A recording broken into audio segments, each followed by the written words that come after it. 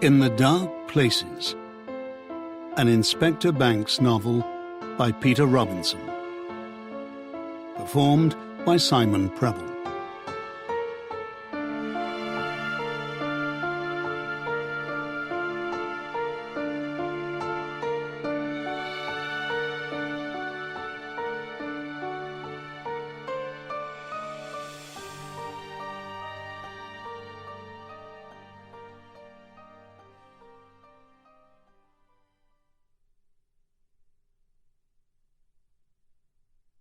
But look at these lonely houses, each in its own fields, filled for the most part with poor ignorant folk who know little of the law.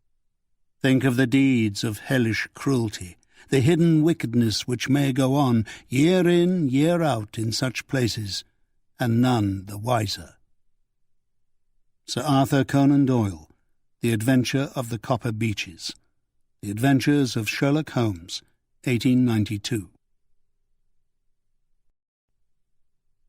Chapter 1. Terry Gilchrist came out of the woods opposite the large hangar, which loomed ahead of him like some storage area for crashed alien spaceships in New Mexico. Only he wasn't in New Mexico. He was in North Yorkshire. It stood at the centre of a large area of cracked and weed-covered concrete, its perimeter surrounded by a 7-foot chain-link fence topped with barbed wire. A large sign on the padlocked double gates read, "Private, keep out."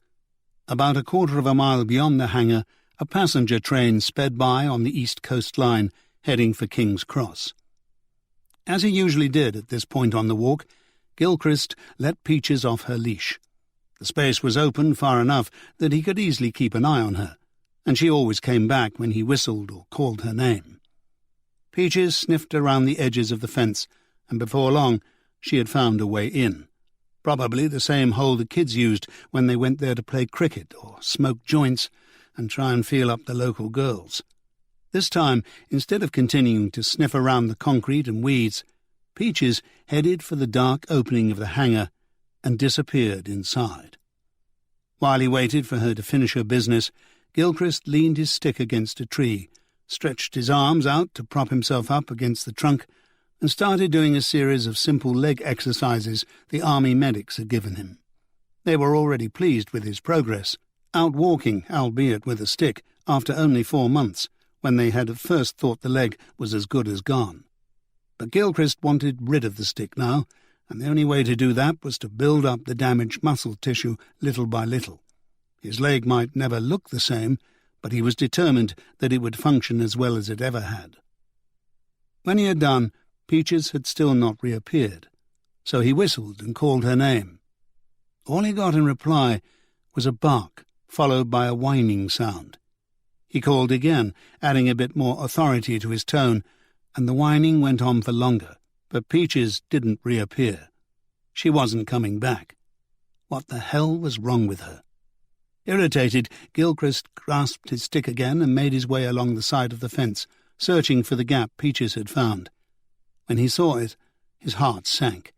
He could get in, of that he was certain, but it would be a difficult and probably painful business, and messy. He called again. Peaches continued barking and whining as if she were calling him. To get through the hole, Gilchrist had to lie flat on the wet ground and edge slowly forward, sticking his arms through first and pushing back against the fence to propel himself forward. There was an immediate familiarity and lying on his belly that flooded his mind with fear, more a cellular or muscular memory than anything else, and he almost froze. Then he heard Peaches barking through the haze and carried on. Standing up was another awkward manoeuvre, as he could hardly bend his leg without causing extreme pain, but he made it, hanging on the links of the fence and using them as climbing grips. Finally, he stood panting and leaned back against the fence, clothes damp and muddy. Then he grabbed his stick and made toward the hangar. It was dim inside, but enough light came through the large opening to make it possible to see once his eyes had adjusted.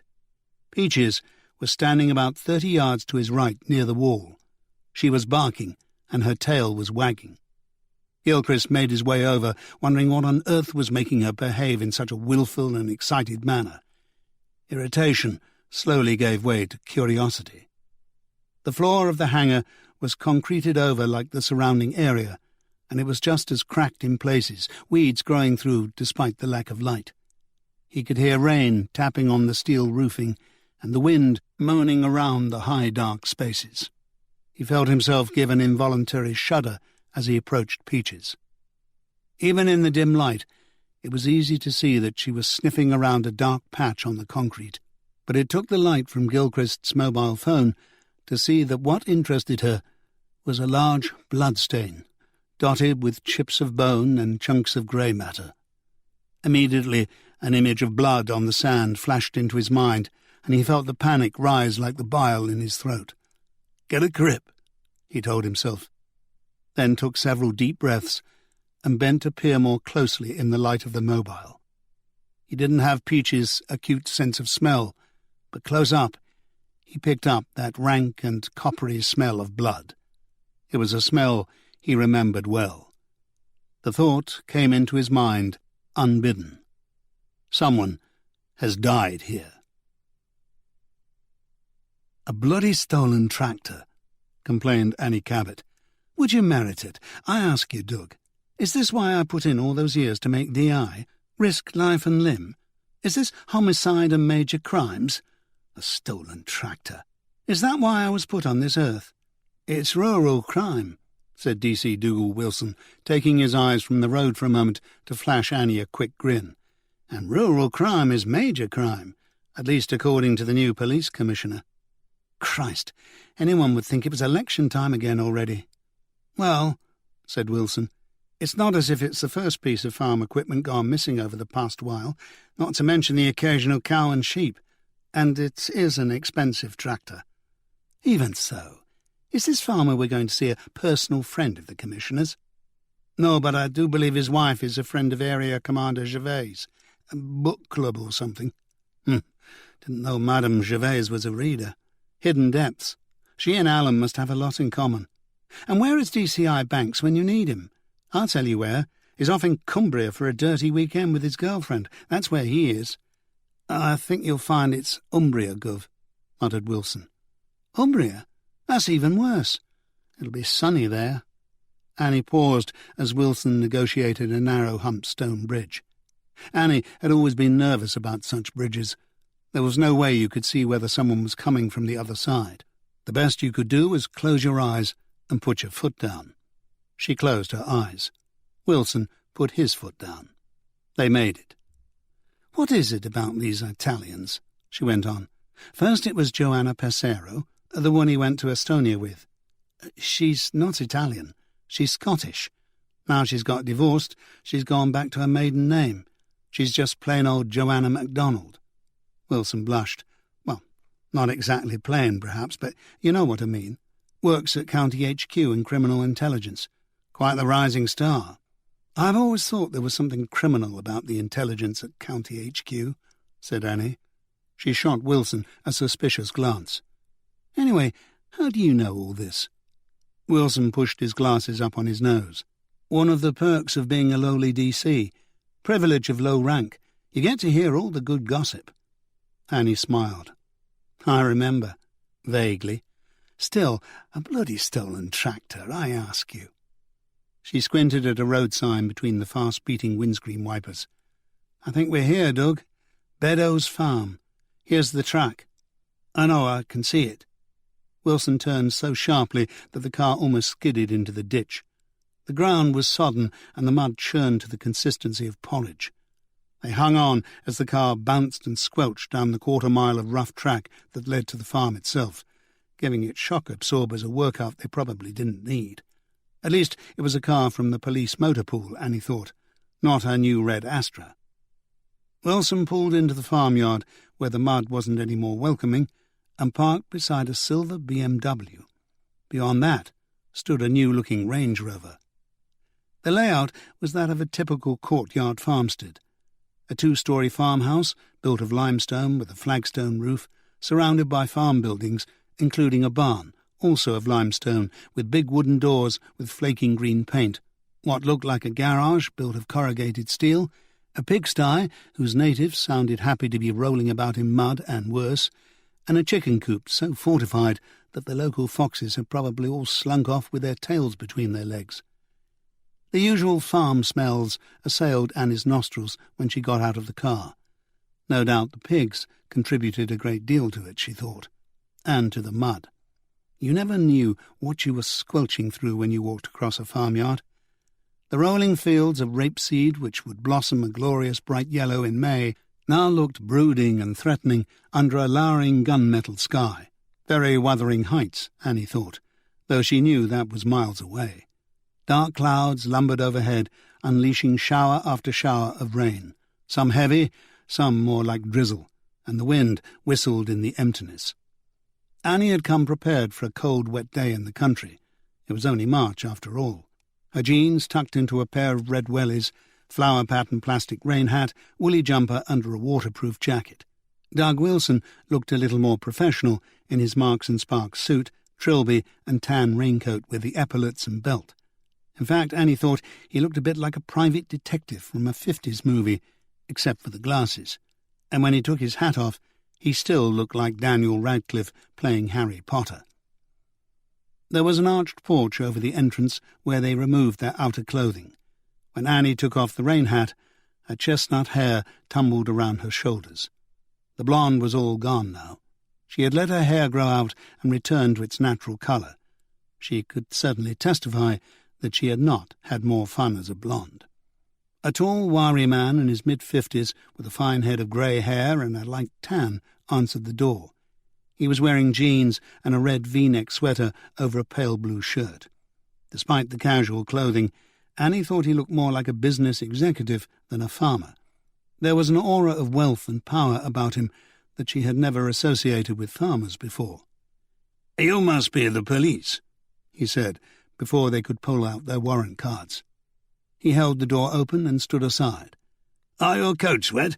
If so, please don't hesitate to bring them indoors. We'll soon dry them out." "They'll be fine," Annie said, rubbing her hands together, then reaching for her warrant card. "D.I. Cabot and D.C. Wilson." "I'm John Beddoes. Please, come in." Most farms Annie had visited, admittedly not very many, smelled of mouth-watering baking, of pastry, marzipan, cinnamon and cloves. But Beddoes' place smelled of nothing but lemon-scented air freshener. "I know you probably think this is a huge waste of your time," said Beddoes, "not to mention a waste of police resources, but it's not the first such crime we've had around here this past year or so." "We're aware of that, sir," said Annie. "That's why we're here." Beddoes led them through to a cosy sitting room. First he bade them sit down on a three-piece suite that definitely hadn't come from DFS, then called to his wife. "Pat, the police are here, love." Patricia Beddoes walked in, wearing figure-hugging designer jeans, trainers and an orange T-shirt. She was an attractive, elegant woman, with expensively coiffed dark hair, a good 10 years or more younger than her husband. Even though she had been on holiday in the sun, her tan looked fake, from a can, like the kind that the young women all showed off on Coronation Street. She still looked a little chilly and severe to Annie, too many sharp angles, but her welcoming smile was genuine enough, her handshake firm, and she immediately offered them tea. Annie and Wilson said yes. Neither had eaten breakfast yet. Outside, the rain poured down, and the wind blew it hard against the window panes and on the parked cars and tin garage. It sounded like someone chucking handfuls of gravel. "Miserable weather, isn't it?" said John Beddoes. "And they say there's more to come." Everyone was saying it had been the wettest March since records began, and Annie wasn't about to argue with that. Apart from a few days earlier in the month, it hadn't been all that warm either. There was even snow in the forecast. And all this coming on the heels of a miserable winter, a particularly tough one for farmers who had lost so many sheep in snowdrifts out on the moors. "You were away on holiday," she said. "Yes, Mexico. You might think it an odd time for us to go away, if there is ever a good time for a farmer. But we don't have any sheep or cattle, you see, so we have no need to worry about lambing or calving." He nodded toward the kitchen. and Patricia needed a break." "Very nice." Annie didn't think most farmers could afford to go to Mexico, not given the way they always seem to be complaining about low prices of dairy produce, prohibitive EU tariffs and whatnot. But then, with all the cheap flights and bargain all-inclusive holidays, it probably wasn't all that expensive these days. Not that Annie fancied the idea. A bunch of yobs in leopard skin swimming trunks, slathered in coconut sunblock and pissed on weak beer, had about as much appeal for her as a wet Sunday in Wales, or Yorkshire, for that matter. "I understand you only just got back," she said. "Late last night, about 11:30. We were supposed to arrive early in the morning, but the flight to New York was delayed and we missed our connection. Well, you know what it's like, stuck in the airport lounge all day." Annie had no idea, never having been in an airport lounge. "So that was when you found out?" "Yes, I noticed that the garage had been broken into right away and telephoned the police. I must say, you lot are quick off the mark, much quicker than you used to be. That uniform chappie who came around last night seemed very sympathetic, too." "P.C. Valentine," said Annie. "Yes, sir, he's a very sensitive young man." "So, what's being done?" Beddoes asked. "We've got a description of the tractor out, sir, a green Deutz-Fahrer Agraton, if I'm not mistaken, and we've got people looking for it, keeping an eye open at ports and so on. We've been in touch with Customs and Excise. They have the details, description, number plate, engine serial number. Of course, the criminals will most likely have altered those by now, but sometimes they're lazy or they slip up. It's our experience that most stolen farm equipment is shipped out of the country pretty sharpish." John Beddoes sighed. "It's probably in bloody Albania by now, then. It's worth $100K at least." His wife came in with a tea tray and served everyone. Annie could hear the radio in the kitchen. Ken Bruce playing golden oldies on Radio 2. Runaway. She knew the song but couldn't remember who sang it. "I don't suppose you have any idea exactly when the tractor went missing?" Annie asked. Doug Wilson pushed his glasses up again and bent over his notebook. Beddoes shook his head. "We were only gone a week. We're not that big an operation, really, and it's mostly arable. Some cereals, vegetables, potatoes. Rapeseed's our biggest crop by far. We supply a specialist high-end oil maker. As you've probably noticed, we also have a few pigs and chickens to keep the local quality restaurant supplied. Free-range chickens, of course, when it's possible, and the pigs are British landrace. Excellent meat. So there really wasn't much to do last week." "I've heard that certain breeds of pigs can be valuable," Annie said. "Are yours?" "Quite, I suppose." "I wonder why they weren't taken too." "I should think these people specialise, wouldn't you? There's a lot of difference between getting rid of a tractor and a pig. Also, you've got to know how to handle pigs. They can be nasty when they want to be." "I suppose so," said Annie, though she knew absolutely nothing about pigs except they smelled and squealed, and she didn't eat them. "Now the thieves know that the pigs are here, though, perhaps you should think about improving your security." "Well, how am I supposed to do that, apart from standing outside the sty all night with a shotgun in my hands?" "I'd forget about the shotgun if I were you, sir. They only get people into trouble.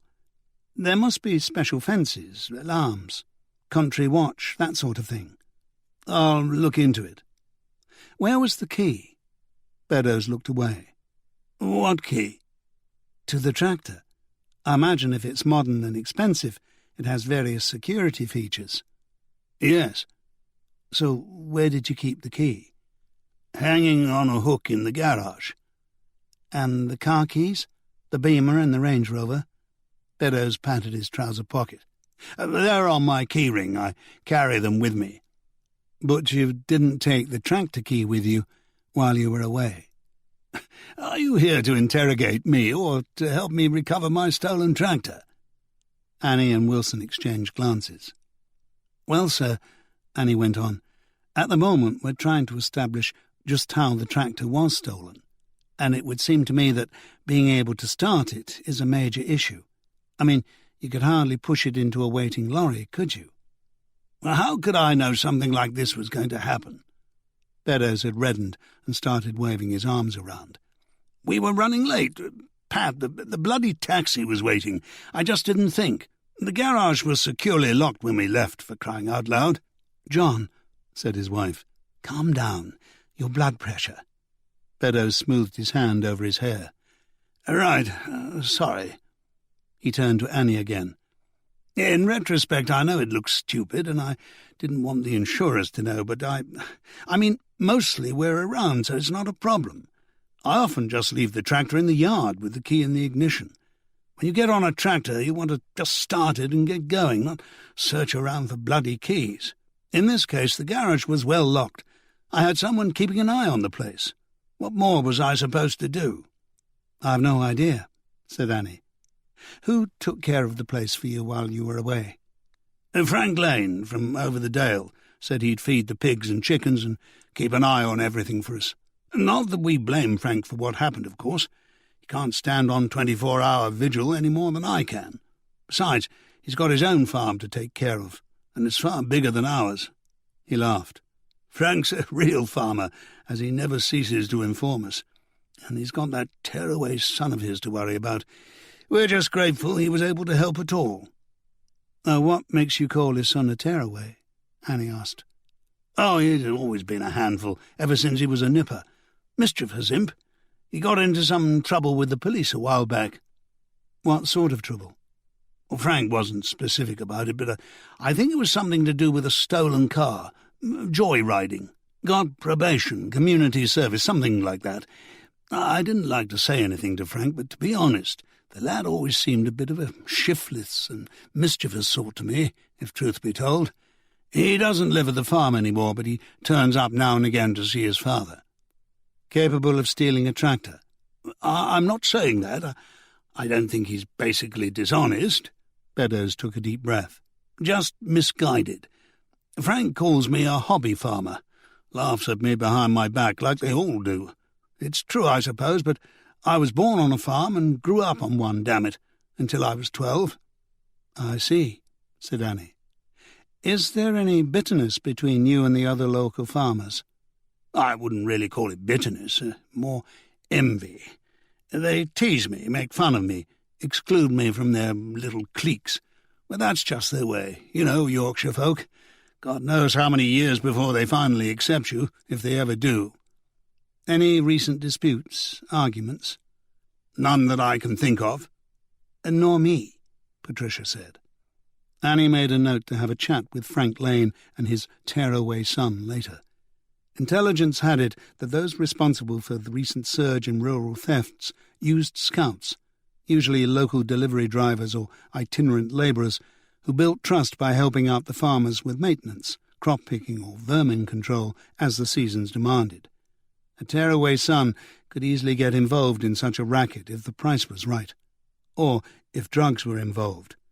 There were plenty of cannabis farms around the region.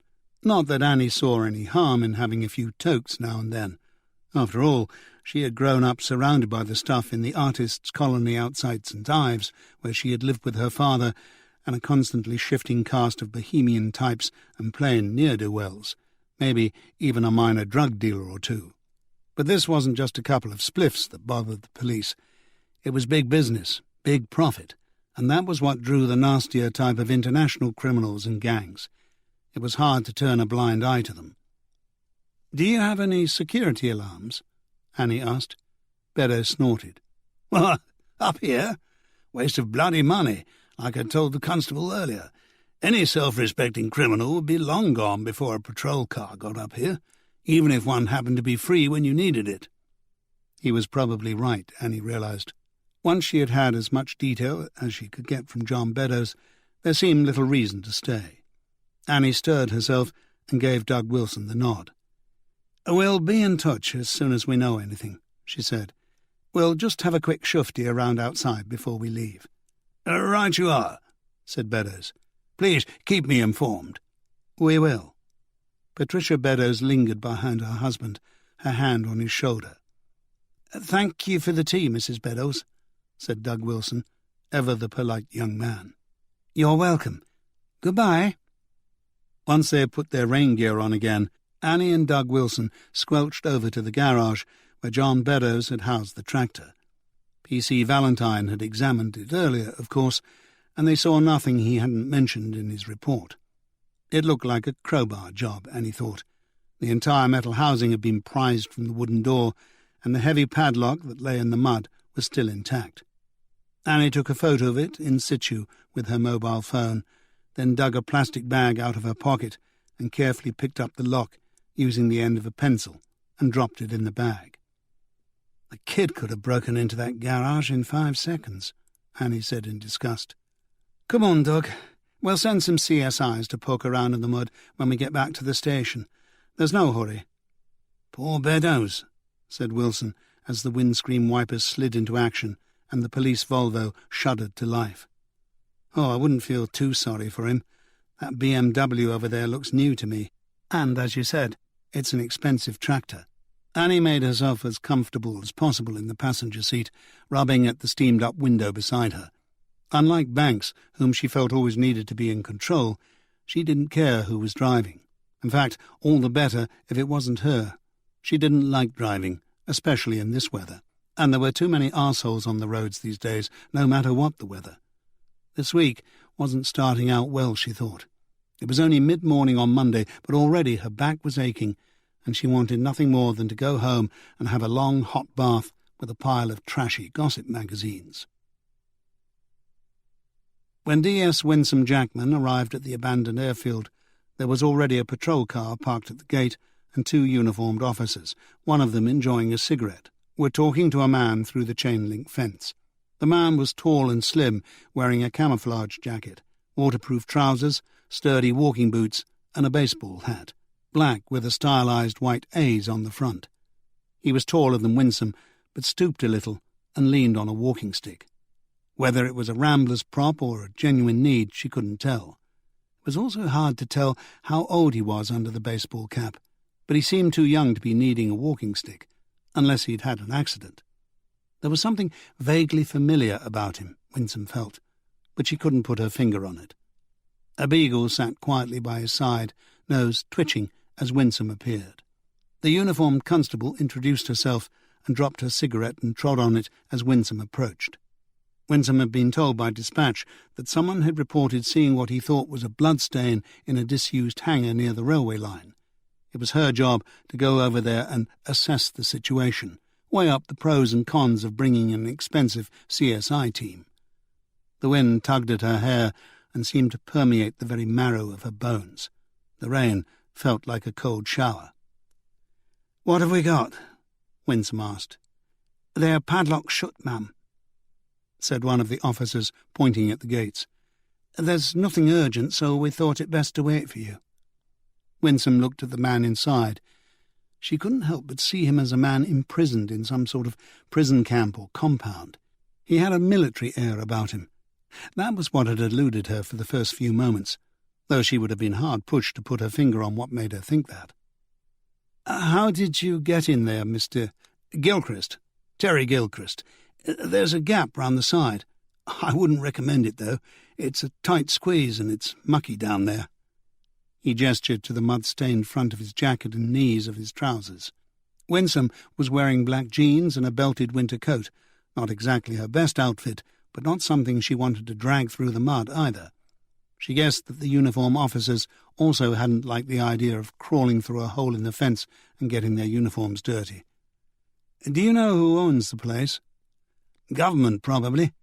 You coming in?" Winsome sighed. "A good detective always comes prepared," she said, and returned to her car. She opened the boot, took out a torch and a pair of bolt cutters, and approached the gates.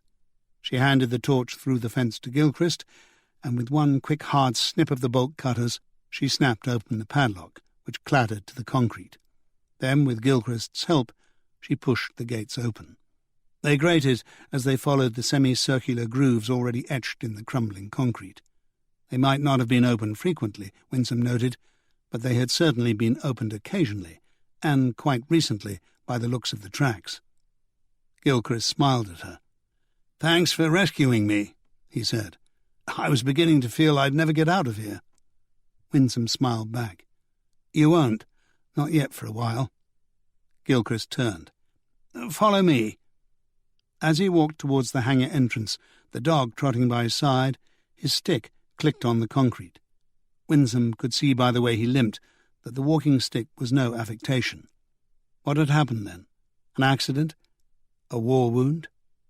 Winsome paused in the doorway and took in the hangar. She imagined you could fit a few planes in here at a pinch. She had no idea how many Lancasters or Spitfires there were in a squadron, or even if the hangar had been used during wartime. Her grandfather on her mother's side had fought in the Second World War, she remembered, and he'd been killed somewhere in Normandy shortly after the D-Day landings. She doubted that there were a lot of fellow Jamaicans with him. He must have been very scared and lonely for his own people. A place like this made her think about such things. Gilchrist stood by an area of the concrete floor, and the dog's tail started wagging. Winsome went and stood beside him, taking her torch and holding it up at eye level, shining the light down on the floor. On the patch of cracked concrete Gilchrist pointed to, Winsome saw a large dark stain shaped like the continent of South America. It certainly resembled congealed blood. There was a familiar smell of decaying matter, too. She squatted closer. Just around where Brazil would have been, she saw fragments of bone and grey matter stuck to the scarlet stain. Brains, she thought, reaching for her mobile. Maybe they were both wrong. Maybe it was paint or a mixture of water and rust. But now that she had seen it for herself, she could understand exactly why Gilchrist had been concerned enough to ring the police. It could be animal blood, of course, but a simple test would determine that. Winsome keyed in the station number, explained the situation, and asked for A.C. Gervais to be informed, and for the forensic bloodstain analyst Jasminder Singh and D.C. Jerry Masterson to come out to check the blood at the hangar. The Lane farm seemed a lot less grand than the Beddoes spread, Annie thought, as D.C. Doug Wilson parked behind a muddy RAV4 outside the front porch, a cobwebbed repository for inside-out umbrellas, Wellington boots, and a couple of rusty shovels. The farmhouse was smaller and shabbier, with a few slates missing from the roof and a drainpipe leaning at a precarious angle, water dripping from the gutter. The yard seemed neglected, and the outbuildings were fewer in number. They looked old and in need of repair. One barn was practically in ruins. A couple of skinny chickens pecked at the wet ground inside their sagging wire coop. Annie doubted that Frank Lane had a Deutz Fahr Agriton locked in his garage, if his garage even had a lock, and she wondered what the relationship between the two farmers really was. Beddoes hadn't given much away, but surely Lane had to envy the newcomer's obvious wealth, or resent it. And was Beddoes patronising or honestly supportive of his neighbours? Perhaps in their eyes he was merely playing at being a farmer, while they were living the very real hardship of it. He had hinted at so much himself. These considerations might matter down the line, she told herself. She and D.C. Wilson got out of the car and tried to avoid the worst of the mud, which seemed even squelchier than that at the Beddoes farm. At least the rain had abated to a steady drizzle over the short drive, and there were now a few patches of blue sky visible through the cloud cover. Not enough to make a baby a new bonnet, as her father used to say, but a small handkerchief, perhaps. Annie knocked on the door, which was opened by a broad-shouldered man in his mid-40s. Wearing jeans and a wrinkled shirt, he had a whiskered, weather-beaten face that conformed more closely to Annie's idea of a farmer. Satisfied by their credentials, he invited them in. There was a weariness and heaviness about his movements that told Annie he had perhaps been overdoing it for years, maybe for lack of help, or that the stress of survival was eating away at him. Farming was a hard physical job, and often involved long hours of back-breaking work with little or no relief, though it was also seasonal and subject to the vagaries of the weather. But whereas Beddoes had seemed fit and fluent in his movements, Lane seemed hunched over and cramped up. The living room smelled musty and stale, no scented air freshener, no offer of tea either. Everything in the living area demonstrated the same quality of neglect and plain utility as the farmyard itself. Frank Lane moved some newspapers aside and bade them sit on the worn sofa, while he settled himself into what was no doubt his usual armchair by the fireplace. There were cigarette burns on the armrest beside an overflowing glass ashtray. When everyone had made themselves as comfortable as possible, and Doug Wilson had taken out his pen and notebook, Lane looked at Annie as if to tell her to get on with it. "We're here about your neighbour's tractor, Mr. Lane.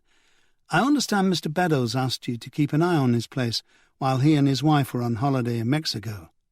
"Aye," said Lane, lighting a cigarette. "Bloody Mexico, I ask you.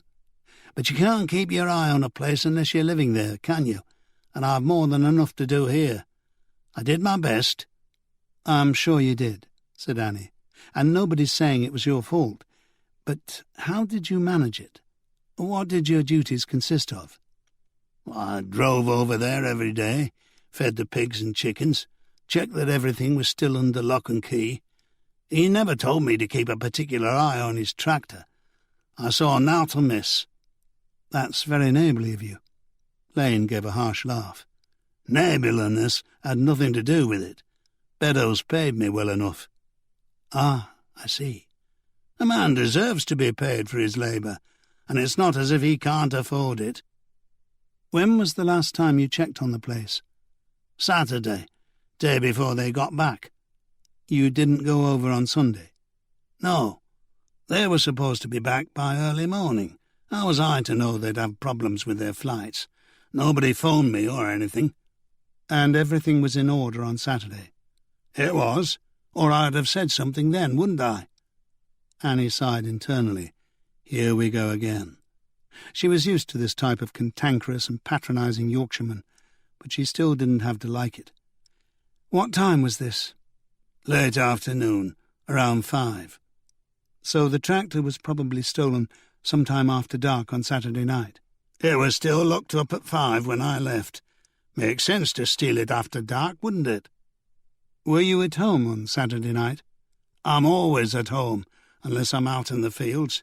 You might not have noticed, young lady, but it's lambing season, and with no help that means long days and even longer nights. Those young uns don't always know the most convenient time to be born." "Did you notice anything wrong at all while you were over at Beddoes' place during the week? Hear anything? See anything?" "No, but that's not surprising. If you've been up there, you'll know there's a fair bit of distance between us. 2 miles at least, as the crow flies." "Yes, but I think you'd probably hear a tractor starting up, for example, wouldn't you?"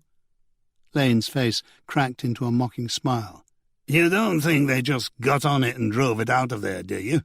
They'd have needed summit to take it away, a flatbed lorry or summit." "There would have been some noise," said Annie, blushing at her mistake.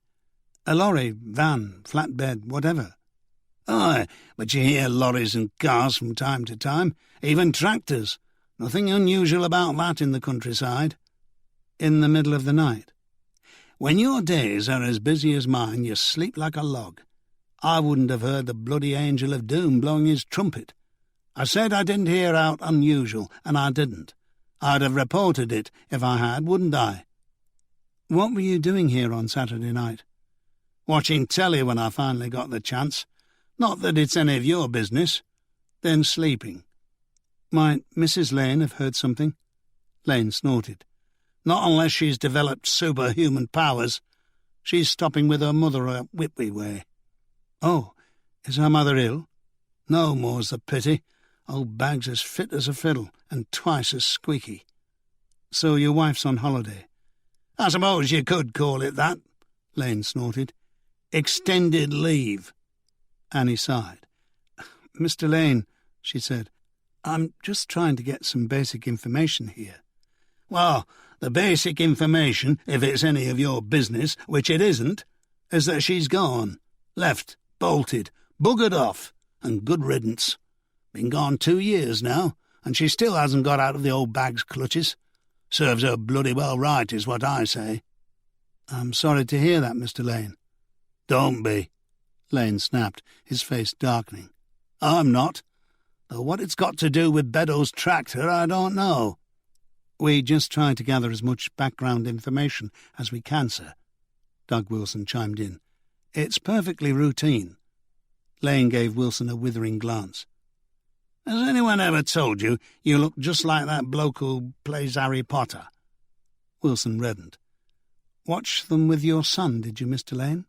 Annie said. "The Harry Potter films?" Leave my son out of it. "Is he here? Can we have a word with him? Maybe he heard something." Lane stubbed his cigarette out viciously in the ashtray. Sparks flew onto the upholstery. It was a wonder he hadn't burned the place down years ago, Annie thought. "He doesn't live here any more. He says there's nowt for a young lad in this life around this place. Nowt to do, nowt worth doing. Nowt but hard graft. I just about reckon he might be right." "So what does he do?" Annie persisted. "Don't ask me. He lives in town. Wanted his own space. I can't help it if he's drinking himself silly like they do, or smoking ecstasy." Annie stopped herself from telling him that people don't usually smoke ecstasy. It would only antagonize him further. "Is your son involved with drugs, Mr. Lane?" "I've no idea. He doesn't confide in me." "But you brought it up." "There was just something you say. I didn't mean out by it. Maybe he does, maybe he doesn't. Can't say as I care one way or another." Annie didn't believe that. She sensed that under Lane's brittle anger and truculence was sadness, regret, and guilt. Perhaps even love. But the anger and self-pity went deep, she felt. She knew from experience that people don't always have the patience or the skill to cut through someone's layers of aggression and unpleasantness to whatever kindness and vulnerability might lie below. Sometimes they might try for a while and then they realize life is too short, so they cut their losses and leave. Move on to someone else, maybe someone more open, someone easier to be with. Perhaps that was what both his wife and his son had done. "What's his name?" Annie asked. "We christened him Michael, but he goes by Mick." "Why?" "I understand he was in a bit of trouble some time ago. Something to do with the stolen car." "Silly bugger. It weren't nowt, really. Storm in a teacup." "Even so, he got probation." "They give kids probation as soon as they look at them these days. It doesn't mean out. Used to be ASBOs. Now it's something else. And community service." "How old is he?" 19. "Where's he living in Eastvale?" "I don't know the number, but it's one of them tower blocks. That rough estate. As if he didn't have a good home of his own. He's living with some tart, apparently." Annie knew where Lane meant. The East Side estate was the oldest and roughest housing estate in town. She ought to be able to find Mick Lane there easily enough. "He's living with a woman?" "So he said." "Who?" "Dunno. He hasn't exactly brought her home for tea. But if she's living in a council flat, it stands to reason she's a slapper, doesn't it?" Annie knew the East Side estate and some of its denizens, but that didn't mean she agreed with Lane's opinion. "Do you still see Mick at all?" "He drops by from time to time." "Does he own a car?" "A used Peugeot, falling to bits." "When was the last time he came here?" "About 2 weeks ago." "Does he have a job?" Annie asked. "He hasn't mentioned one." "Any particular skills?" "Well, he weren't much use around the farm, that's for sure." "Oh, he was all right with the manual labour, and he was good with the sheep, shearing and all, but he hasn't it in him to be a real farmer. Too lazy. He can draw and paint, I'll give him that, for all the use it is." Annie was just about getting to the end of her tether with Frank Lane. Her father, Ray, was an artist, and drawing and painting had been a lot of use to him. Annie sketched and painted herself, though only as a hobby, like Beddoes farmed. "How do you manage without your wife and son, up here all alone?" "I get by. I don't mind being alone. I get plenty of peace and quiet. But I have to pay for help when I need it, don't I? Cuts into the savings, what's left of them. This isn't a one-man job, you know, especially when you get to harvest time, or planting, or sheep shearing, or lambing." "It sounds like a hard life." Lane grunted and lit another cigarette. Annie coughed. He didn't react. "How do you get on with John Beddoes?" she asked. For the first time, Lane seemed to think for some time before answering. "Beddoes is all right, I suppose," he said grudgingly. "For an amateur, that is. He's a bit full of himself, but there's nowt I can really fault him on. Or that wife of his, Patricia. Been good to me, they have, since Katie left. Not their fault they've had more advantages in life." "What do you mean?" "Incomers, aren't they? City folk. Only been here 7 years." He rubbed his thumb and index finger together. "Gentleman farmer, hobbyist. Got a chip on his shoulder about it, too. Thinks we look down on him. Maybe we do. I were raised to it. This farm was my father's, and his father's before him. Goes back as long as you like. John Beddoes bought his farm off Ned Fairbairn when it got too much for him to manage by himself. Not wrong in that. Things change, and it meant a bit extra land for me at a good price when I needed it. But it helps when you've got money behind you, doesn't it?" "What money?" "Beddoes was something big in city. Banking or stockbroking or whatever they do down there. Big finance. All a bunch of thieves, if you ask me. He paid me well enough for taking care of his farm, and I can use the money. I'm sorry about his tractor, but there really was nowt I could do short of stand guard over his yard all week. A fancy Kraut tractor and all. Asking for trouble round here, that is. God knows what he thinks he needs it for." He pointed a fat finger at Annie. "It's you lot should be paying more attention to crime around these parts. How often do we get a patrol car up here?" "We do our best, Mr. Lane," said Annie. "But it's a bit like farming. Good help's thin on the ground these days, and there's a lot of territory to cover." "Ah, well, something ought to be done. Do the Beddoes have any children?" Annie asked. "Not as they've ever mentioned." There didn't seem much more to say. Wilson put away his notebook, and they walked to the door. Lane remained motionless in his armchair, smoking and staring into space. He didn't say goodbye. "Well, that was fun," said Annie, as the car lurched back down the track to the road. Then she noticed something she hadn't seen on the way in, what looked like several rows of dead mice nailed to the wooden fence. At second glance they seemed too large to be mice, she thought, and she gave a little shudder. Rats, perhaps. "What the hell are those?" she asked Wilson, a well-known expert on all things Yorkshire. "Moles," he said, turning to grin at her. "The mole-catcher nails them there." "Good Lord, why?" "To show he's doing his job," said Wilson. "And as a warning, of course." "A warning to who?" "Other moles." Terry Gilchrist lived in an old farm labourer's cottage about 100 yards west of the village of Druick, from which he was separated by a patchwork field of allotments dotted with greenhouses and potting sheds. Gilchrist had his own garden, which Winsome could see through the window was well tended, even though everything was drooping under the weight of the rain or bent by the wind. Beyond the allotments, apart from the square-towered Norman church and a couple of limestone and millstone manor houses, Druick was almost entirely a post-war village with a few shops, a community hall and a pub, about halfway between Northallerton and Thirsk. Most of the houses were red brick, with red pantile roofs, and consisted generally of bungalows and semis, with a few short terraces running off at right angles from the high street. The house was only a mile or so from the hangar, and she had thought it best to take him back home for a quick chat, rather than stand out in the wind and rain. She had detailed the patrol car officers to guard the scene until Jerry and Jasminda arrived.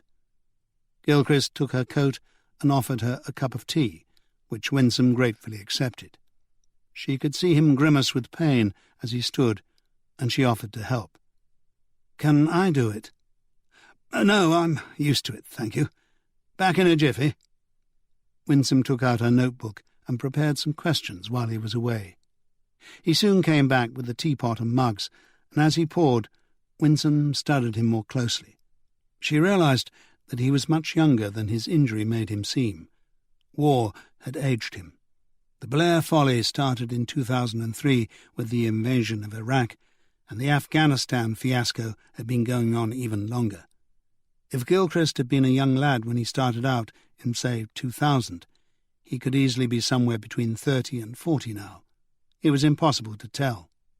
He had a fine head of fair hair, a strong jaw, and clear blue eyes. He was even taller than Winsome, and he had a soldier's bearing. But he also had a slight stoop, and the limp, of course. Though he seemed a little shy, there was something solid and dependable about his presence, and Winsome felt safe in his company. Not that she normally felt unsafe, but it was a definite feeling, and one she wasn't used to.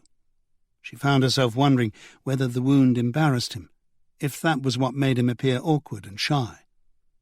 After a sip of Earl Grey, she got down to business. "Have you ever noticed anything odd about the hangar before?" Gilchrist patted his dog. "I didn't even notice anything this time. Peaches was off the leash and wouldn't come back. That seemed unusual, so I went to get her." "That's never happened before?" "No." "How long have you lived here?" Gilchrist gazed around the room. "I grew up here. This house belonged to my parents. They died while I was overseas. Car crash. Ironic, isn't it? There am I, dodging bullets, and they get killed by a drunk driver who walks away without a scratch." He shrugged. "Anyway, I'm an only child. The mortgage was paid off. I inherited." There seemed both anger and resignation in Gilchrist's sense of irony. Winsome had known one or two soldiers whose experience of combat had isolated them from their fellow man, but Gilchrist didn't seem like that, just wounded and angry. She picked up the threads of the conversation. "How long have you been back from Afghanistan? Helmand province. It's okay to say it. Little over a year." "How often do you take Peaches walking there, by the airfield?" "Every now and then, maybe once a week or so." "You knew about the hole in the wire, then?" "Yes, I think it's always been there. I used to play there myself, and I've seen the local kids crawling in and out. But kids can usually find a way to get in anywhere, can't they? They're all right, they don't do any harm. The younger ones play cricket and footy, and the older ones maybe down a few cans of cheap lager, kiss and cuddle with their girlfriends. They've nowhere else to go, poor sods. Where's the harm?" "Was there anything else going on out there that you know of? I mean, kids might get into fights, might even organise them. What about cockfighting, that sort of thing?" Gilchrist shook his head. "I've never seen anything or heard any rumours of anything like that. I've seen lorries coming and going once or twice. Other than that, nothing." "Lorries? Since when?" "Just the past year or so, since I've been here alone." "How often?" Gilchrist thought for a moment. "Maybe 3 or 4 times over the year. It's not a regular thing." Jerry Masterson could always check on what companies had the use of the place, if any, Winsome thought. If it came to that. "You said you think the government owns the land." "But just a wild guess. I've no idea, really. It's been like that as long as I can remember. All I know is that it was used as an Air Force base during the last war. Nice and flat around here, see? The edge of the Vale of Mowbray, and most of the trees weren't here back then. They were planted when Durek was built in the 50s, to shelter it from the railway, I suppose. There was talk of building more houses on the airfield land a few years ago, but nothing ever came of that. And now it's supposed to become a shopping centre. You ask me, people don't want to live that close to the train tracks.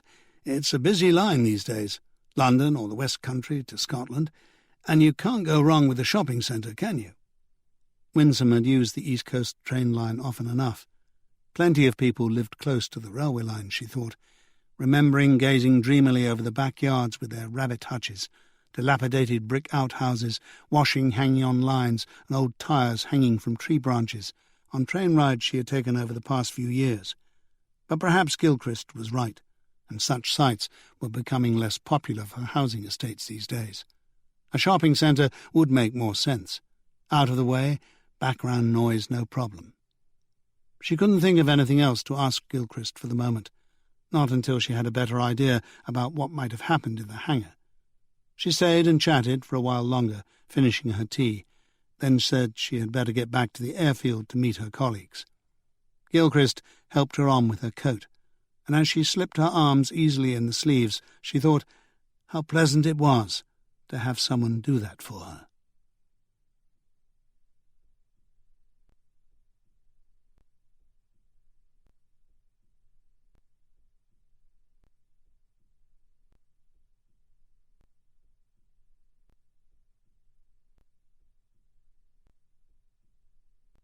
Chapter 2. Banks wasn't due back at work until Tuesday, but he felt restless and took a taxi to Eastvale Police Headquarters straight from Durham Tees Valley Airport on Monday morning, dropping Oriana off at her home on the way. He had enjoyed a wonderful weekend in a village on Lake Trasimeno, looking out over the Isola Polvese, with Oriana and her extended Italian family.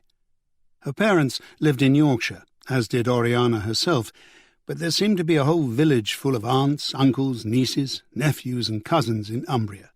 Most of the time, Banks and Oriana spent eating fresh fish from the lake, talking and drinking the local Montefalco wines, and going for long walks by the lake or in the nearby countryside, by olive groves, vineyards and winding brooks. And now they were back in wet and windy Yorkshire. He dumped his bags and hung up his raincoat in his office. He had taken with him only a small weekend bag for clothes and toiletries, along with his battered leather satchel in which he carried his essentials: iPod, mobile phone, a book, notebook, pen, a couple of magazines, wallet and keys. There were no messages for him, and everything was as he had left it last Thursday. He walked along the unusually silent corridor to the squad room and found only DC Jerry Masterson there, tapping away at her computer. "Jerry, what's up?" "You're back, Curly, sir. Everything all right?" "Everything's fine. I'm fresh from the plane. Seeing as I'm back, I thought I might as well come by and find out if anything's been happening in my absence." "You're a glutton for punishment, sir." "Where is everyone?" "At this very moment, I'm not exactly sure." "In general will do. Is there some sort of flap on?" Jerry leaned back in her chair and linked her hands behind her head. Her luxuriant red pre-Raphaelite hair was tied back so that it stayed out of her eyes as she worked. "No flap," she said. "Basically, we've got a stolen tractor, which D.I. Cabot and D.C. Wilson are investigating, and a mysterious bloodstain, which D.C. Jackman is attending to." "Major crimes indeed." Banks grabbed Doug Wilson's empty chair and sat facing Jerry's desk. "Do tell me more." "Not much more to tell, sir. You've just missed Doug. He was back briefly checking out some names in connection with the stolen tractor. They're searching for a lad called Mick Lane."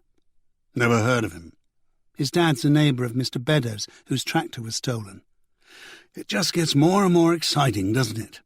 Jerry laughed. "Yes, sir. Maybe you should have stayed in Umbria." "I should be so lucky." "And the bloodstain?" "A chap called Terry Gilchrist claims he came across it walking his dog. The AC decided to send D.S. Jackman to check it out." "Is A.C. Gervais in her office?" "Meeting at County HQ." Jerry's telephone rang. "Excuse me, sir." "Of course." Banks stood up and went back to his own office, wondering which of the major crimes that had occurred in his absence required his immediate attention: stolen tractor or possible bloodstain. The tractor wasn't the first piece of expensive farm equipment to go missing over the past few months, and they had nothing resembling a lead so far.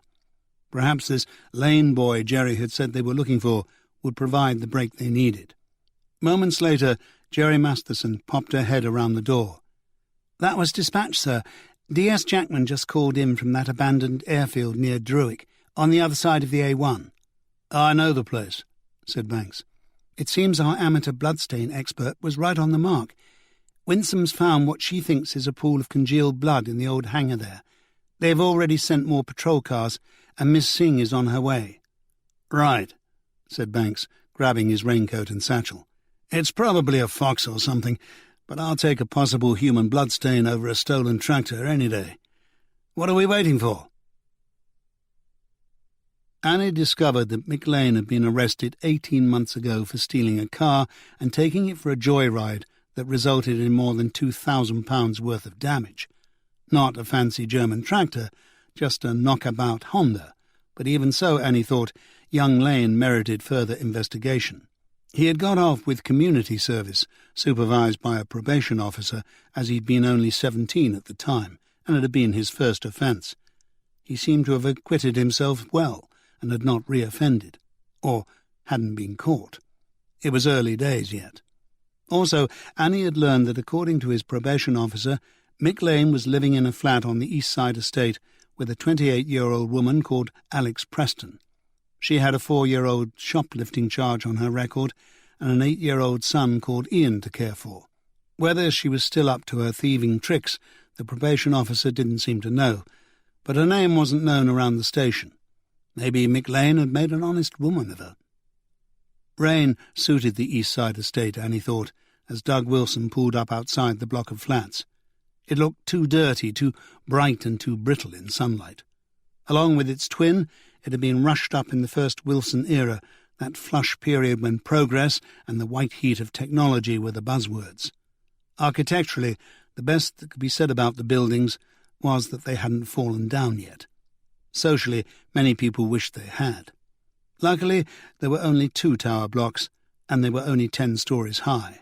As beautiful a market town as it was, and as attractive to tourists, Eastvale was slightly outside the borders of the Yorkshire Dales National Park, so not subject to its stringent building rules, or there wouldn't have been any East Side estate at all, let alone tower blocks. Mustn't trouble the tourists with eyesores like that.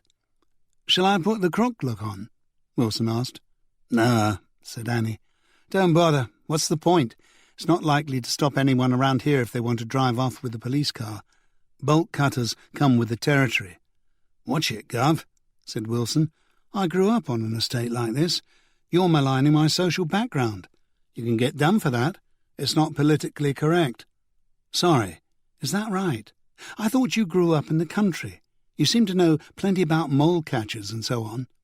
"Just familiarising myself with the territory. I like to take an interest in many things." "You really grew up on an estate like this?" "Worse." Wilson adjusted his glasses. "In Sheffield. It's not something I'd lie about or brag about either. Actually, it wasn't as bad as people think. We were lucky. We had decent neighbours. Give you the shirt off their back, they would. Or off someone's back, at any rate." Annie laughed. "Come on." They walked towards the lift, and Wilson pressed the button. "You know, if this were on telly," Annie said, "the lift would be out of order, and we'd have to walk up 8 flights of stairs through a gauntlet of drugged-up hoodies flashing knives." "Or if it worked," said Wilson, "it'd be covered in graffiti and stink of piss." The lift shuddered to a halt, and the doors slid open. The inside was covered in graffiti and stank of piss. They got in anyway. Annie held her nose and pressed the button for the 8th floor. The doors closed, but nothing happened. She tried again. Still nothing.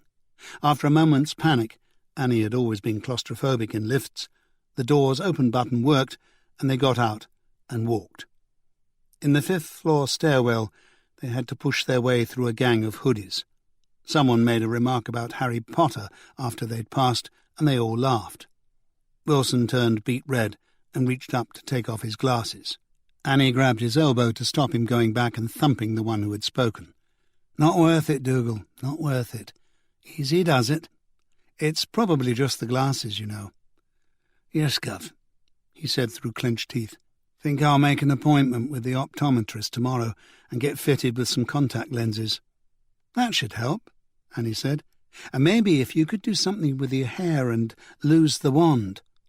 Wilson turned and started to glare at her. Then his face broke into a smile. "Right, I'll do that too." "Here we are," said Annie. 8th floor. They walked along the balcony between the windows and doors and the midriff high fence, past bicycles without wheels, a pram, and an abandoned fridge almost blocking their path. It was a hell of a view, Annie had to admit.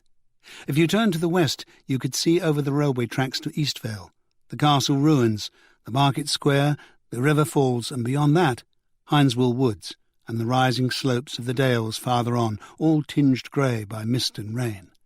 She could also see Eastvale's Millionaires' Row, where Banks's new girlfriend Oriana lived, and where people paid a fortune for the same view. And a big house, of course. Perhaps a bit more peace and quiet, and less crime, too. Annie knocked on the door. A few moments later, a young woman answered it on the chain, and frowned at them. "Yes?" she said, nervously touching her cheek. "What is it? Can I help you?" "Alex Preston?" The woman nodded. "Police," said Annie, flashing her warrant card. "Mind if we come in for a chat, love?" "Is it about Ian?" Nothing's happened to him, has it? Or Michael? Nothing's happened to anyone, as far as we know. That's a relief. The woman took off the chain and opened the door. It led directly into the living room. Annie realised that she was probably as prejudiced as the next person, except Frank Lane, when it came to life on the East Side estate. You got a blinkered view of such things when you were a copper, so she was surprised to see how clean and tidy the small flat was inside. Alex Preston clearly did the best she could with what little she had. The furniture, if inexpensive, was relatively new, polished and well kept, the walls a tasteful pastel, with small framed photographic prints strategically placed here and there. The air smelled of pine freshener. The flat-screen TV didn't dominate the room but sat peacefully in its corner, out of the way until it was needed. An electric fire with fake coals stood in the fake fireplace, and framed photographs of a smiling young tow-headed boy stood on the mantelpiece. There were also a couple of shots of Alex with a young man whom Annie took to be Mick Lane. Of course, Annie's prejudice hadn't vanished entirely, nor had her suspicious nature. She found herself wondering just how and where Alex Preston and Mick Lane had got the money for all this. "Can I make you a cup of tea?" Alex asked. "I'm afraid we don't have any coffee. Neither of us drinks it." "No, thanks," said Annie. "Maybe a glass of water? Those stairs. I'm sorry about the lift. It's got a mind of its own, hasn't it? Sometimes it works, sometimes it doesn't. We've been trying to get the council to fix it for weeks now, but you know what they're like, especially when it comes to this estate." Annie could guess. Alex fetched them each a glass of water and sat down in the armchair, leaning forward, clasping her hands in her lap. She was wearing jeans and a T-shirt, showing to advantage her shapely figure. Fluffy blue slippers with pink pom-poms added a homely touch. Her blonde hair, which looked natural to Annie's trained eye, was tied back in a ponytail. Young and fresh-faced, she wore hardly any makeup, and needed none. Her complexion was pale and flawless.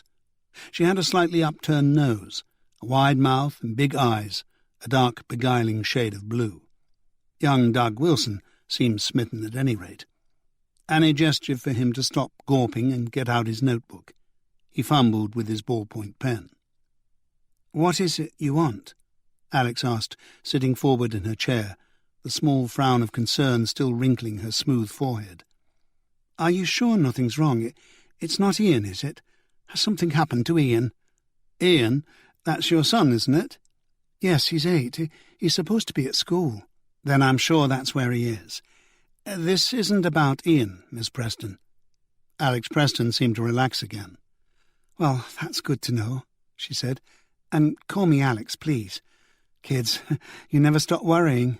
The older kids mostly leave them alone, but now and then they tease him a bit. They're not so bad, really." Then the frown reappeared. "What is it, then? It's not Ian. You said nothing's happened to Michael." "Michael," Annie noticed. Not Mick, as his father had called him. "Not as far as we know," she said. "But we'd like to talk to him. Do you know where he is?" "Well, that's just it. That's why I was worried when you knocked at the door. I haven't seen him since yesterday morning. I'm starting to get worried." "He does live here, though, doesn't he?" Alex smiled. It was a radiant smile, Annie thought. "Yes. I know you all probably think I'm a cradle snatcher, got myself a toy boy. Don't think I haven't heard it all, but it's hard to explain. Well, you know, it's the real thing." She blushed a light pink and made a self-mocking expression. "True love." "None of my business," said Annie. "I just wanted you to know, that's all. And he's really great with Ian.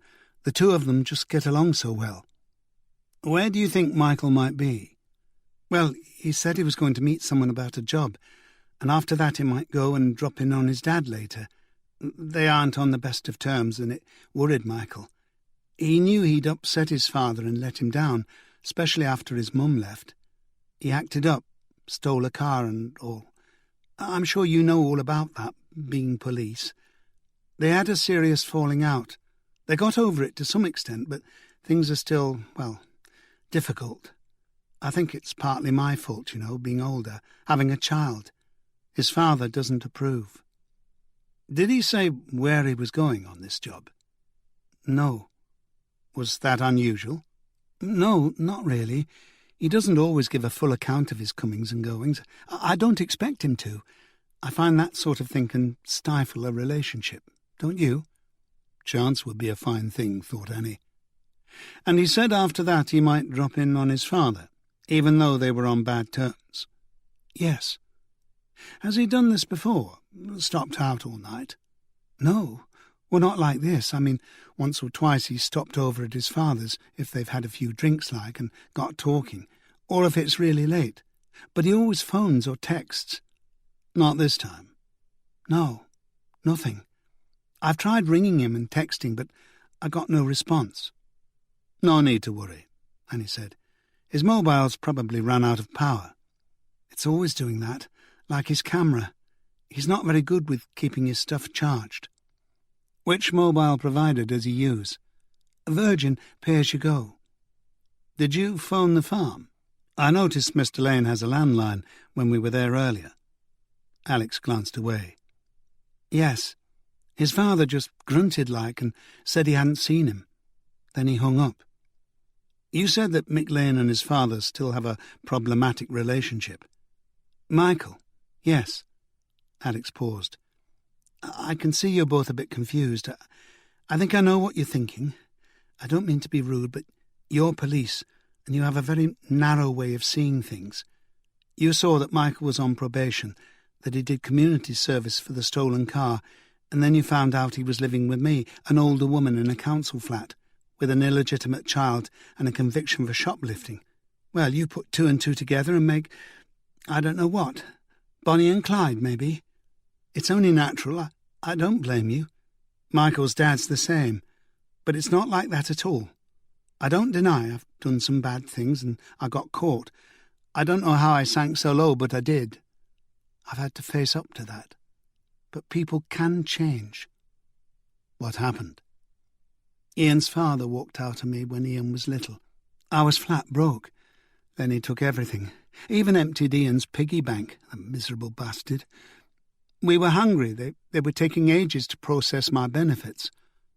So I went to the Asda in the shopping centre and started filling up my pockets. It was either that or sell my body, and I hadn't sunk that low, though don't think I hadn't received a few offers from people who should have known better. You soon find out who your friends are when you reach rock bottom.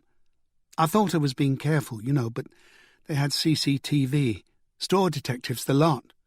Took me in a room in the back and scared the wits out of me, pushed me about a bit, threatened me, but stopped short of hitting me. Then they called the police. Wanted to make an example of me. She gave a harsh laugh. A couple of 100 years ago, they'd have sent me to Australia. And there's some countries in the world today where they'd chop my hand off.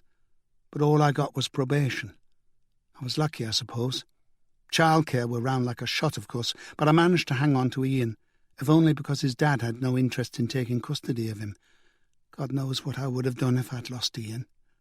It was a bad time in my life, a very bad time, but it's over now. I only needed the one lesson. Pity that doesn't work for everyone, Annie thought, feeling some of her scepticism slough away. And now? She asked. I'm doing a part-time course, Travel and Tourism, East Vale College. Ever since I was a little girl, I've dreamed of seeing the world. I've got a part-time job at Go There Now, the new travel agency in the Swainsdale Centre, just taking bookings for stag weekends in Prague or Tallinn and stuff. There's not much money in it right now, but when I finish the course, if I do well, I'm hoping to start leading some tour groups of my own. Today's my day off. She picked up a thick book about the history of Rome from the low coffee table. Just doing a bit of homework. The history of the Colosseum. Won't you be away a lot? Annie said. If you're leading tours, what'll happen to Ian? I'll take care of Ian. Don't worry about that. Michael and I will. We'll work it out. Maybe they can come with me. Michael can take photographs for travel magazines. Sounds ideal. Alex shrugged. Besides, there's school and the neighbours are great, well, most of them. Michael helps a lot too, of course. How did you meet Michael? It was a year ago.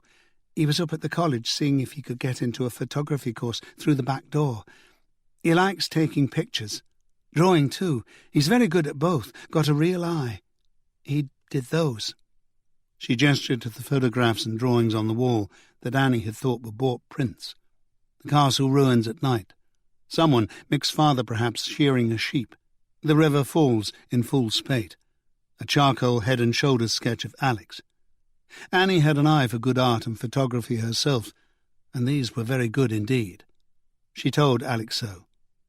"Thank you, but to be honest, he might have the talent, but he doesn't have the qualifications, not even A-levels, so they turned him down. He spent too much time off school helping out around the farm when he was a young lad. He doesn't have the right equipment either. All Michael has is an old cybershot, about 6 pixels. They're up to 16 or more these days. He needs a better camera, a DSLR, with all the lenses. You understand about that sort of stuff?" Alex cocked her head and gave Annie an appraising glance. "Of course. I'm not stupid.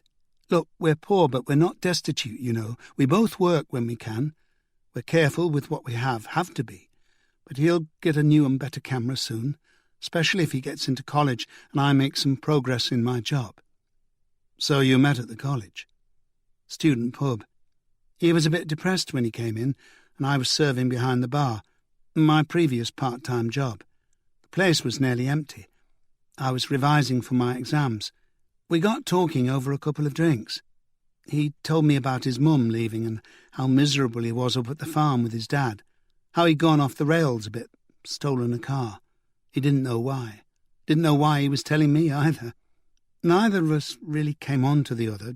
It just, happened. It felt totally natural. I was lonely too. I've been here with Ian now for about 6 years.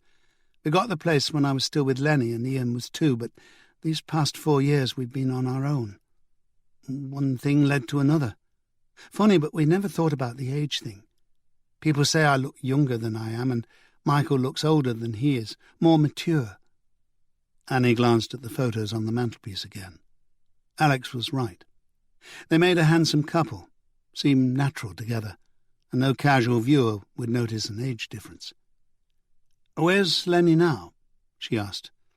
"God knows, or cares. Last I heard of him, he was working on the ferries from Immingham to Rotterdam. Up to something, no doubt, some scam or other. Lenny was a loser, but it took me a long time to realise it. I presume that if Michael does a lot of digital photography, he's got a computer, right?" "We share mine. I've had it for ages, since before we met. He's just about computer illiterate. I pretty much had to teach him everything he knows. He hadn't used a computer before we got together." "Not even at school?" Alex shrugged. "Maybe. He never spoke much about school. He certainly didn't know his way around a computer anyway. We might need to examine it later." It was a delicate situation. Annie knew the rules on computers. No one but a qualified techie was supposed to touch one, and only then, after it had been photographed from every angle, including what was showing on the screen and where the various devices were plugged in at the back, front or sides.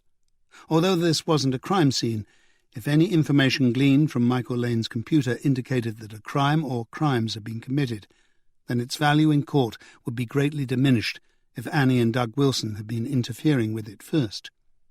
On the other hand, she wasn't at a point in her investigation where she had any reason to bring in the CSIs and have it removed. If there was incriminating information on it, there was nothing to stop Alex from erasing everything after Annie left. She decided to have a quick look before then, with Doug Wilson and Alex Preston present as witnesses. She asked Alex if that was all right. "It's fine with me," said Alex. "Now? Later will do. We have a few more questions first. Does Michael have a steady job at the moment, or has he managed to get into a photography course?" "He's doing his A-levels at night school, so he has a better chance of getting in college next year, if he does well. But he's still unemployed, and it gets him down sometimes. He does odd jobs to help make ends meet." "What sort of odd jobs?" "Farming stuff, mostly. That's all he knows, apart from drawing and photography. But there's plenty of it about, depending on the time of year. A lot of it's unskilled, of course. Casual manual labour, harvesting and such like. But he's got a real knack for sheep shearing, and that makes good money sometimes. But it's also seasonal. Why are you asking me all these questions? Has something happened to him? Has he had an accident or done something stupid? Why would you think that? Alex studied the backs of her hands. Annie noticed how long and tapered her fingers were, how nicely manicured and clean the nails. He can be a bit hot-headed sometimes, that's all, when he gets frustrated. I don't mean with me or Ian. He'd never lay a finger on us, and I'd never stand for it, not after Lenny. So, what is this all about? It's nothing to worry about, really, said Annie. His father's neighbour's farm was broken into on Saturday night. A valuable tractor was stolen. Beddoes? That's right. Do you know him? I've never met him, but Michael mentioned him sometimes. In what way? He said Mr. Beddoes never liked him, used to chase him off his land, called him a layabout and a retard. Michael says Beddoes seems all right on the surface, but he can be a nasty piece of work when he's got a mind to be. Like, he told me Beddoes hit him once. John Beddoes hit Michael. That's right. Clipped him around the ear, was how Michael described it. Said it didn't hurt. He didn't even bother telling his dad. And once Beddoes thought Michael had been upsetting his precious pigs, chucking stones at them or something. Beddoes threatened to drop him in the sty and said they'd eat him. Michael was just 13 or 14. He was terrified. I see, said Annie. But that was a long time ago, wasn't it? Not to them, I don't think. Long memories. They bear grudges. Her eyes widened. Maybe he's done something to Michael. Beddoes. Maybe he blamed him for stealing his tractor. It's unlikely, Annie said. Mr. and Mrs. Beddoes didn't get back from holiday until late last night. The first thing they did when they noticed the tractor missing was call the police. Well, maybe you should talk to them again. Search the premises or whatever you do. Don't worry, said Annie. We'll be thorough. Has Michael ever threatened Beddoes? You said John Beddoes terrified him when he was younger. Do you think he might have wanted revenge? You think... Annie held her hand up. I don't think anything yet, Alex. I'm only asking. Michael's father was tending to the farm while the owners were away. I talked to John Beddoes and he mentioned a tearaway son. His words, not mine. Frank Lane didn't speak so highly of his own son either, or of you. He said he'd never met you, that Michael had never brought you home for tea to meet him. Huh? Said Alex. As if we were ever invited. He knows nothing about me. To him I'm just the Scarlet Woman, a tart. Annie let a few seconds go by. I just want to talk to Michael, she said. That's all. Alex gave Annie a disappointed glance, and for some reason it hurt. You're all the same, you lot. Just because someone's made a mistake once, you think they can never put things right, don't you? Well, me and Michael are doing just fine, okay? And he was here with me on Saturday night, all evening and all night, but I don't suppose you believe that, do you? Why wouldn't I believe you? Said Annie. You say you last saw him on Sunday morning. That's right. Do you think he might have another girlfriend, and that's where he is? Alex reddened, and her lower lip trembled. No, she said, squeezing her fists together and putting them to her temples. What are you saying? Why are you saying horrible things like that? What are you trying to do to me? I'm already going out of my mind with worry. Stop this. I'm sorry, said Annie, but we have to know what's going on. Why don't you just do your job and go out and find Michael? He might be lying hurt somewhere. Where? I don't know. Just somewhere. Okay. I'm sorry. Calm down, Alex. We'll get to the bottom of this. You're more interested in a missing tractor than in what's happened to my Michael. Admit it. That's not true. Alex leaned forward and clasped her hands together. Then help me, she said. Please help me find Michael. The front gate stood wide open, and a young uniformed constable waved down Banks and Jerry Masterson as they approached the airfield. Jerry came to a halt, and the officer asked for their identification. Banks didn't blame him. The young PC wasn't from Eastvale HQ, and there was no reason he should know who they were. The officer noted their names down carefully on his clipboard and waved them through. 3 patrol cars and Winsome's Polo were parked willy-nilly on the cracked concrete outside the hangar, 5 officers leaning against them, chatting, 2 of the men smoking. When Banks and Jerry flashed their warrant cards, the officers all straightened up, and the smokers trod out their cigarettes. Banks glanced down at the smudges on the wet concrete, then back at the culprits, who looked at him sheepishly. "Sorry, sir," one of them mumbled. "That's all right, son," said Banks. "You can explain the contamination of the scene to the CSIs when they get here." The officer turned beet red. "In the meantime," Banks went on, "don't you think you could be doing something useful, like organising a house-to-house of the immediate area?" "What for, sir?" asked one of the female officers. "What for? To find out if anybody heard or saw anything. What do you think?" "But we don't know what happened yet," said one of the others. "That's right, sir," the woman said. "It's probably just a dead dog or a badger or something." Banks sighed. "Well, how do you think you'll find out? Standing around the car smoking, contaminating the scene?" "Besides," added the female officer, clearly a bit miffed at being bossed about, "I can't see any houses around here. How are we supposed to organise a house that—" "Just bloody get cracking and find some," snapped Banks. Then he and Jerry turned away towards the hangar. Banks shook his head slowly. "Where do they get them from these days, Jerry?" Jerry smiled. "Don't forget, sir, you were young once." Banks flashed her a surprised glance, then shoved his hands in the pockets of his raincoat. She was coming along nicely, he thought. She wouldn't have dared talk to him like that 6 months ago. They found Winsome inside the hangar to their right, taking photos with her mobile.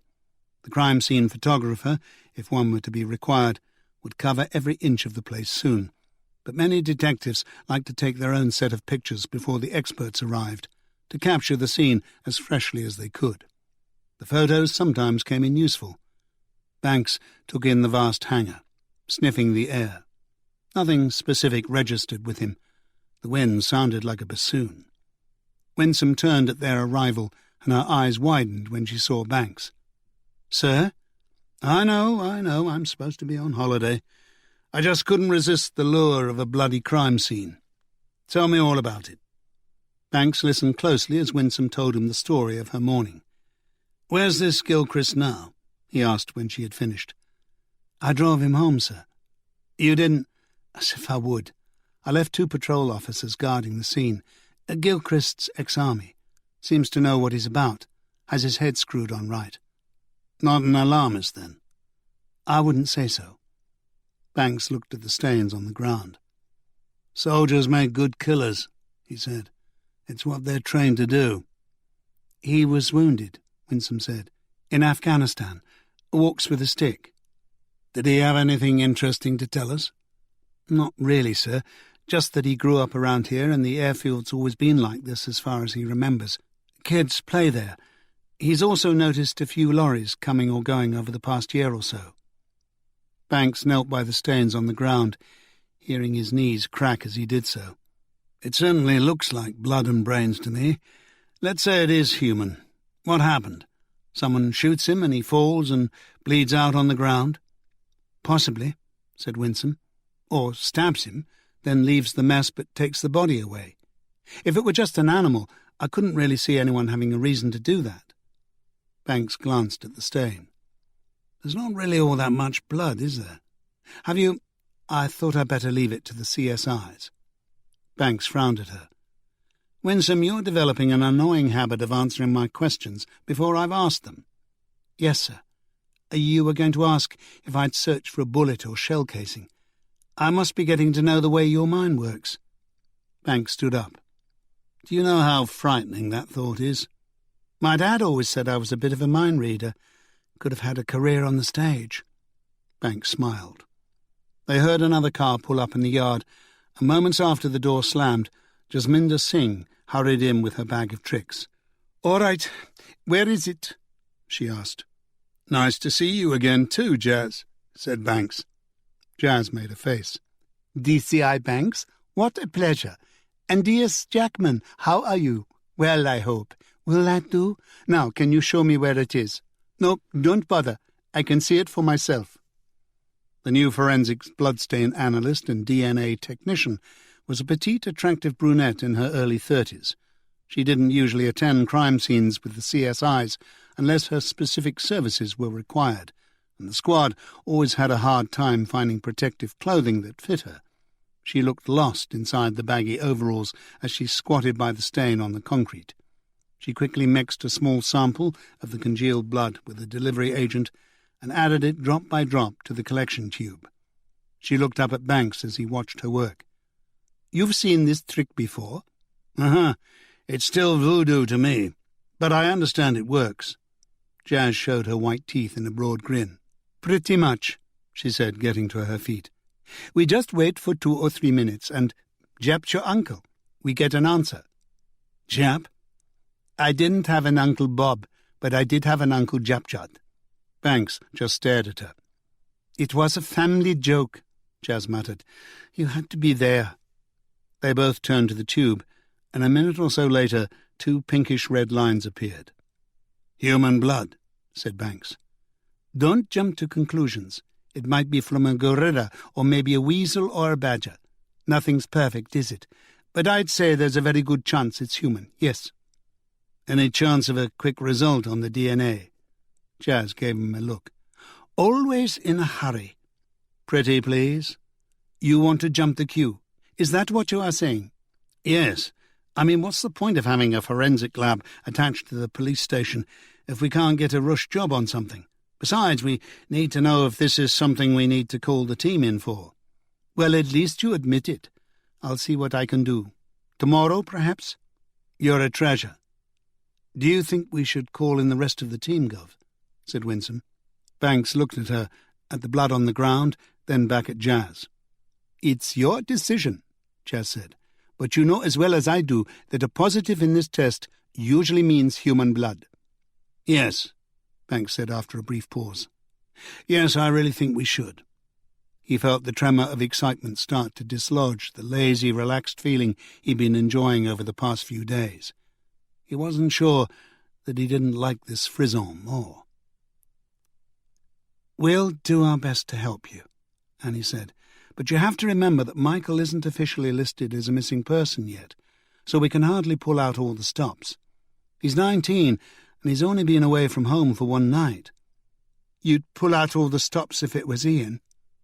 Both Annie and Doug Wilson gave her puzzled looks. "Well, yes, of course we would," Annie said.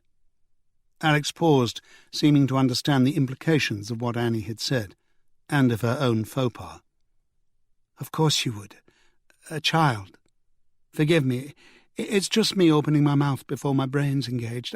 I'm sorry. I don't know what I'm talking about. I'm beside myself with worry." "That's all right," said Annie. "I can understand your distress, especially if you say he hasn't done anything like this before. I'm not saying we won't look for him. We will. After all, we'd like to talk to him ourselves, so that's a bit of extra motivation, if you like. A touch of self-interest never goes amiss." Alex nodded. "All right. Let's get back to Sunday morning," said Annie. "What time did Michael leave the flat?" "He went out at about 9:30. Ian and I were just getting ready for church. Well, Ian's in Sunday school." "Michael doesn't usually go with you?" "Michael's not religious. I can't really say I am myself, but I do find a bit of comfort in it sometimes. And it's tradition, a habit, isn't it? I mean, my mum and dad used to take me to Sunday school when I was little. Those are good memories. I love the Bible stories and illustrations. Ian seems to like them too." "Did Michael receive or make any texts or phone calls that Sunday morning?" "He got a text just before he went out. I was getting Ian ready, but I heard it, that tinkling sound the phone makes when a text comes in." "Did he tell you who it was from?" "No, he just said there might be a job on." "On a Sunday morning? Doing what?" "He didn't say." "Did he say who with?" "No." but he said he might drop in on his father later. Yes, his dad's been unwell lately, and Michael's a good son despite their differences. There was a cancer scare, but it turned out to be his gallbladder. He still had to have an operation. His health's been a bit fragile lately, and he's been a bit depressed. And he frets so about the farm. I mean, they have their problems right, but they get on okay most of the time, as long as they avoid certain subjects, like me and what Michael thinks he's doing with his life. Sounds like most of us, said Annie. Then what? He kissed me and Ian, like he usually does. Then he left. Did he have any money with him? He usually carries a bit of cash, but he's very careful with the credit and debit cards. We both hate the idea of being in debt and paying interest. It didn't matter how careful he was, Annie thought. If he used them, they'd be able to find out where, should it come to that. Does he have a passport? Alex walked over to the sideboard drawer and rummaged through it for a few moments, then returned bearing a passport. Annie opened it and saw the photo. It was the same person as in the picture on the mantelpiece. There were no stamps in the passport, which was only 2 years old. That meant he hadn't been outside the EU.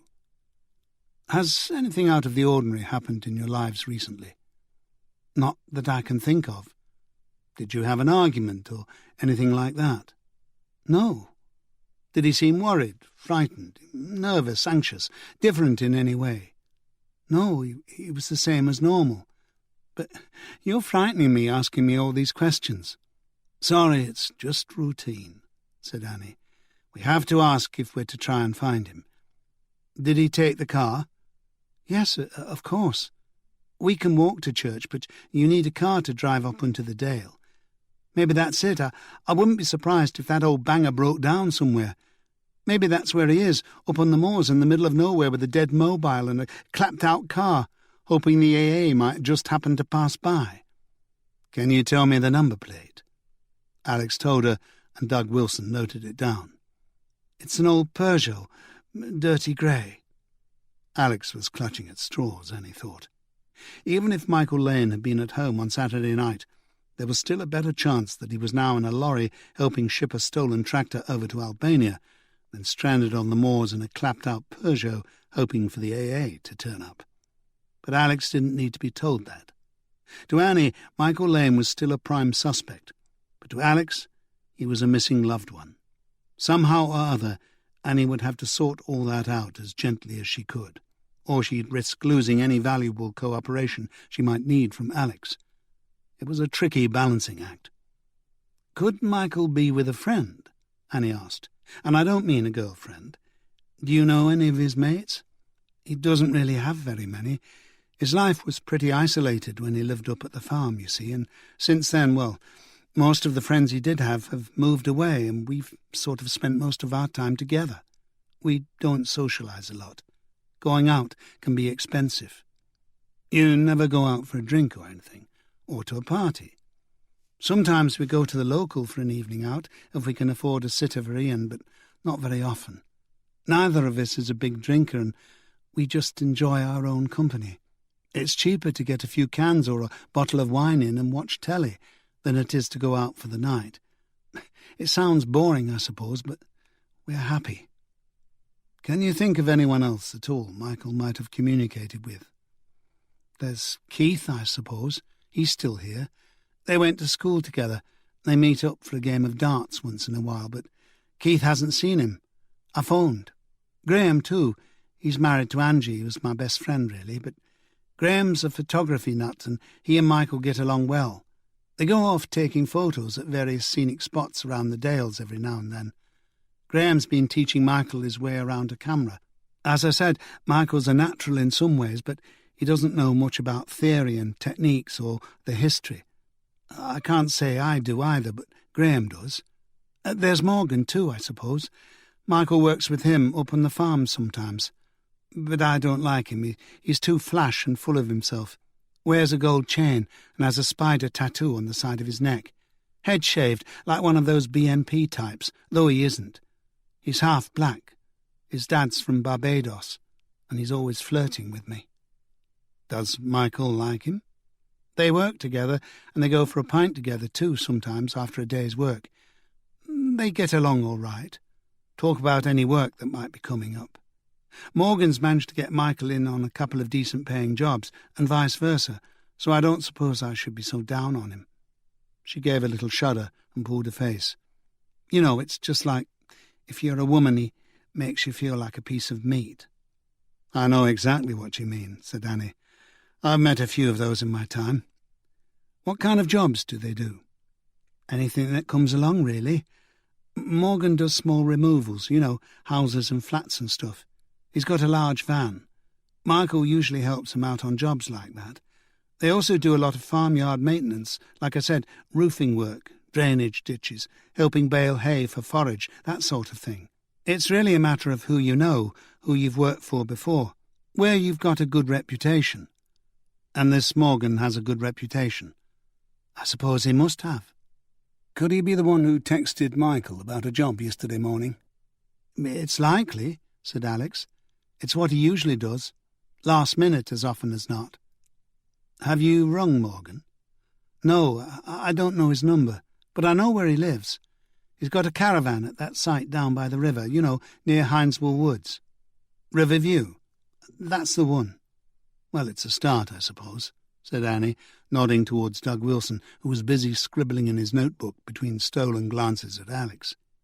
"Can you give me Michael's mobile number?" Wilson asked. "And tell me the full names and addresses of the friends you mentioned, Miss Preston, including this Morgan character. Phone numbers too, if you have them. And do you have a recent photograph of Michael we can borrow?" "Please, call me Alex," she said, smiling. Annie could see that Doug was hers forever. He carefully wrote down the names and addresses, mostly just a street name, occasionally a telephone number. Alex retrieved from her mobile's contacts. It was enough to be going on with.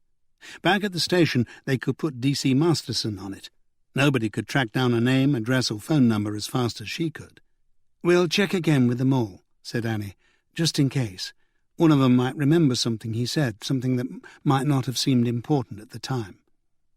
Alex disappeared into the other room and came back with a photo of Michael posing casually on the balcony, with the view of Eastvale spread out in the background. "That was taken 2 weeks ago," she said. "I took it myself. You remember that nice weekend near the end of last month?" She handed over the photo, then put her hands to her face. "Oh, my God, what can have happened to him?" "I know you're worried, Alex," Annie said, "but I've had a lot of experience with this sort of thing, and there's almost always no cause for concern. I bet you we'll have Michael back home with you in no time." "It's true," added Doug Wilson. "Leave it to us.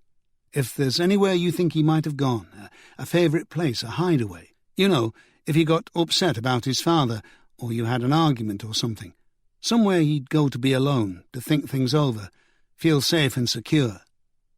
Annie thought it was a good question to ask, and she watched Alex as she worked her way through it and framed an answer. "I don't really know. I mean, he always feels safe and secure here with us. He doesn't need an escape. We haven't really had any fights, not serious fights, where either of us has gone off alone. Michael does like long walks by himself, though. I think it's a habit he developed in his childhood, growing up on the farm." She laughed. "He had to walk a long way to get anywhere where he lived." "Anywhere in particular?" Wilson asked. "Just around the dale in general," said Alex, "though I'm sure it's not something he'd do in this weather." "We have to cover all the possibilities, Miss Alex," said Wilson. Alex favoured him with another smile. "I know," she said. "If I could think of where he might be, don't you think I'd tell you? I can't go looking for him myself. I don't have the car, and there's Ian." "Don't worry," Annie assured her, standing and giving Wilson the signal to close his notebook. "It's our job. We'll take care of it. Can we have a look at that computer now?" They drew a blank on Michael's computer. Nothing but a lot of spam and a few harmless emails from friends. Nothing from Morgan, no references to tractor-thieving sprees, as far as Annie could gather, and his photo collection, along with various software programs for manipulating images. The photos, mostly landscapes and people at work around farms, were as good as the frame ones in the living room. There was no porn and no record of porn sites in his bookmarks or browsing history. Either he was happy with what he had, or he'd gone to great pains to erase his tracks. Annie guessed the former. Most of the bookmarks were for travel-related sites and photo-posting services such as Flickr. If this business went any further, of course, the computer would have to go to Liam in technical support for a thorough examination, and if there was anything dodgy on it, or ever had been, he would find it. But there was no reason to suspect that it was hiding deep and dirty secrets just yet. "You'll ring me as soon as you find him?" Alex asked at the door. "We'll ring you," said Annie. She took out a card, scribbled on the back and handed it to Alex. "And I hope you'll call me if you hear from Michael. My mobile number's on the back." They didn't even bother trying the lift. On their way down the stairs, Annie heard a cry of pain as they passed the fifth-floor gauntlet. Doug Wilson was behind her, hands in his pockets, looking as if butter wouldn't melt in his mouth, and behind him one of the hoodies was bent over, hands cupping his groin. The others were too shocked to move. "Tut, tut, Dougal," said Annie, smiling. "Who's been a naughty boy, then?"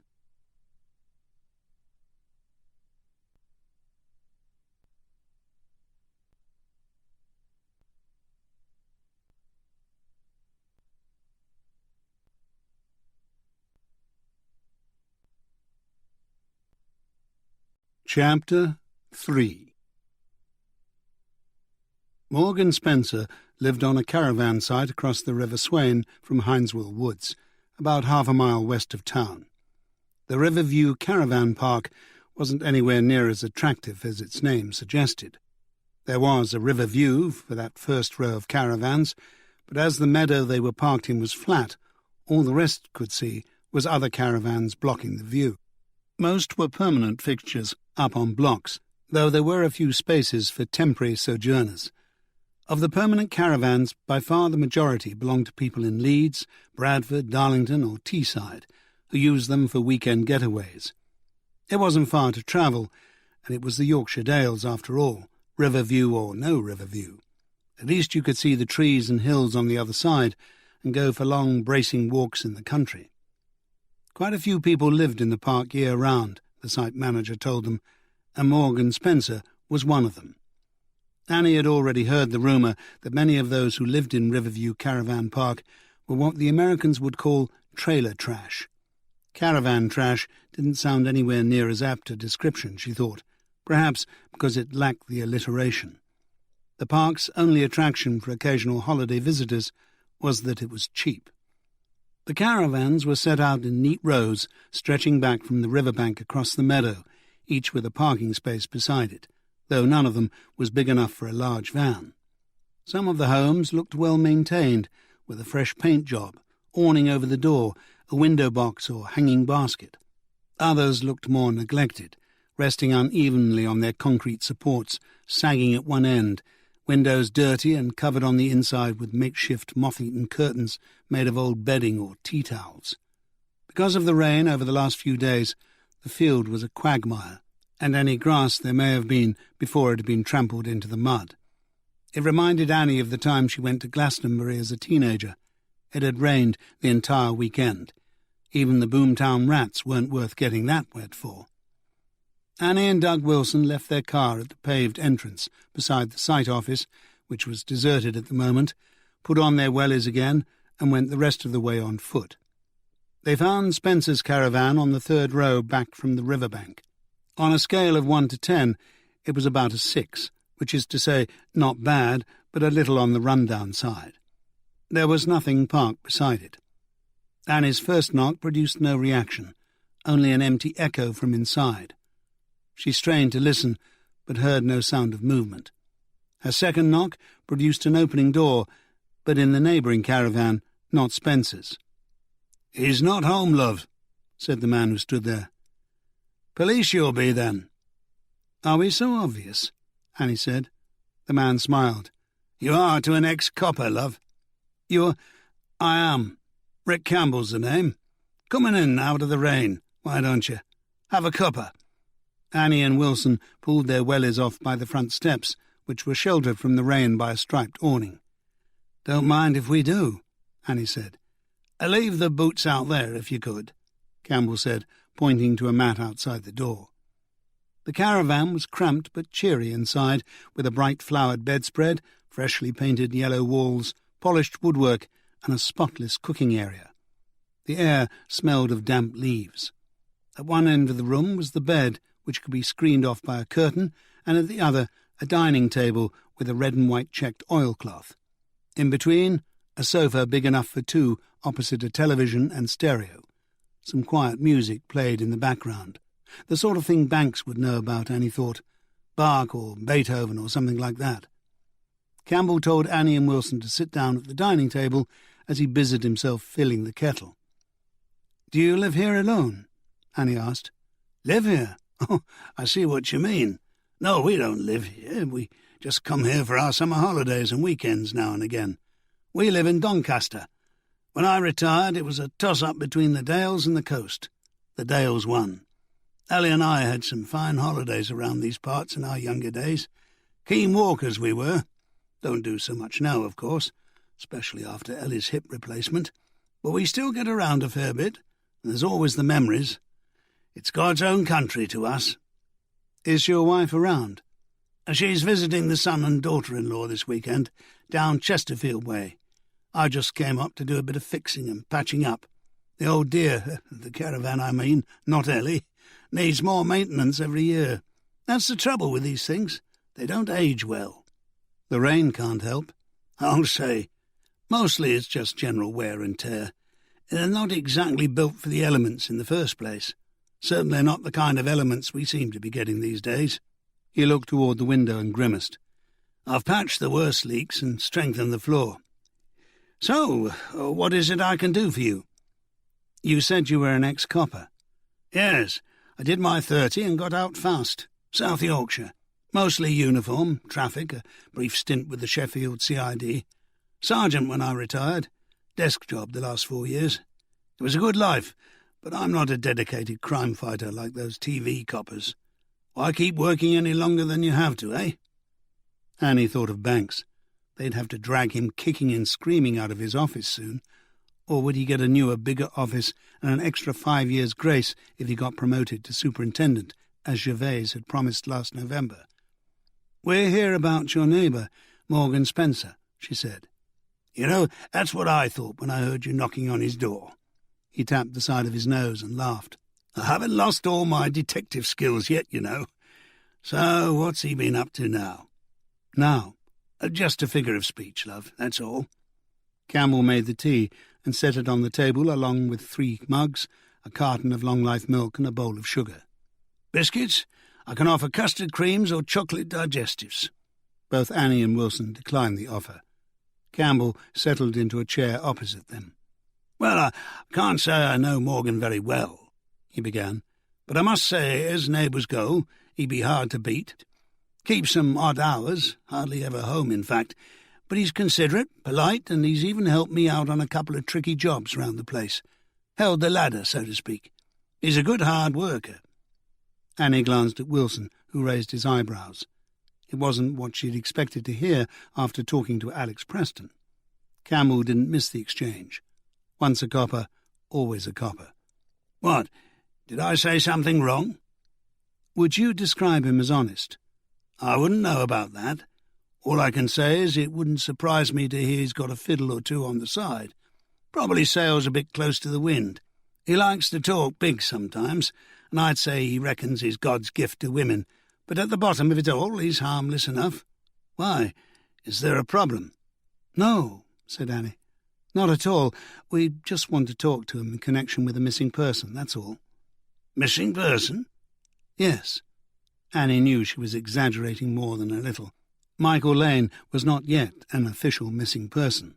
As she had told Alex Preston, he was a 19-year-old lad who hadn't been home since yesterday morning. And what 19-year-old hadn't done exactly the same thing more than once? But what other reason could she give for wanting to talk to Morgan Spencer? That he had flirted with Michael's girlfriend and had a spider tattoo on the side of his neck? Campbell added a drop of milk and sipped his tea. "What connection might Morgan have with this missing person?" "Wait a minute, mate," Annie thought. I'm supposed to be the one asking the questions." But she said nothing. She realised that a heavy-handed approach wouldn't work with an ex-copper who also happened to be a pal of the person she was looking for. "Does Morgan have many visitors?" she asked. "Not many," said Campbell. "There are no wild parties, if that's what you mean. At least not while I've been around, and I've heard no complaints from Ted in the office or from the people on the other side. Word soon gets around about antisocial behaviour, a place like this. We might not be the Ritz, but we're not some backstreet fleabag hotel either." "I didn't assume you were," Annie said. Campbell ran his hand over his hair. "Sorry, love. You get a bit tired of some of the comments about us lot from the Riverview up in the town. I'm just pointing out that we're decent folk, most of us. We're not travellers, and most of us aren't on benefits." Annie laughed. "You said Morgan doesn't have many visitors. Does he have a girlfriend?" "If he does, she doesn't live with him, and he hasn't introduced me to her." He winked. "Maybe he's scared she'll run off with me, eh?" "Not if he thinks he's God's gift. Do you know where his parents live?" "No, he hardly ever mentions them. I seem to remember him saying his dad went back to Barbados or some such place, and I don't think Morgan's from these parts. He's got a slight Geordie accent." "Did you ever meet a lad called Lane? Mick or Michael Lane?" "I met a lad called Mick once or twice. Morgan introduced him. In fact, he was another good worker. Nice lad. They both helped out with the new siding last summer. I gave them a tenner each. Well worth it for me. I believe they work together, doing odd jobs on farms out in the Dale. He's a farmer's son, this Mick." "That's the one," Annie said. "We're trying to locate Michael Lane, and he's one of Morgan's friends. We thought he might be able to help." "I'm sorry, but I haven't seen Morgan at all this weekend." "How long have you been up here?" "Since Saturday evening." He glanced at his watch. "I'm supposed to be heading back in a couple of hours." "Don't worry, we won't keep you. Is Morgan often away for long stretches of time?" "I wouldn't really know. I haven't paid much attention to his comings and goings, and Ellie and me aren't always up here. He's often gone for the weekends when we do come. Maybe he does have a girlfriend hidden away somewhere. It's been such a miserable spring so far that we haven't been up much at all this year, hence the leaks. We were just as well off staying in Donny and getting a few jobs done around the house there." Campbell was obviously one of those cheerful DIYers who spent all their time at B&Q comparing spanners, toolboxes or bathroom tiles. Annie could understand doing your own maintenance to save a few bob, maybe, but clambering up a ladder and hammering in nails for fun or laying tiles, that she couldn't grasp. Even Banks enjoyed it from time to time, and he seemed proud of the little fixtures and alterations he'd made around New Hope Cottage. He'd done a lot of work on the conservatory himself, for example. It must be a bloke thing, she thought, like hogging the TV remote or not asking directions, or insisting on doing the barbecue when they didn't even know how to boil an egg. When Annie's roof had sprung a small leak in the worst of the summer rains last year, the roofer she called had said it was too small a job for him and suggested that perhaps she could do it herself with a spot of lead and bitumen. She had almost suffered an anxiety attack on the spot. Luckily, she had found a local handyman who was eager and more than happy to clamber up on the roof and do the work for 50 quid, cash on the nail, no questions asked, and no ladder either. Health and safety be buggered. Ah, the underground economy. "When did you last see Morgan?" Annie asked. Campbell sucked on his lower lip. "Let me see. It'll be a while back, 2 or 3 weeks. Remember we had a nice spell of sunshine in late February, early March?" "What does he look like?" "Look like?" "Yes, Morgan, his appearance." "Well, he's a bit shorter than me, about 5'8", and stockier, I'd say. Curly brown hair, cut very short, and a sort of round face. More oval, maybe. Light-coloured or light brown, enough so you can tell one of his parents is black. His dad, I suppose. No facial hair. He should have, though. Bit of a weak chin. There's nothing that's really stands out about him, except he's got a slight limp in his left leg. Fell off a roof once when he was a kid, or so he told me. Oh, and he's got one of those spider tattoos on his neck. Tends to be a bit flash with the bling, too. Gold chains, rings, and what have you. Do you keep an eye on his place when he's not around?" I keep an eye on things for anyone who's not around.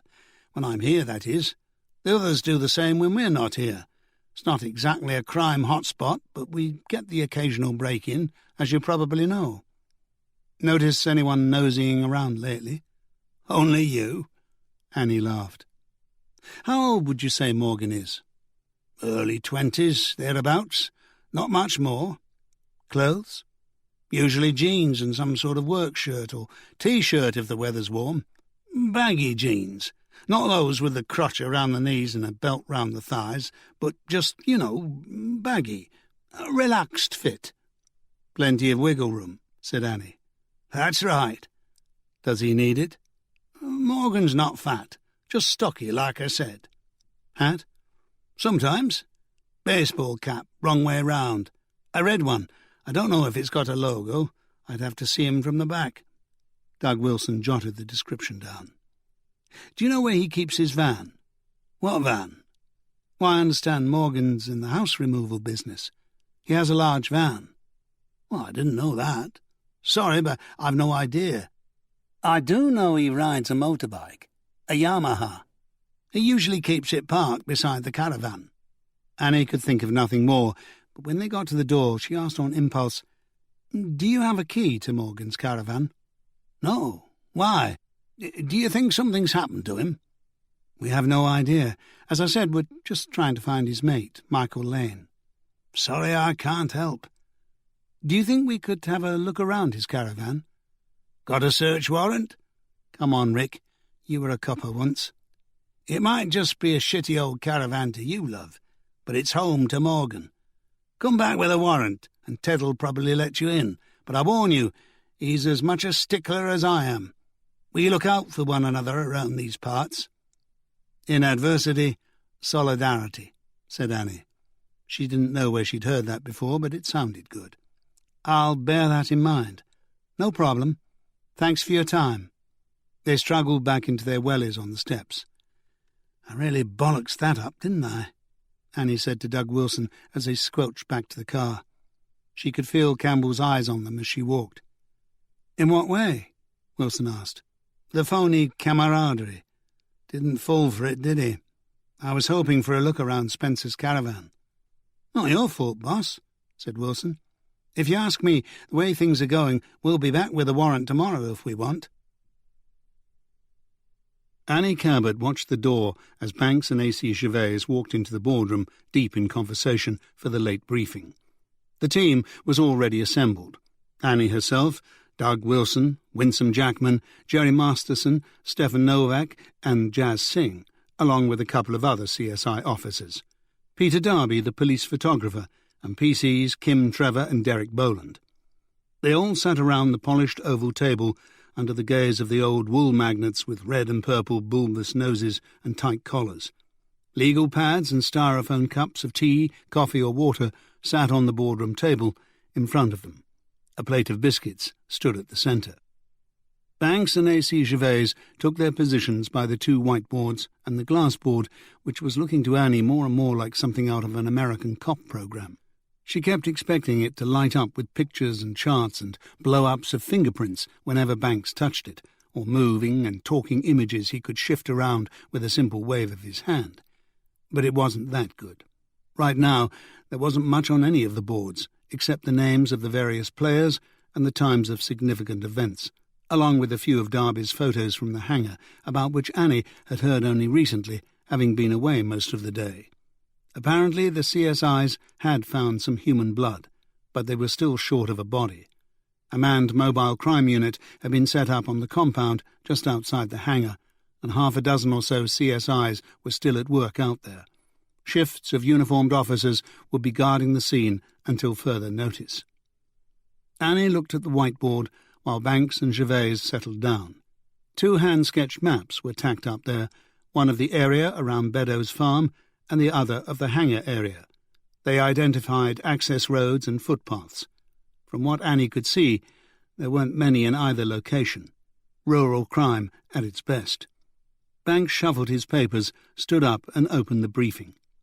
I think we'd better start off by pooling our information. As you all probably know, I just got back from leave this morning, so The only case I'm current on is an apparent killing or serious wounding at the old abandoned aerodrome near Druick, though the AC has filled me in briefly on one or two other developments that may possibly be related. He looked at Annie. I understand you and Doug have been working on a stolen tractor and missing person. Annie rolled her eyes. So it would appear, she said.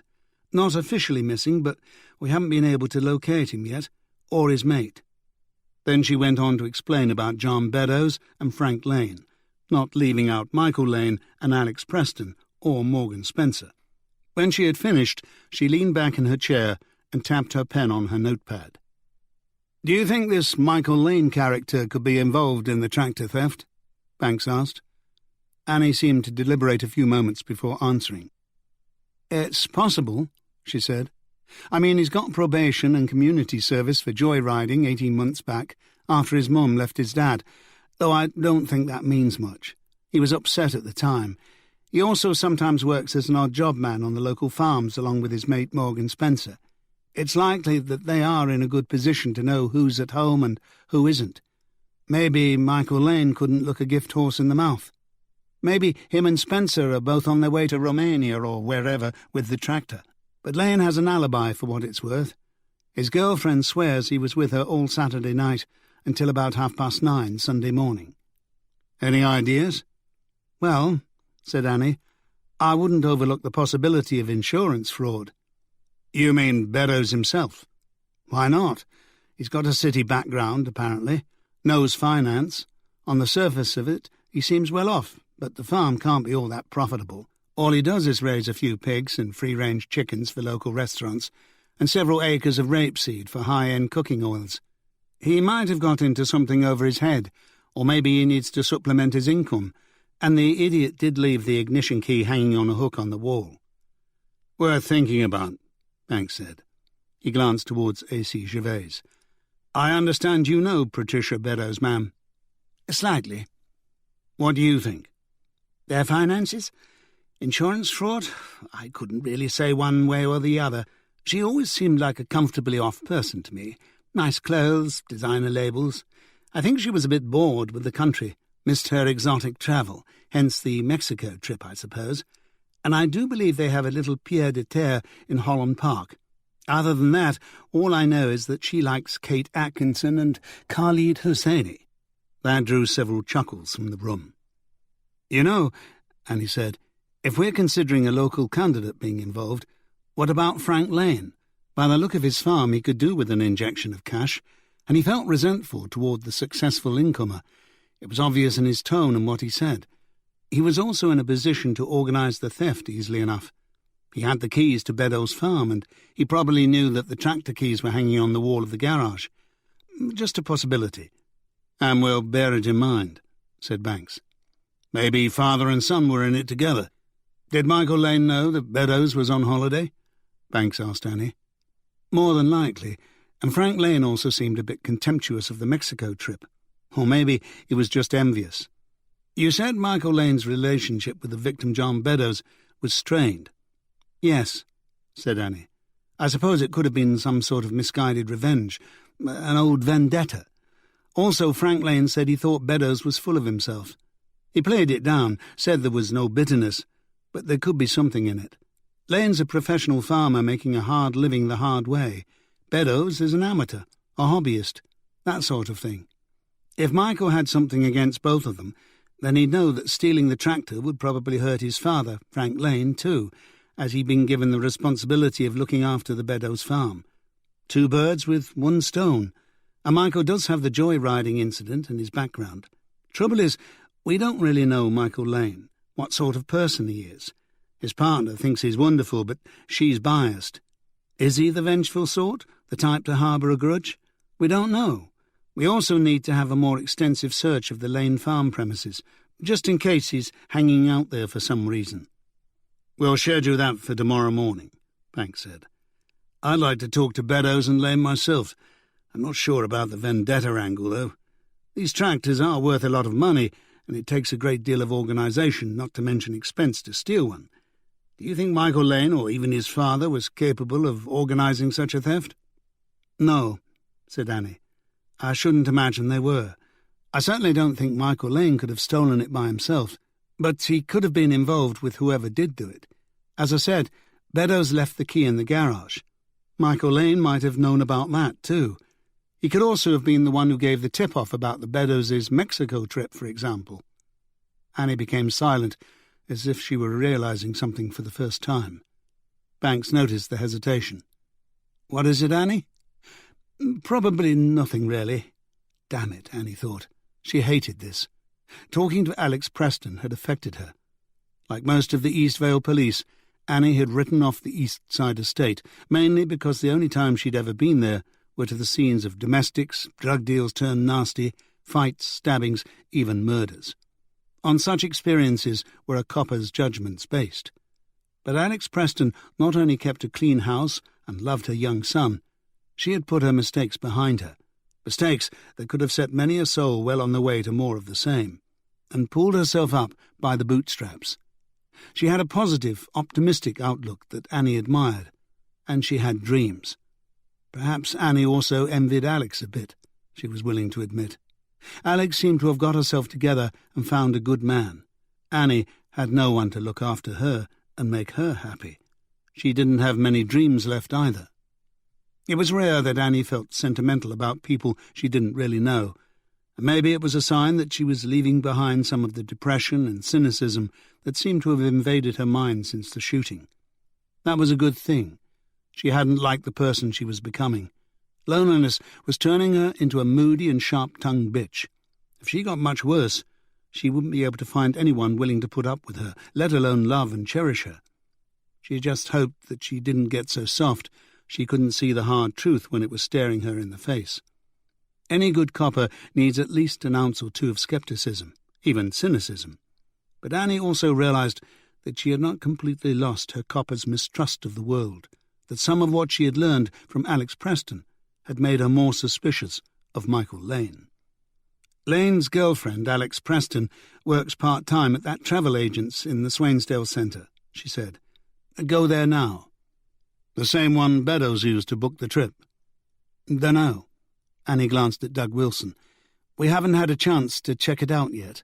We've been splodging around in the mud most of the day. This drew a titter from the audience.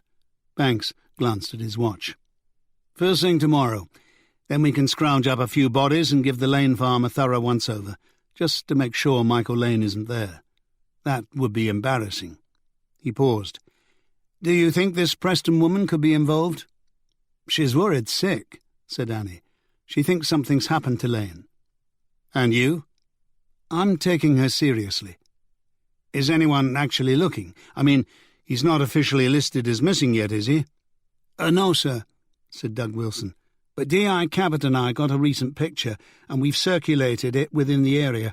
We've also been in touch with the airlines and the railway stations, and we've asked to be informed of any activity on his mobile phone, debit or credit card. Nothing yet, not since last Friday. Makes sense if he's being careful. Then Banks turned back to Annie. And Morgan Spencer? He wasn't in when we called. Do you think there's a connection with the blood found in the hangar? Banks asked. It does seem a bit of a coincidence. Do you think the victim could be Lane or Spencer? No, I mean, I don't know. Maybe I was just making a point, Annie said. I'm taking Alex Preston seriously, but now you come to mention it, an expensive tractor is stolen while the owner's away in Mexico. A neighbour's son with a criminal record goes walkabout. He's living with a woman who works at a travel agent's, and his mate owns a removal van. It all seems a bit fishy to me. And someone texted Michael on Sunday morning, just before he went out. It could have been Spencer. It's not as if we get such a collection of coincidences every day, is it? Let's see if we can find out anything about Morgan Spencer's removal van and that text he sent, said Banks. And we'd also better look into who owns the airdrome property. Does Morgan Spencer have a record? No, said Annie. He's clean as far as we're concerned. Banks glanced towards Winsome. Did you follow up on what Gilchrist told you about the lorries? Get anything more, any confirmation? Not yet, sir.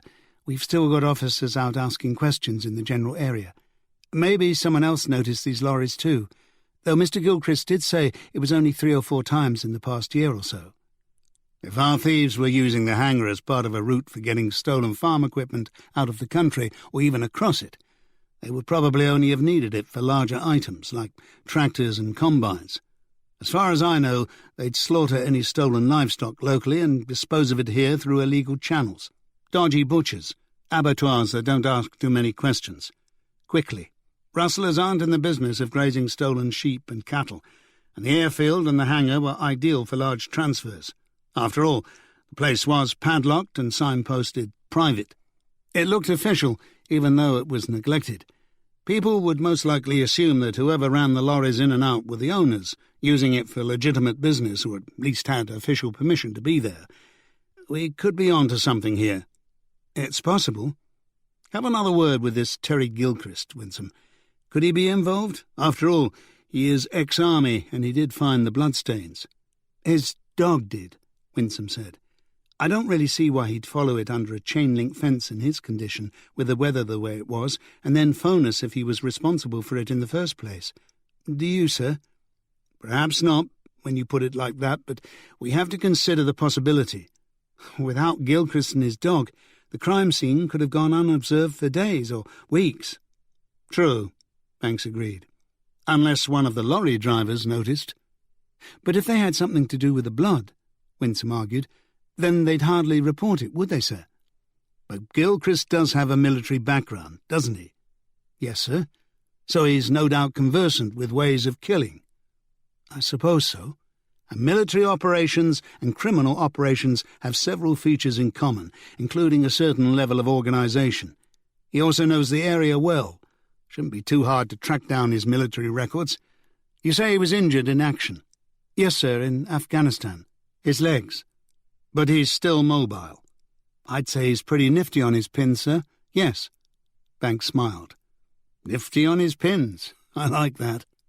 He turned to D.C. Masterson. Jerry, can you see about tracking down Terry Gilchrist's military record? You know the sort of thing, any suspicions he was up to anything illegal while he was serving. Black market activities, looting, whatever. And while you're at it, have a look into John Beddoes' finances. As Annie said, we can't rule out insurance fraud. Yes, sir, said Jerry, scribbling fast on her pad. And we'll need to know exactly who owns the abandoned airfield. Consider it done, sir. Excellent. Stefan, do you have anything for us? Tyre tracks? We are still working the scene, Novak said, but there's not much chance of tyre tracks on the concrete. From the mess they trailed in, though, I'd say there could have been 2 or 3 vehicles at the scene, but I can't say when or what they were. Fingerprints? There's no decent surface to get fingerprints from. Not the concrete floor, and not the corrugated metal walls. The lock and the wire mesh gate are clean. We're still dusting around the general area, but don't expect too much with all the rain we've had. We might get a few partials or smudges if we're lucky. We're also going to do a thorough luminal search. If blood was spilled there recently, there's always a chance that the hangar was used before as a place of execution. There might be traces of previous crimes, and they might lead to DNA. Good work, Stefan. Anything new on the trace evidence, Jazz? You'll have your DNA analysis sometime tomorrow, as promised, Jazz Singh said. And I want you to know it's got me in trouble with Harrogate. They thought they had priority. In the meantime, all I can tell you is that the blood type of the sample is A-positive. Not very exciting news, as it's the same as about 35% of the UK population. But if you look on the bright side, it rules out 65%. I've sent the brain matter and bone fragments for outside analysis. We don't have the facilities for that. I'm not sure what that'll tell us or how long it will take, but the odds are that it'll be very expensive, and you'll probably have solved the case by then. She smiled sweetly and rested her hands on the table. Annie made a note of the blood type. Banks glanced towards P.C. Trevor. Anything from the house to house? Nothing, sir, said a sulky P.C. Trevor. Len and Dave is still out knocking on doors in Druick. Banks turned to Wilson. Doug, I noticed the hangar's very close to the railway lines. Do you think you can check with East Coast and any other companies who use it about whether anyone saw anything there recently? Wilson nodded and made a note. I'll see if I can get a request on the news as well. Banks let the silence stretch for a moment, then addressed the room at large. "How do you get from the airfield to the A1?" he asked. "Is the only way the way Jerry and I came? From what I could see, all there was around there were bumpy, overgrown tracks until you got to the village." "You'd have to get back to the Thirsk Road, a mile or so beyond Druick," said Doug Wilson. "From there you could go north to Northallerton or south to Thirsk. Either way, it's a few miles." "There is another way," said Winsome. "If you continue south on that track that runs by the airfield gates, you go through the woods parallel to the railway lines, and when you get to a village called Hallaby, you can turn right on a B road leading to the A1. That cuts off Thirsk and saves you a bit of time. There's also a lot less traffic, and only the one village to drive through." "Is there anything in this Hallaby?" "Usual stuff, sir," said Winsome. "Few houses, couple of shops, village hall, chapel, a pub." "And you have to pass through there either way if you were taking that shortcut to or from the A1? Winsome nodded. "It's where the bumpy lane starts and heads north. The B road from the A1 continues to Thirsk." "Maybe you could pay a visit to this Hallaby tomorrow, Winsome, and see if anyone saw lorries or any other traffic heading to and from the A1 via that road this weekend. Someone must have seen or heard something coming out of the woods. It might have appeared odd or rare enough to remember." "Sir," said Winsome. "Is that all?" Banks asked, glancing around the room. There is one more thing, sir," Doug Wilson said. "Doug? When D.I. Cabot and I went to talk to Morgan Spencer, he wasn't home, like D.I. Cabot said. His neighbour hasn't seen him all weekend. We didn't have a search warrant, and he's ex-job, so he wouldn't have us taken a butcher's. We'll be needing a search warrant." Banks looked towards A.C. Gervais. "Get back there tomorrow morning and have a good look around," she said. "Talk to his other neighbours on the site, too. I'll see to the warrant first thing, but make sure you ask the site manager beforehand and explain your predicament. If he doesn't have a key, then you'll have to break in, but only if and only after you have the warrant in your hand. OK?" "Yes, ma'am."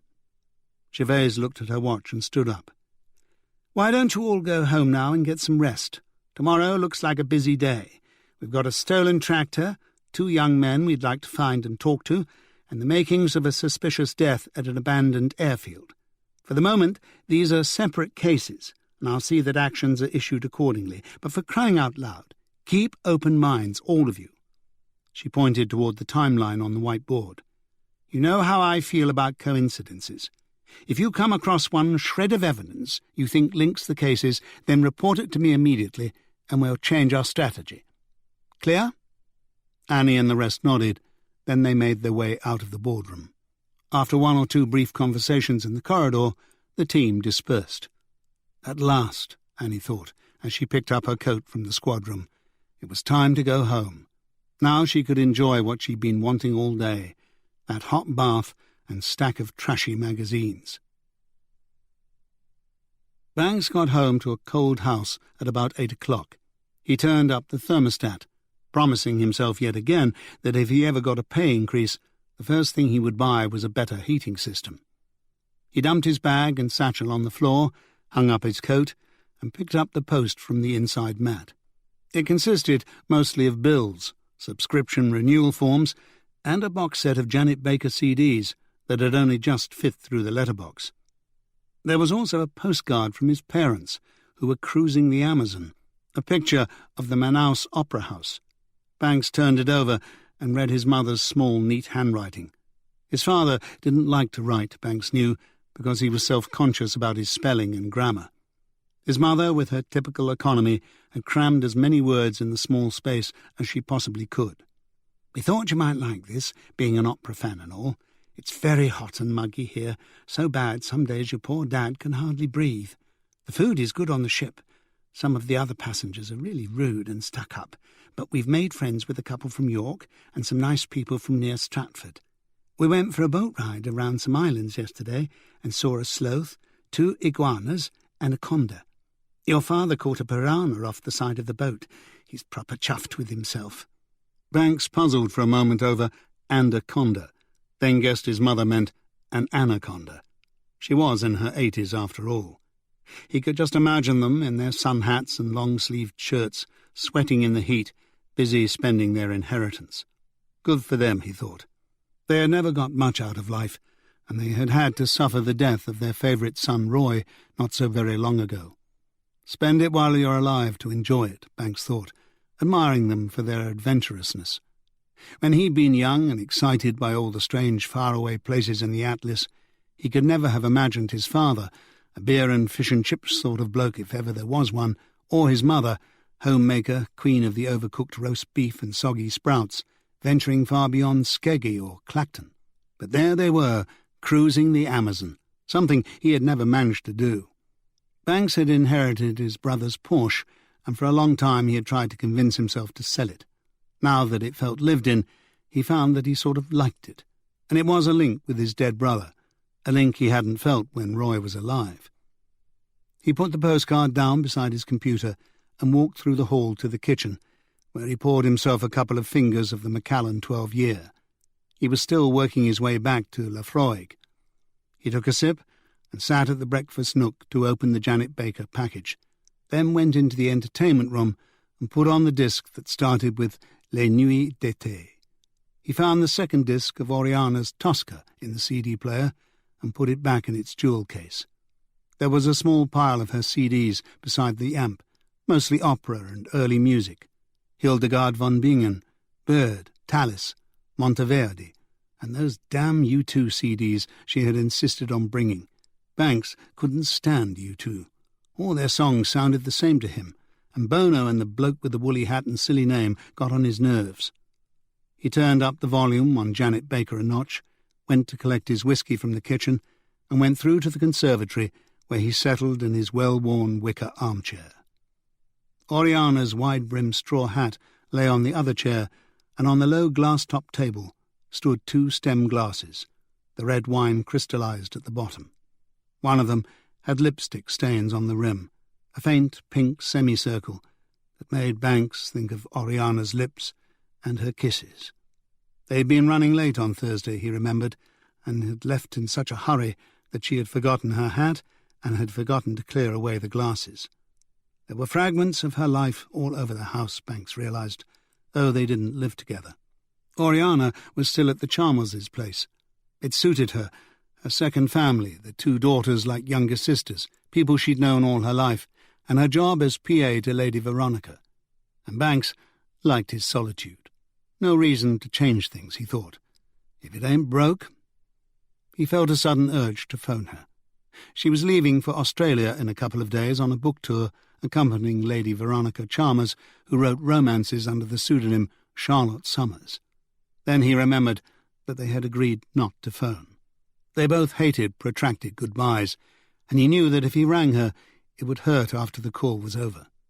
Best stay with the music, whiskey, and memories of the weekend. It was only the second time he had met Oriana's Italian family, and he could tell that they were still suspicious of him, Oriana's older man. But they also knew that she was special, that she wasn't one for the callous young boys of the neighbourhood who were only interested in one thing, or even in the more serious youths who wanted to marry her, tie her to home and kitchen, and keep her barefoot and pregnant.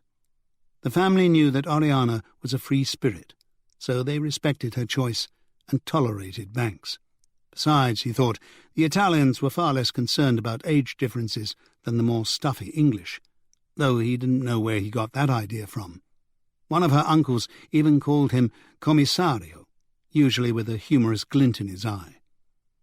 Finding the privacy to make love had been difficult, as the relatives insisted on separate rooms for their unmarried guests, but Banks and Oriana had managed to circumvent the problem once or twice in the early hours. Banks was sure an aged aunt on her way back to her room from the toilet had spotted him once. She had glowered at him the rest of the weekend, but said nothing, perhaps because she couldn't speak a word of English. Whether she had spoken to Oriana or one of her uncles, Banks had no idea. Oriana never brought up the matter, and he thought it best to let things lie. The Macallan was going down nicely, and the sensuous music of Le Spectre de la Rose flowed over him.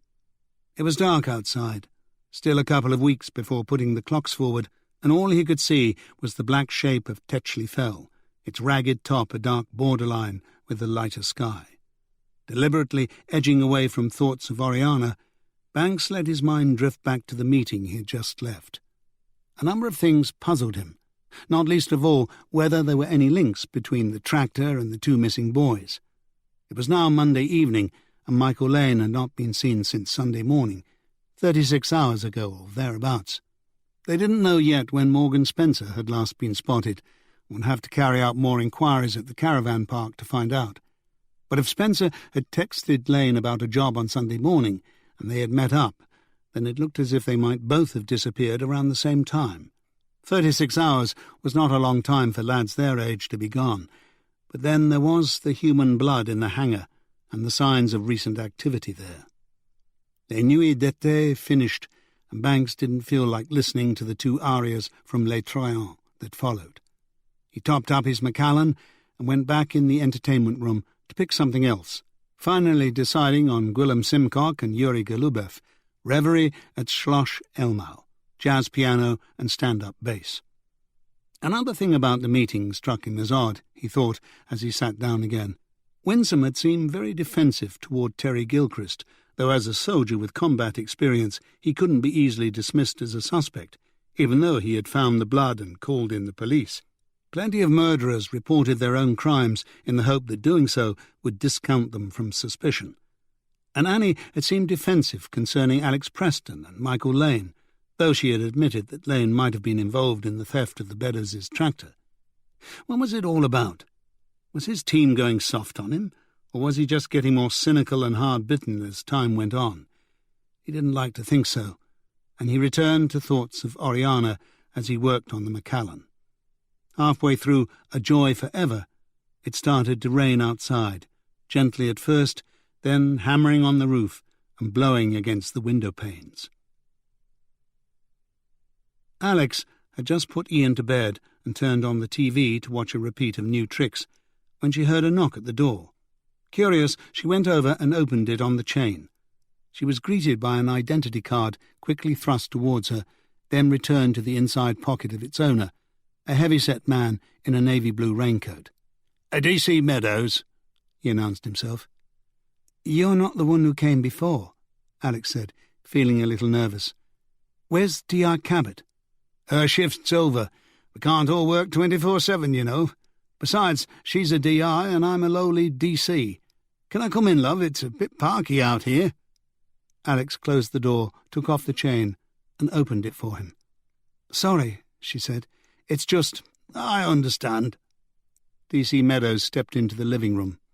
Alex took his raincoat and hung it on the hook behind the door. She noticed that he was sweating. "That lift's still not working." He shook his head. "I'm not used to so much exercise." He dabbed at his brow with a white handkerchief. Alex had noticed that D.C. Meadows was a bit overweight. He was also either bald naturally, or he had shaved his head, and his bare skull gleamed as red and greasy as his face from the effort of climbing the stairs. "Sit down," Alex said. "Catch your breath. Cup of tea or a glass of wine?" She turned down the volume on the television, assuming this visit wouldn't last long and she could get back to her programme. TV helped her forget her problems for a while, and she felt exhausted with worry about Michael since D.I. Cabot's visit. She also felt apprehensive about Meadows calling by so late. Had something happened to Michael? Had he done something wrong? "Just some water, thanks," Meadows said, patting his chest. "I'll be fine in a minute." Alex brought him some water, poured herself a small glass of white wine, and perched at the edge of her chair. "What is it?" she asked. "Have you found out something?" "In a manner of speaking." "I don't understand." "We were wondering if Mr. Lane has been in touch with you at all." "Mr. Lane? Do you mean Frank Lane?" "Michael Lane." "Michael? Oh, I see. No, he hasn't.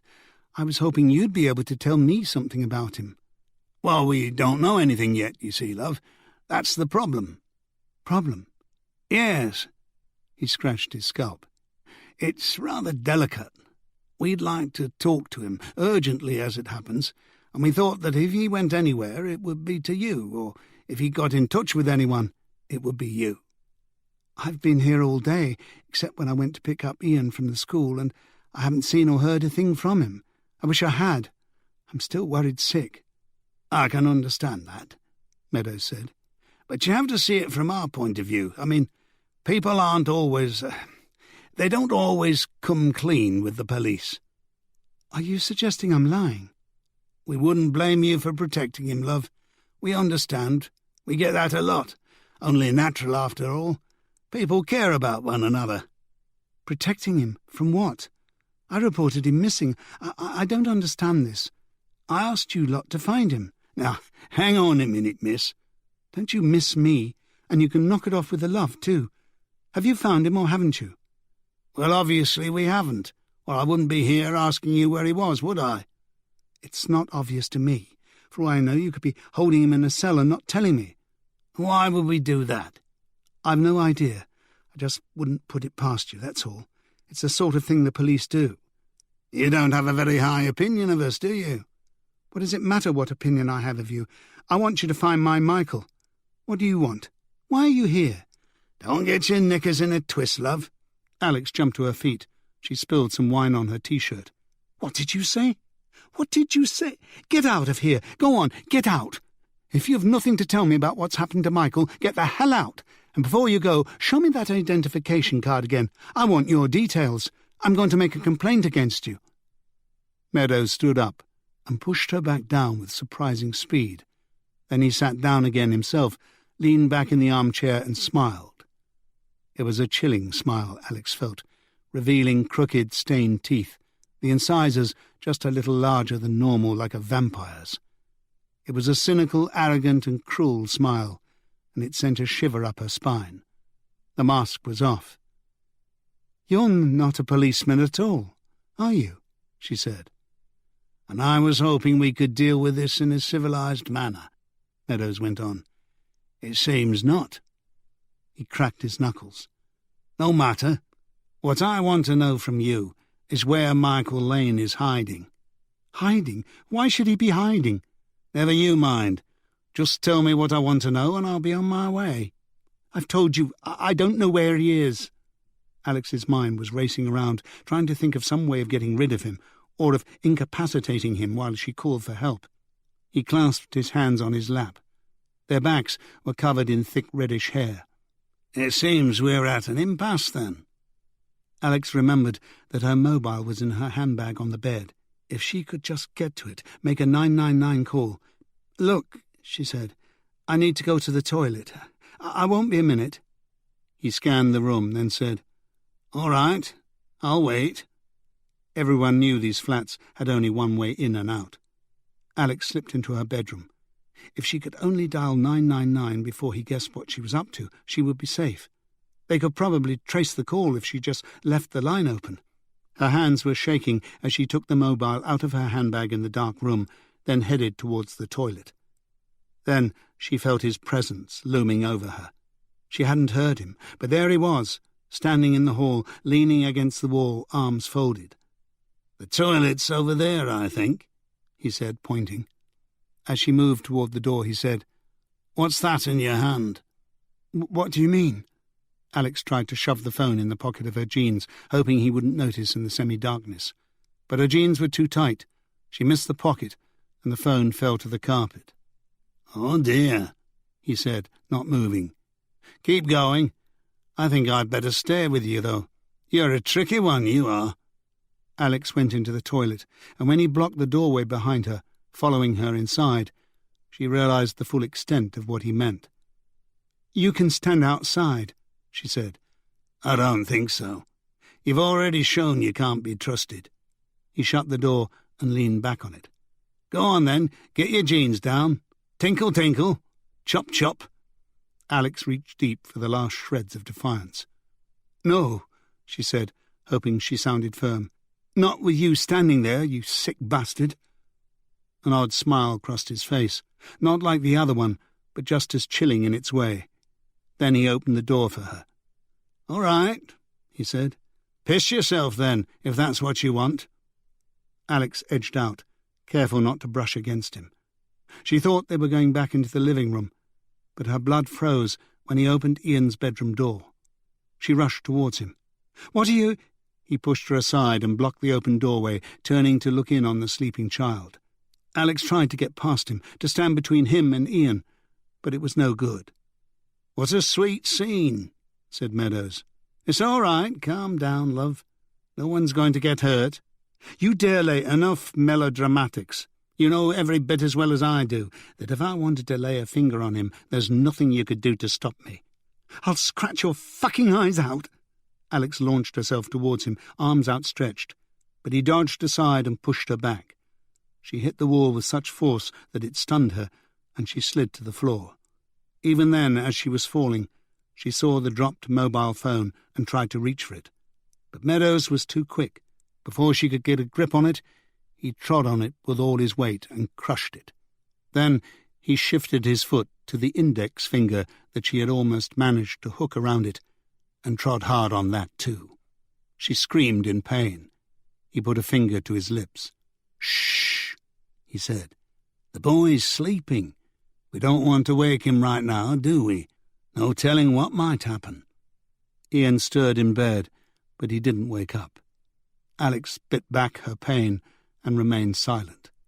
She didn't know what would happen if Ian woke up now and saw Meadows in his doorway, but it wasn't something she dared contemplate.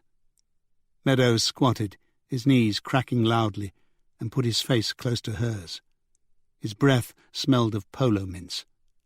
"Look, Miss Preston, we don't want any trouble. We just want Michael Lane. Your lad looks like a decent kid. It'd be a tragedy if anything happened to him, wouldn't it? An accident walking by the river, or falling out of a tree, or on the roads. Not safe these days, the roads. Kids get up to all sorts of dangerous mischief, don't they? Know what I'm talking about?" Alex nodded, cradling her throbbing finger. "So let's keep it simple. Tell us where Michael Lane is, and everyone lives happily ever after." "I don't know," Alex gasped. Meadows stood up and scratched his temple. "Know what?" he said. "I believe you. But I'm also sure that if he hasn't been in touch already, he will be very soon, and when he is, I want to know. Understand?" Alex nodded. Meadows walked towards the front door. Alex held her breath. "How do I get in touch?" she asked. He turned. "That's more like it." He handed her a card. On it was a printed number.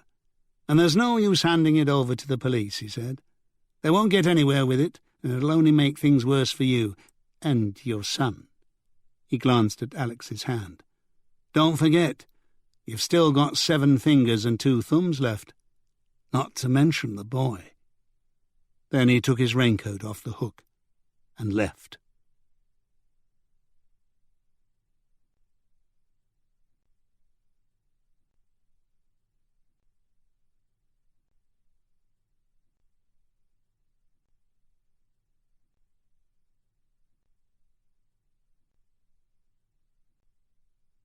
Chapter 4.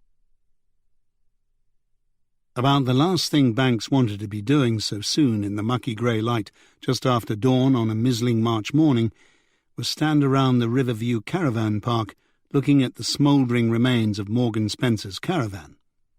His days ended late, but they didn't usually start so early. If there was any justice in the world, he'd be lying in bed listening to Today, waiting for Thought of the Day to shift him into the shower. Or better still, he'd be cuddling up to Oriana's warm, naked body beside him with the alarm clock set on snooze. He shivered. No sense making things worse for himself. D.C. Jerry Masterson stood beside him. She'd been first in the squad room that morning, keen newcomer that she was, and as usual first to read through the nightlies, which detailed all the police-involved incidents that had occurred in the region overnight. Usually it was a matter of drunk drivers, the occasional domestic or late-night pub brawl that got out of hand. But this time, she told him, she had noticed one interesting item: a fire at Riverview Caravan Park. That rang a bell, and when she inquired further of the desk sergeant, she was able to discover that the caravan belonged to one Morgan Spencer. Now Banks stood beside her at the scene, while the fire investigation officer, Jeff Hamilton, and his team sifted through the wreckage. Annie Cabot was on her way. Winsome and Doug Wilson could be safely left to take care of everything else for the time being. The air smelled of wet ash and burned rubber, in its own way almost as bad as the smell of human innards at a post-mortem. The area was roped off, but people stood outside their caravans or crowded around the edges of the prohibited area. Some were wearing only dressing gowns, having been woken by the blaze. Others were already dressed and ready for the day. A number of uniformed officers made their way through the crowd, taking statements. So far, nobody had seen or heard anything. More like they didn't want to get involved, Banks thought. Banks spotted Annie arriving and waved her over. "Bloody hell," she said when she saw the devastation. Of the neighbouring caravans, fortunately, only one had been damaged by the flames, which was a small miracle in itself. Still, Annie told Banks, ex-police sergeant Rick Campbell would be mightily pissed off about his siding. "Do people insure these things?" Banks asked her. "I doubt it. The ones who live here year-round probably can't afford it, and the rest can't be asked." Hamilton conferred with his team and ambled over. He was never a man to be hurried, Banks remembered, from the time they had worked together on a narrow boat fire.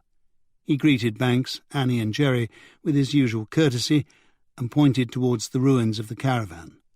"Not much left, I'm afraid. Fire traps, most of these things, no matter how much folks try to fireproof them." "Anyone inside?" Banks asked. Hamilton shook his head. "Cause?" "Well, we can't be certain yet, but the sniffer dogs have found no trace of accelerant, and the burn patterns would seem to indicate the calor gas burner." "You mean someone left it on?" Annie said. "Maybe," said Hamilton. "But you doubt it," Banks prompted him. "You know me, Alan. I'm not one for wild speculation in the absence of any real concrete evidence. But, well, all I can tell you is that the rubber pipe had come out at the burner end. It's very much the same principle as a barbecue, if you know how that works." "I know," said Banks. "I've got one." He had even managed to use it once or twice between rain showers. "I'd be careful, then." "Don't worry, Jeff. I keep it in the garden." "Even so, as I said, it looks as if the rubber hose had come free at the burner end, but was still attached to the calor gas supply." "Which turned it into a flamethrower?" "Aye, more or less." "And this happened how?" Banks pressed on. "Well, these things do happen by themselves sometimes," said Hamilton. "Say if the connection gets blocked by spiders' webs or anything else gets stuck inside and the rubber burns through. But from the remains I've seen here, it looks very much as if someone set a little pile of paper on fire on the floor of the caravan near the burner, ripped out the end of the hose, turned on the calor gas and got out fast." "Arson, then?" "A near certainty." "Professional?" Hamilton pulled a face as he appeared to think it over. "Doubtful. A pro would probably just have lit a fire underneath the caravan itself. Easy to do, and it would have had the same effect eventually." "But someone was inside?" "I'd say so. The lock area was splintered, the latch broken off. Fire doesn't do that. Someone had put his shoulder to the door and pushed. It wouldn't have taken much strength." "Any signs of a search?" Annie asked. Hamilton glanced back at the damage. "As you can see, nothing much has been spared. I must say, though, that while the cupboards and drawers might have come open and spilled their contents because of the fire, one thing a fire can't do is cut open a mattress and pillows." "So someone went through the place thoroughly before starting the fire," Annie said. "Looks that way, and then pulled out the connecting hose and did as I said." "Damn," said Annie. "If we'd searched the caravan last night—" "You can't blame yourself," Banks said. "You followed correct procedure. How were we to know someone else had the same idea as we did? We still don't know whether it's connected to anything else we're looking into. Besides, no one was hurt." "Morgan Spencer was certainly connected to Michael Lane," Annie said, "and Michael Lane was the son of Frank Lane, John Beddoes' closest neighbour, and the man who was keeping an eye on his farm while he was in Mexico. Michael Lane lived with Alex Preston, who works in a travel agency. Those are the only connections we know about for sure." "I know," said Banks, "and I don't like coincidences any more than you do. But what on earth could they have been looking for?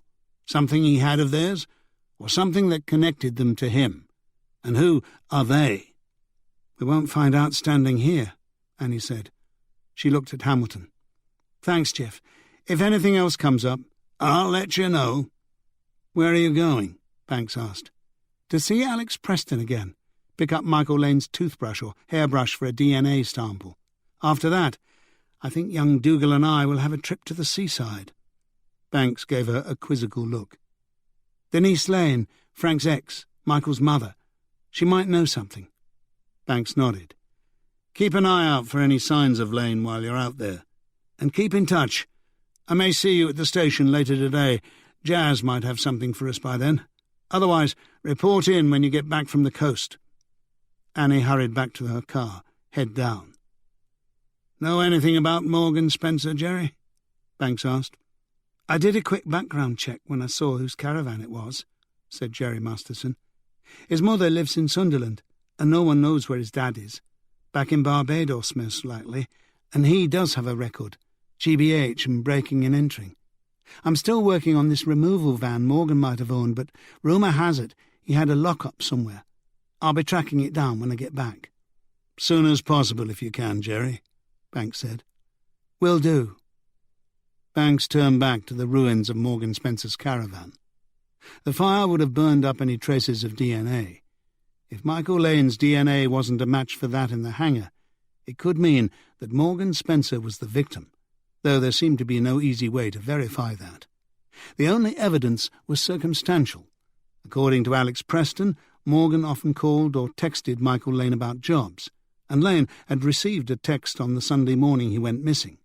If both Lane and Spencer were involved in the tractor theft, which wasn't outside the realm of possibility, and if they had both turned up at the airfield that morning, were they both dead? Only Jazz Singh could solve that one when she came back with the DNA analysis. If not, had one killed the other and done a bunk? Alex Preston had told Annie that Michael Lane was home all Saturday night, but then she would, wouldn't she? Too many questions, Banks realised. They could give a man a headache. He was reading too much into too little. It was time to get back to the station and start trying to gather his thoughts down on paper, put a few ideas together before heading out to the Lane farm. Annie wanted to find out if Alex Preston knew Michael Lane's blood type. She knew she could probably ask her over the phone, but that might prove tricky, taking into account the questions it raised and Alex's anxiety. So she decided to go in person, even if it meant climbing up to the bloody 8th floor again. Besides, she needed something that would yield a sample of Michael's DNA to take to Jazz. By some miracle, the lift was working again, and Annie was spared the climb to the 8th floor. The smell was just as bad as last time, and she was glad when the doors finally opened. After a deep breath, she made her way along the balcony to Alex's flat.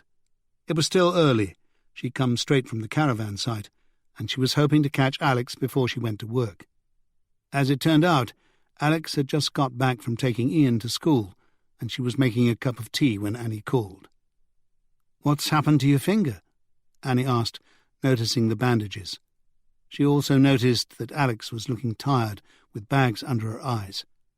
"I think I broke it," Alex said. "Trapped it in the door."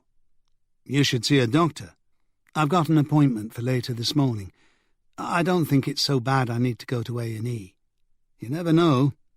Annie accepted a cup of tea and settled down in an armchair. "Is everything else all right, Ian?" "Yes, of course.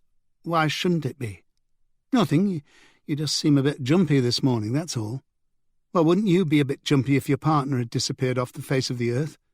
"He hasn't disappeared off the face of the earth, Alex. There's a simple explanation for all this. We'll find him. Have you seen or heard anything of him?"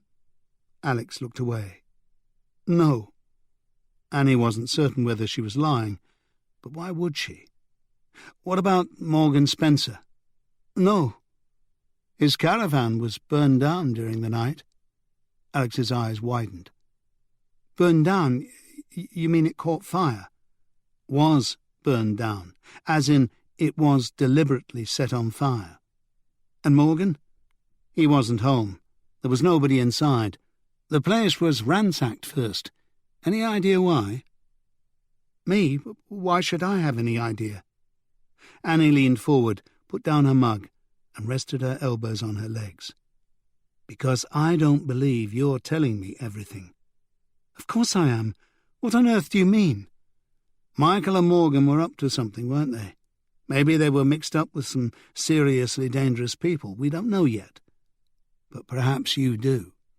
"I don't know what you're talking about. I don't know anything. Surely you don't believe Michael could have had anything to do with this fire?" Annie could see the fear in her eyes, hear it in her tremulous voice, smell it like a particularly heavy perfume in the air. "I'm not sure I believe you," she said. "Are you afraid of someone, Alex? Who is it? Morgan? Someone else? Michael? Has someone threatened you?"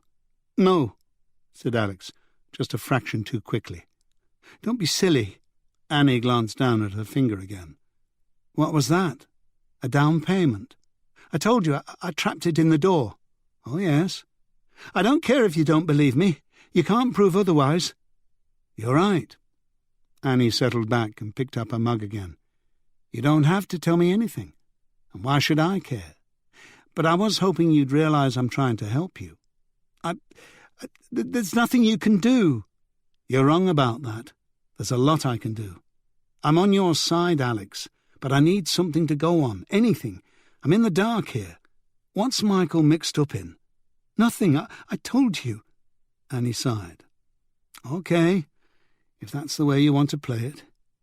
Do you happen to know Michael's blood type?" "Blood type? Why do you—" "Can you just answer the question, please, Alex?" "Well, not offhand. I have it, I think—" She excused herself and went over to the sideboard, where she rummaged through a drawer and brought out a small ring-bound notebook. "This is where I keep all the important information like that, passport numbers and so on," she said, flipping through the pages. "Here it is. A positive. Why do you want to know?" Annie tried to show no reaction to the news. "It might help us find him." "You mean you think he's been bleeding? Someone's hurt him? Is he badly hurt?" "Alex, do you have anything here that I might be able to get a sample of Michael's DNA from? A toothbrush, hairbrush, perhaps?" "Yes. He didn't take either of those things with him, but why? Why do you need his DNA?" She grasped the collar of her blouse and held it as if she were cold. "You have a body or something, don't you? You think it's Michael?" Annie walked over and rested her hands on Alex's shoulders. "Alex, calm down. You're letting your imagination run away with you. It's routine. It's not only dead people who leave traces of DNA, you know, or bodily fluids that can give us their blood group." "I don't know what you mean." Alex ran her hand through her hair. "Can't you see I'm at my wit's end here?" "Just give me what I ask for," Annie said. "Please, and believe me, it will help." When Alex came back from the bathroom, carrying a toothbrush and a hairbrush, she looked even worse. "You might want to tell your doctor you're run down when you go and see him this morning," Annie said. "He may be able to give you a tonic or something. Are you due at work?" "Not today, thank God." Annie stood up and took 2 bags from her briefcase, placed the toothbrush in one and the hairbrush in the other, and wrote neatly on the labels to identify the contents, asking Alex to sign as a witness. Still looking stunned, Alex did as she was asked. Annie stopped at the door. "Just one more thing," she said.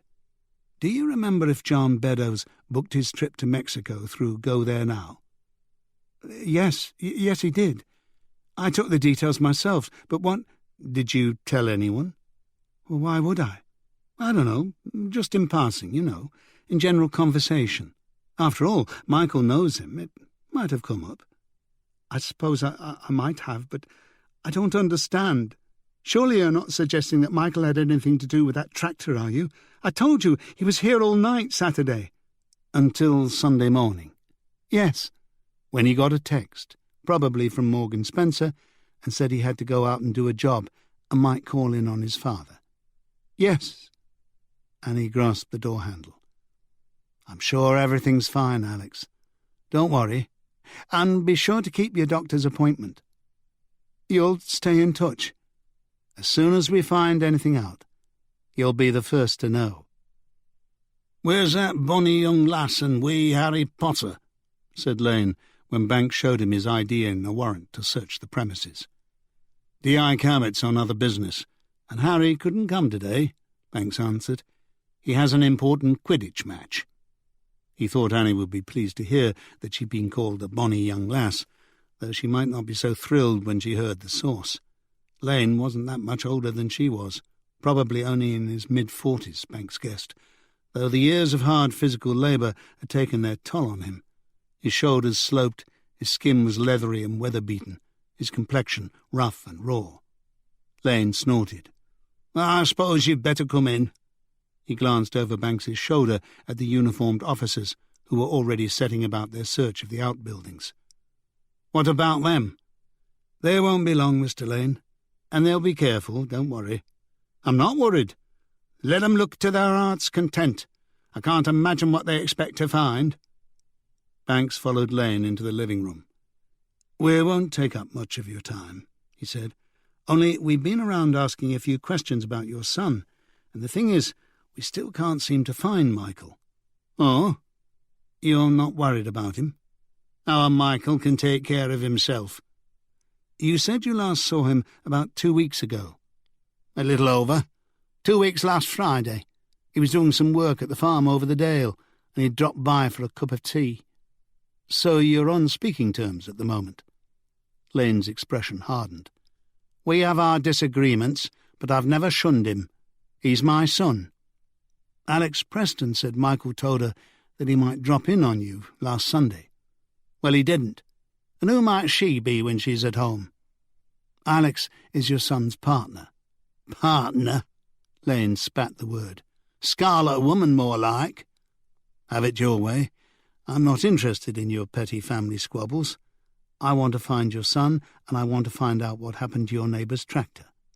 Banks didn't want to mention the blood just yet, the more serious reason for his questions, not until they knew a lot more about what had happened in the old hangar. "You think he's here, don't you? Our Michael. That's what young Woodentops are looking for, isn't it?"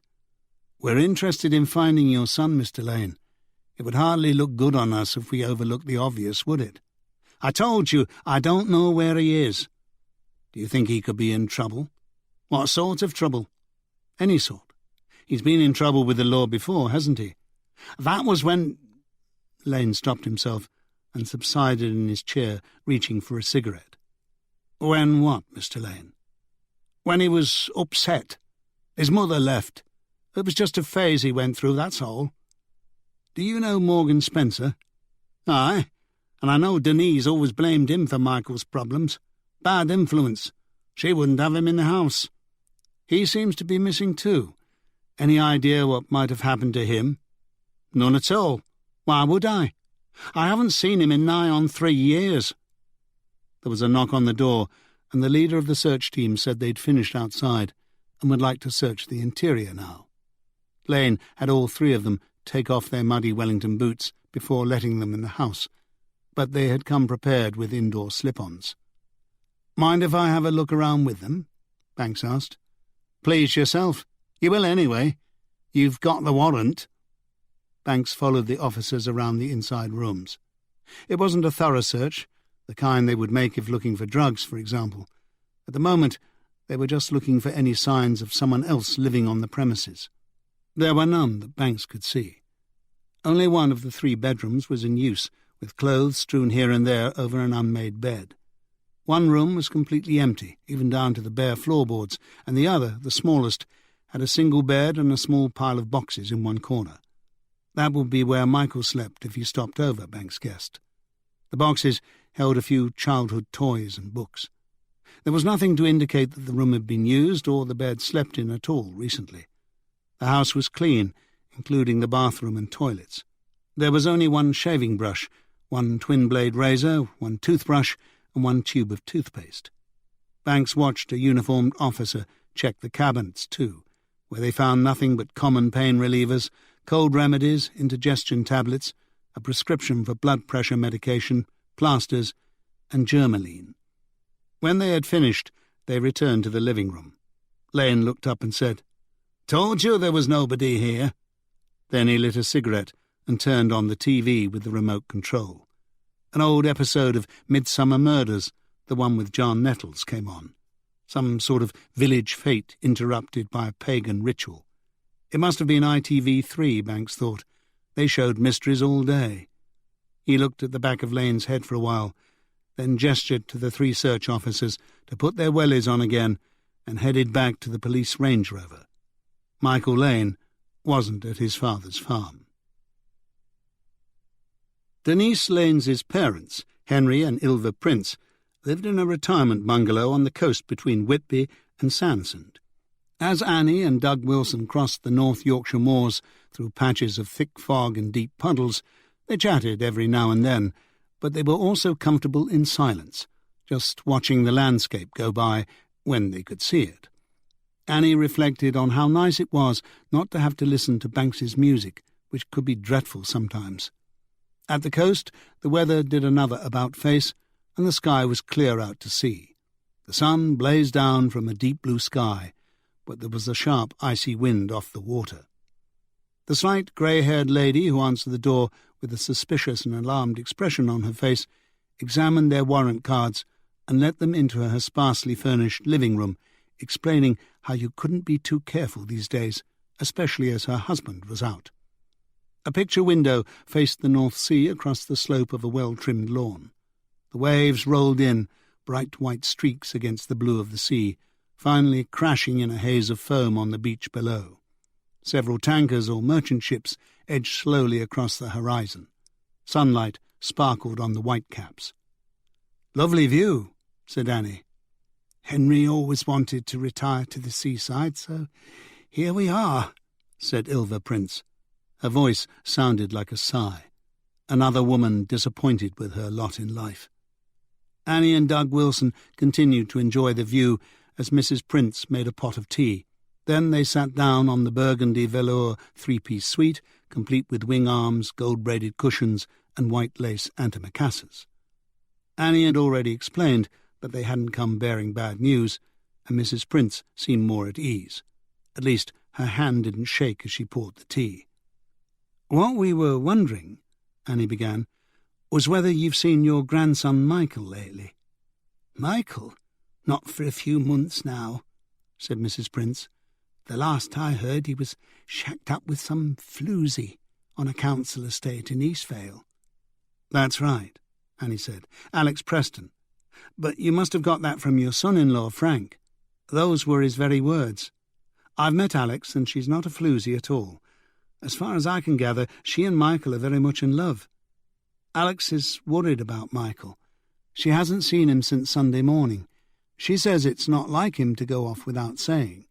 She thought he might have been visiting his dad. I'm just wondering if maybe he was visiting his mother." "Our Denise? Well, he isn't. Maybe he's come to his senses and left this woman." "I'm being serious about this, Mrs. Prince." "Well, so am I. Besides, our Denise doesn't live here any more, and Michael certainly hasn't been here visiting us. He's just like his father. Never had much time for Henry and me. Not that we haven't tried. Oh, he'd drop by now and again when his mum was here at first, but—" "Do you know if your daughter has seen him in the past few days?" "She would have said." "So you do still see her?" "Yes, of course. It's just that, well, she met a fellow, you see, lives in Whitby, and she's moved in with him. He's a nice chap, mind you, is Ollie. It's short for Oliver, you know. I always thought Oliver was a lovely name, very distinguished, like Oliver Cromwell. Not that he's got any airs and graces, mind you, but he's a decent lad. He's got a university degree. Got a good job, too. He works in the council offices. They were here for tea just this last Sunday." "And she didn't mention Michael?" "No. Why should she?" "We'd really like to talk to her about him," said Annie. Mrs. Prince looked at her watch. "Well, she won't be at home now. She'll be at work. That big Tesco's down by the railway station." Doug Wilson stood up. "Mind if I use your toilet, Mrs. P?" he said. "Long car ride from Eastvale." Mrs. Prince pointed across the room. "It's through there on the right, and leave it as you find it." "Yes, ma'am." "Denise and her husband have been separated for 2 years now. Is that correct?" "About that long, yes."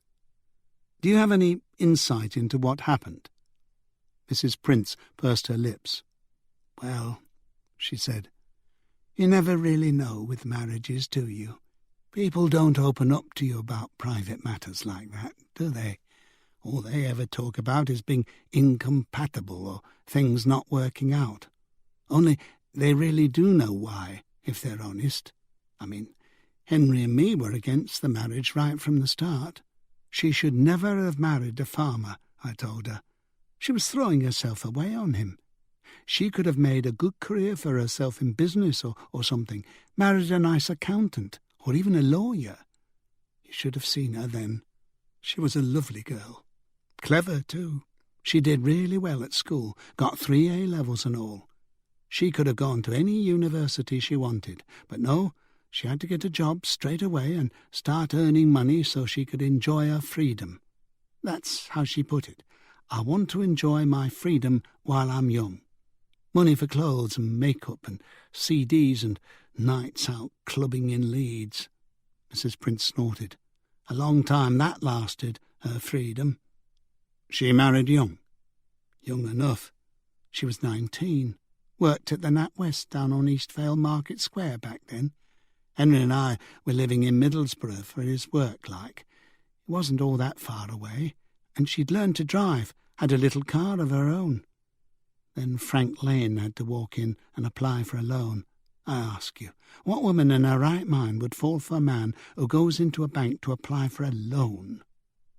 Wilson came back into the room and sat down again. "How long were they married?" Annie asked. 20 years. She's still a young woman, takes good care of herself too, always down at that gym, working out. "And she has a job at Tesco's?" Mrs. Prince paused. "Well, it's just temporary, like, until she gets on her feet. She'll be back in banking before long, just you wait and see. Manager, I wouldn't be surprised." "So she's not working in the Tesco office now, in management?" "Not exactly." "When she split up with Frank, did she come straight here to live with you and your husband?" "Yes." Oh, she was in a terrible state. He kicked her out and chucked her clothes after her. I told her right from the start she shouldn't have married him, that life as a farmer's wife would never agree with her. She was like a beautiful bird in a cage. She liked nice things and parties and going to restaurants, holidays in Spain, trips to London and Paris. She was a virtual prisoner up at that farm. I don't know how she stuck it out for so long. It must have been for the sake of the boy." "You think that's what did it in the end? The farm, her life up there, the isolation?" "Of course it was. And there was never enough money. They were always scrimping and saving to make ends meet. I'm not saying her Frank was tight-fisted or out, not really, but there were times when she could hardly afford to put a meal on the table. I ask you. And he was working all hours God sent. They had no life, never went anywhere, not even London. No, it's a wonder it didn't happen sooner." Mrs. Prince folded her arms. "You mentioned the sake of the boy. Do you think she waited until Michael grew up before leaving?" "I suppose that was partly it. I mean, she does care for the lad, give her her due. She was a good mother, but I'm sure it had been in the cards for some time. Michael was 17 when our Denise finally left. I reckon she thought he was old enough to take care of himself by then. Not that he had a clue, like. Another one who didn't want to stay in school and go to university. Didn't know what he wanted to do, if you ask me. Still doesn't." Annie didn't think she knew what she wanted to do when she was 17. Mostly just get drunk on Bacardi breezes and hang out with the boys. Doug Wilson probably didn't know either, she thought, glancing sideways at him. She thought Winsome knew, though, that she always wanted to be a police officer, just like her dad back in Jamaica. He was her hero, or so she had once confessed after a vodka and tonic too many. But Annie had no idea. Even now she sometimes wondered whether she had made the right decision. Doug Wilson tapped his pen on his notebook and looked over at Annie. It was the kind of look that said, "What are we doing wasting our time here?" And Annie realised he was right.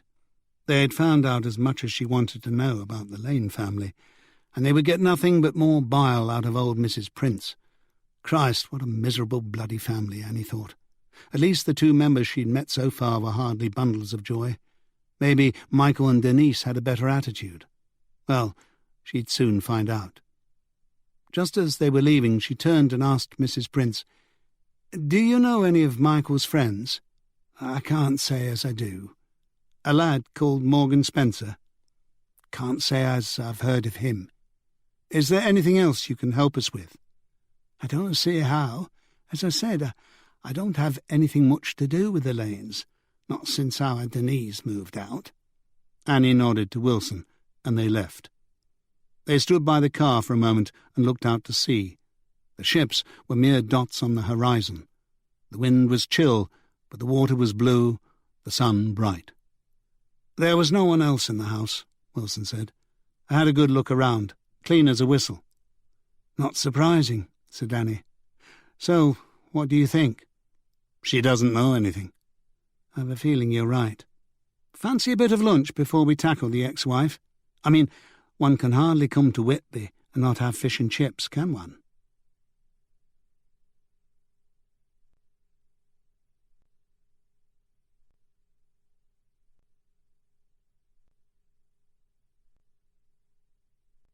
Chapter 5.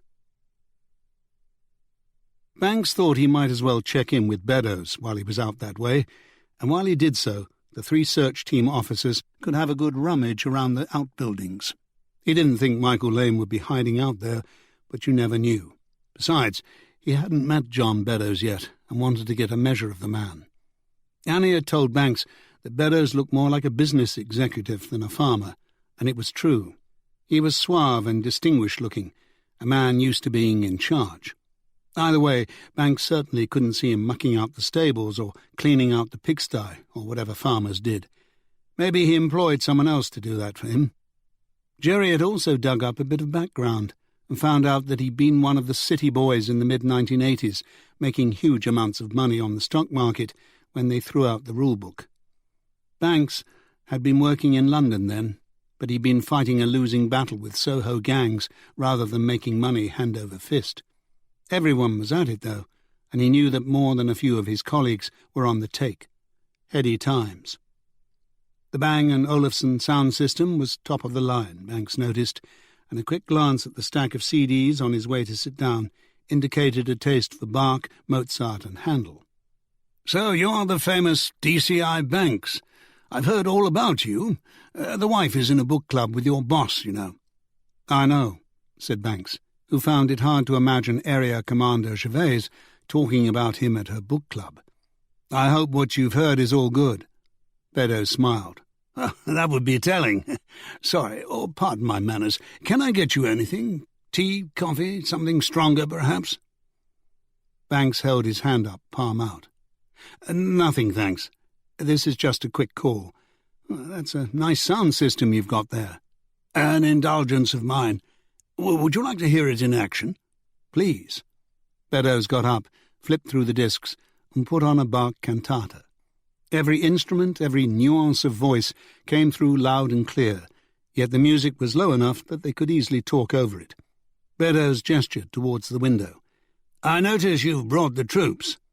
"Oh, them. I hope you don't mind. I asked them to have a good look at the scene, see if they could find any more trace evidence. We have so little to go on." "I sympathise," said Beddoes. "And I don't mind at all. They'd better not get too close to the pigs, though. They're in a bit of a bad mood today." "I'm sure they won't disturb your pigs." Beddoes crossed his legs the other way. "So, what can I help you with? I must say everyone I've talked to so far has been very thorough, most commendable. I don't imagine I'll be able to add anything to what I've already told your officers." "I just wanted a look at the place, really," said Banks, "and as I was over talking to Mr. Lane, I thought I'd drop by and introduce myself." "Checking out the scene of the crime, eh? Have you seen anything of Patrick's son yet? I understand the lad's gone walkabout." "Nothing yet," said Banks. "You didn't have much time for Michael Lane, did you?" I can't say I did. He was a juvenile delinquent just waiting to happen as far as I was concerned," said Beddoes. "Or is that a politically incorrect term these days?" "More dated, I'd say. Was there anything specific that caused your falling out?" "We didn't fall out per se. We were never close to begin with. No, the boy was a pest, that's all. But that doesn't mean I'm hoping something's happened to him. I know Frank loves his son, despite their differences. He's just a man who finds it hard to talk about his feelings." "Like most men, according to most of the women I know. Are you sure it wasn't just youthful high spirits with Michael Lane?" "Perhaps it was. He was mouthy, mischievous. I don't suppose that makes him a criminal. Come to think of it, I was probably a bit that way myself." "Did he ever steal from you, commit any acts of vandalism?" "No, nothing like that. You've heard about the joyriding, I suppose?" "Yes. Do you think that makes him a suspect in the theft of your tractor?" "Michael Lane?" "Why not?" "I never really considered that. I don't think he'd be capable of the level of organisation needed to pull off such a job. There must have been more than one of them, wouldn't you think?" "Possibly, though I heard the key was readily available." Beddoes reddened.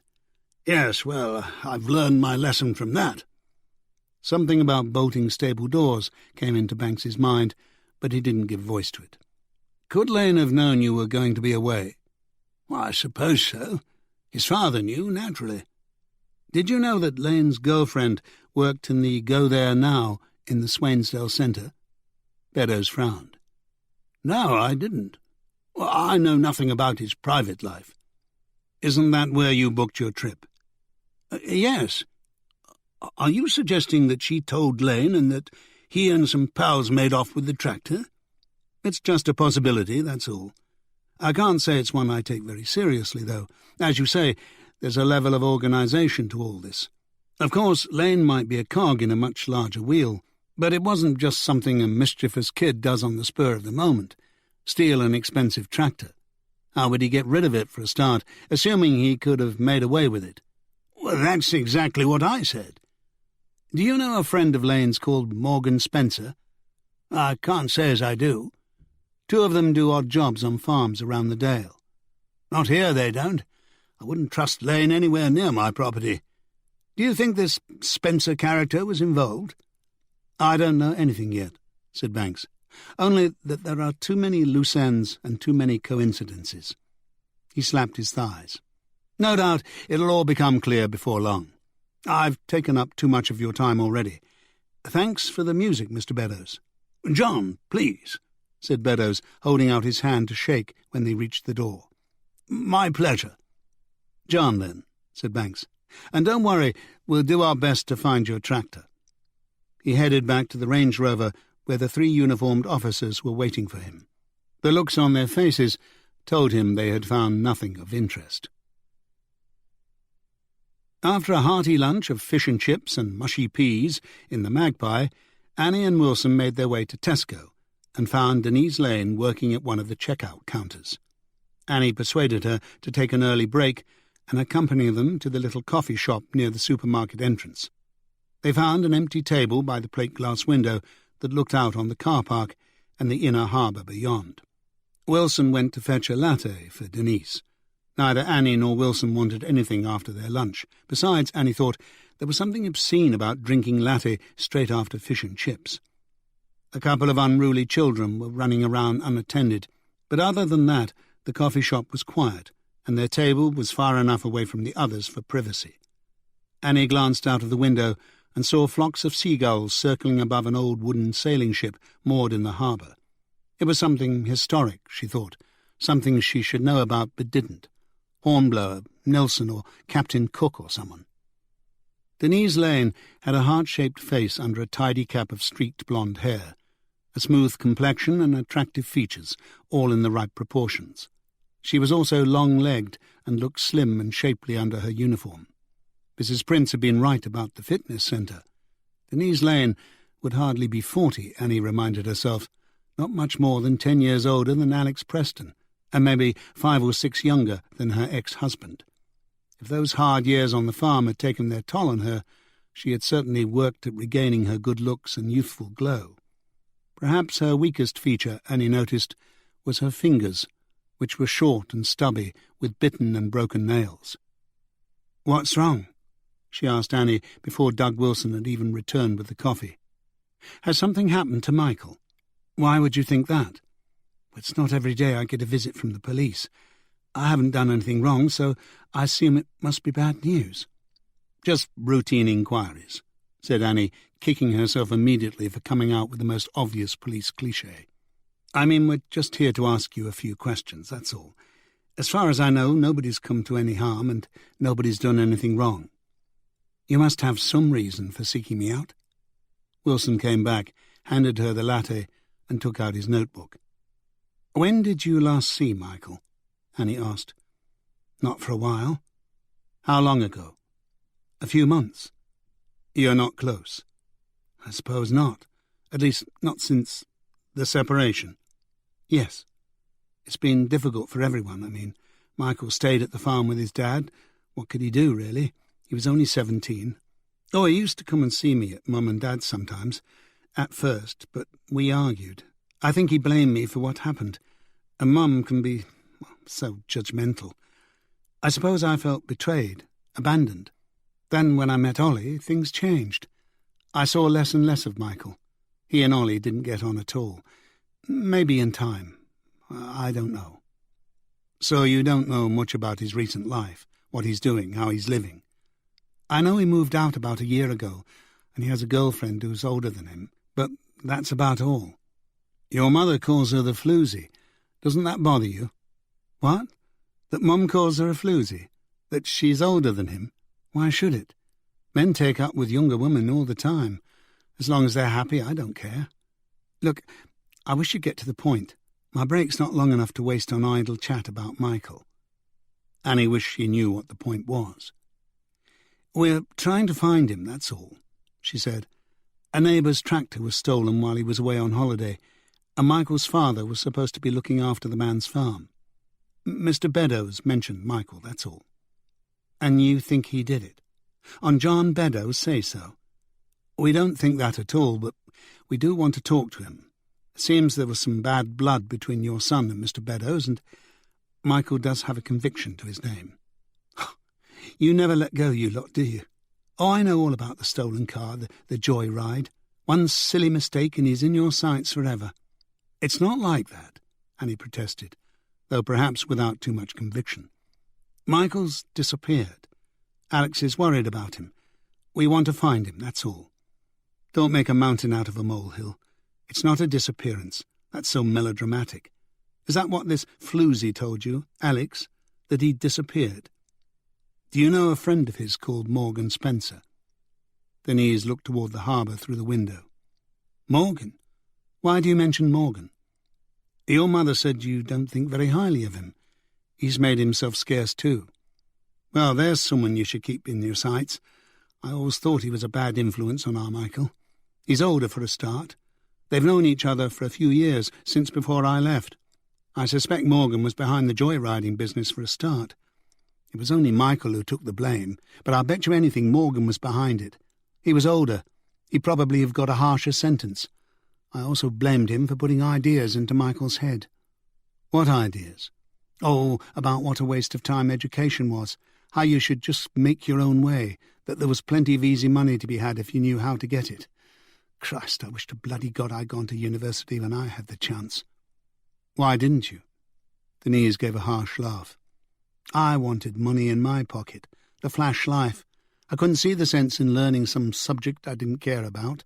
I wanted holidays abroad, sun and fun. What I got was Frank Bloody Lane and the farm. Only myself to blame, but that's behind me now." "So Morgan was a bad influence on Michael. Is that all you know about him?" I think... She looked away. "What is it, Denise?" "I think he's dangerous, too." She glanced around the coffee shop as if to make sure no one could hear. Annie didn't think anyone could. Then Denise lowered her voice. "Or he could be. One time, about 3 years ago, before things really started to fall apart, Morgan came up to the farm looking for Michael. He wasn't there. Neither was Frank. I was by myself. Morgan didn't seem bothered by that, and he started to, chat me up, I suppose. Then he got more explicit, said why didn't we go upstairs? We could have some fun. That I wasn't bad looking for an old woman, and he could give me a good time. That sort of thing. Thinks he's God's gift. Annie felt herself turn cold. Did he touch you? Well, just, he put his hand on my breast, but I slapped him away. I thought then for a moment from the expression on his face he was going to force me. He looked so angry at being rejected. But he didn't do anything. No, he just left. And that was the only time. I wouldn't have him in the house after that. Did you tell your husband or Michael? No, I haven't told anyone. I felt so dirty, so ashamed, and things were already bad between Frank and me. But I want you to know what kind of person he is. If there's any trouble, if Michael's in any sort of bother, then you can bet Morgan Spencer is behind it. Thanks for agreeing to see me at such short notice, Banks said to Detective Inspector Joanna MacDonald as they sat in a pub on the outskirts of Northallerton waiting for lunch. Any excuse to get out of the office, Joanna said, smiling. And you did say you were buying. How's it going? Joanna shrugged. What can I say? The career's fine. The personal life's still a bit of a mess. It gets a bit lonely sometimes. Banks knew that Joanna had recently separated from her husband after she'd discovered that he was involved in a number of affairs, or flings, as she had called them. He remembered how much it had hurt him when his own ex-wife Sandra had left him for someone else. The betrayal, the sense of being played for an idiot for not seeing it coming. The shame and humiliation. You miss your husband? Like a bad smell. But to look on the bright side, I'm not in professional standards anymore, so everyone doesn't hate me. Somehow Joanna didn't seem so much the icy Hitchcock blonde she had been when Banks had first met her. She was still blonde and still a very attractive woman, but now instead of wearing her hair piled on top, she let it hang straight over her shoulders. She wore black-rimmed glasses, which suited her and gave her the aspect of a college professor. There was also something warmer and more open about her manner. When they'd been on a case in Tallinn together, she'd been remote, edgy and quick-tempered. It was probably a lot to do with working for professional standards, Banks knew, and suspecting her husband of infidelity, and he had to admit that he hadn't exactly welcomed her with open arms. She was the enemy, after all.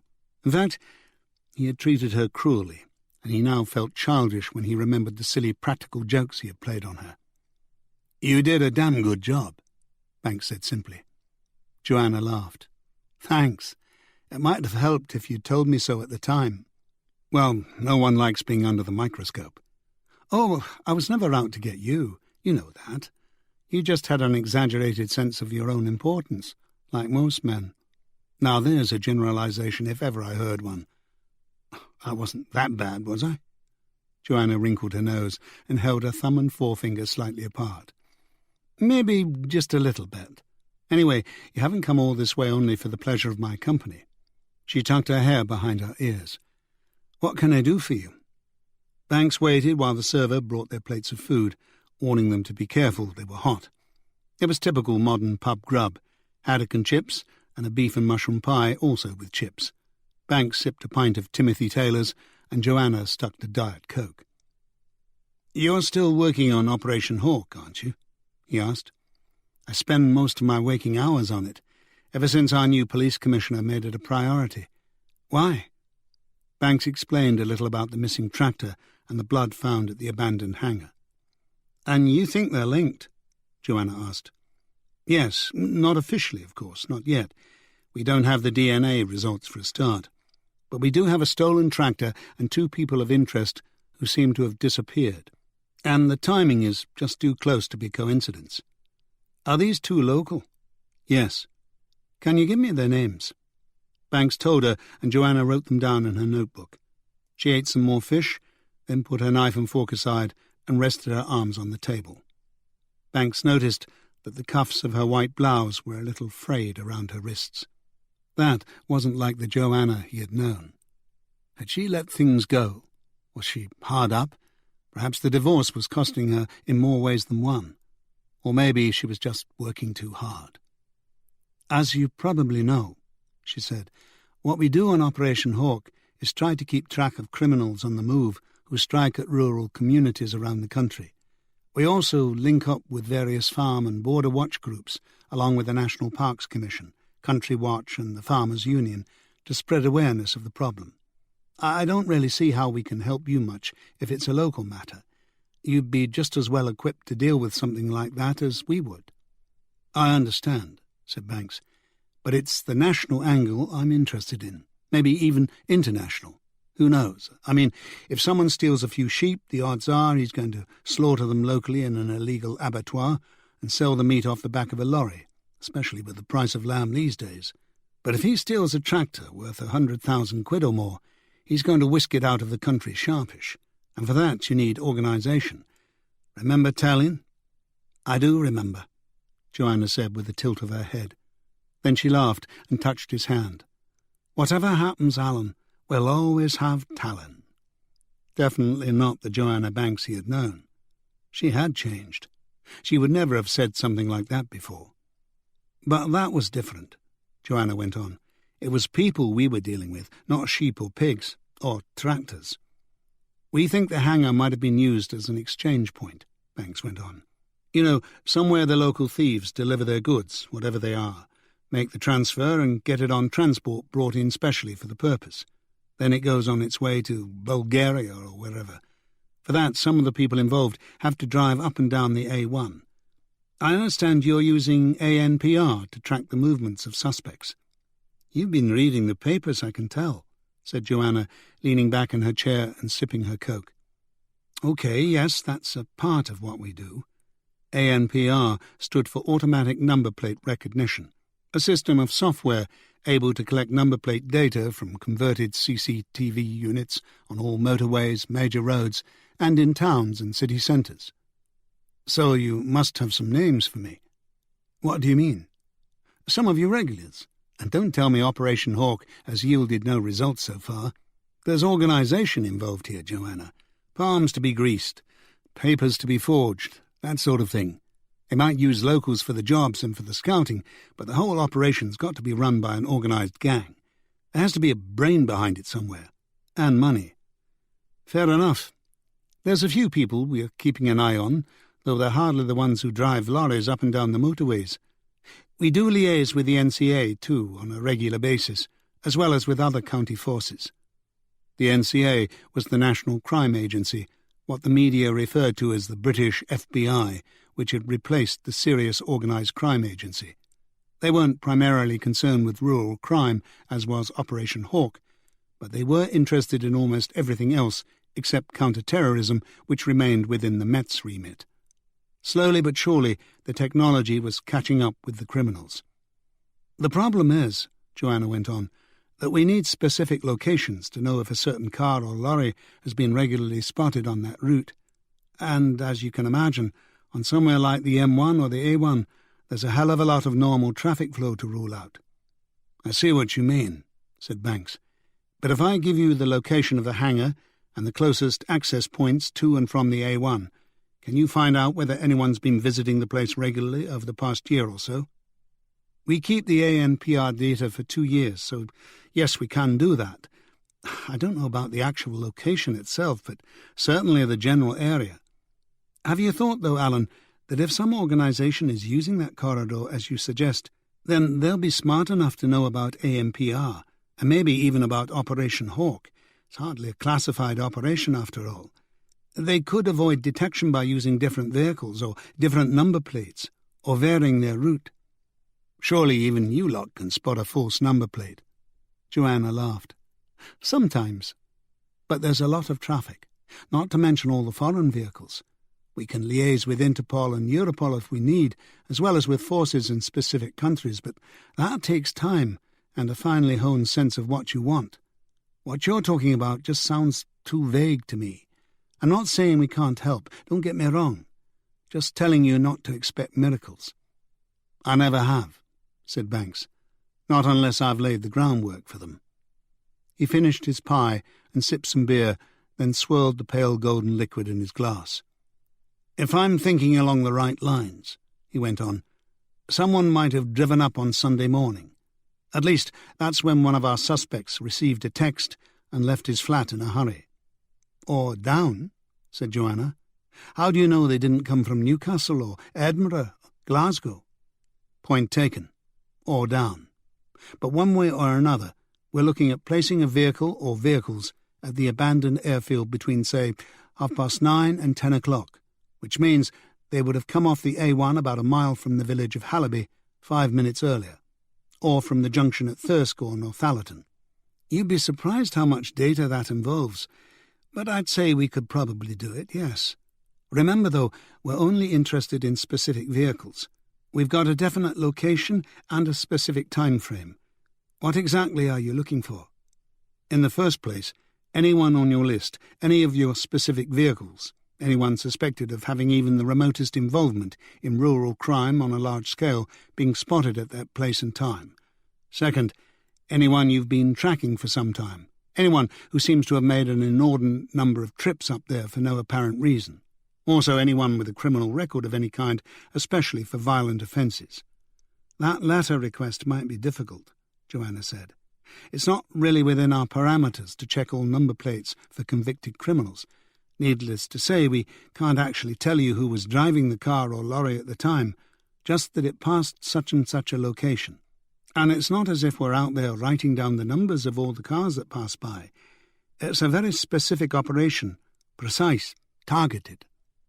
Banks slipped out his notebook and gave her Michael Lane's number plate. "It would help if we could know whether he's been in the area or not, too," he said. "And we're tracking down another number, a large van used for removals. We think it may have been involved in the theft of the tractor." "I'll see what I can do," said Joanna. "But remember, some of these people are clever. Everyone slips up sometime, and it's just possible that someone might have been in a hurry. It looks as if there was a shooting at the hangar, Joanna.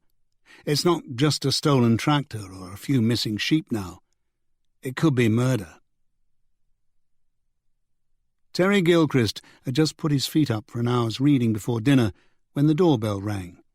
His leg hurt, and he cursed mildly as he got to his feet and went to answer it. He could see only a blurred figure through the frosted glass, but when he opened the door, he saw the beautiful black detective standing there.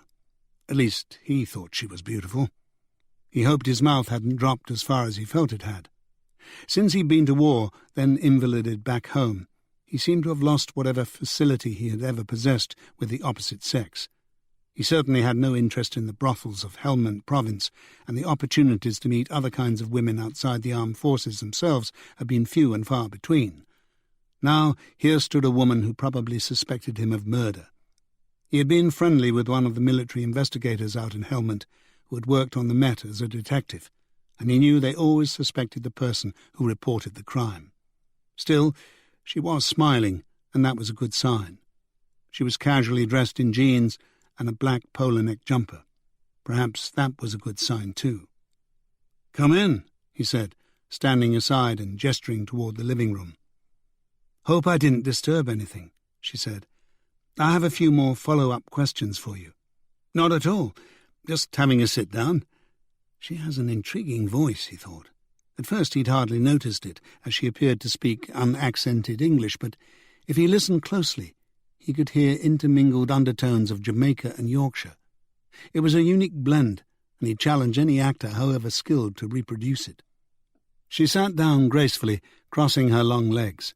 He noticed her glancing at his leg as he walked by, and used his arms to lower himself back into the armchair. "I suppose it could be worse," she said. "I mean the leg. Worse than ending up with a slight limp." He got the impression from her awkward tone that he'd embarrassed her by catching her looking at his disability. "Much worse. The alternatives hardly bear thinking about. Believe it or not, I'm on the mend. The doctors assure me the stick will go completely soon, but they fear the limp will persist. I don't mean to complain, but the devil of it is that I'm used to outdoors pursuits.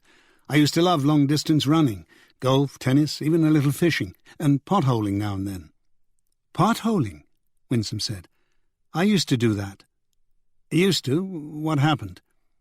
I got lost once, and the water was rising. I'm afraid I panicked a bit. It sort of put me off. I suppose if you stop to think what you're doing when you're lost in a cold, wet cave 100 feet under the ground, it might seem like a sort of crazy thing to do. Winsome laughed. He liked her laugh, and that he could make her laugh. I almost came a cropper, she went on. I was in the narrowest section, worming my way through to the ledge overlooking the big cavern at Gaping Gill. When you panic, of course, you just get yourself more stuck. They found me and got me out, of course, but I think I must have lost my nerve after that. I thought there could be a sudden shower and I'd just drown, drown. It can be very dangerous down there. Gilchrist sipped his coffee. I'm glad you didn't. What? Drown? Oh, yes. Me too. They both laughed. Perhaps we could go together, Gilchrist said. Potholing, that is, when all this is over. He tapped his leg. This wouldn't be much of a hindrance. Maybe I can help you get your nerve back. Maybe. We'll have to see. Her tone sounded clipped, as if she was cutting off the possibility. Gilchrist felt disproportionately disappointed. After all, he hardly knew her. Was it forward to ask a woman you found attractive to go potholing with you? He no longer had any idea about the propriety or etiquette of such things. Best shut up about it and get to the question she had come to ask him. Stick to the point of her visit.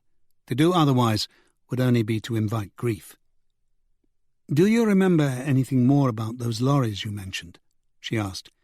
"Any markings or anything?" Now they were back on familiar terrain, but even this Gilchrist found painful. He used to pride himself on his keen powers of observation and memory. He would probably have made a good detective himself, his CO had once said. But since the explosion, his memory seemed to have gone the same way as his leg. He only hoped it would recover as well in time. "I don't think they had any markings," he said. "I don't remember any. When you saw them, what did you think they were doing there?" "I must admit I had no idea. It's like when you see all those juggernauts by the roadside at Scotch Corner, drivers having a nap or something. They have their routines. I know they're only supposed to drive a limited number of hours per day. They have to sleep somewhere, and it saves on B&B money if they sleep in the cab. These were smaller, so sleeping in the cab was probably out. In the back, maybe." "I suppose so," said Winsome. "Did you ever get the impression they were delivering something or picking something up? Ever see anyone loading or anything like that?" Terry shook his head. "I think I would remember if I had," he said, feeling far from certain that he would. "What about the children you said you saw playing there? Do you know any of them?" "I've thrown their ball back to them once or twice, but I wouldn't say I know them, not by name. They're from the village. As I said, they're all right, really, but the older ones do tend to be antisocial or just suspicious of strangers. Maybe rightly so." "Do you know where any of them live?" "I've seen a couple of them coming or going from houses when I've been shopping. It might help if you could let me know the addresses." "I'm afraid I don't remember. The streets are all named after trees and I get confused. I could probably point out some of the houses." Winsome nodded, and Terry watched her make a note in her black book. "We'll send someone over when it's convenient for you," she said. "Maybe tomorrow morning, if that's okay. We'd like to have a word with some of them." "Well, I'm not going anywhere. I don't suppose they'll be able to tell you much, though. After all, they wouldn't have been there when the lorries were." "No, but even so." "Yes, you have to be thorough." Again Terry felt disappointed that she wasn't going to accompany him on a walk around the village to identify the children's houses. He could point out the highlights of Druick, such as they were. As it happened, he could only remember where one or two of the children lived, so it probably wouldn't do her any good. They could canvass the whole village if they wanted. It wouldn't take long. He also realized that it probably wasn't a job for someone of her rank. She'd send a patrol car, most likely, and at most a DC to question the kids. But she had come to see him again in person. That was something to hold on to. Before he hardly noticed, she was putting away her notebook and preparing to get up and leave. He was trying to think of a way to get her to stay when he had forgotten to offer her basic hospitality. "Forgive me," he said. "I forgot to ask if you wanted anything to drink. Would you like something? Tea? Coffee?" Winsome smiled. "No, thanks. It's getting a bit late. I ought to be off. We're not only in it for the perks, you know." He started to protest that wasn't what he meant when he noticed the cheeky grin on her face. "Got me there," he said. He grasped the arms of the chair to heave himself up and follow her out, but she said, "No, that's all right. Stay there. I can find my own way. Don't worry about it." Then she smiled again, and the next thing he knew, the door had closed behind her. He sagged back into the chair, feeling like an abject failure. He banged the chair arm with his fist, then thumped his gammy leg too, just for good measure.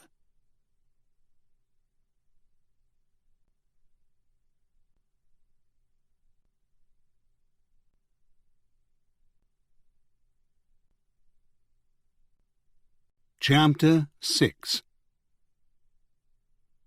Caleb Ross had been driving around the Dales farms for 35 years, 30 of them for Vaughan's ABP, always the white vans with the high sides, covered and leak-proof in their various incarnations.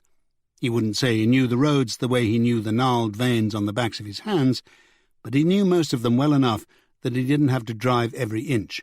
He could usually let the internal cruise control take over for a while. He was also used to people overtaking him.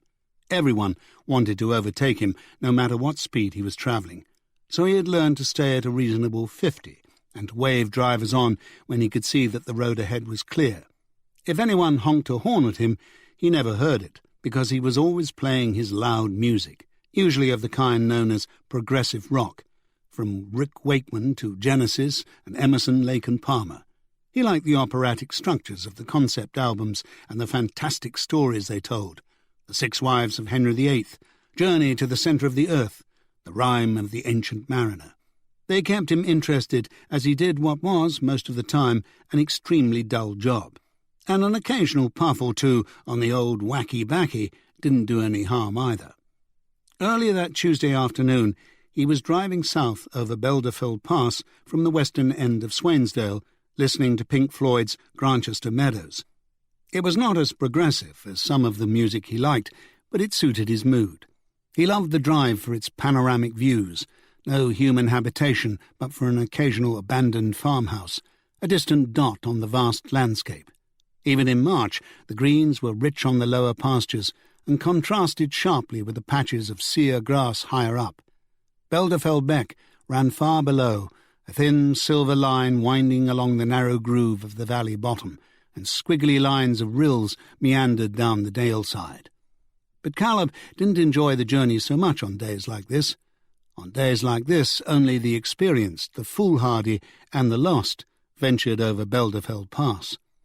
It had been clear when Caleb had made his way up the hill out of Swainsdale, but now heavy clouds massed and threatened from the north and west, and the wind was getting up, changing direction every few seconds, buffeting the high sides of the van.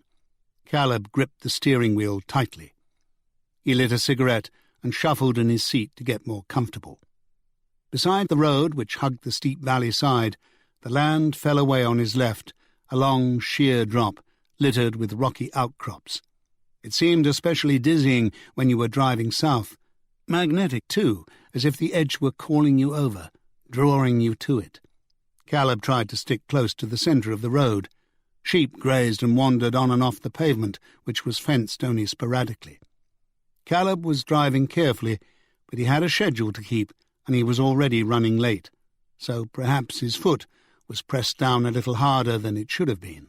Then again, the faster he got over the pass, the less likely it was that the conditions would worsen while he was up there. At least it wasn't raining yet, and there was no ice on the road. Then it happened. It seemed with the change in direction of one rough blast of wind. The next thing Caleb knew, hailstones as big as marbles were pelting down on the van, almost hard enough to shatter the windscreen. He certainly heard them over the music, and he felt as he imagined a soldier might feel under fire. Instinctively, he found himself hunkering down in his seat, as if he were dodging bullets, wondering if he should pull over until it stopped. Sometimes these storms were blessedly brief. The soothing pastoral of Grantchester Meadows played on through the bombardment. Before he could make his mind up, The hail pellets fell so thickly that for a moment he couldn't see a thing, only hear the unrelenting rat-a-tat-tat on the metal and glass. And then he saw a dark shadow looming toward him, a frightened sheep running in front of the van, right into his path. He was at one of the steepest points of the pass, and he knew he was still too close to the centre of the road. He felt himself hit the sheep before he jerked the steering wheel to avoid what he now saw was an oncoming car. But the combination of hail, shock, speed, and lack of visibility disoriented him so much that before he knew it, he crashed right through the flimsy fence and became airborne. For a split second, he had the strangest sensation of being free. He had no control. There was nothing he could do. He was floating, cut loose from all that bound him to the world, and it came as a great ecstatic rush of release. But the euphoria soon gave way to panic, as the van nose-dived down to the valley bottom with the gentle music still playing and hailstones tapping their staccato rhythm on the metal. Caleb screaming as he scrambled to unfasten his safety belt. Maybe if he jumped, but he didn't have time. The van had almost reached the bottom when it hit a huge limestone outcrop square on. The engine block smashed through the dashboard, taking the steering wheel with it, and squashed Caleb in his seat as a wanton boy might squash a fly. Then the van shattered into pieces and scattered itself and its load over the valley bottom. Before the last scrap of metal had stopped spinning, the hailstorm ended and the sun lanced through the clouds. Winsome and Jerry Masterson arrived in Halliby after a morning of paperwork and phone calls and parked outside the George and Dragon. Winsome glanced around the village. The houses lining the road were mostly modern semis or short terraces built of red brick with a mix of slate and red pantile roofs, the occasional bay window and a touch of pebble dash in evidence. There was no country charm here, though one or two larger detached homes stood back from the road closer to the riverbank and seemed older and grander. There was no village green, as everything lay spread out along the roadside. Small four-square chapel, the George and Dragon, a row of shops including a hairdresser, general store and outdoor gear supplier, a community hall and a fish and chip shop. The church was behind the row of shops, reached by a narrow ginnel, and Winsome could just see the tips of the tombstones in the cemetery. That was about it for Halliby. At least the sun was shining, even though there was a definite chill in the air, and on the eastern horizon Winsome could see the Hambleton Hills catching light. "Where should we start?" asked Jerry. Winsome nodded toward the pub. "Why not here?" she said. "Let's take a leaf out of the boss's book. These places are usually the hub of village gossip. Besides," she added, "I hate knocking on doors. It makes me feel like a commercial traveller, and the dogs can drive you crazy." Jerry smiled. "I remember from my uniform days," she said. Winsome gave her an appraising look. Her uniform days weren't far behind, but she was showing excellent promise as a detective, especially in the fields of intelligence gathering and computers. There didn't seem to be any fact or snippet of information that was beyond the touch of her fingers on a keyboard. It was the other, more human skills she needed to develop. "It's a miracle the place is still open," said Winsome. "So many village pubs seem to be closing for good these days." The interior seemed dark after the bright sunlight, but their eyes soon adjusted. It was a modern pub, not one of those old-fashioned places with lots of brass and heavy varnished wood. The tables were square and made of some sort of black synthetic substance. The chairs had tubular legs. There was even a carpet on the floor. Video machines flashed and winked on the far side of the room.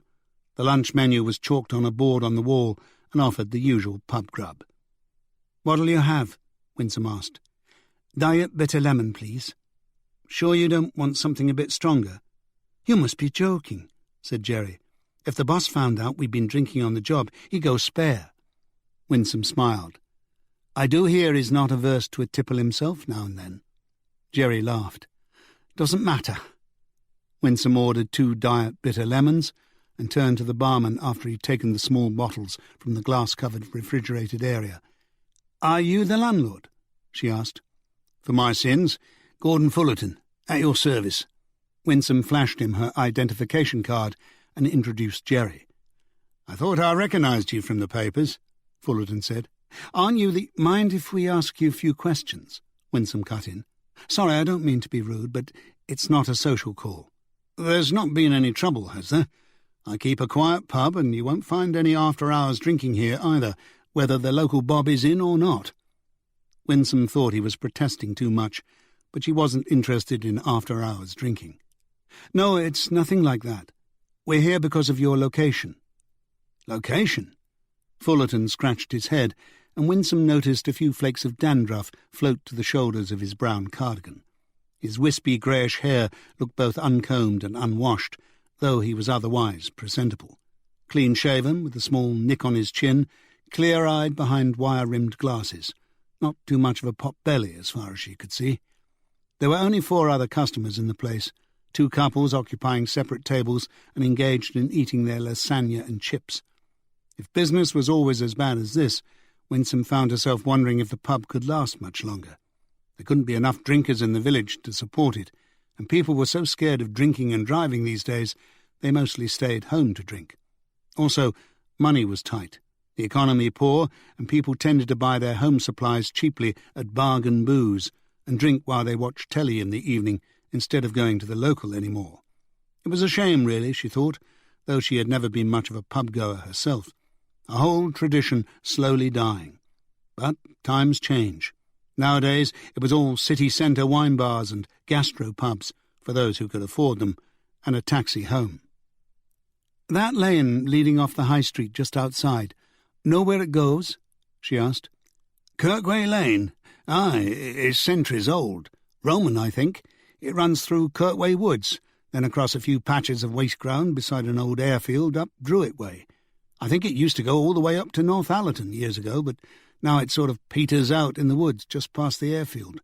Nobody uses it much these days. We just get the odd lorry now and then." "Lorries? How often?" "Not that often." "How many times a week?" Winsome persisted. "Well, certainly not every week. Far more irregular. I've seen them maybe 3 or 4 times in the past year or so." "Coming or going?" "Both. They come off the high street from the direction of the A1 and turn left up Kirkway Lane. Then later they come back down, turn right, and head back towards the A1. "How much later?" "An hour or 2. I don't stand around watching and waiting, you know, but sometimes it's devilish quiet around here. Mostly I've just heard them." "What time do they usually arrive?" "I don't really remember. Different times, I suppose." "Any particular days of the week?" "Not so as I remember." "Did any of them have any markings, a company name or logo or something?" "No, they're just plain lorries, as a rule." "How big are they?" "Well, it varies. You can't get anything really big up there, like those juggernauts or pantechnicons or whatever they call them. Just lorries." "Big enough to hold a tractor or a combine?" asked Winsome. "Not a combine, I shouldn't think," said Fullerton. "That road's too narrow. Tractors and other heavy equipment, though. Why?" "Why? Livestock?" "Well, they're not your typical livestock transporters, but I don't see as why they couldn't be used for that. What's going on?" "When was the last time you saw or heard one?" "Funny you should mention that. It were this last Sunday." Winsome felt a surge of excitement. "What time?" "Well, let's see. I were just bringing Fred and Barney, them's the whippets like, back from their run, so it would have been just after 10. "Which way was it going?" "Coming down, heading for the A1. "You didn't notice it going up earlier?" "No, but it could have gone up while I was walking the dogs. I wouldn't have noticed anything." "Can you remember what it looked like?"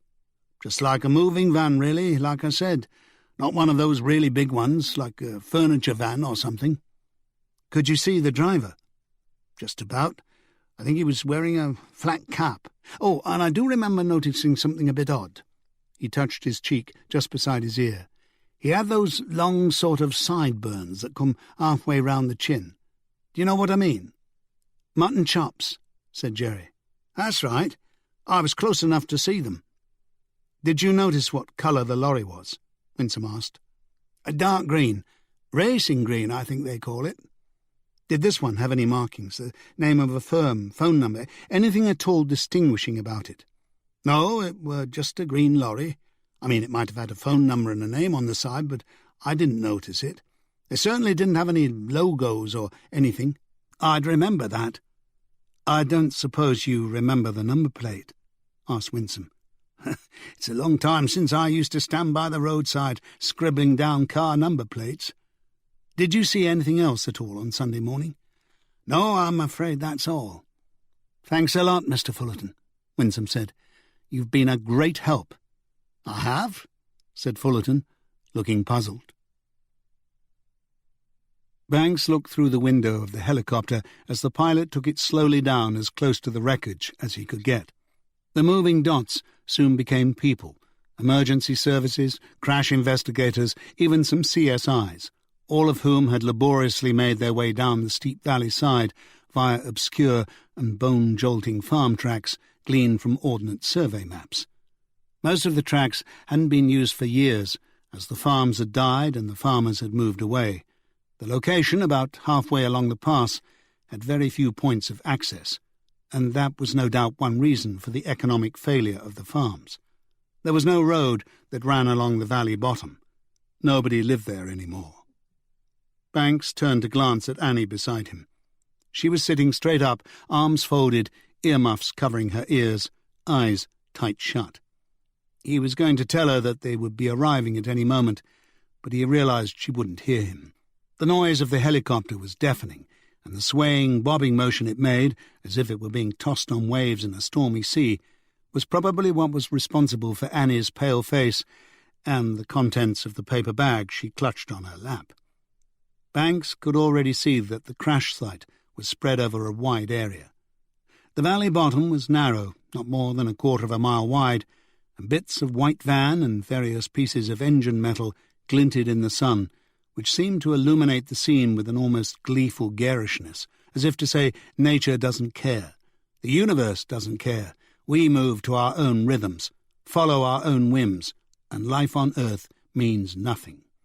An abrupt landing jolted Banks back to reality. The rotor blades started to slow down, the noise diminished from a roar to a whoosh. Banks touched Annie's shoulder gently and smiled when she looked at him. He mouthed the words, "We're down," and they took off their earmuffs. The pilot opened the door for them, and they both scrambled out. Even Banks felt glad to be standing on terra firma once again. Annie stumbled, her hair blowing in the downdraft generated by the rotor blades, bent forward and put the bag over her mouth.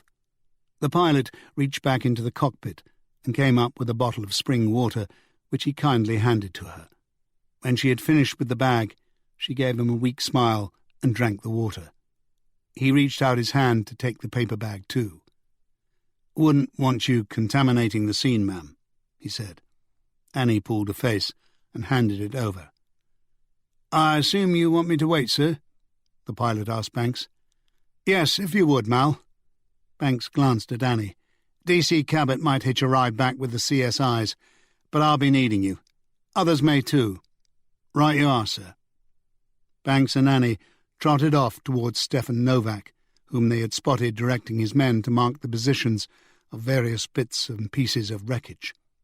Neither spoke about Annie's reaction to the helicopter flight. Banks knew something of what she felt like. He had suffered from car sickness as a child until he was 14, when all of a sudden it had simply gone away. But the combination of stark terror and nausea Annie had just experienced could be very disorienting, he knew.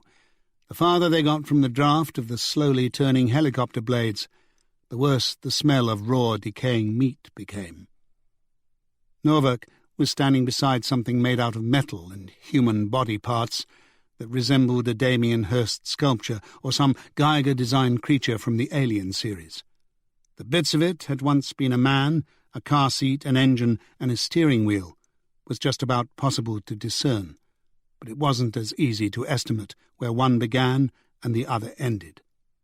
Both Banks and Annie stood with their backs to it as they spoke to Stefan.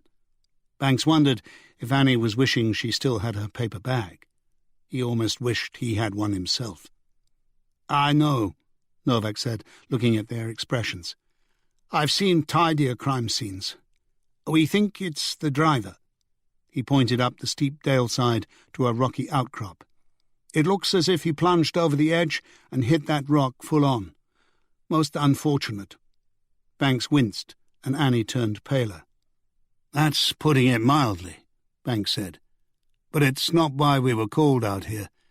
The chief super wouldn't authorize a helicopter for a road accident." "Too true," said Novak. "The investigators will do their jobs, of course, but it was an accident, all right. The fellow going the other way reported it. He wasn't hurt, but he's very shaken. The paramedics took him to Mooka to get him some hot sweet tea and keep an eye on him for a while. You can talk to him there later if you need." "What did he say?" "There was a brief but heavy hailstorm. Our chap here was in the middle of the road. A sheep ran out in front of both the car and the van, and when this driver hit the sheep and swerved to get out of the way of the oncoming car, he ran the van over the edge. Anyway, you're right, it's not him you'll hear about. Had to be a bit circumspect on the phone, but I don't suppose it matters much now." He looked up at the news helicopter arriving from the south. "Want to follow me?" "Do we have to?" Annie muttered. "I just know this isn't going to be good." Novak favoured her with a heart-melting smile. "Not if you don't want to, my dear," he said. "It's all right," she said. "Lead on. Careful where you tread." Novak led them away from the driver's crushed and broken body, treading carefully between scraps of metal and bits of engine. Banks had noticed that the ground was also scattered with black bin bags, most of them broken or split open and spilling their loads. The flags of black plastic flapped in the wind that roared eternally along the narrow channel of the valley bottom. That was how the pass had got its name. Belder was Old English for bellow or roar. Here and there, Banks could make out the carcass of a dead sheep, pig or calf, a stillborn lamb, some of them whole, some just parts, a head, torso, hindquarters. Most of the animal bodies had split open to reveal inner organs, trails of glistening intestines and snail tracks of blood. It was a gruesome and surreal sight, he thought, and for a moment he could have sworn they were all museum animals, like the lions and tigers that had ended up on the overhead tramlines when the Germans bombed Leeds Museum in 1941. But when he looked more closely, there was enough blood and gore to convince him that they were real.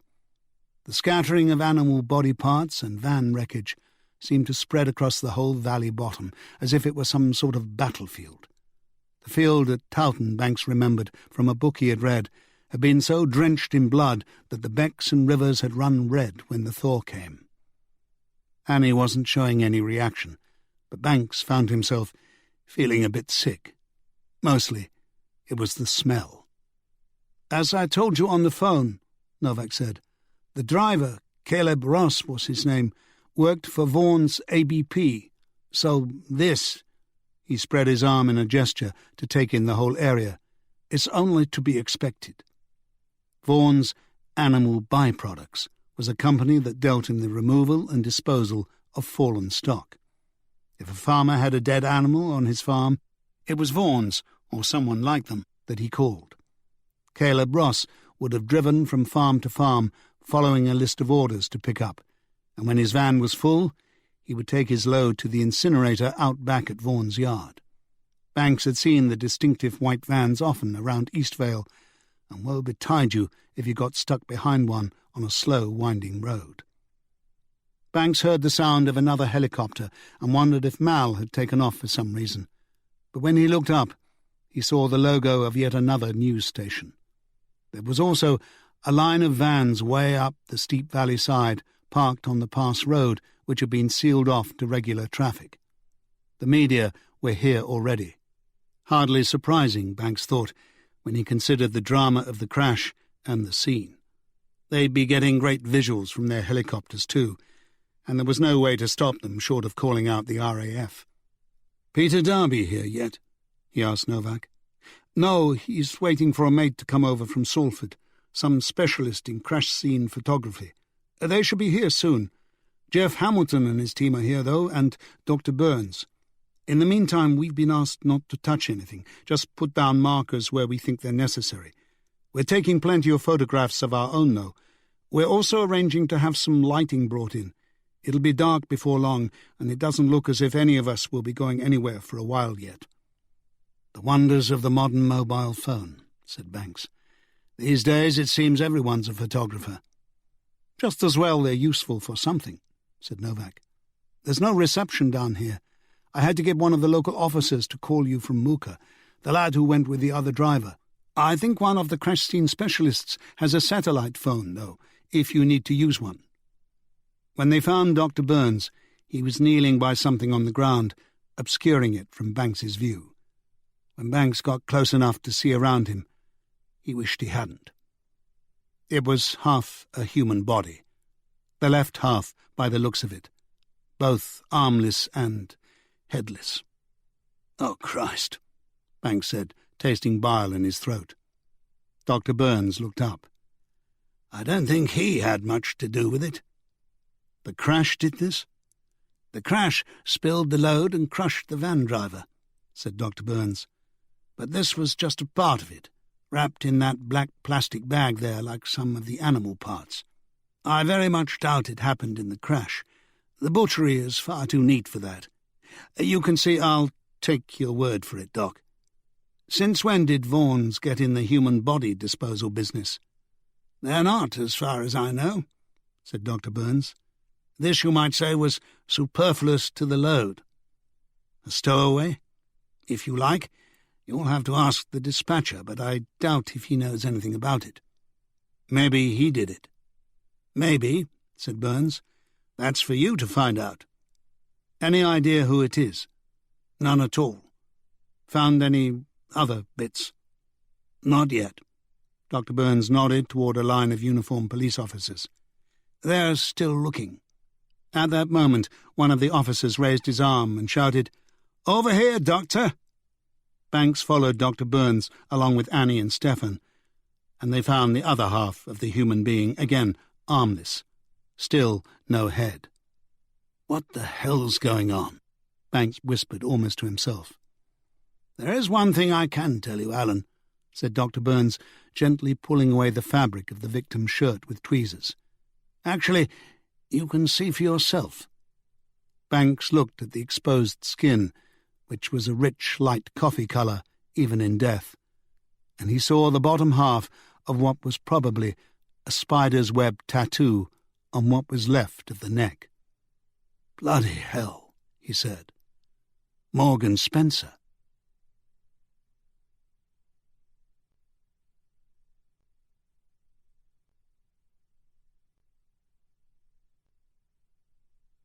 Chapter 7.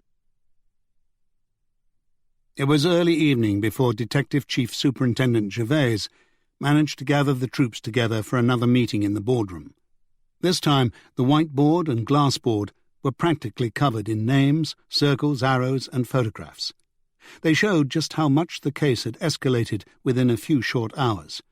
A lot of the information concerned the Beldefeld Pass crash, but there were more connections now, more circles linked by arrows. Banks and Annie had just got back from the crash scene. Annie still looked ill, Banks thought, though he could hardly blame her. She had been as keen as he was to get out of the flesh-strewn valley bottom, so she had decided to take the helicopter back with him rather than wait for someone to give her a lift along the bumpy, winding tracks back to civilization. Dr. Burns had accompanied them this time. The ride was less turbulent, and though Annie had held on to a fresh paper bag, she hadn't needed to use it. When Banks and Annie had left the scene, Morgan Spencer's head was still missing, though his right arm had been discovered under some of the van wreckage. The CSIs and crash scene investigators were still searching. As soon as the rest of Morgan had been found and photographed in situ, the pieces would be delivered to Dr. Glendenning, the Home Office pathologist, in the basement of East Vale General Infirmary, where they would be assembled for the post-mortem. Banks had agreed to attend the procedure, and he was not looking forward to it. The media had also arrived in force, and there were rumours on the evening news about human body parts being found among the animals. Leslie Palmer, the driver of the oncoming car, had been able to add nothing to his statement. He was the proprietor of a second-hand bookshop in Swainshead, on his way back home after a visit to colleagues at the Grove bookshop in Ilkley.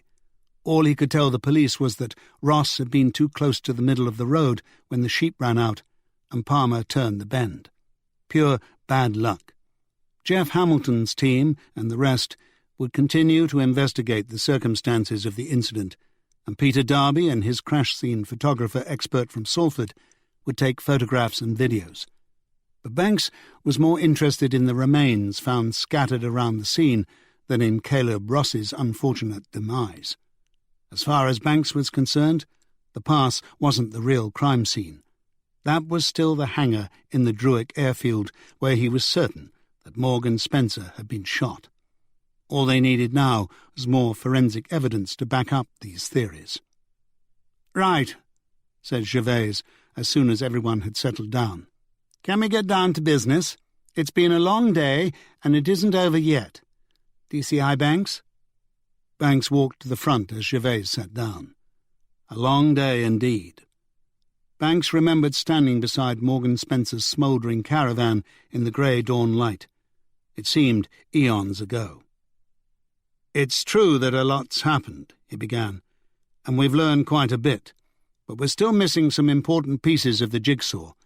While Jazz has analysed the DNA samples from the hangar and discovered that it's human and it belongs to one person only, we haven't yet found any match on the database. That doesn't mean a lot, as you know, but it does mean that we need to get a move on and broaden our search. Specifically," he said, "we need to get a sample of Morgan Spencer's blood analysed as soon as possible.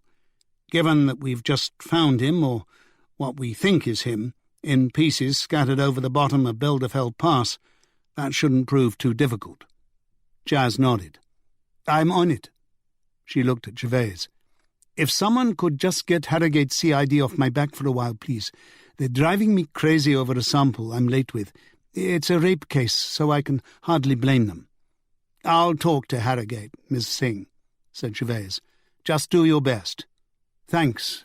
Well, one thing I can say for certain is that there was no DNA belonging to Michael Lane found in the hangar. The hairbrush D.I. Cabot brought in gave us hairs with the follicle attached, which was just what we needed to check that out. No match." "So the body in the hangar wasn't Lane's," Banks said. "And thanks to Jerry, we also know from the mobile records that it was Morgan Spencer who texted Michael Lane at 9:29 a.m. on Sunday morning. We don't know what he wrote, of course, as we don't have access to either his or Lane's mobile phones, but we were able to check with the service provider against the numbers of the itemised calls. According to his partner, Alex Preston, when Michael Lane received this text, he said he had to go out to do a job and that he might visit his father later. He left his flat at the East Side estate shortly after 9:30, and it would have taken him about 10 or 15 minutes to get to the hangar if that was his destination. That puts him there at about 9:45. We can also assume that the job involved Spencer, as he was the one who texted, and he and Lane were known to work together on removals and farm labour. As far as we can gather, Michael Lane never got to his father's, and he hasn't been seen or heard of since Sunday morning. Alex Preston assured D.I. Cabot that's out of character. "But can we assume that this job Lane and Spencer had to do involved the airfield and the hangar?" asked Gervais. "We still lack any hard evidence on that. We don't know anything about Morgan Spencer's movements that morning, except that he sent Lane a text at 9:29. If he stole the tractor, he may well have spent the night with it at his lockup. A number of people from the site do remember seeing him as usual during the day on Saturday. We've questioned most of the people at the caravan park now, and nobody admits to really knowing Spencer or to seeing anything suspicious during the night of the fire. At the moment, I'm just assuming it was his blood at the hangar because we know it wasn't Lane's, and we have to be very unlucky to have two major incidents at once. We'll know whether Morgan was killed in the hangar when Jazz compares the blood sample with that from the crash site." "But how is the hangar connected with the theft of Beddoes' tractor?" Gervais asked. "We don't know that it is, not for certain. Whatever happened there might not be connected with Morgan Spencer or Michael Lane, or the tractor theft at all. I mean, why kill someone over a stolen tractor? The owner, John Beddoes, didn't get back from Mexico until late Sunday night, so he's in the clear. He also doesn't need the insurance money. It's possible that Spencer intended to meet Lane somewhere else entirely to do an honest job. Then he got snatched and taken to the hangar, but none of that explains Lane's disappearance. If he couldn't find Spencer at the intended job site, why didn't he just go home? I still don't like it, Gervais said, casting her eyes around the room. Too much speculation. What about physical evidence? Stefan found some traces of red diesel in the hangar, said Banks. It could have come from the tractor or some other farm vehicle permitted to use the stuff, but there was nothing else to indicate that the tractor had been there. He also found traces of other vehicles having been there, but it's impossible to say when. We just don't know. Anything from the train companies or the news item we ran? Gervais asked Doug Wilson. No, ma'am. They said they checked the online purchase records and put a few flyers on the route, but it'll take time. Rather like train journeys themselves, muttered Banks. Is there anything else to connect the hangar with the stolen tractor? Gervais asked him. I think Winsome and Jerry might have something to report on that. Winsome cleared her throat and spoke without referring to her notes. The landlord of the George and Dragon in Halliby saw a racing green removal van large enough to carry a tractor come down the lane that leads from the airfield at just after 10 o'clock on Sunday morning, she said, headed in the direction of the A1. He got a brief look at the driver and said he was wearing a flat cap and had mutton chop sideburns. The lorry had no markings. He didn't see the number plate. What sort of car does Michael Lane drive again? Banks asked Annie. A clapped-out grey Peugeot. Has it been seen? Not since he went out on Sunday morning, and nothing from the airlines or credit card company. He's off our radar. Banks thought he might need another chat with Joanna MacDonald. She was his key to the magic world of ANPR. Cars could be tracked anywhere in the country. And do we know what Morgan Spencer drives? He asked the room at large. A motorcycle, said Doug Wilson. According to his neighbour, he's got a Yamaha. He usually keeps it parked beside his caravan, but it wasn't there when D.I. Cabot and I visited yesterday, and we don't know where it is now. Maybe he rode it to his lorry and put it in the back, said Banks. It wasn't outside his caravan after the fire, either, perhaps because he was already dead. Which reminds me, he said, glancing at Annie, could you have a word with someone at Vaughan's ABP where Caleb Russ worked? They must have a schedule of pickups or some such thing. There has to be some way of finding out how and where his body parts got mixed up with the fallen stock. Annie jotted on her pad. And where it got chopped up like that, she added. Let's see what Dr. Glendenning has to say about that at the PM. Do you think Caleb Ross had anything to do with it at all? Asked Gervais. It's a definite possibility, said Banks. The accident may have been beyond Ross's control, but that doesn't mean he didn't know that he was carrying Morgan Spencer's body, or at least something not quite kosher. We'll be looking for a link. If it was an accident, Annie Cabot said. You think the van might have been sabotaged? Said Gervais. I'm just saying it's a possibility, ma'am. Maybe the crash site investigators will be able to tell us what happened. Maybe, said Banks, but they don't have an awful lot left to go on. If someone did sabotage the van, there may well be no evidence of that left. Morgan Spencer had an oversized lockup on the Bewley Industrial Estate, said Jerry Masterson. Apparently his van is sometimes filled with the contents of someone's house overnight, and he's required for insurance purposes to keep it somewhere safe, not just on the street. So the estate rents him the garage. It's empty at the moment. We're waiting for some free CSIs to send over there, but I know, said Banks. They're all busy at Beldefeld Pass, or the hangar. Yes, sir. D.S. Novak says he hopes he can get some experts over there by the morning. Until then, we've put a guard on the place. We'll put out a bulletin on the van and the motorcycle. Banks glanced at Winsome. And the grey Peugeot. The landlord of the George and Dragon only reported one lorry coming out of the woods that Sunday morning, didn't he? Yes, sir. One racing green lorry. Nothing going in. He didn't see anything, but if they were using the route for criminal activities, it would make sense to vary it sometimes. I suppose it could have been Spencer's lorry the landlord saw, said Banks. Jerry, do you think you could attempt to tie reported rural thefts in the region to traffic observed at the hangar or passing through Hallaby from Kirkway Lane? We need a lot more data to go on, sir, said Jerry. I mean, it's easy to collate the incidents of thefts from our crime figures, but there's no use unless we have definite recollections from people who lived in Hallaby.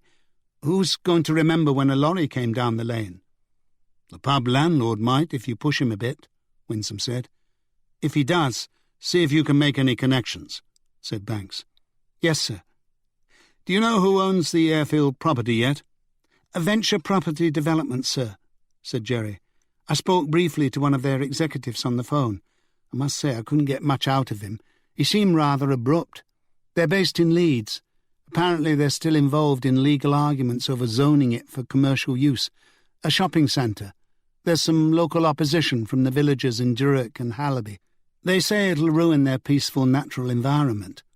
Indeed it will, said Banks, unless they can find some particular rare species of bird or a few bedraggled badgers to get at a protection order.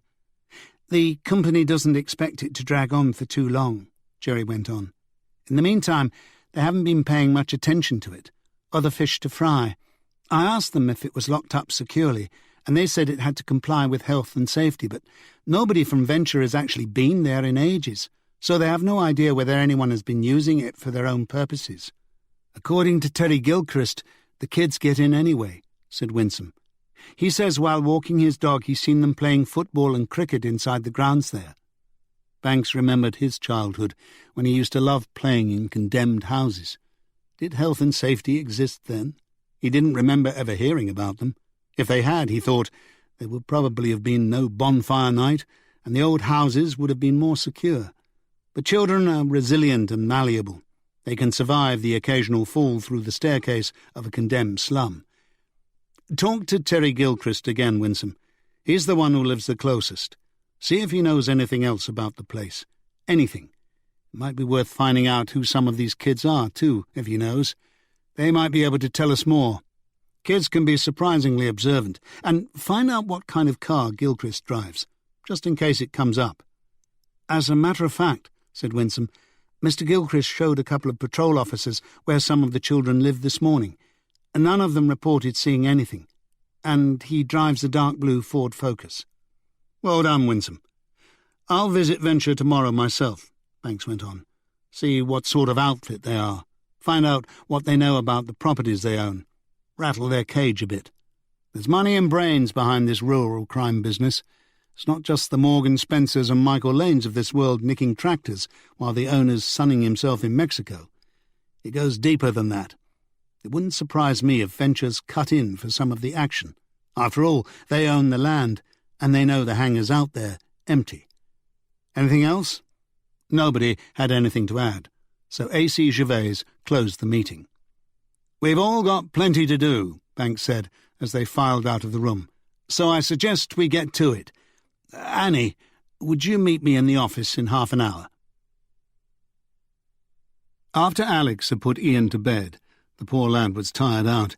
She went back into the living room and turned on the television, just for the company. She had kept the front door deadlocked and bolted, with the chain on, all the time she'd been at home, and now she sat with her new mobile on her lap, fingers ready to key in 999 if anyone came to the door. Luckily, the SIM card hadn't been damaged, and the man in the shop had set up a new phone with the same number and same account as the damaged one. She couldn't risk not having the phone and the number, in case Michael called. Her broken finger was throbbing, but she decided against taking the painkillers the doctor had given her until bedtime. She needed to be vigilant. Meadows, the phony policeman, might come again if he didn't hear from her, and she didn't know how long her nerves could stand the stress of knowing there would be another visit, more threats, perhaps even more serious violence this time. Or, God forbid, violence towards Ian, because she really had nothing to tell him, and if she did find out where Michael was, she could hardly give that information away to someone who wanted to harm him. When the mobile jangled like the old black telephones used to do, She nearly jumped out of her skin. It was the first time it had rung, and she had no idea what ringtone was set. She didn't recognise the number and was in two minds about answering it. It could be Meadows. Then she decided she would. It was only a mobile phone. What harm could it do her? After she spoke her name, there was a silence, punctuated by some crackling in the background. Finally, his voice came through. "Alex, it's me, love. Michael." Alex almost dropped the phone with the surge of relief that flooded through her. "Michael, you all right?" "Yeah, I'm just peachy." "What's wrong?" "I wouldn't know where to begin." "Are you in trouble?" "You could say that." "Trouble with the police?" "They're the least of my worries." "What is it? Tell me, Michael. I've been frantic with worry here." "I know, and I'm sorry I couldn't. I didn't want... Oh, shit. It's hopeless." "What do you mean?" "I think they're after me, Alex. Some very bad people." "What did you do?" "I didn't do anything. I just saw them, that's all. I witnessed something I shouldn't have." "When you went out on Sunday?" "Yes. I went to meet Morgan. He said he had a job. He didn't say what it was, just that he needed my help. I drove out to that old deserted airfield over Halliby way." "What happened?" I can't tell you." "Why not?" "I just can't, that's all. Except it was awful." "Where are you now?" "I can't tell you that either." "Why not? You mean you don't know?" "I mean it wouldn't be safe for you to know. If you don't know where I am, then you can't tell anyone, can you?" Alex bit her lip. She wasn't so foolish as not to realise that if Meadows decided to torture her, she would have nothing to give up, nothing with which to save herself. People usually broke in the end when they were tortured, and Alex didn't think she could stand much pain, physical or emotional. But if you really didn't have the information the torturer wanted, what happened then? Not that she would ever betray Michael, but such were the chaotic thoughts that spun around in her mind. She was on the verge of telling him about last night's visit and her broken finger, but she held off. What good would it do? It would only add to his burden of worries, and he didn't sound as if he needed that right now. "What are you going to do?"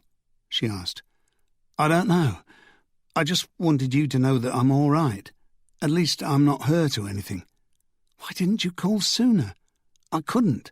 I didn't dare use my mobile. People can trace those things. They leave records of calls and stuff. And I've been lying low. I couldn't get to a payphone." He sounded far from all right to Alex. "Is there anything I can do?" "I have to keep out of the way until it all blows over.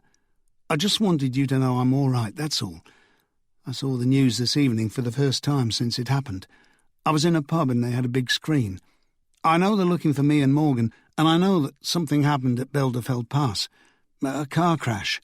Animal parts. Perhaps a human body. It was all very vague, but I'm sure it's all connected. Alex, I just wanted you to know that I'm okay. I thought you might be worried, that's all." "Of course I'm worried, you idiot. The police have been around. How can I not be worried? What do you think this is doing to us?" "Don't be angry with me, love. I couldn't stand that. Not now. I'm sorry. What did you tell them?" "Nothing. I don't know anything. And I'm not angry. I'm upset. I just wish you'd tell me what's going on." "I can't, love. Not yet. It doesn't matter what you tell the police. Tell them what you want." "When are you coming back?" "I don't know. When it's all over. They'll have to get to the bottom of it without me. Then it'll be safe to come home." "How's Ian?" "He's fine. We're both fine." "Give him my love, and be careful, Alex." "Why?" "Just be careful, that's all. I've got to go now." "Michael, don't, please. Tell me where you are. Let me come to you." "No, stay there. Stay with Ian." "But when will I see you?" "When it's over. Remember, I love you, Alex." "Goodbye. Will you ring again?" "I'll do my best." Alex held on to the phone, tears in her eyes, but the other end went dead.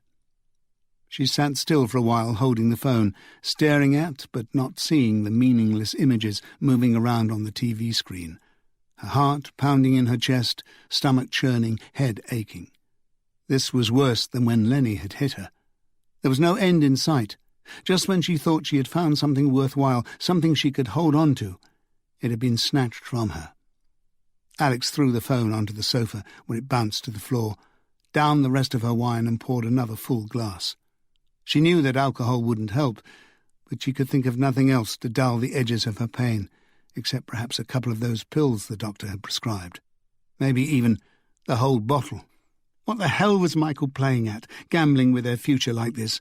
She knew he must be in serious trouble, or he wouldn't have left her and Ian the way he had. He loved them.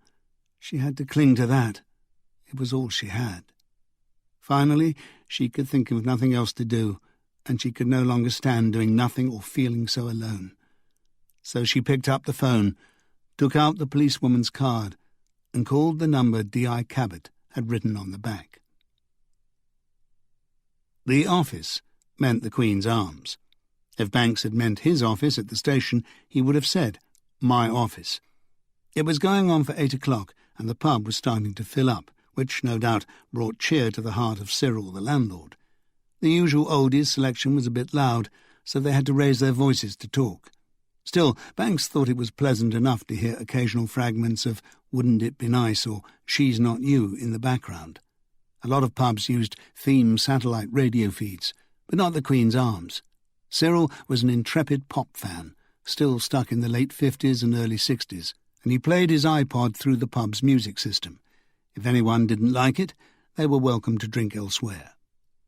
Banks noticed that Lisa Gray was working that night. She had short hair now, and most of the facial metal was gone. He knew that Winsome had developed a close relationship with Lisa during their previous case, and that they'd kept in touch. She smiled from behind the bar, and he gave her a quick wave. Annie came back with the drinks. Annie sipped some of her beer. "I still can't see Michael Lane as the villain," she said. "All he ever did before was to take a joyride, because he was mixed up and upset after his mother left. Since then he's found a serious relationship. He has a kid to think about, too." "Maybe all that was too much for him," Banks argued. "Maybe he felt stifled and had to get out. Or maybe he just cracked under the responsibility. He said they don't have much money, that they're struggling."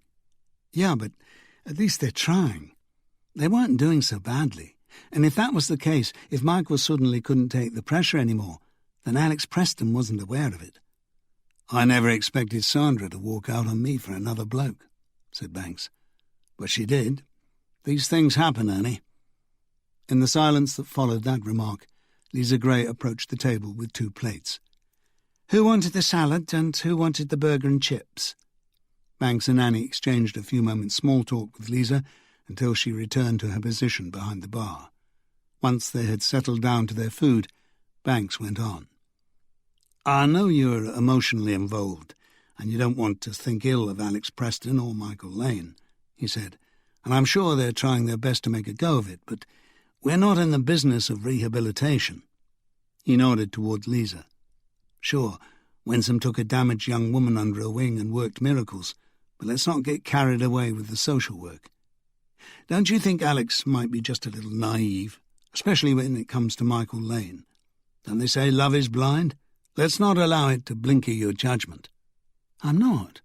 All I'm saying, Annie, is that we can't always save their souls, and we shouldn't expect to. Half the time we can't even save their bodies. Believe me, I've met plenty of deserving cases in my time. Sometimes I've even helped them, but sometimes I haven't. Sometimes it even worked, often it didn't, and they went on to commit more serious crimes. We're not psychologists or miracle workers." "I'm not blinkered," said Annie.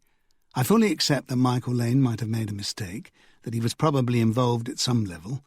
I realise that being perpetually short of cash might have pushed him into doing something illegal, no doubt with Morgan Spencer's encouragement. He may even have seen the tractor as just a one-off to get him back on his feet and to thumb his nose at John Beddoes. I'm not dismissing those possibilities, but I'd also like to point out that right now he's a missing person, possibly in danger, already come to harm, not a suspect." "But he is a suspect as well," said Banks. "In what? The bloody tractor theft?" "In that, yes. And in Morgan Spencer's murder, until we prove otherwise." "Rubbish," said Annie. "Maybe so. All I'm asking is that you keep an open mind." Annie returned to her salad for a moment.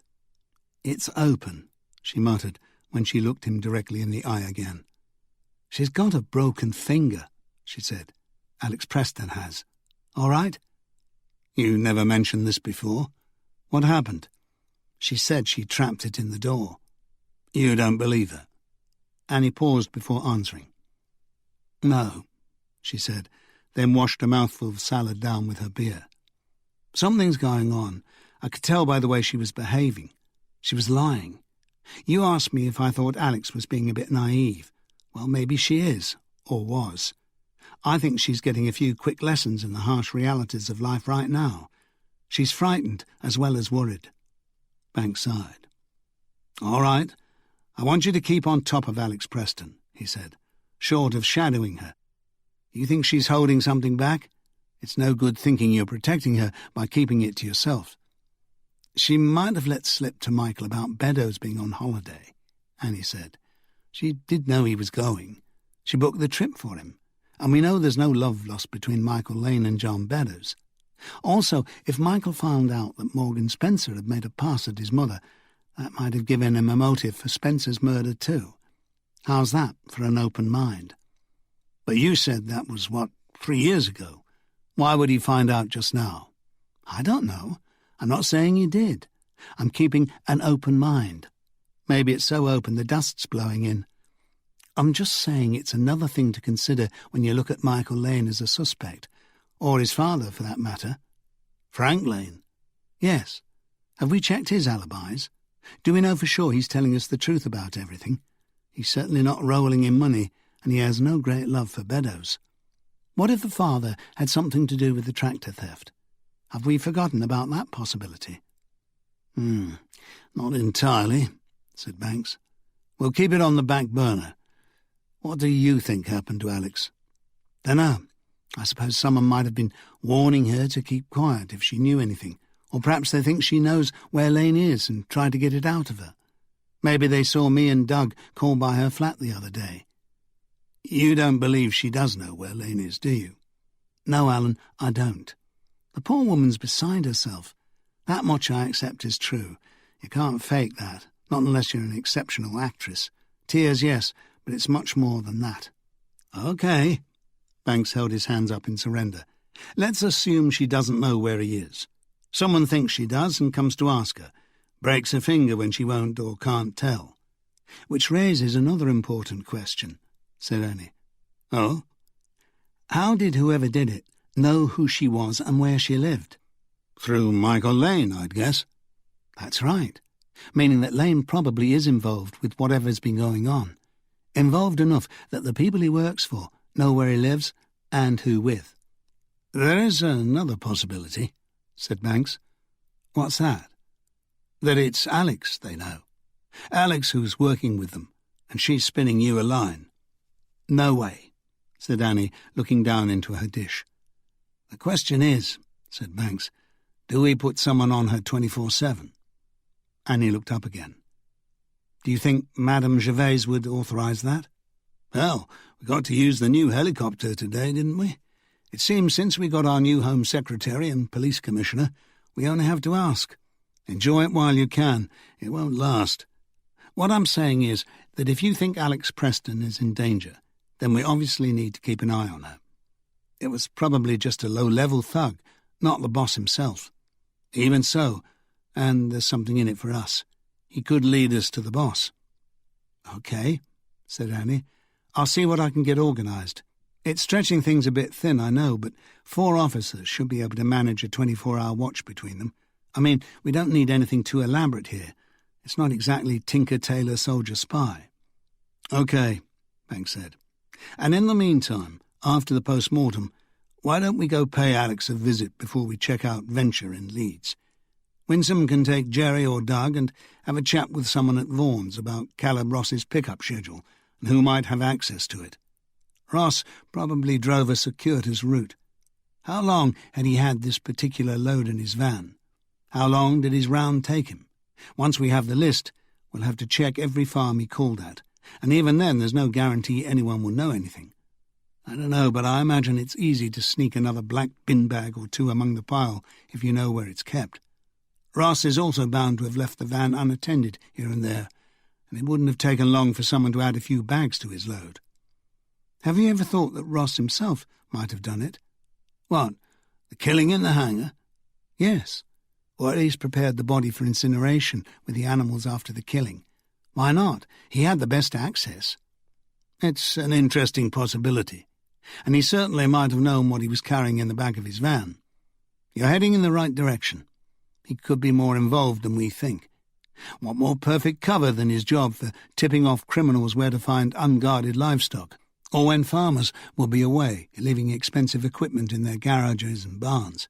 And if that's the case, he might have been co-opted to dispose of the body himself. As long as we don't have to go back to that bloody valley of death and help them look for the head. Not if I can help it, said Banks. He waved his empty glass. Another? Why not? Annie handed him a glass. And when you get back, you can tell me all about your romantic weekend in Cumbria with the lovely Oriana. Umbria. It was Umbria. Banks felt himself blushing as he walked to the bar. Behind him, he heard Annie's mobile make a sound like a demented cricket. When Alex finally stopped crying, Annie poured her another glass of wine and took a glass for herself.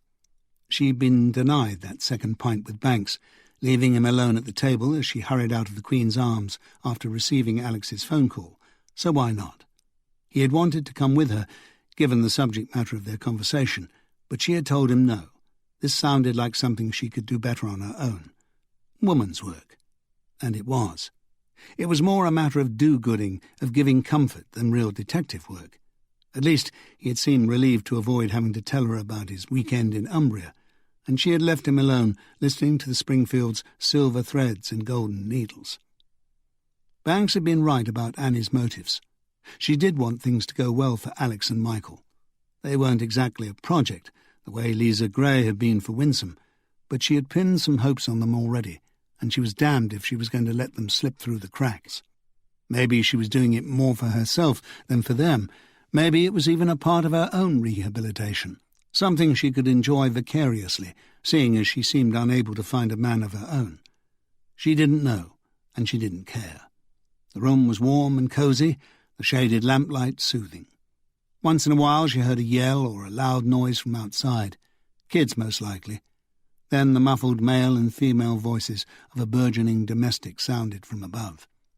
Alex managed a weak smile. "Don't worry about them," she said, looking up at the ceiling. "They're always at it. You should hear them when they make up." Annie laughed. "The best part of breaking up is when you're making up. But we're not breaking up, Michael and me, that is. At least I hope we're not. I'm just a bit confused at the moment. And scared." "I'm not surprised," said Annie.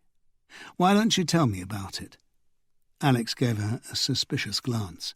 "I don't know if I should be talking to you. You're police, after all. He said—" Annie spread her hands. "You rang me. It's your decision. If you want me to go—" "No, stay, please." Alex sucked on her lower lip as she thought, then said, "Okay. It's not as if I've got anyone else I can talk to about it." "Oh, thanks a lot." "Oh, I didn't mean—" Alex patted her chest and laughed. "I'm sorry. I didn't mean for it to come out like that." Annie waved the apology aside. "Doesn't matter," she said. "I'm thick-skinned. And you're right. I'm the only one who's here, not to mention the best one to talk to about it." She drank some wine. It was cold and tart. Lidl's cheapest, most likely. Alex clasped her hands together and hung her head. "I don't know where to start," she said. "Well, I suppose I do. I mean, you already know the start when you came to see me yesterday. I can hardly believe it was only that long ago." Annie herself could hardly believe it was still only Tuesday evening. So much had happened in 2 days. "We've checked the DNA," Annie said, "and the blood in the hangar isn't Michael's. He shares the same blood type with the victim, but that's all." "That's why you asked me about Michael's blood type?" "Yes. And you knew all along it was the same, but you didn't tell me." "I was going to. I almost came back to tell you last night, but I knew it would only worry you, and it's not as if there was anything I could do about it. Besides, there was no need for it. It's a blood type that belongs to 35% of the population. That's all right. I suppose I should thank you. As it was, I had a sleepless night anyway. If you don't mind my saying, you don't seem surprised or overjoyed to hear that Michael is alive.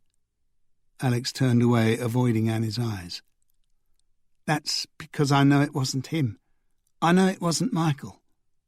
She fell silent, and for a moment Annie was worried that she wasn't going to continue. But she did. He rang me tonight, just before I called you. So he's alive. He's all right. Annie leaned forward. I should imagine he's far from all right, Alex. Where is he? He's scared, I think, worried about us. But he's alive. Where is he? I don't know. He wouldn't tell me that. He said it was for my own good. Annie looked Alex in the eye and decided that she believed her. She cursed under her breath. That makes sense, she said simply, but it doesn't help us. He was ringing from a payphone, I think. You can probably trace it through my mobile. I don't know about those things, but it doesn't matter. He won't be there anymore. Will you tell me the number anyway? Alex fumbled with the mobile and showed it to Annie, who picked up her own phone and called the station. I have to do this, she said, putting her hand over the mouthpiece. You do understand? Of course. For what it's worth, you're probably right, and he's far away from there by now. Does he still have his car? I don't know, I suppose so. He can't have much money left by now, though. Annie left the number with Jerry Masterson, who was still in the squad room. Did that woman never stop? Had she no life? You're the one to talk, Annie said to herself, sitting giving comfort to a murder suspect's girlfriend instead of drinking with Banks, wondering if that would lead anywhere.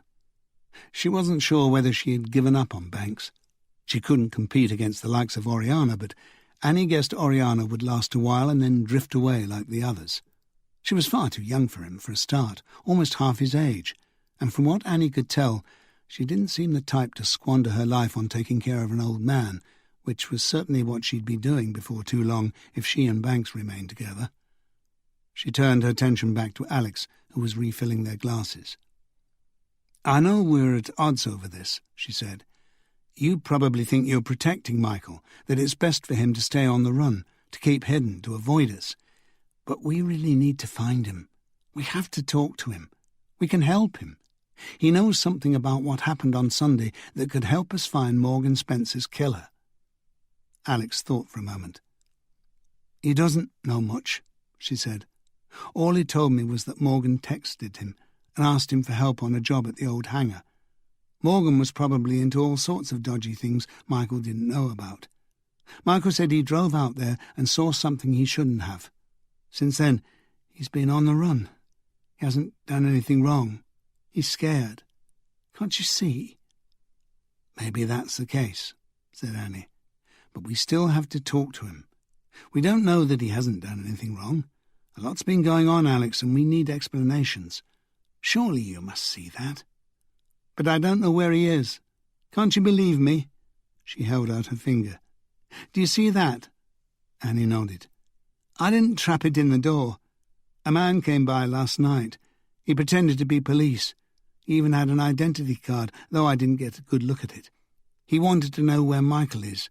He threatened me and Ian. I shouldn't even be talking to you now. He's probably watching me. He'll kill us, both of us. Annie leaned forward and put her hand on Alex's shoulder. Calm down, she said. Nobody's going to kill anyone. He did the right thing phoning me. I can help. But he said he'd hurt Ian. He broke my finger and he said he'd hurt Ian. I didn't tell him anything because I don't know anything, but he still believes I do. Why won't you believe me? I do believe you, said Annie, and we won't let him hurt anyone. Can you at least give me a description? As if I'd forget, said Alex, and proceeded to describe her unwanted visitor to Annie.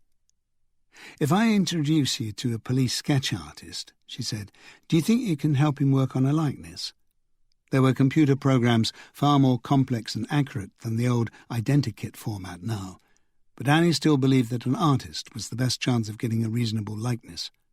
She was willing to admit that it was a prejudice that came out of her background and her own interest in art, but it had always worked for her. "I think so," Alex said, "but I have to go to work tomorrow." Annie looked at her watch. It was too late to bring in the sketch artist tonight. "Don't worry, we'll work something out with your employers. We can be flexible. It's important." "He gave me a phone number." Alex took the card out of her purse. "He said it would be untraceable, but I suppose you can try. You know about these things. Can you really find him?" "We can do our best," said Annie, far more interested in any fingerprints that might be on the card than tracing what was more likely than not a pay-as-you-go mobile number. "Did anyone else touch this?" she asked. Alex shook her head. "Just me. When he handed it to me, then I put it away." "So he handled it?" "Yes, of course. He wasn't wearing gloves or anything." "No." "Okay. That was stupid of him. Helpful to us, though. I think he believed he scared me so much I wouldn't dare talk to you. He was almost right, too." Annie patted her arm. "But you did, though, didn't you? Talk to me. Have you got an envelope? Just an ordinary envelope will do." Alex fetched her a white envelope from the sideboard drawer. Annie popped the card inside and wrote on the front, then slipped it in her briefcase. "Did he have any kind of accent? I thought I could hear a bit of Geordie in the way he talked." "Was it strong?" "No, but I think it was just there, in the background like. He just sounded ordinary. Not broad Yorkshire, not posh or anything either, but just a touch of Geordie." "Well, there's plenty of that around these parts," Annie said. She picked up her wine, leaned back and said, "Tell me what you think's going on." "Me?" "Yes. You must have some ideas." "All I know is that Michael has gone and that he's scared. He saw it on the news, about the crash at Belderfeld Pass." "Really? What did he say about it? Why did he mention it? Can you try and remember everything he said?" Annie put the wine down and took out her notebook. Alex did her best to recount the conversation she had had only an hour or so ago. "He said someone on the news was saying something about another body being found, or parts of one." She shuddered. "Among the animal pieces, like. He said he thought what had happened at the hangar and the crash in the valley were connected somehow." "That's interesting. Did he say why?" "No, I asked him, but he couldn't say. I don't know if he even knew. It's not every day you find a body around here, though, is it? Especially somewhere like that, and mixed in with dead animals. Is it true?" Annie remembered the scene, the glistening intestines of animals bursting out of black bin liners, the human body cut in half long ways, the dreadful smell, and shivered. It was something that would blight her dreams for a while, and it wasn't information she was going to pass on to Alex Preston. But why would Michael Lane assume that the body parts mixed with the fallen stock in a Vaughan's ABP van should belong to Morgan Spencer? Did either of them have a connection with Vaughan's, with Caleb Ross? She made a note. Did Michael give any explanation for assuming these rumours were about Morgan Spencer's body? No, he never even really said that, just that it was all connected. Connected how? He didn't say. We think Morgan was killed at the hangar, Alex. Michael would never do... I'm not saying he did, but you have to understand that until we find him and talk to him, he's still a suspect. Thinking about what you've just told me, I'm guessing that Michael may have witnessed Morgan's murder, and then he drove off in a hurry. Whoever did it knows he was there, knows who he is and where he lives. That's why that man came here last night asking about him. He could have easily have been the man who killed Morgan. Alex paled. Here, in my home, with Ian in bed. But how could they know who I am, where I live? These people, these killers, how could someone like that know about Michael's life?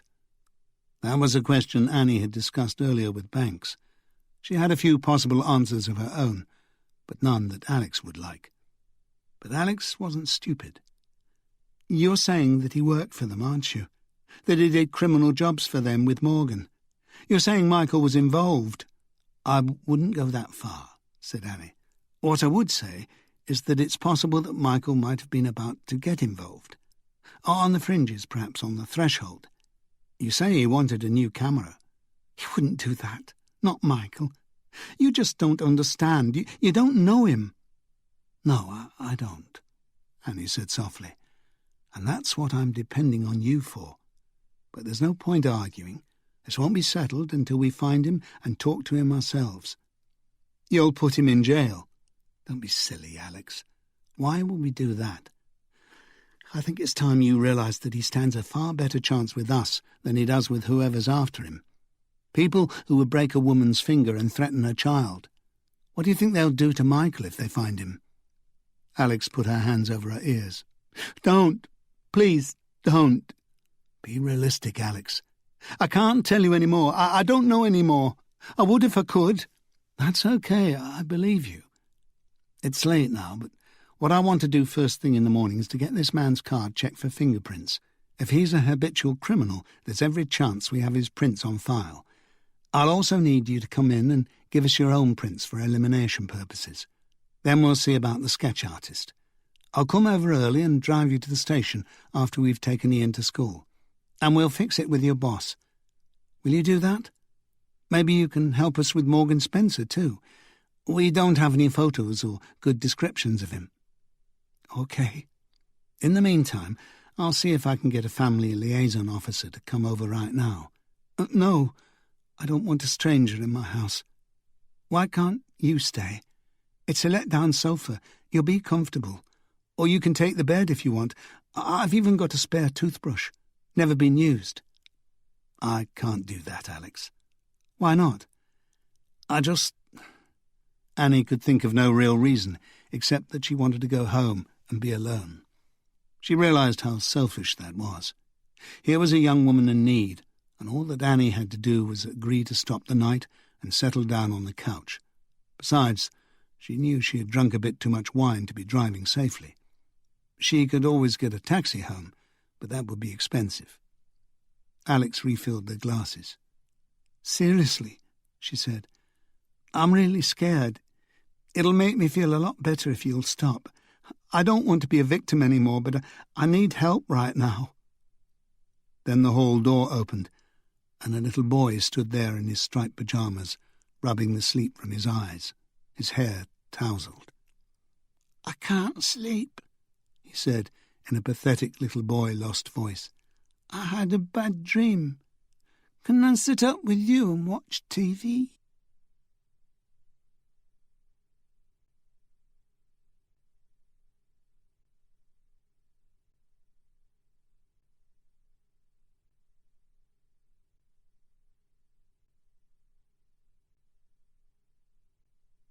Chapter 8. It was far too early in the morning for a post-mortem, Banks thought, as he walked down the high green-tiled basement corridor of Eastvale General Infirmary. It would always be too early in the morning for a post-mortem like this one, he thought, when he entered Dr. Glendenning's recently modernised domain and saw the pieces arranged on the stainless steel autopsy table, two sides of a human being, like two halves of a pig in a butcher's cold room, roughly aligned. The arms had been placed where they should have been joined to the body, and the head, which had been found after dark under a split beanbag containing a stillborn lamb, sat on top. Between the eyes was a ragged hole. "Ah, Banks," said Dr. Glendenning. "Glad you could come. Decided to have a lie-in, did you? You almost missed the show." "Pity," said Banks. For a moment he longed for the old days when Dr. Glendenning bent over the body, a cigarette dangling from his lips, spilling ash in open incisions. The days when he could enjoy a cigarette himself, anything to mask the smell of decayed flesh and take his mind off violent death. No chance these days. Both he and Glendenning had stopped smoking years ago, and a lit cigarette would probably set off every alarm in the building. It was almost unthinkable today how much they used to be able to get away with. Dr. Glendenning didn't believe in a dab of Vicks under the nose either. He thought anyone who did was a sissy, and he didn't want to be thought a sissy by Dr. Glendenning. Still, This time there wasn't much of a smell at all. At the crime scene, most of the stink had come from the dead animals, not from Morgan Spencer's butchered corpse. "You look a bit pink around the gills," Dr. Glendenning went on as they approached the body. "Been sitting around brooding and boozing again?" "Not sleeping very well," said Banks. "Or not enough." "It's the demon drink. I thought so. Plays havoc with your sleep patterns. Now, what do we have here?" "A jigsaw puzzle," Banks suggested. "I'm not normally a fan of TV crime dramas, but did you ever see that Swedish programme, or was it Danish? The one about the body on the bridge. That was in 2 halves, but in that case it was a top and bottom. This is much more unusual. And see how clean the cuts are. Look at those arms, taken off right at the shoulder joints, just like chicken wings. What does that suggest to you?" "A chef?" "Be serious, man." "A professional," Banks ventured. "But what kind? What kind?" "Doctor, perhaps? A surgeon?" "Ha! Apart from the personal insult implied, you couldn't be more wrong. The body's been jointed and split, Banks. Now why on earth would a surgeon do that?" "I don't know. A butcher, then?" "Possibly." Glendenning scratched his bristly moustache. "Closer, at any rate." He bent over the remains and poked and prodded for a while, at one point lifting up the right arm and examining it from various angles. He then put it down and picked up the other arm. "No sign of defensive wounds, but there's some light bruising on the arms," he said. "Pre-mortem." "Somebody held him by his arms?" "Well, laddie, he might not want to just stand there and get shot. Some people would take objection to that, you know." Banks noticed as he looked at the naked body that there were no genitals. "Was he castrated?" he asked. "The genitalia were certainly removed," said Glendenning, "as were all the internal organs and viscera. He was also exsanguinated, but all that was carried out post-mortem. There are no incisions on what's left. Each part is intact in itself, except the head." "Be thankful for small mercies," Banks muttered. "Aye." Dr. Glendenning pointed to the head. The eyes were closed. "That's what killed him, I'm almost certain. A bloody great hole in his head, to be technical about it. And you can see if you look carefully that the throat was cut before the head was severed. There are signs of 2 different incisions." He selected a scalpel from the tray of instruments on the side table. "Now let's see what else we've got here. There's no sign of lividity, no blood settled in the muscles or tissue."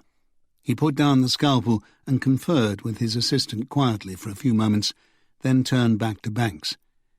"The victim was shot in the forehead, and I'm glad you haven't asked about time of death, because I'm afraid it would be very hard to tell."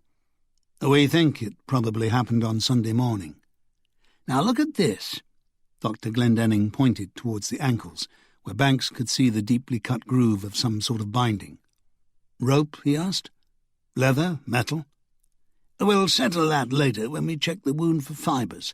For the moment, though, I can tell you that the throat was cut and the body was drained of blood, most likely while hanging upside down. The arms were expertly removed at the shoulder joints, no cutting of bone involved, and finally the body was sliced in half by a very sharp blade and eviscerated. Scraped out. Look at the cleanness of those cut lines. There's little tearing, no raggedness." "What was used? A chainsaw or something?" "Certainly something." Glendenning nodded towards his assistant. "But probably not a chainsaw, at least not an ordinary one. There would be much more tearing. Karen over there has a theory. Tell DCI Banks your theory, my dear." Karen gave Dr. Glendenning a dagger's-drawn look at the sexist endearment. Not that it would do any good, Banks thought. Glendenning loved to tease and play the politically incorrect male chauvinist pig, and he was too old to change now. "Taking everything together," Karen said, "it very much looks to me as if this body was dressed in a working abattoir." "An abattoir?" Banks repeated. "Yes."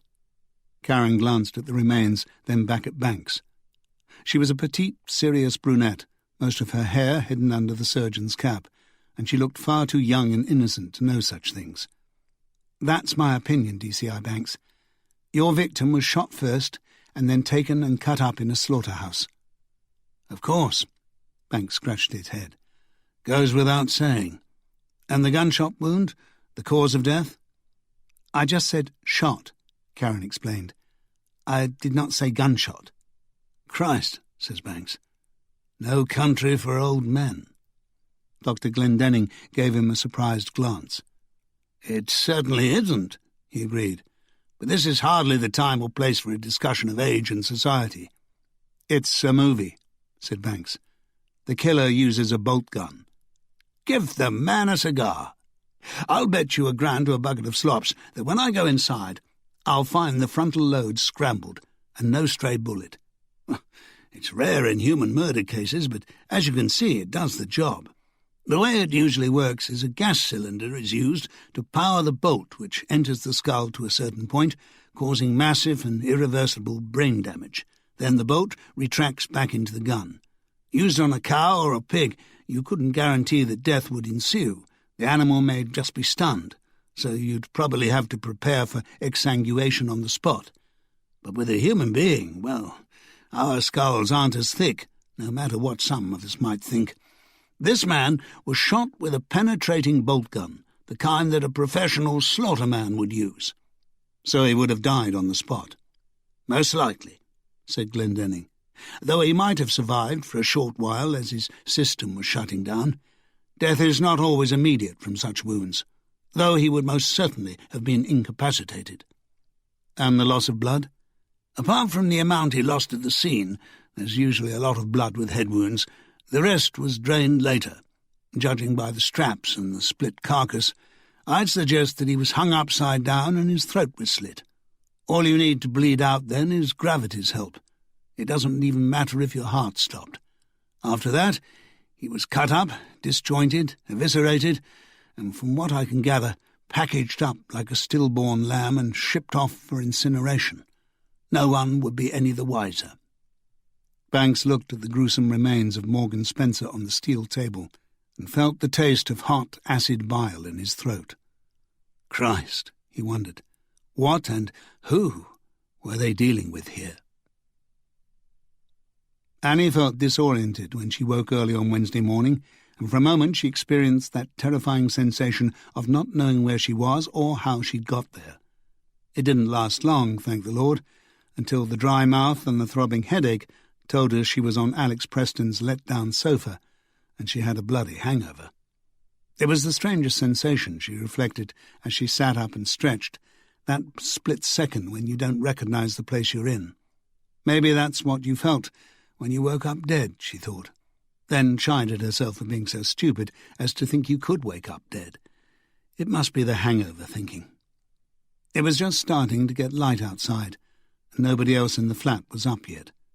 Then she heard an alarm ring and stopped suddenly. A few moments later, Alex padded down the hall in her dressing gown, and without stopping to check on Annie, went into the kitchen to put the kettle on.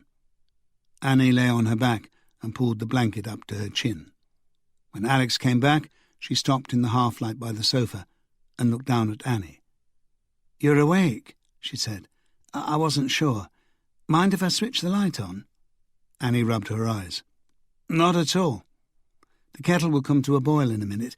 Stay where you are if you like, and I'll bring you a cup of tea. Right now I have to go and get Ian up. Believe me, it can be quite a job." She seemed far too brisk and chirpy for so early in the morning, thought Annie. Not at all a morning person herself, especially a morning after the boozy night they'd had. At least it was quiet in the flat, no kids screaming next door, no domestics from upstairs. Maybe Ian would be quiet, and a cup of tea in bed. Now, that was a rare treat. She checked her watch. 7:30. She had better get a move on. There was a lot to do today. Banks would already be at the post-mortem. Then she remembered last night's conversation, the card with the number on it. She still had it in an envelope in her bag. She would have to get it fingerprinted as soon as possible, and Banks would want to know everything Alex had told her. She reached for her handbag and checked her notebook. Thank God she had written it all down. Then she realized another thing. From this moment on, she couldn't leave Alex and Ian alone. Until she could organize a shift of watchers, she would have to stick with them herself or get someone else to do it. Her unexpected visitor didn't sound the sort who would stop at a broken finger. When Alex came back, Annie asked if she could use the bathroom. "Of course," said Alex. "It'll take Ian half an hour to get out of bed, and I've got breakfast to make. Take your time." Annie luxuriated in a hot shower, then brushed her teeth so long that she probably wore off most of the enamel. She had forgotten to do it last night, so she was making up for it now. Luxury. When she looked for some paracetamol in the bathroom cabinet, she noticed a strip of contraceptive pills. So there were to be no more children, at least not for the time being. It was none of her business, and she felt vaguely guilty about even finding them. But it was her nature to pry, and when she did, she found nothing more of interest. No prescription drugs, no illegal drugs, no guns. She hated dressing in yesterday's clothes, but she had no choice. She thought of asking Alex for a loan of clean underwear, but felt too embarrassed. The best she could do was turn her knickers inside out and pretend they were fresh. The bra was fine, and her jeans, but she could do with a different top, and she had no time to go home before she went to the station. Things progressed slowly through tea, cornflakes, and toast and marmalade, and eventually they were all ready for off. Though she felt she was perhaps being paranoid, Annie went out of the door first and glanced up and down the landing. Nobody around. She held her breath as they went down in the lift, half expecting the doors to open at 6 or 4 and for some heavies to get in. But they had it to themselves the whole way down. She'd been a bit anxious the previous evening about leaving her car parked in the street, expecting the wheels to be gone or worse. But Alex had told her not to worry, and it was just as she'd left it. Though Ian's school was hardly more than a couple of 100 yards away, they dropped him off there first and made sure he was through the doors before driving to the station. If Winsome, Doug or Jerry noticed that Annie was wearing the same clothes as yesterday when she entered the squad room, they were too polite to say anything. She remembered once in her early days she had turned up at the station in yesterday's clothes, and all the blokes had nudged one another and whispered and smirked. They wouldn't let her forget for the rest of the day. And if she'd compounded the error by turning up with an attractive female civilian in tow, their imaginations and comments would have known no bounds. Annie introduced Alex to her colleagues, then took her over to the annex. She could see Alex's eyes wandering everywhere, an expression of intelligent curiosity on her face as they walked among the lab-coated techies and the various machines and computer stations. "I hadn't thought it would be so high-tech," Alex said. "No expense spared for crime fighting," said Annie as they entered the fingerprint development laboratory, Vic Manson's domain. "Except when it comes to our wages, of course." Manson was at his desk already, poring over a stack of photographed fingerprints. He covered them with a folder when he saw there was a civilian present. Annie wondered why. It wasn't as if Alex would recognize someone's fingerprint from a photograph. Normally, of course, no one would go to Manson's office for fingerprinting. That would be done down at the custody suite. But Manson had all the latest technology, and instead of ink and paper, he simply scanned Alex's prints, leaving out the broken one, into the computer after Annie had explained what they were after. "These will be erased as soon as we've finished," Manson assured Alex, who said she didn't really care, as she had nothing to hide. "Getting fingerprints from porous surfaces is much easier than it used to be a few years ago," Manson explained as he held the card by its edge between his thumb and forefinger. "But the quality still depends on how much the handler secreted. Paper and cards such as this one are absorbent, you see, so we need to use special chemicals to make them visible. It may take a little time." "He was sweating, if that helps," Alex said. Manson looked curiously at her. "The man who gave the card to me," Alex explained. "He'd just had to walk up the stairs to the 8th floor, you see. The lift's on and off, and it was off when he came. He didn't look very fit either." "Excellent. That should help a lot," said Manson. Then he waved his hand. "Now, if you'll give me a little time, I'll get back to you later. I've still got a mass of work to get through from the hangar and the crash scene first, but I should be able to find time to fit this in sometime later today." "When do you think you'll have a result?" Annie said. "It's all connected, we think. The crash, the hangar, this man." "I'll do my best to have something by the end of the day," said Manson. "Can you run it against the NAFIS to see if you come up with a name?" "NAFIS? You're a bit out of date, Annie. We're more advanced than that now. I can run it against Identi-1, Eurodac, Europol, and Interpol databases too. Well, I suppose that gives us one good reason to stay in the EU. Manson laughed. We can even check with the FBI, if you like. You know me and technology, Vic. I'm just a silly slip of a lass. Europe wouldn't be a bad idea, but I don't think we need to trouble the feds just yet.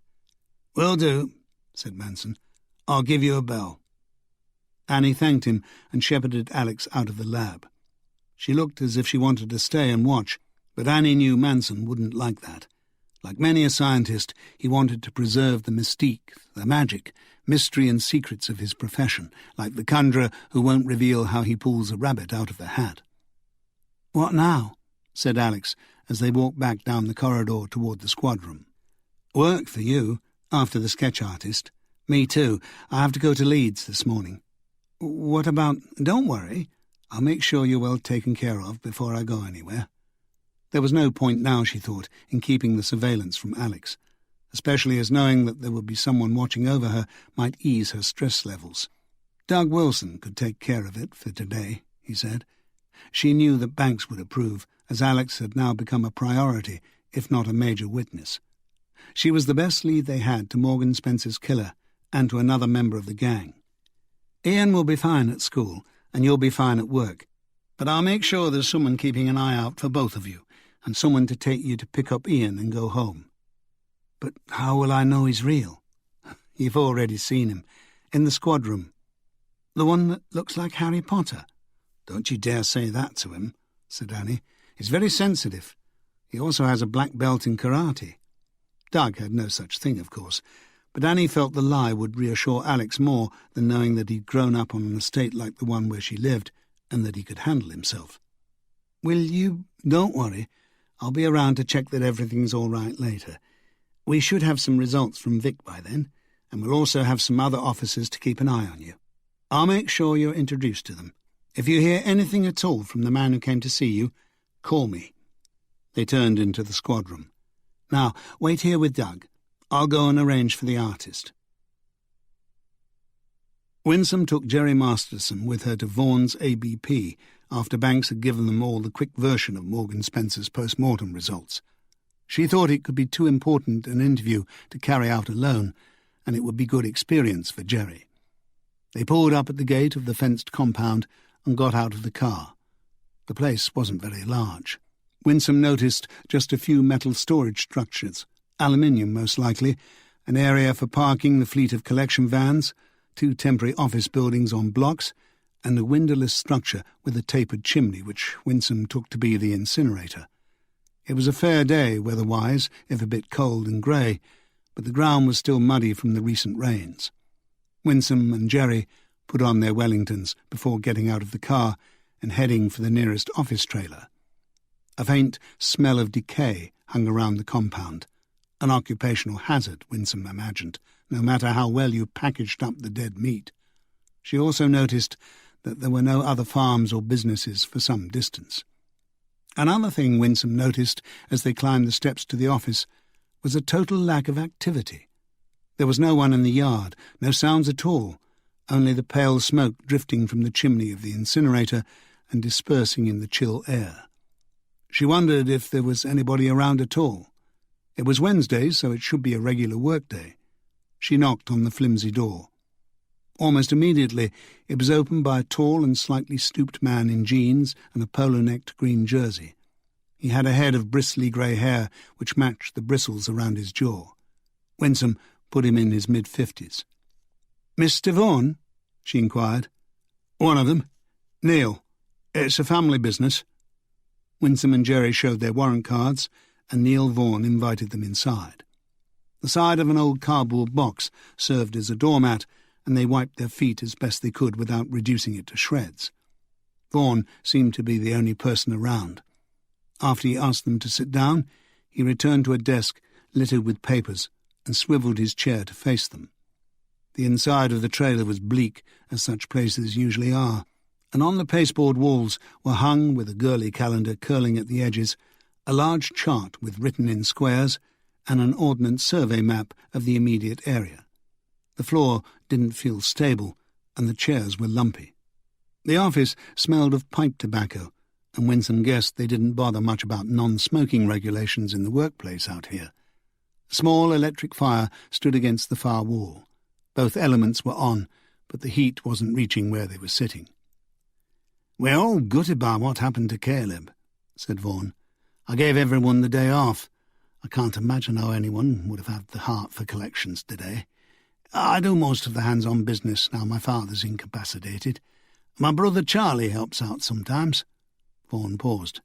"When he can be bothered, that is." Winsome didn't miss the edge in his tone, nor did Jerry, judging by the way she frowned.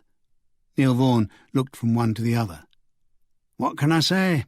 We all follow our own paths. Charlie's doesn't involve fallen stock collection and disposal."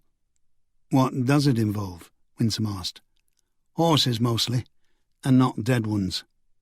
Winsome thought it would be a good idea to have a chat with Charlie Vaughan, and she saw Jerry writing in her notebook. Somehow she sensed that was exactly what she was jotting down. "Was Caleb with you for a long time?" she asked. 30 years. I've known him since I started in the business. He taught me practically all I know." "But he never sought promotion or got it?" Vaughan gave a harsh laugh. "There's not a lot of promotion to be had around here. No, Caleb liked driving. He was his own boss in his own world. Put him in a van with his music and his fags. He was happy as a pig in, well, the proverbial." "He worked alone?" "That was one concession he earned over the years, and there weren't many as would want to ride with him and put up with the smoke and the music. That prog rock stuff, I think it's called. Old-fashioned, at any rate. Gives me an earache. And I know smoking's not strictly legal on the job, but, well, it was Caleb's cab. We usually have a team of 2 on collections, of course, but the local farmers were happy to help Caleb if they had to. Everyone knew him. He hadn't a bad word to say for anyone, and he was strong. Wasn't often he needed a hand with a load." Winsome was getting the picture. Caleb Ross was a saint. Well, saint or sinner, it didn't matter that much. Ross wasn't the victim who interested them, unless he had played a part in the events of his own demise. "Do you know if Mr. Ross had any financial problems, any money troubles at all?" "Caleb? Good Lord, no. At least he never complained. He lived a simple life, had a little cottage in Lingarth, just off the green, lived there with his wife Maggie. The kids are grown up and flown the coop. Maggie, has anyone—" "She's been informed, sir," said Jerry. "Well, that's a relief. I must pay her a visit, soon as well—" He waved his hand over the mess of papers. "I thought there was no sense in me staying at home. I couldn't bear it, just pacing and thinking of poor Caleb. So I came to work, thought it might take my mind off things." "And has it?" Winsome asked. "Not really. Something like this, it's hard to get your mind around it. We all have to go eventually, I know that, but Caleb was fit and strong and about the same age as me. I suppose I assumed he would always be around." "From what we can gather, it was just a tragic accident," said Winsome. "The perfect storm, though I don't suppose that's much consolation." One of the elements made a crackling sound, as if a fly had just landed on it. "Then why are you here?" Vaughan asked.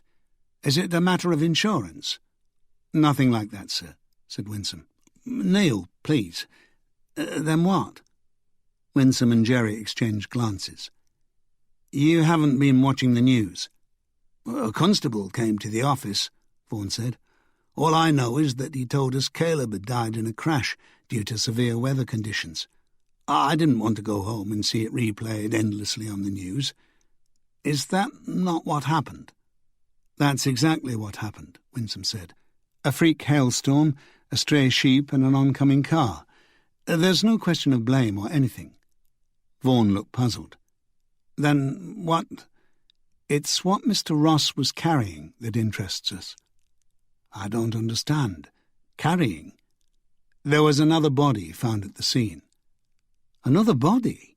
You mean a human body? Whose?" "Among the animal parts, sir." "Good God, I don't believe it. How could a human body be mistaken for a fallen animal?" "We don't think it could, but all the parts were wrapped in black bin liner." Parts? The body had been cut into several pieces. I must ask you to keep this information to yourself for the moment, sir. All the press and TV have our rumours so far. Of course. Oh, my God. And you're saying someone put it there? This human body? It looks very much that way. I can't imagine it got there by accident. But why? We don't know why. Right now we're more concerned about how and who. Obviously it was meant to be disposed of. Winsome glanced out of the window. It would have ended up in your incinerator, most likely, and nobody would have been any the wiser. Except for the crash. That's right. So what we need to know is what farms Caleb Ross visited yesterday morning, where he might have stopped, say, for a tea break or lunch, and who might have had access to his schedule. Well, I can certainly supply you with a copy of Caleb's pick-up schedule, but surely you can't think anyone here had anything to do with what happened. We don't think anything yet, sir. We're still gathering facts and evidence. Can you help? Certainly. Vaughan riffled through the papers on his desk. That's easy. Our copies of yesterday's pick-up schedule are here somewhere. Caleb... here it is. He brandished 2 sheets of paper stapled together. Of course, Vaughan added, he didn't finish his rounds, so he didn't get to all these places. I think the last one was Alf Wither's, Garsley Farm, just outside Swainshead. He'd probably have had his lunch in the village, then set off over Belderfell Pass to where his next collection point was. But, of course, he never got there. Winsome took the list Vaughan handed her, looked it over and passed it to Jerry, who slipped it into her briefcase. It seems like a long list, Winsome said. Was he always so busy? It's lambing season, said Vaughan. Sad to say, but it's a time of high mortality on the Dales farms. Could someone have added to the load at any of the places Mr. Ross visited? It wouldn't have been that easy, at least not always. Sometimes the fallen animals are kept at some distance from the actual farm buildings, you understand, in which case it probably wouldn't have been very difficult for some interloper to swap a bag. Is there no record of the numbers? Bags, packages, you know. Well, of course. Record-keeping is essential when you're dealing with fallen stock. Any carcasses sent off farm for disposal, which is the only legal way to do it most of the time, must be recorded. And all carcasses must be accompanied by a commercial document while in transit, in triplicate. Vaughan swallowed. Of course, in this case, the documents would have... Well, I understand, said Winsome. But the farmers would have a record of what stock they had had taken away. Yes, they should. Vaughan scratched under his collar. Is there a problem, sir? No, not really. I mean, 99% of the time everything's shipshape and above board, but sometimes, well, human error can creep in. Even in something as important as fallen stock records. People don't like to admit it, of course, no more than the police like to admit they make errors, I'm sure. Vaughan smiled, but neither Winsome nor Jerry Masterson returned it. But it happens sometimes, he went on. Records don't always match the numbers. Why would that be? Oh, perhaps another animal has died after the list was made up and before pick-up. Caleb and the other drivers would usually change it on their copies of the commercial documents, even though they're not really supposed to. There's no black market in fallen animals, is there? Jerry asked. No profit to be made? Vaughan looked puzzled.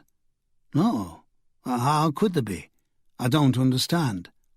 Oh, I don't know. Perhaps food produce, you know, like the horse meat in the burgers? Vaughan laughed. No, that horse meat business was a direct result of the banning of DSM in meat products. DSM? Desinewed meat. It's what's left when all the good cuts have been taken. It's used in processed meats. The nostrils and eyelids, Jerry said.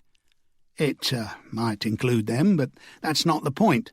When its use was banned, producers had to find other sources of cheap meat products to make up the shortfall, hence the horse meat business. What about wild animals, game? The law's complicated on that subject. You can blame the EU for that too, of course. Why? Jerry persisted. Well, it's a matter of disease, infection. Wild animals can carry disease even though they haven't been tended or fed by humans. Often it's best to make sure, but in many cases you can't. And if it's apparent the animal has died of natural causes, it's permissible to bury it without calling us. On the other hand, there's a requirement to carry out BSc, TSC tests on all fallen cattle over 48 months. That's mad cow disease to you. The rules are stringent on most matters. Do you get many infected animals? We are not approved for over 48-month cattle sampling and testing. Too much hassle. It was mostly stillborn lambs. At least that's what it would have said on the labels, but now we know different, of course. I'm still finding this hard to believe. Getting back to how these human remains could have been added to the load, said Winsome. Would it have been possible for someone to add them to Mr. Ross's van, say, while he was having his lunch? Or officially there's supposed to be someone with the van at all times. Only officially. Caleb usually took his own lunch, just a sandwich and a flask of tea, but he liked his giant Yorkshire puddings. He might have stopped off in Swanshead for a quick bite at the White Rose, if the disinfectant or dead animal smell didn't clear out the whole pub. It depends on the kind of day he's been having. But he wouldn't have had anything to drink. He was strictly teetotaler, was Caleb. A talk screen on what was left of Caleb Ross would soon determine whether he had enjoyed a jar or two with his giant Yorkshire. It sounds as if there's a great deal of laxity with the official requirements around here, Winsome said. Vaughan seemed unconcerned by the criticism. It's not much different from any other business in that respect, I should imagine. We accept that biosecurity is essential. We also have some very strict controls on the incinerator. But if you obeyed all the rules handed down by the EU, trading standards and health and safety to the letter, you'd hardly be able to breathe, let alone run a profitable business.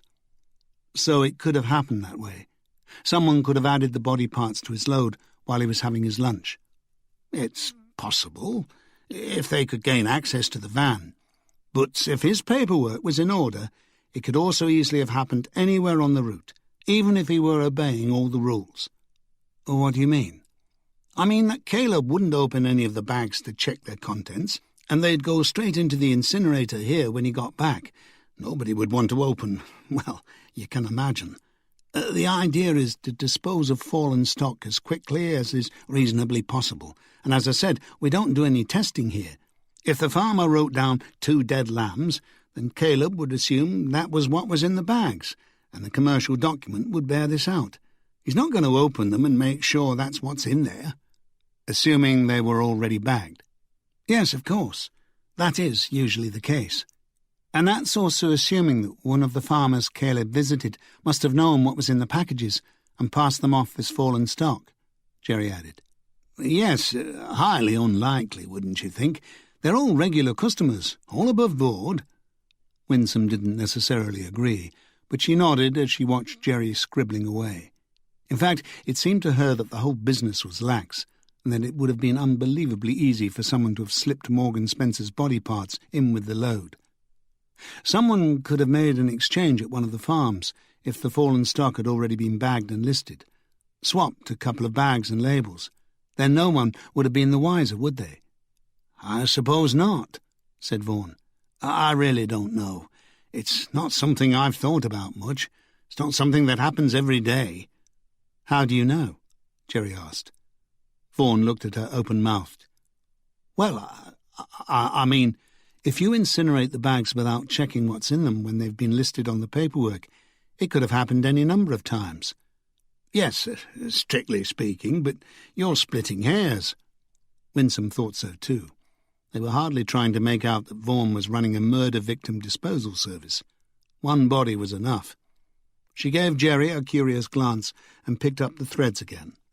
I suppose it would make more sense if someone sneaked the body parts into Caleb's load while he wasn't looking. Most of the drivers are worried about theft, but we have the opposite here. You have a list of all the farms Caleb visited on his rounds before the accident. That's about all I can help you with. It's possible that someone invited him in for a cup of tea and he left his load unguarded for a short while. None of this is perfect. If you can find out where he had lunch, if he did, you might get lucky there. Winsome smiled. Nice of the public to tell them how to do their jobs, she thought, but she thanked him anyway. If the other possibilities sound remote, is it likely that Caleb Ross loaded the body parts himself? Caleb? You're suggesting that Caleb had something to do with this? Well, he was driving a van containing several plastic bags of human remains. But like you said before, someone must have added those while he was away from the van or at one of the farms. It's ridiculous to think Caleb, is it? Winsome asked. Is it really, Mr. Vaughan? We think this murder is linked with a spate of rural crime in the area involving not only livestock but expensive farm equipment. The latest victim was John Beddoes, who had a valuable tractor stolen over the weekend. Yes, I heard about that. Do you know Mr. Beddoes? Was he a client?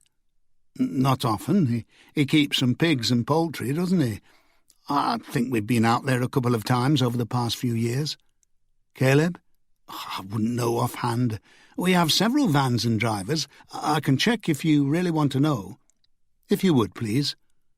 Vaughan walked over to the large filing cabinet, opened the top drawer and flipped through the folders. I'm afraid you're out of luck, he said, after running his finger down the column for a few moments. Mr. Beddoes' last pickup was November last year, and Todd Griffin and Pat Bingley did the job. Was Caleb Ross working on Monday? Yes, it was a normal work day for us all. Sunday? Not this week. We do operate a skeleton staff on Sundays. You have to in this business. But Caleb had enough seniority that he rarely worked on weekends. What's all this about? We think that whoever stole Mr. Beddoes' tractor must be informed as to which farms are especially vulnerable, where the rich pickings are, and when they're likely to be minimally managed, as John Beddoes' farm was last week. Now, don't you agree that Caleb Ross would have been in a perfect position to know what was going on with all the local farms? After all, you've told us everyone knew him. Well, yes, I suppose so, but you didn't know Caleb. He was completely reliable. Surely there must be plenty of others in such a position. Perhaps, but was he really so trustworthy? You've already admitted to us that he may have falsified official papers. Perhaps he did the same thing for someone else. No questions asked. Maybe he was doing a favour for someone, and he didn't even know he was transporting human body parts. They say every man has his price, and the information he could give about local farms might also have been worth a fair bit. That's why I asked about financial problems earlier. But Caleb didn't lack for anything. He never needed much. Everything has got much more expensive over the past few years. Winsome glanced at the electric fire. Just keeping warm, for example, or the cost of cigarettes. Someone might have come up with an offer that made sense to him. Vaughan shook his head. No, I can't see it. Not Caleb. Did he have mutton chops? Jerry cut in. Vaughan turned to her as if she were mad. Mutton chops? Yes, sideboards, you know. She touched her cheeks beside her ears. Ah, I see what you mean. What an odd question. No. Caleb didn't have mutton chops. Very well, Mr. Vaughan, said Winsome. We'll take your character reference into consideration. Perhaps you might also care to give us the names and addresses of one or two of Mr. Ross's co-workers. Todd Griffin and Pat Bingley, for starters. Well, they'll only tell you the same as I have. All the more reason for us to talk to them, then, said Winsome. The quicker we'll be able to cross him off our list. By the way, do you know what a penetrating captive bolt pistol is? A bolt pistol? Yes, of course.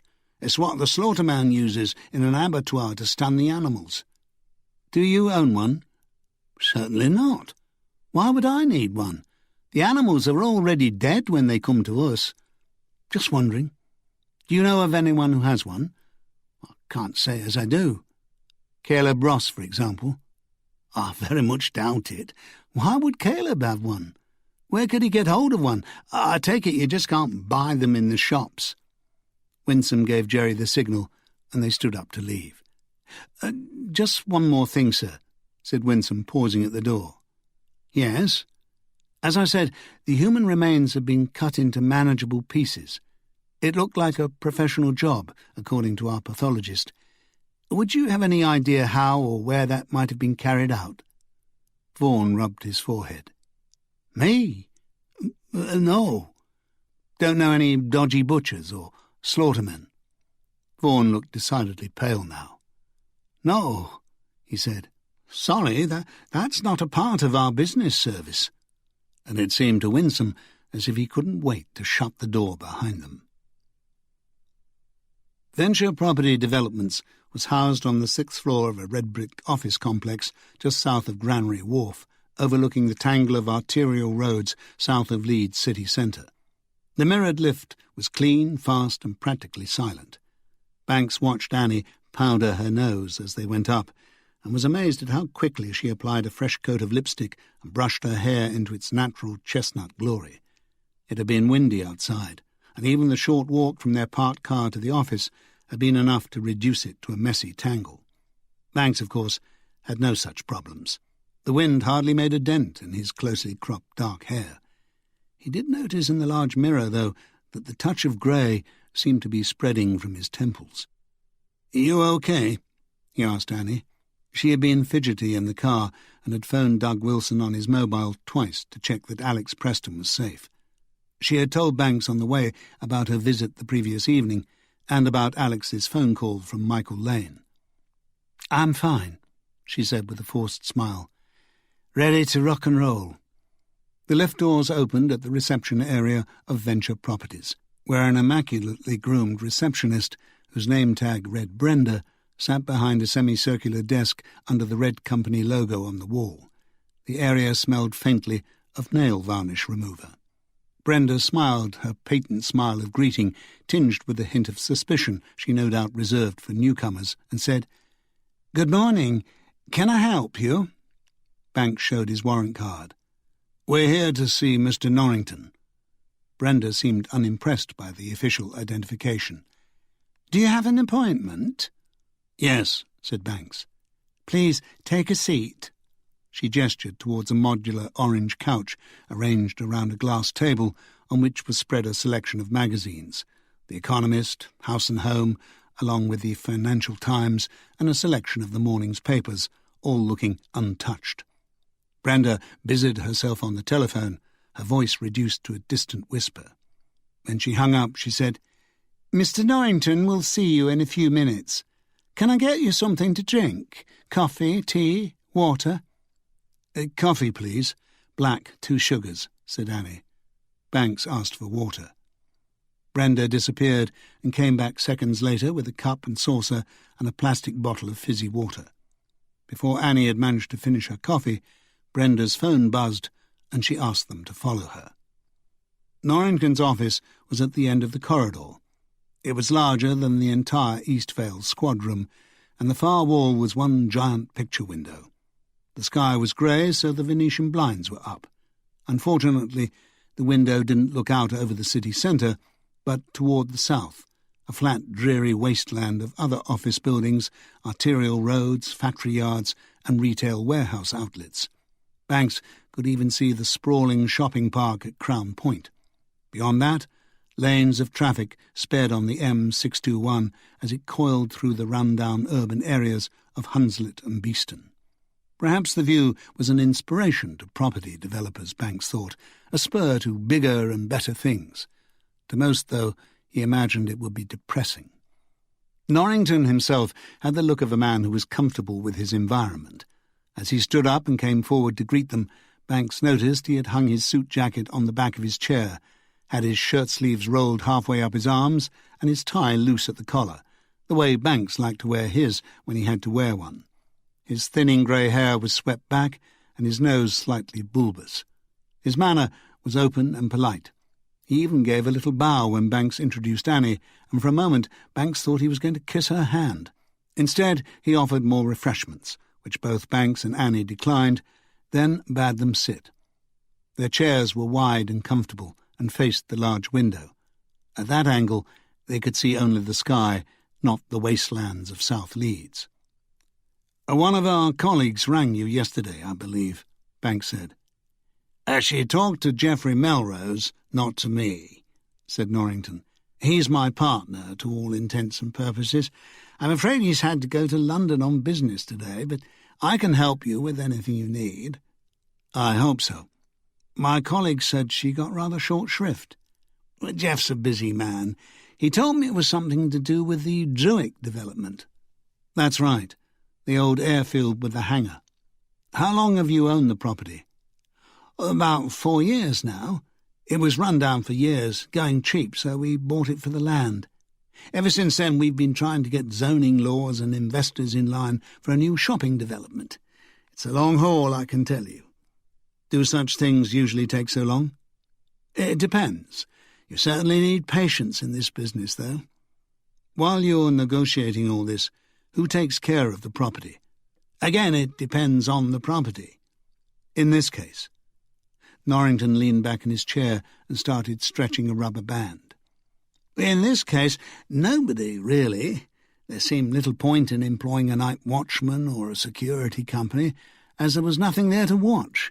The chain link and gates were already in place. We put up all the required signs and padlocks. I suppose some school kids might have managed to sneak in through a hole in the fence, but even a night watchman probably couldn't have prevented that. Kids get everywhere. Too true, Banks agreed. And anyone can take a pair of bolt cutters and replace your chain and padlock with their own. Did you ever consider whether the premises were being used for criminal activity? Why would I? We have many properties awaiting development, and it's never been an issue before. Norrington put his rubber band down and wagged his finger. Now, I do hope you aren't trying to lay the blame for anything like that at our feet. Is this a matter of liability? Well, as a legal issue, I suppose it might interest the lawyers and cost everyone else a fortune, but nobody's blaming anyone. That's not why we're here. Well, I'm very glad to hear it. So what's the answer? Of course we didn't know anything about criminal activities. I'm shocked to hear that you think we did. Not only that, Mr. Norrington, said Annie, but the area is now also a crime scene. A possible murder scene, in fact. What do you think of that? Well, I don't know what to think. I find it very hard to believe, as a matter of fact. Besides, you can't blame any of this on us. Banks stood up and walked over to the window. Norrington swivelled his chair so he could keep his eyes on him. Believe me, it's true, Annie went on. Norrington didn't seem to know who to look at. He finally decided on Annie. But what can I possibly do to help you? He asked. I've already told you, we've been involved in negotiations to develop that property for years now. It's not as if we stand guard over it or anything. Sometimes these things move very slowly. What's the matter? Not managed to grease the right palms yet? Said Banks, reclaiming his chair again. Not found the right city councillors to enlist in the cause? Norrington reddened. I resent that. Of course you do, but it happens in your business, doesn't it? As a matter of fact, Norrington went on, that's not the problem at all. Not that we'd resort to such a thing. Of course not. What is the problem, then? Not that it's any of your business, but it's investors, lack thereof. To put it crudely, we're still a bit short of the readies to make a start, even with the requisite planning permission which we're on the verge of acquiring. I'm surprised you can't get anyone to invest in the building of a major shopping centre where there isn't any competition for miles around. It surprises me, too, but that's the way it happens sometimes. Man plans, God laughs. I have that feeling myself often, said Banks.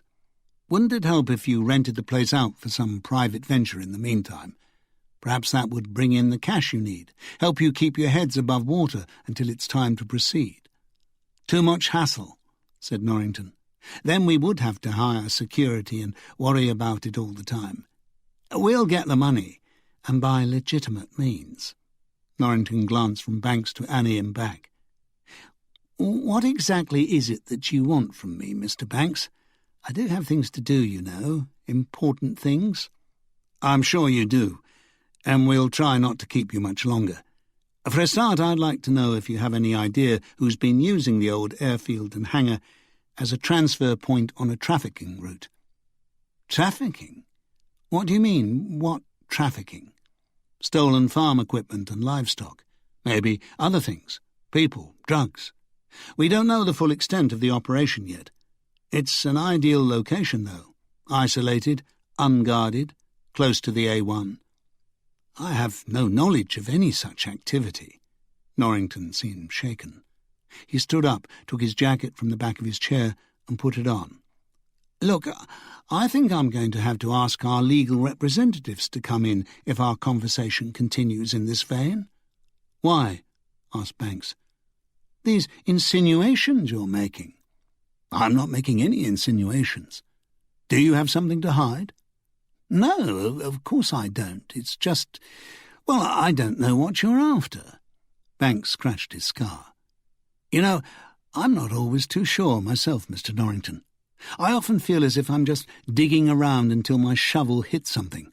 I tell you what, why don't you just take your jacket off again, nice and informal like, then sit down, and we'll carry on. Okay?"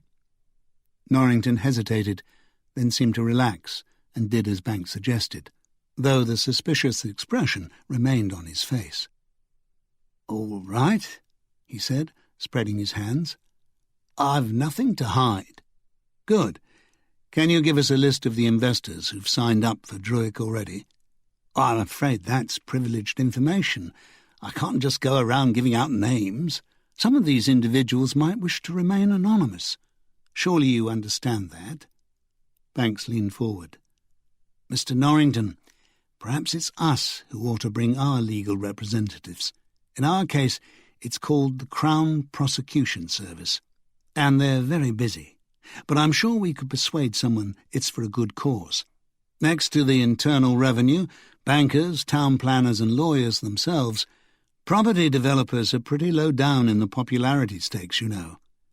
We do an important and necessary job." "Just as we do," said Banks. "So let's all do it. Accepting that you're an honest businessman, it doesn't have to follow that all of your investors are. One of them might have had an idea for putting the property to good use while he waited for a return on his investment." Norrington ummed and ahed for a while longer, then rang through to his secretary and asked her to make a photocopy of the Druick Shopping Centre investors list. "Just to show you we've nothing to hide," he added, "though I would appreciate your discretion in the matter." "We'll prove the very souls of discretion, don't you worry." It would probably come to nothing, Banks knew, as anyone who was using the hangar for criminal purposes was hardly likely to be connected to the place on paper. But it all had to be checked. Criminals get too clever and slip up, or they're just plain stupid to start with. The secretary knocked and entered with the photocopy, which Norrington directed her to give to Banks. "Is there anything else?" Norrington asked. "Have you ever visited the site yourself?" "Once, years ago, when we first acquired the property. 2009. Around then, yes. Do you always check out your firm's acquisitions?" "I usually try to." "Perhaps you could have your secretary make us a copy of the list of other properties your company is preparing for development before we leave too." Wait a minute. I've already given you the list of investors, against my better judgment. I really don't see why we should be expected to give you a list of our properties." "I don't see why not." "Again, it's private information. Privileged. Mr. Norrington, your company owns a property on which a brutal murder has been committed, and which we believe to be a transfer point for stolen goods shipments. How do we know you aren't using other properties you own for the same purposes? Absentee landlords or not, venture property developments can't shirk responsibility entirely, or the publicity that could come with it." Banks glanced at Annie. "I'm sure you can get a court order in an hour or less, D.I. Cabot. I'll wait here with Mr. Norrington until you get back." Annie stood up. Banks held his breath as she walked to the door. There was no way she could return with a court order within a couple of hours, so he could only hope his bluff worked. Wait, said Norrington, waving his hand as Annie grasped the door handle. "If it'll get rid of you once and for all, fine. I've got work to do." Slowly he picked up the phone and gave the instructions. After he had done so, he went on. "I would like to inform you, however, that I don't appreciate threats, and I'll be talking to the company's legal department immediately after you leave. Any further intrusions into our time and our business records will be a lot more difficult to carry out and will be done in the presence of legal representation. And remember, the names on that list are private property." Banks and Annie got up to leave. "Thanks, Mr. Norrington. You've been a great help," Banks said over his shoulder. "You certainly sound as if you know the drill. No, don't bother to see us out. We'll pick up the list of properties from your secretary on our way."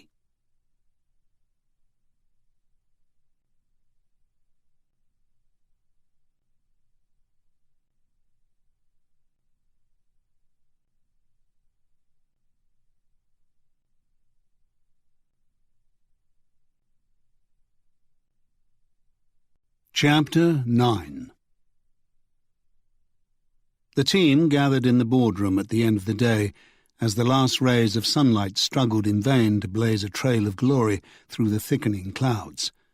Gervais, Banks, Annie, Jerry Masterson, Stefan, Jazz Singh and Winsome were present. Only Doug Wilson among the major team members was missing, and as soon as he had organised his replacements to keep watch over Alex and Ian Preston, his job would be done for the day.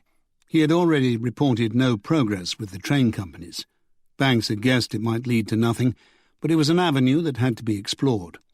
Someone had sent to the canteen for a pot of coffee and a plate of digestive biscuits. Banks was thinking a bottle of wine or a barrel of beer would not have gone amiss. His mouth watered when he remembered the old Maigret stories his father had introduced him to.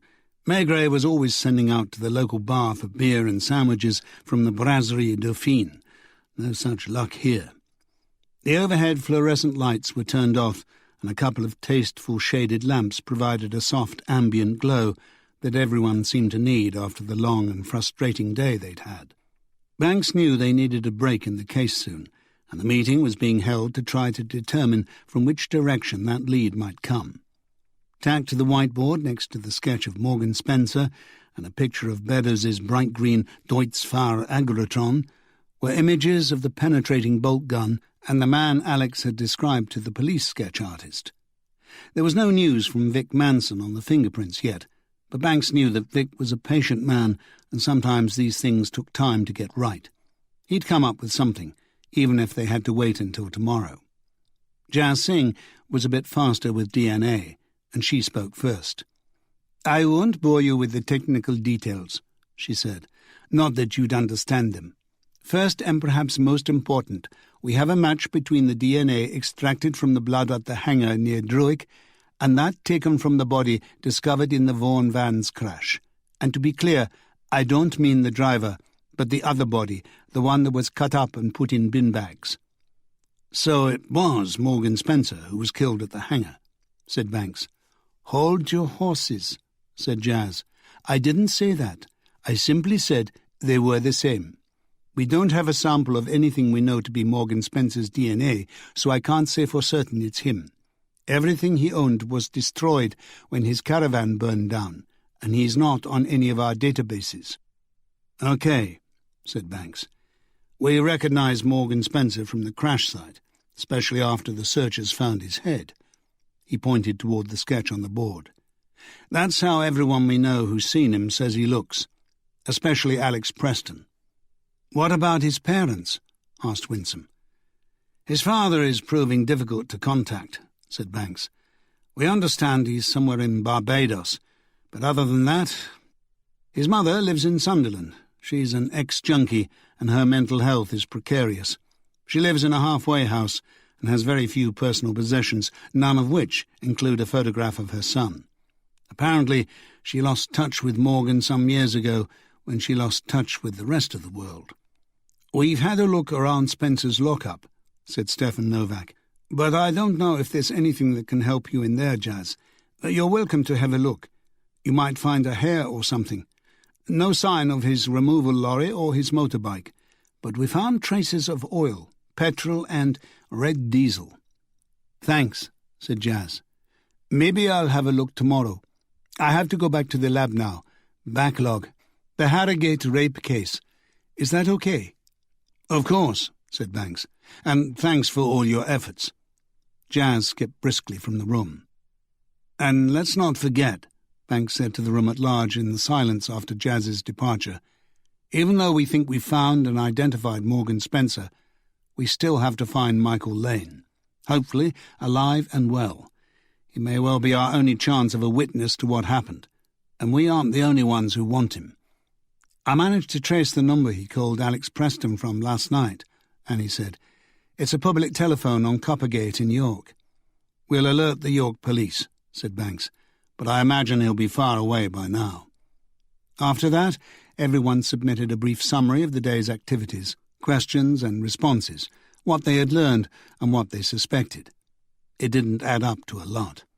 The old wool barons on the walls looked sinister in the shadows, as if they were watching over the team or sitting in judgment. A blood-red lance of dying sunlight managed to stab through a crack in the clouds and illuminate a particularly grim-looking specimen. "Do you think Keith Norrington Adventure had anything to do with it?" A.C. Gervais asked.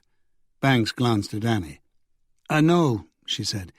"He's just a creepy businessman covering his arse, ma'am. It won't do any harm to check him out, though. Bound to be something dodgy in the company books." Gervais managed a thin smile. "Well, don't go too far," she said. "We don't want to be accused of harassing creepy businessmen." "No, ma'am." "What about Neil Vaughan?" Banks asked. "I don't think so," said Winsome. "He seemed genuinely distressed about what had happened to Caleb Ross.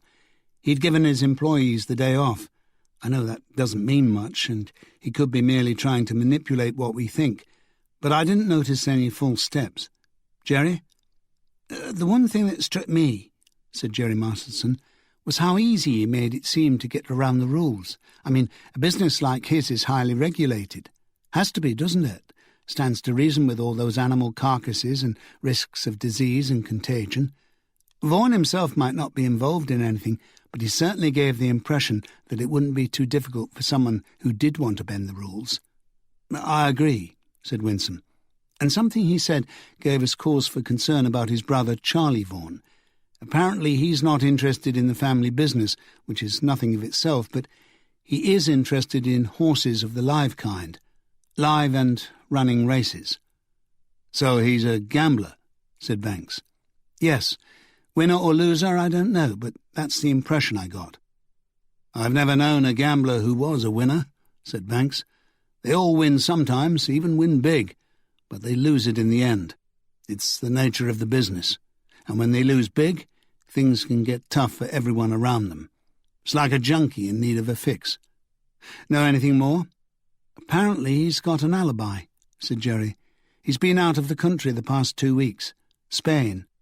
"Solid?" "I think so," said Jerry. "Want me to dig deeper?" "No, not yet. We've got plenty to be going on with. Let's keep him in our thoughts, though." "By the way, sir," Jerry added, "Caleb Ross didn't have mutton chops."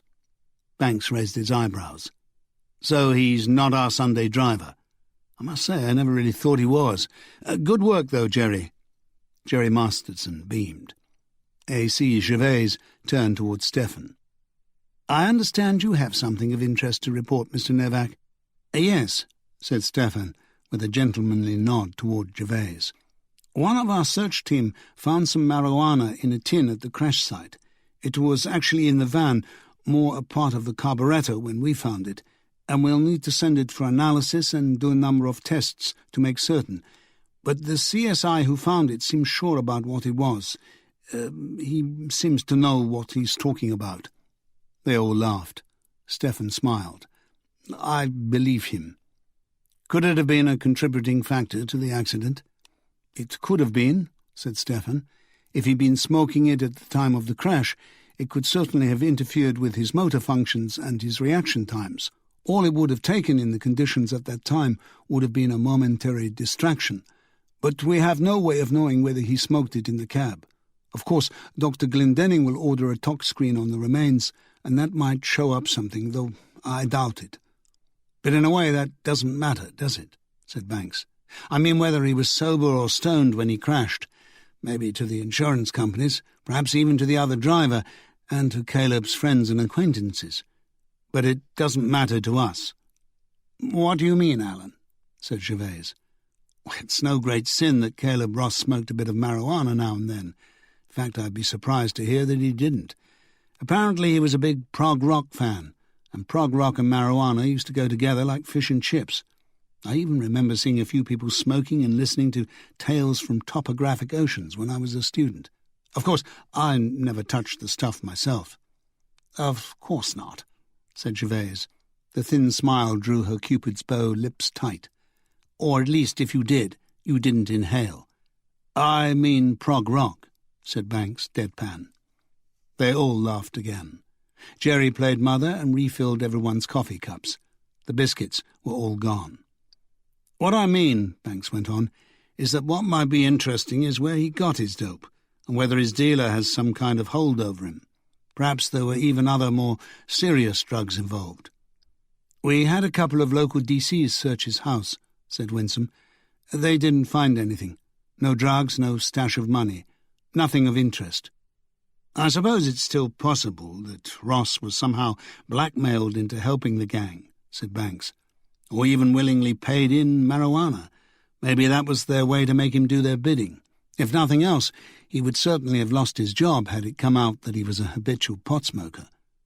"So we try to find his source," said Winsome. "We'll keep a lookout. And we might as well have a good look at Caleb Ross again. Winsome?"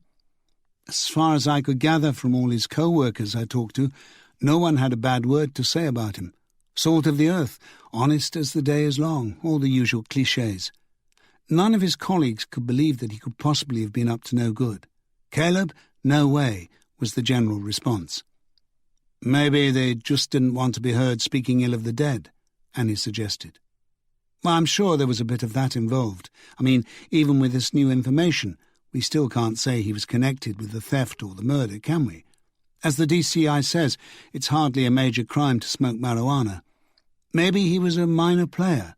It's amazing how easily people can avert their eyes from what they just see as a harmless little fiddle, like nicking pens and writing pads from the office stationery, like it's something you're entitled to." "Good point," said Banks. "But I still can't shake the feeling that Ross and Lane are involved at some level.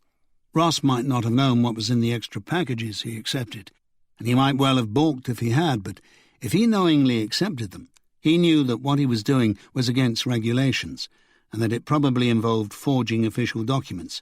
And finding the marijuana does cast a slightly different light on him. It seems he wasn't quite as honest and law-abiding as everyone makes out. Look a bit deeper, Winsome. Maybe talk to some of the farmers he regularly picked up from. See what you can find out there." "Will do, sir. I'll draw up a list from the one Vaughan's gave us and make a few visits." Banks turned to Stefan Novak again. "Thanks, Stefan," he said. "Anything else?" "Nothing to report, really. The accident lads will be there all night again, by the looks of it. They've found no traces of tampering and don't expect to at this point, but they still have a lot of other ground to cover. My lads are about done and should be able to get away tomorrow. It's bloody freezing out there." "Anything more from the hangar?" "Some partial prints. We might be able to come up with some matches, but nothing that would stand up in court." Banks turned to Jerry Masterson. "Anything more on Beddoes' finances?" "Nothing dodgy at all as far as I can make out, sir. All in order. He's not rich, but he gets by. He's got plenty of investments, mostly low risk. He's no gambler. And the farm makes a small profit on paper. You ought to see the prices for some of those oils and pork chops." Banks laughed.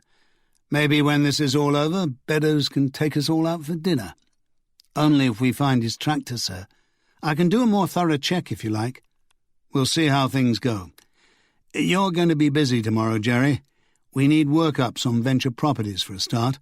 I've got a couple of lists to get you going there." "Yes, sir. By the way, I did manage a brief glance at Terry Gilchrist's military record, and it's without blemish. Quite the opposite, really. Most distinguished." "Thanks, Jerry," said Banks. He looked at Winsome, who had her head down and her pen in her hand. "Perhaps most important of all is this," Banks went on. He turned to the whiteboard and pointed to the image of the bolt gun.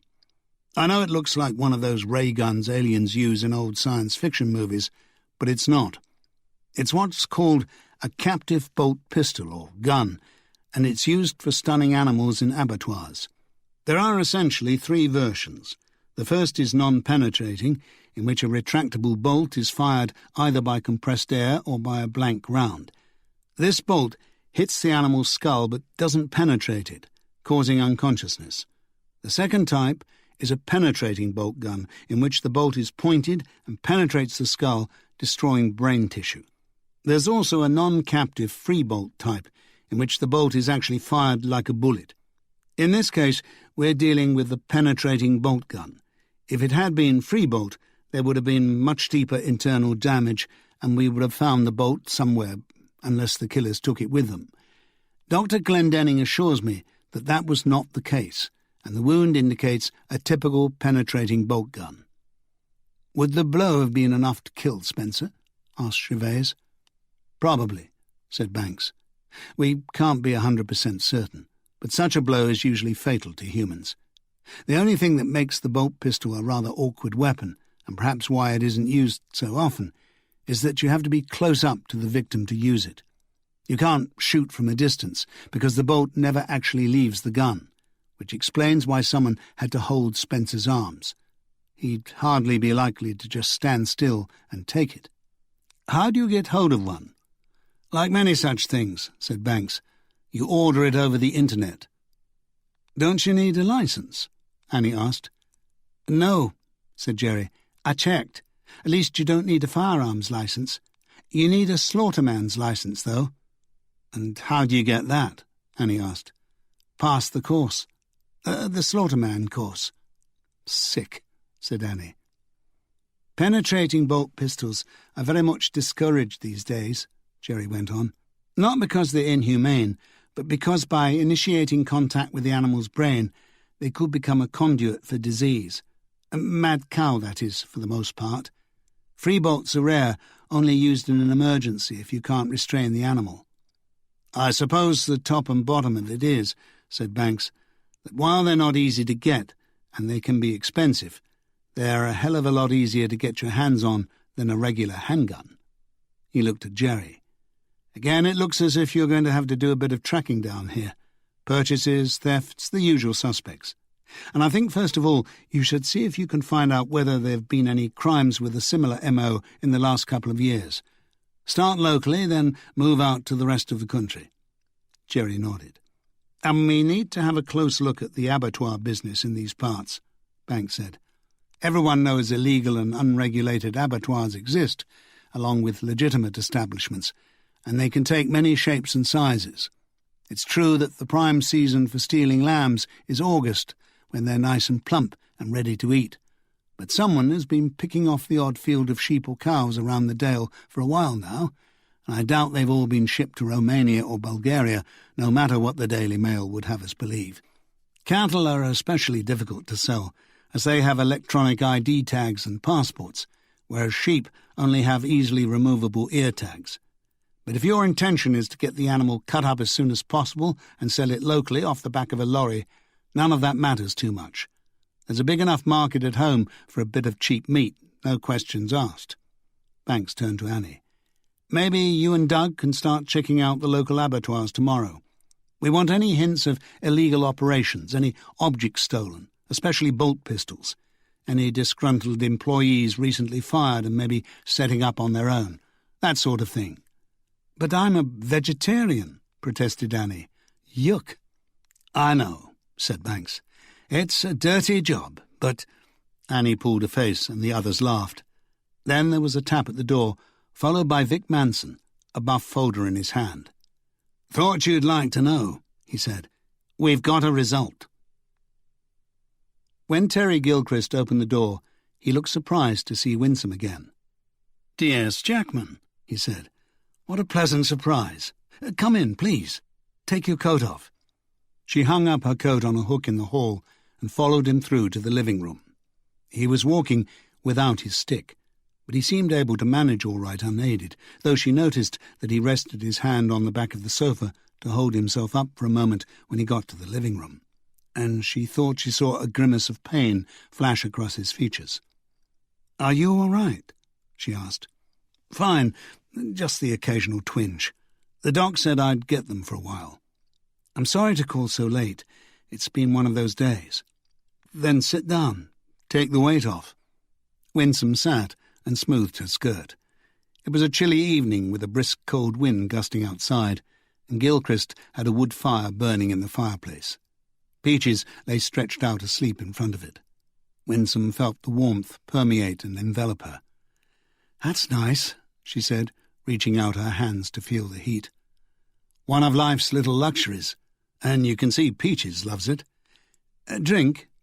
"Not for me, thanks. I'm driving." "Tea, then, or I can offer you a cappuccino." "Oh, that'd be lovely, if it's no trouble." "No trouble at all." The room seemed different after dark. Perhaps it was the wood fire. Winsome absorbed the warmth and the sound of crackling logs as she listened to the hissing and grinding of what sounded like an espresso machine. Peaches was still breathing slowly and peacefully in front of the fire. She stirred and growled once as if disturbed by a dream, then stuck out her tongue and settled back down again. Soon Gilchrist was back with 2 cappuccinos. He handed one to Winsome. "Another of life's little luxuries?" "The espresso machine. Rather a large luxury, I'd say. Actually," he went on, "you're lucky to catch me in. It's trivia night at the Coach and Horses tonight. Highlight of my week, usually."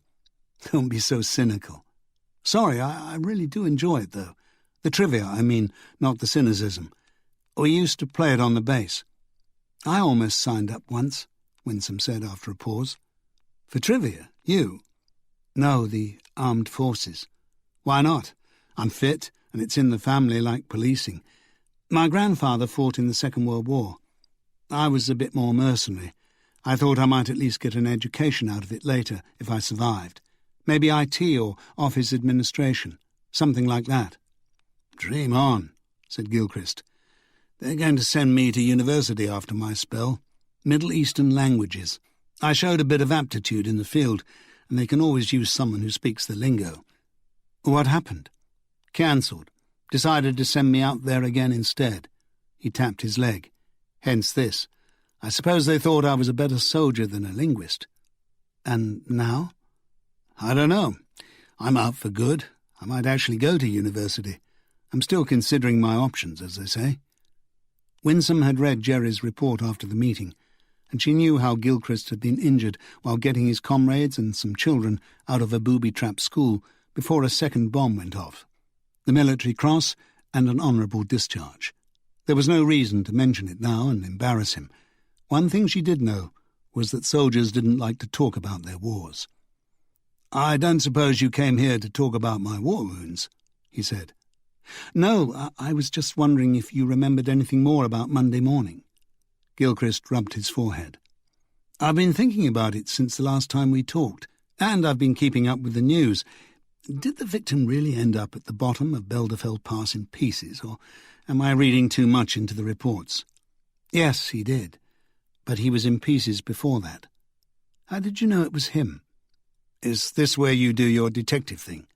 Tell me I couldn't have known unless I'd done it." Winsome laughed. "Good Lord, no. I don't think you did it. At least I hope you didn't." "Well, I'm grateful for that. Actually, it's elementary, my dear Jackman. It's just the odds.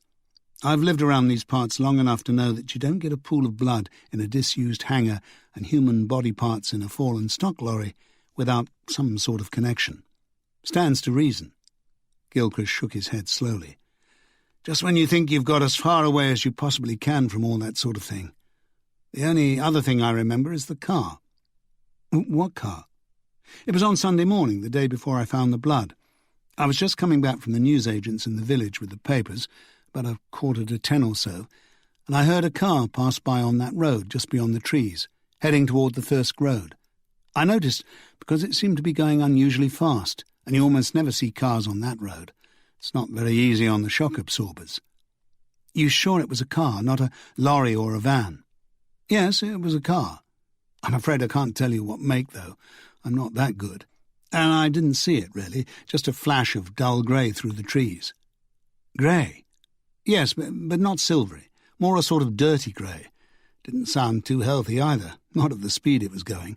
I could tell that much, at least." Michael Lane, Winsome thought. Or whoever was driving his car if he'd taken Spencer's lorry. But she didn't think he had. Fullerton had seemed pretty sure about the mutton chops and flat hat, and unless Lane was wearing a disguise, which Winsome doubted, then it probably wasn't him. The timing was right. He wouldn't have been worried about his shock absorbers if he thought he was fleeing for his life, or if he'd just shot someone. "Which way was it going?" she asked. "Druick direction. If he kept going straight on, it would have ended up on the moors. But there's the Thirsk Road. It might have turned on there and joined up with the A1. Was anybody following it? Another car, a lorry, a motorcycle?" "No, nobody. At least not for as long as it took me to get back to the house and open the door." It was something at any rate, Winsome thought.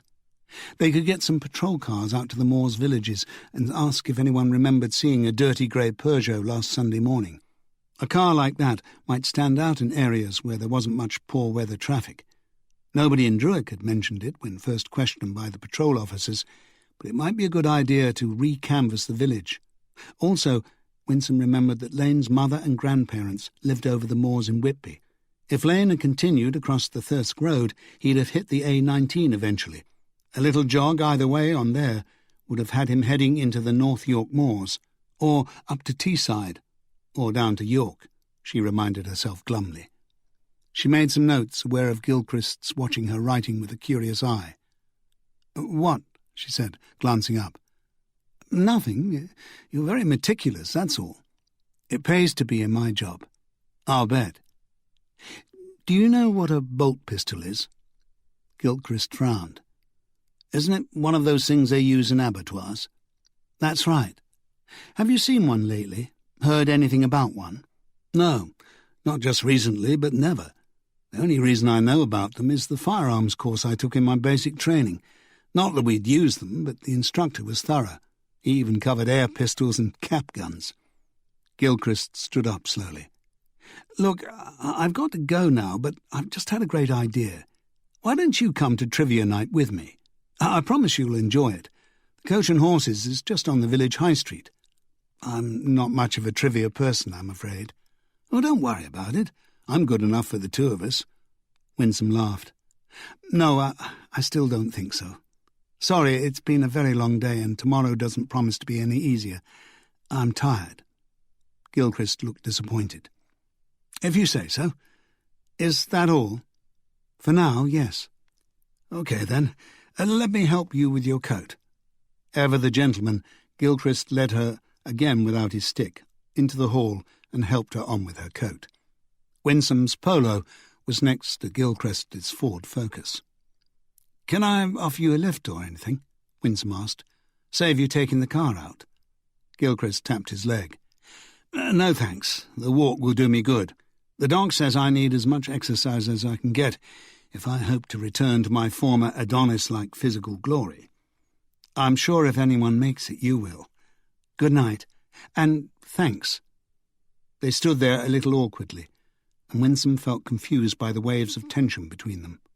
Just when she thought Gilchrist was leaning forward to kiss her cheek or her lips, she turned quickly and left. Back in the car, her heart was beating fast, and she had to tell herself to get a grip and calm down. Why had she refused his invitation? She wasn't that tired. And the potholing he'd mentioned on her previous visit, what harm could that do? Was it because she still thought of him as a suspect, or at least as a witness involved in a case she was working on? Partly, she thought, but it was more than that. She didn't like the idea of sitting in an estate pub in what was little more than a modern country village. She would be the only black person in there, and she would stand out. She was used to that in her job, of course, but people knew her in Eastvale, and at least there was a college there. It attracted all colours and all kinds. In the pub, she would be an object of curiosity, and that would make her uncomfortable. Oh, why, she told herself, after running through the list of reasons for turning down Gilchrist's offer, didn't she just admit the truth, that she was attracted to him, and that the feeling frightened her? Then she heard her mother's voice in her mind, as she so often did. "Get a grip on yourself, you foolish girl." It wasn't easy, but she made herself stop thinking of Gilchrist and concentrated on the road. It had been a useful meeting, Banks thought, as he tossed his briefcase on his computer desk, picked up the post and hung his coat up on the rack behind the door, but he still felt that he lacked a coherent picture of recent events. No defining pattern had emerged from the vast collection of data and pooling of ideas. Vic Manson's contribution had probably been the most valuable: the identification of the man who had threatened Alex Preston. He would see the complete file in the morning, but he already knew the man's name was Ronald Tanner, and he had a string of arrests for breaking and entering and one for GBH. He had served 2 prison sentences, one for 6 months and the second for 18.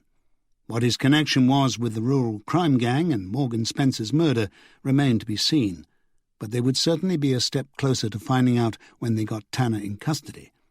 The local police had agreed to pick him up before dawn and deliver him to Eastvale. It was the most likely time to find him at home, and they would certainly have the element of surprise on their side, which could make all the difference if he were in possession of a weapon. Banks walked through the hall passage to the kitchen. There was a small dining table come breakfast nook that could seat 4 in a pinch, and a TV on one of the shelves on the wall beside it, where he usually watched the news or listened to the radio as he drank his breakfast coffee. He flicked on the remote, found nothing of interest, and switched it off again. Then he poured himself a glass of wine and sat at the table in silence. The Post was uninteresting, apart from the latest issue of Gramophone, which he flipped through idly as he drank. Then he realized he was hungry again. The only thing he had to eat in the fridge was some leftover pizza with pork, apple and crackling saved from the quick lunch he and Annie had grabbed at Pizza Express at the back of the Corn Exchange in Leeds. He put it in the convection oven, where it would hopefully crisp up a bit, and went back to his magazine. When the bell dinged, he took his wine, pizza and gramophone into the conservatory. Dense clots of black cloud fringed the top of Tetchley Fell on the horizon, but above them the starry night was a clear dark blue, with a thin silvery crescent of moon. Banks sat in the wicker chair and watched its slow-moving arc as he ate his pizza. The crust was dry and still a bit too cold. He decided he wasn't hungry any more and put it aside. When he'd finished, the moon had disappeared behind the fell. The headache that Banks had first felt during the meeting began to get worse when he concentrated on thinking about the case. He left his wine for a moment and went into the entertainment room to pick some music, finally settling on Agnes Obel's Aventine. The gentle, repetitive piano figures and cello and violin accompanying her soaring voice would soothe him better than paracetamol. But even with the music playing, he felt restless. Random thoughts continued to swirl around his mind, and his head throbbed steadily. He thought of breaking the pledge and ringing Oriana to ask if she wanted to meet for a quick drink, but soon changed his mind. They had a great relationship, he felt, as long as neither of them tried to push it too far. Right now, even if her body was still in Eastvale, her mind would already be in Australia. He could always wander down to the Dog and Gun, he supposed. There was bound to be someone he knew in there, maybe even Penny Cartwright. But he didn't particularly feel like company, he realized, other than Oriana's, of course. Ever since Sandra had left him and the kids moved out, he had become more and more attuned to his solitude, to the point where he actually enjoyed being alone. Maybe he didn't eat healthily enough or work out at the gym, and perhaps he drank and brooded too much. But on the whole, he enjoyed his life. It wasn't necessarily a psychologically healthy state of affairs, he thought, but there was a lot to be said for solitude. Some people even climbed distant mountains to be alone. The world was often far too much with him, the hustle-bustle always just around the corner. In the end, he decided to pour himself another glass of wine and go watch a DVD in the entertainment room. The latest James Bond movie had been lying around for a while unopened, mostly because Oriana didn't like James Bond. Banks had just started attempting to remove the cellophane wrapping when his phone rang. It was Joanna MacDonald. "Alan, I think I might have something for you." Banks put the DVD aside, picked up his wine and sat down. "Fire away. Every little bit helps right now. I can't be specific about visits to the hangar or anything like that, but basically we have someone on our radar who's come off or on the A1 at Scotch Corner or Darlington. It's a start." He made a visit to the area on the Sunday in question. We've had our eye on him for a while, Operation Hawk, that is. He's involved in international investments, but he's often seen visiting rural areas. He also has a lot of overseas contacts, Eastern European in particular. Some of them are not entirely wholesome. Frequent traveller to the Balkans and Baltic states, knows all the palms to grease. He calls himself Montague Havers, but his real name's Malcolm Hackett. Maybe he's expecting a knighthood for services to crime, Banks suggested. I think Sir would go better with Montague, don't you? Joanna laughed. Much better. What time did he leave the A1 on Sunday? There was a pause as Joanna consulted her notes. He came off at Scotch Corner and took the Richmond Road at 2:35 Sunday afternoon. He drives a silver BMW 3 Series. Nice car, but not too ostentatious. Doesn't attract too much attention, and to be fair, he does have relatives in Richmond. Well, that's not far north of Eastvale or Druick, but it's a bit late for what we're looking at, Banks said. Still, he wouldn't be the trigger-puller. If he's southern-based, the odds are he's one of the top brass and would want to keep himself as far away as possible from the rough stuff. And if for some reason he had to get there from London in a hurry, maybe he was there for the mopping up. Do you know when he set off back? He entered the Catterick Junction at 3:05 on Tuesday afternoon. Tuesday? That's just after Caleb Ross's van went over the pass. Anything definite on Mr. Havers?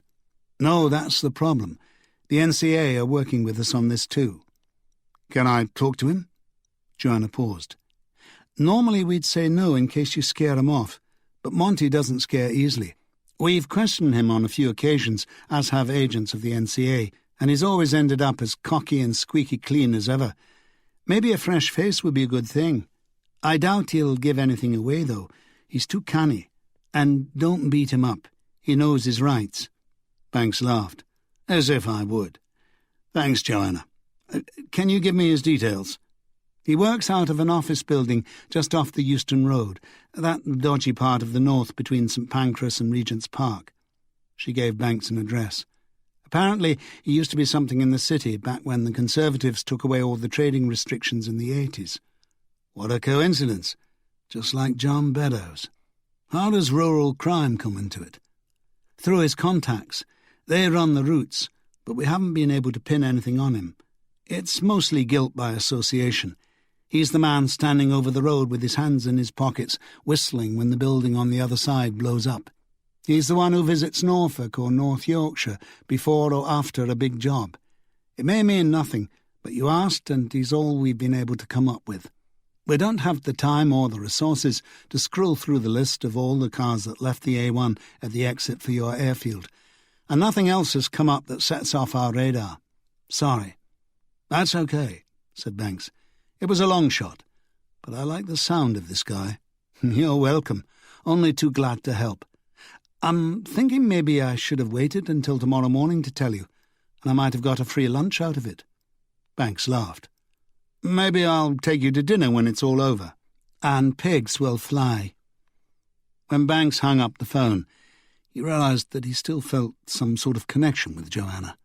The loneliness she talked about over lunch the other day was in some ways at odds with his own previous contemplation of the joys of solitude, but she made him consider that he really had no friends outside the job either, and that he neglected the ones he had.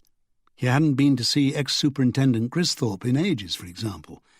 Jim Hatchley had also retired and wasn't interested in anything but his garden, his kids, darts and Newcastle United. He saw Ken Blackston only on sporadic visits to Leeds, and even Dirty Dick Burgess only turned up when the shit hit the van, as a rule. As for his ex-wife Sandra, she had her new family and her new life. His job had lost her to him. These days it seemed it was the job or nothing. He didn't even see his own grown-up children, Brian and Tracy, all that often. Why did he seem to be letting everyone go? Why didn't he make more of an effort to keep in touch with his friends? Sometimes he felt he had nothing to say, nothing to add to the lively company of a boozy evening in the pub. It wasn't true, though. He always enjoyed himself when he made the effort. It had just got harder to make that effort. Maybe he should have suggested that Joanna meet him for a drink tonight, he thought. Maybe he should ring her back and ask her. Then he thought of Oriana. They had spoken nothing of fidelity, commitment, or any of those big, difficult subjects. They had made each other no promises, but he knew that if he asked Joanna out and didn't tell Oriana, he would be cheating in a way, and she would be hurt, even though she would be off to Australia fighting away all those virile young journalists who wanted to interview Lady Veronica Chalmers. He also knew that if he rang Joanna back and asked her out for a drink, it wouldn't end there. The attraction had been obvious even when they'd been at odds in Talon, and it was still there. With Oriana away for 3 weeks, there would be too many opportunities for mischief. The last thing he needed at his age was to be a two-timing bastard. Besides, he needed his sleep if he was to be sharp for an early interview tomorrow. He finished stripping the cellophane off the Bond movie and slipped it in the player. Easier just to give himself over to a fantasy world. While the preliminaries were showing, he went back into the kitchen and fetched the rest of the bottle of wine.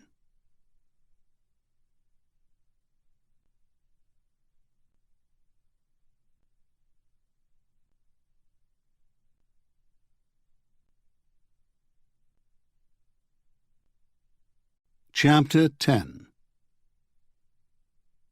As things turned out, the interview was delayed until Alex Preston had picked out Ronald Tanner from the Viper display, much relieved that she could go through the process on a large TV screen instead of having to stand in front of him again. After that, Tanner requested a second consultation with his lawyer. Banks used the extra time to prepare himself for the interview, gathering all the evidence they had against Tanner in one folder, and everything they suspected him of being involved in another. Alex's identification certainly strengthened the case against him, so it was worth the delay. The only new evidence came in the form of a partial fingerprint found in the hangar. There weren't enough points of comparison to declare that it actually was Tanner's, but it was something Banks felt he could use as extra ammunition in an interview. According to his file, Ronald Tanner was 46, a car mechanic by trade from Chester-le-Street. After spells in London, Bristol and Birmingham in the 1990s and early 2000s, he'd been living in Darlington since 2004. In addition to his arrests for breaking and entering, assault, theft and GBH, the local police were also interested in him as part of a wide-ranging porn and prostitution investigation linked to some of the places he had worked as a club bouncer. Both Tanner's prison sentences had been significantly reduced for good behaviour. Apparently, he was a model prisoner. As Banks read over the files for the 4th or 5th time, he yawned. He'd stayed up too late watching the Bond movie, and even the double hit of espresso from A.C. Gervais's private machine hadn't given him much of a second wind. He selected Jerry Masterson to accompany him. She had the training but lacked the experience. After all, most interviews were carried out by detective sergeants and constables, and it was only at Banks's own insistence that he had managed to keep his hand in all these years. Nowadays, there was even talk about training civilians to carry out police interviews in order to free up officers for other duties and show more of a presence in the communities and on the streets. Banks wasn't too sure about that. Mostly, it was a matter of getting the experience, not being trained by a psychologist. He wasn't as skilled in all the fancy modern psychological techniques as someone like Jerry would be, after all the courses she had done, but he usually knew how to get what he wanted out of someone without resorting to torture, which was, after all, the point of a police interview. However he proceeded, there was no chance of using the casual, friendly approach in the hope of getting Tanner to admit to something in a weak moment. The man was far too experienced for that. They walked into the interview room at 9:35 a.m. Tanner was sitting beside his brief with his arms folded, brow furrowed and a scowl on his face, wearing his disposable Elvis suit while his clothes were being forensically examined. Banks could hardly blame him for scowling after the morning he'd had. The locals had busted down his door at 5 o'clock and hustled him out in the cold pre-dawn. Then he had sat in a holding cell in the basement while the various formalities, including Alex Preston's identification, were completed. The only advantage he had gained from all this was that it had given him time to get his solicitor there. Her name was Cassandra Wakefield, and she was one of the better-known advocates in the county. No lowly legal aid lawyer for Tanner. Even so, Banks was surprised by the firepower he had managed to acquire, especially at such short notice. He was a habitual criminal, but how had he got to know Miss Wakefield, and how could he afford her? Banks suspected the hand of a bigger player in this, but he knew it would be impossible to discover who was actually paying for Tanner's defence. Cassandra Wakefield was too good to let anything like that slip through the cracks. After all, how was she to pay for her trips to Harvey Nicks? She certainly wasn't a Primark sort of woman. Rumour had it she had more shoes than Imelda Marcus.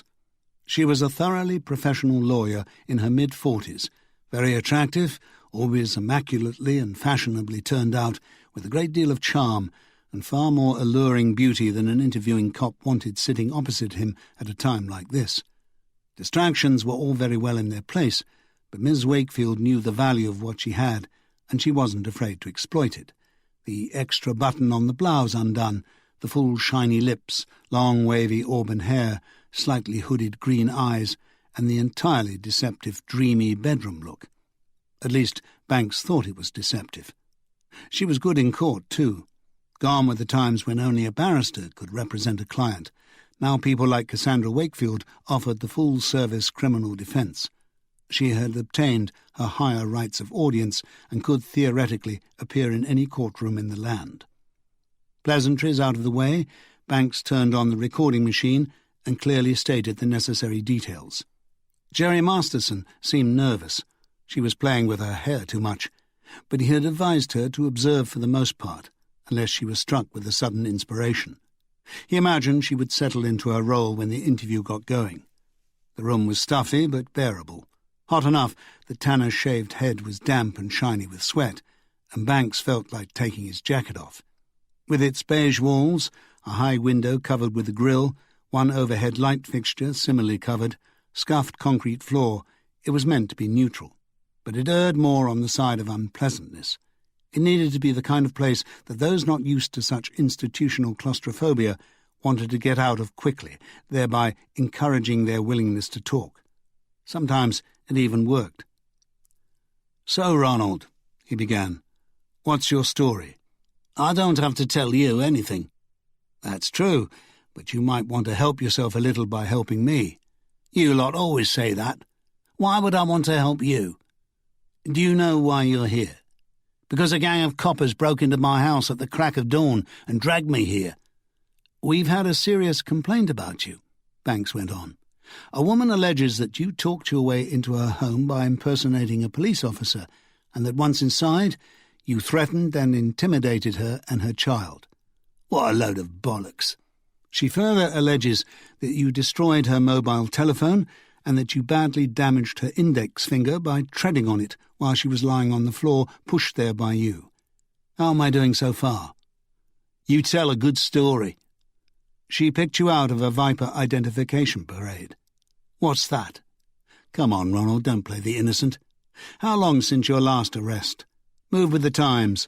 Video identification parade electronic recording. A bit awkward when you say it all out loud, but Viper works quite well, I think. Most apt." "Can you cut out the innuendos, DCI Banks?"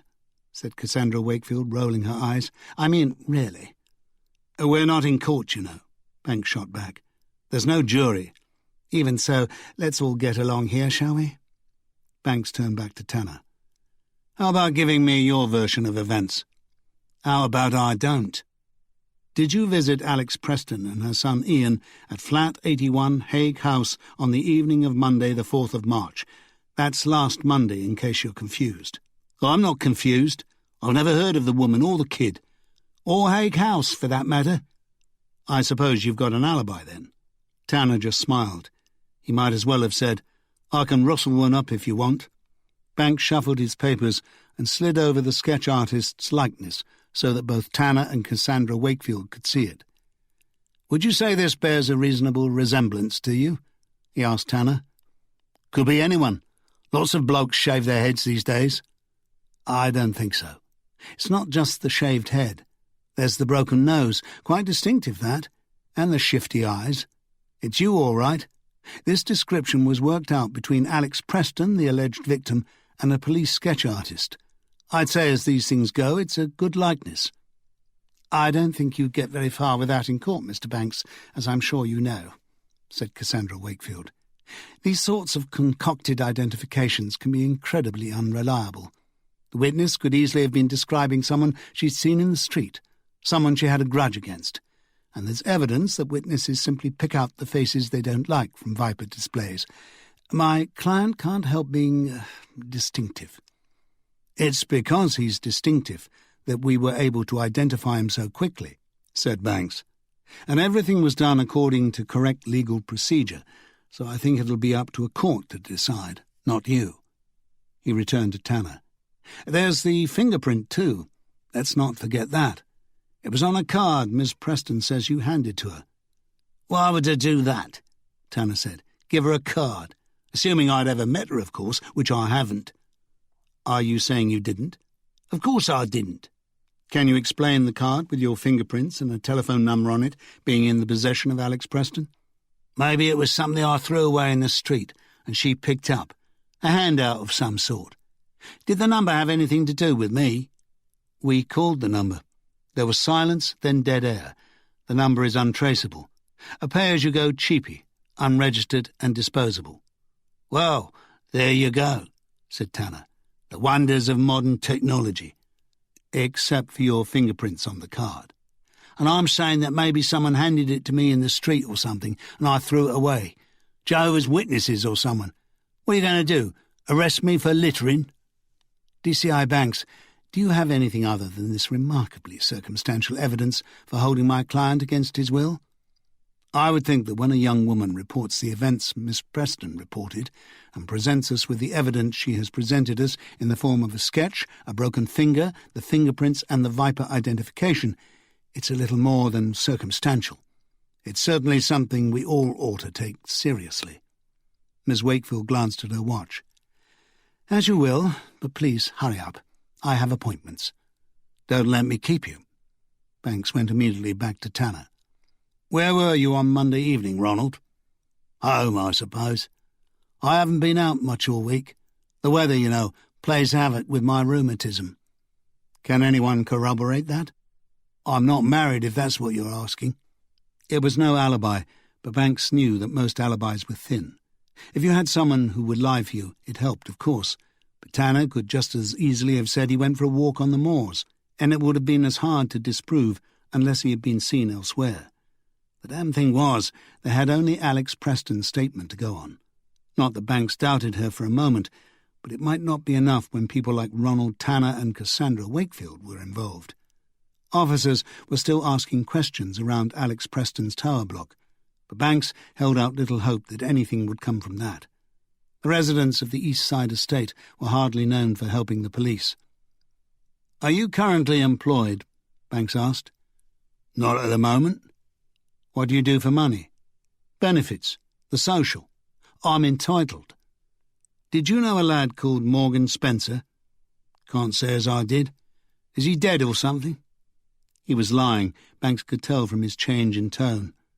Cassandra Wakefield knew it too, but she was doing her best not to react.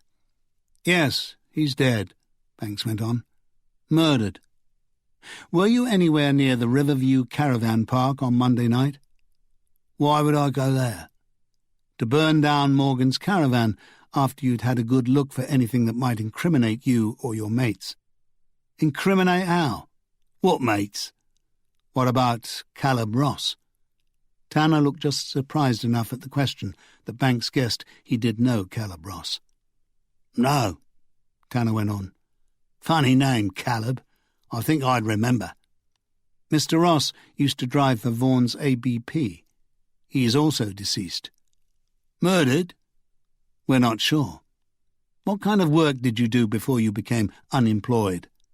"I'm a motor mechanic. Skilled, trained, experienced and all that.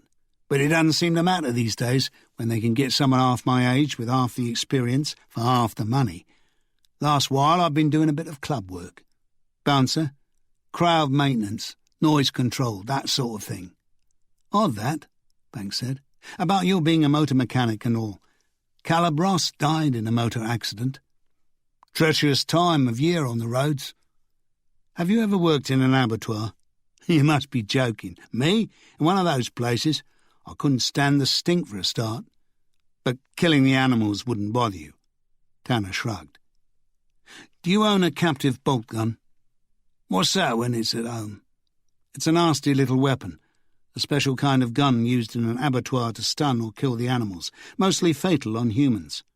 Sounds cruel to me. No, I don't own anything like that.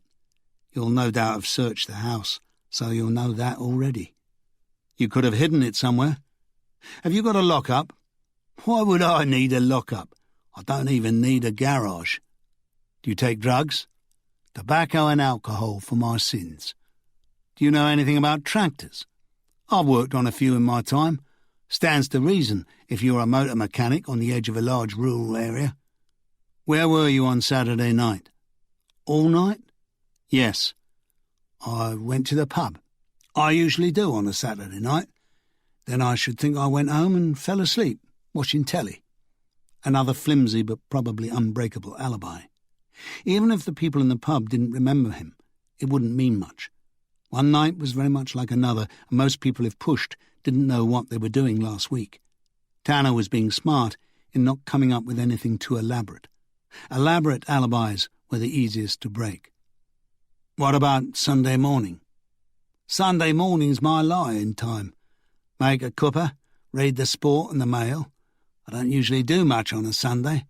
Maybe down the pub for a jar or two and a game of darts at lunchtime. Roast beef and Yorkshires, if I can afford it. Are you sure you didn't go out last Sunday? I don't think so. Where to? An abandoned airfield near Druick? I'd remember that. Do you know the place? I've seen it from the train. Did you go there last Sunday morning about 9:30? Why would I do that? But Tanner was getting worried, Banks could tell. He could see his mind working furiously behind the words. Banks wanted to push him. Tanner hadn't realised that they'd already connected him to the airfield and Morgan Spencer's murder. No reason. Only our lads found another fingerprint there that's very much... DCI Banks, Cassandra Wakefield cut in. I'd like to know where you're going with this. But first of all, I'd like to know about this fingerprint. There's no mention of it in my notes. If it was indeed Mr. Tanner's, why wasn't I informed? And if it wasn't, why bring it up? It was brought to my attention just before this interview, said Banks. It's only a fragment, not enough to be certain, but in that case, DCI Banks, I think we'll pass it by. Continue. Our men are still working at the scene. I still say you're fishing. Move on. Banks paused to shuffle his papers and frame his words. We believe that the hangar was used as a transfer point for stolen farm equipment on its way overseas, possibly also for stolen livestock being shipped to illegal abattoirs around the country. Banks knew he was close to the edge, especially with Cassandra Wakefield present, but he needed a break. Sheep rustling, eh? Said Tanner, grinning. Just like the Wild West, isn't it? Perhaps even more important, Banks went on. A man was murdered there. The one I mentioned earlier, Morgan Spencer. Yes, and I told you then I don't know him. Didn't know him. Never known any Morgans or Calebs. And I don't own a gun, even one of those abattoir ones you've been going on about. It was true that police searching Tanner's Darlington home had found no trace of a captive bolt gun by the time Banks started the interview, though they had found a stash of weapons, including various knives and flick knives, knuckle dusters, a kosh, and a crossbow. If Tanner had used the bolt gun on Spencer, there was a good chance that he had done the sensible thing and tossed it. On the other hand, according to ballistics, it was a formidable weapon, would no doubt be expensive and difficult to replace. As if reading his mind, Cassandra Wakefield said, "This is getting us nowhere, DCI Banks. I trust your search hasn't turned up a gun of any sort on my client's property." "Not yet." She raised a perfectly plucked eyebrow. "Like the fingerprint that's not quite his but might be." She scooped up the papers in front of her and stood up as if to leave. "Then I suggest we suspend this interview for the time being and review my client's situation. Pending the results of the house search, the fingerprint identification at this abandoned hangar, as I see it, you have no evidence on which to base a charge. I also find myself confused about what it is exactly you want to charge Mr. Tanner with. Threatening this poor woman, murdering Morgan Spencer and Caleb Ross, sheep rustling? What is it to be?" "We'll decide that later, Miss Wakefield," Banks shot back. "With the CPS, of course, and it may include possession of illegal weapons." Cassandra Wakefield favoured him with a sweet smile, tender lips curled at the edges. "Of course. And in the meantime?" "Just a couple of final points. I'll keep it brief." Tanner looked apprehensive. "Have you ever heard of a man called Montague Havers?" Banks asked. Tanner narrowed his eyes. "You do come up with some funny names." "His real name is Malcolm Hackett." "Means nothing to me. What about John Beddoes? Isn't that the bloke whose tractor got pinched?" "It is. Do you know him?" "Only from reading about it in the paper." "Why are you looking for Michael Lane?" "Who's that?" "Who wants you to find Michael Lane?" "I don't know what you're on about." "Why did you visit Alex Preston and ask her where Lane has gone?" "I told you I never did that. I don't know the woman." "Is it because Lane witnessed something happen at the hangar on Sunday morning?" "You've lost me." "Me too, I'm afraid," said Cassandra Wakefield. "I think we'll have to call it a day." "Interview suspended at 10:05, said Banks. Tanner was rattled, he could tell. It wouldn't be such a bad idea to let him stew for a few hours while the team tried to dig up more damning evidence. Cassandra Wakefield walked toward the door. Ronald Tanner, however, lingered a moment, then said, "Look, I'm sure this will all be sorted out soon.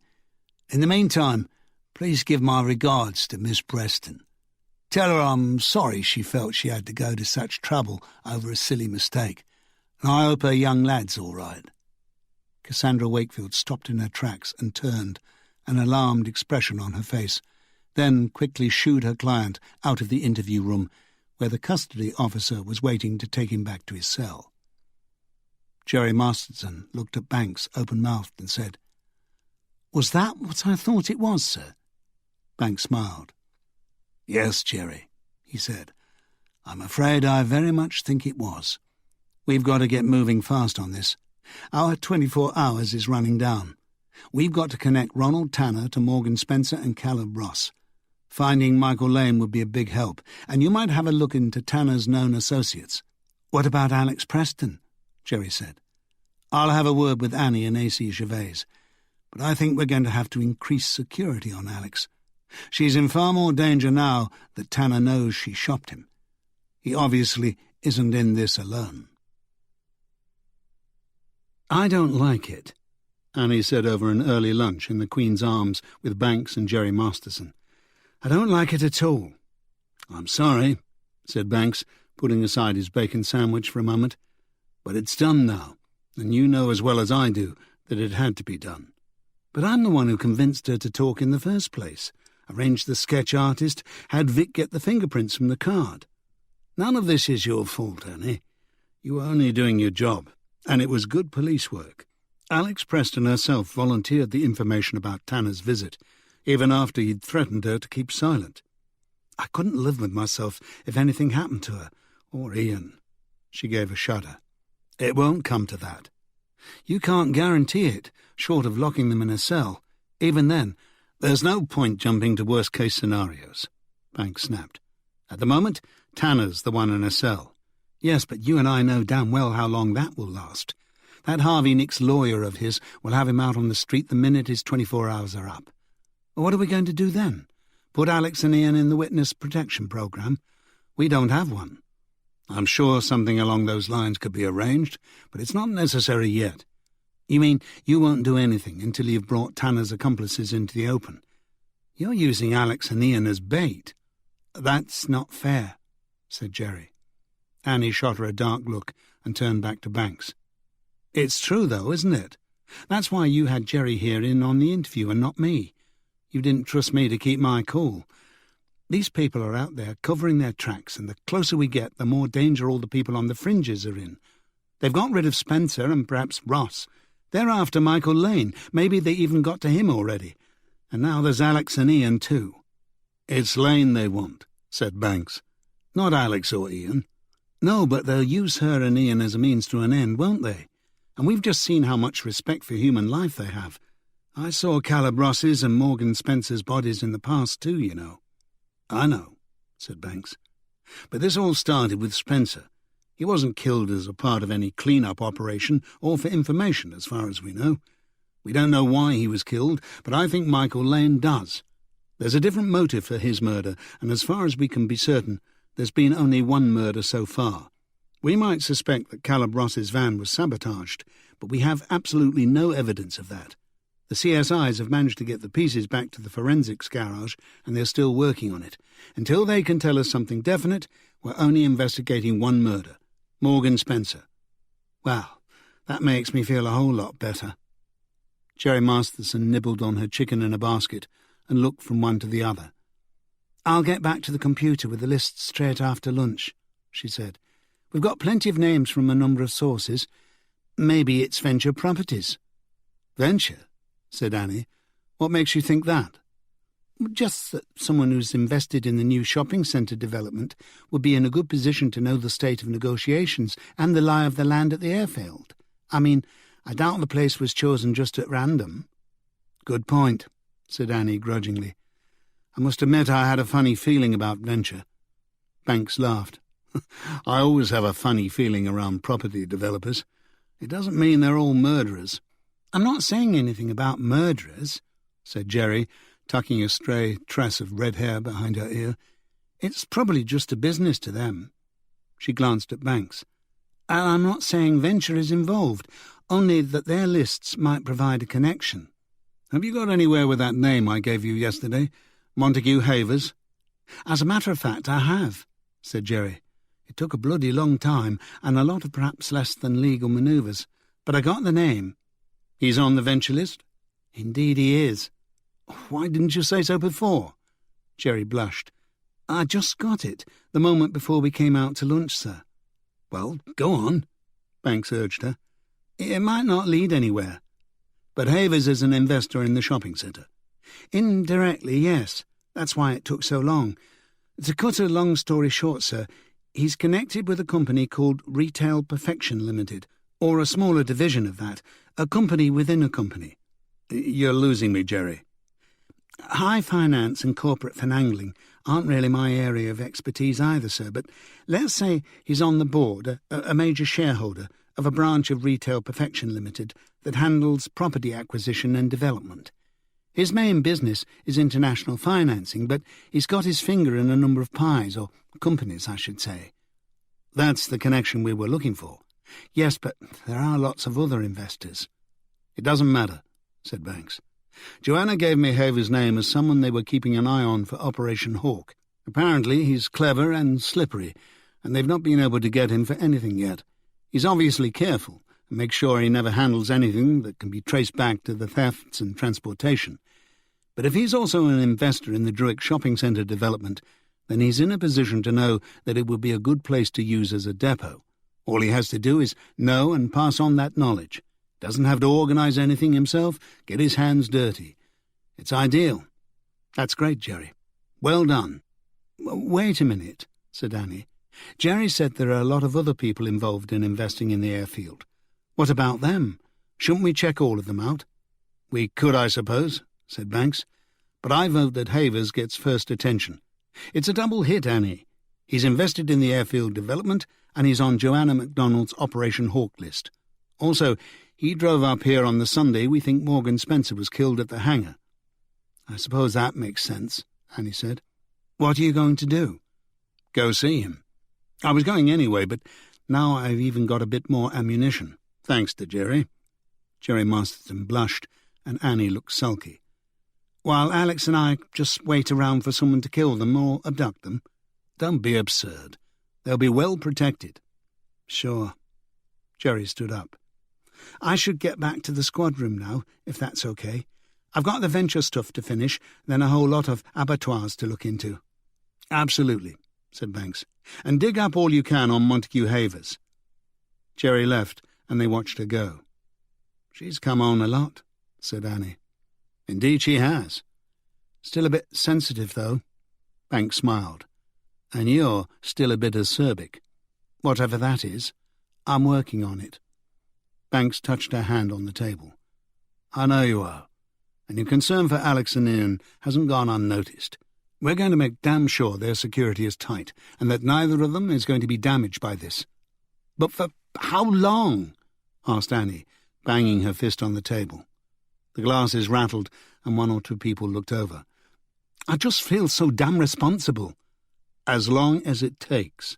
As I said before, they're not interested in Alex. True, she's a means to an end, but as soon as that end no longer matters, neither does she. We've got to increase our efforts to find Michael Lane." "So why not just kill her then?"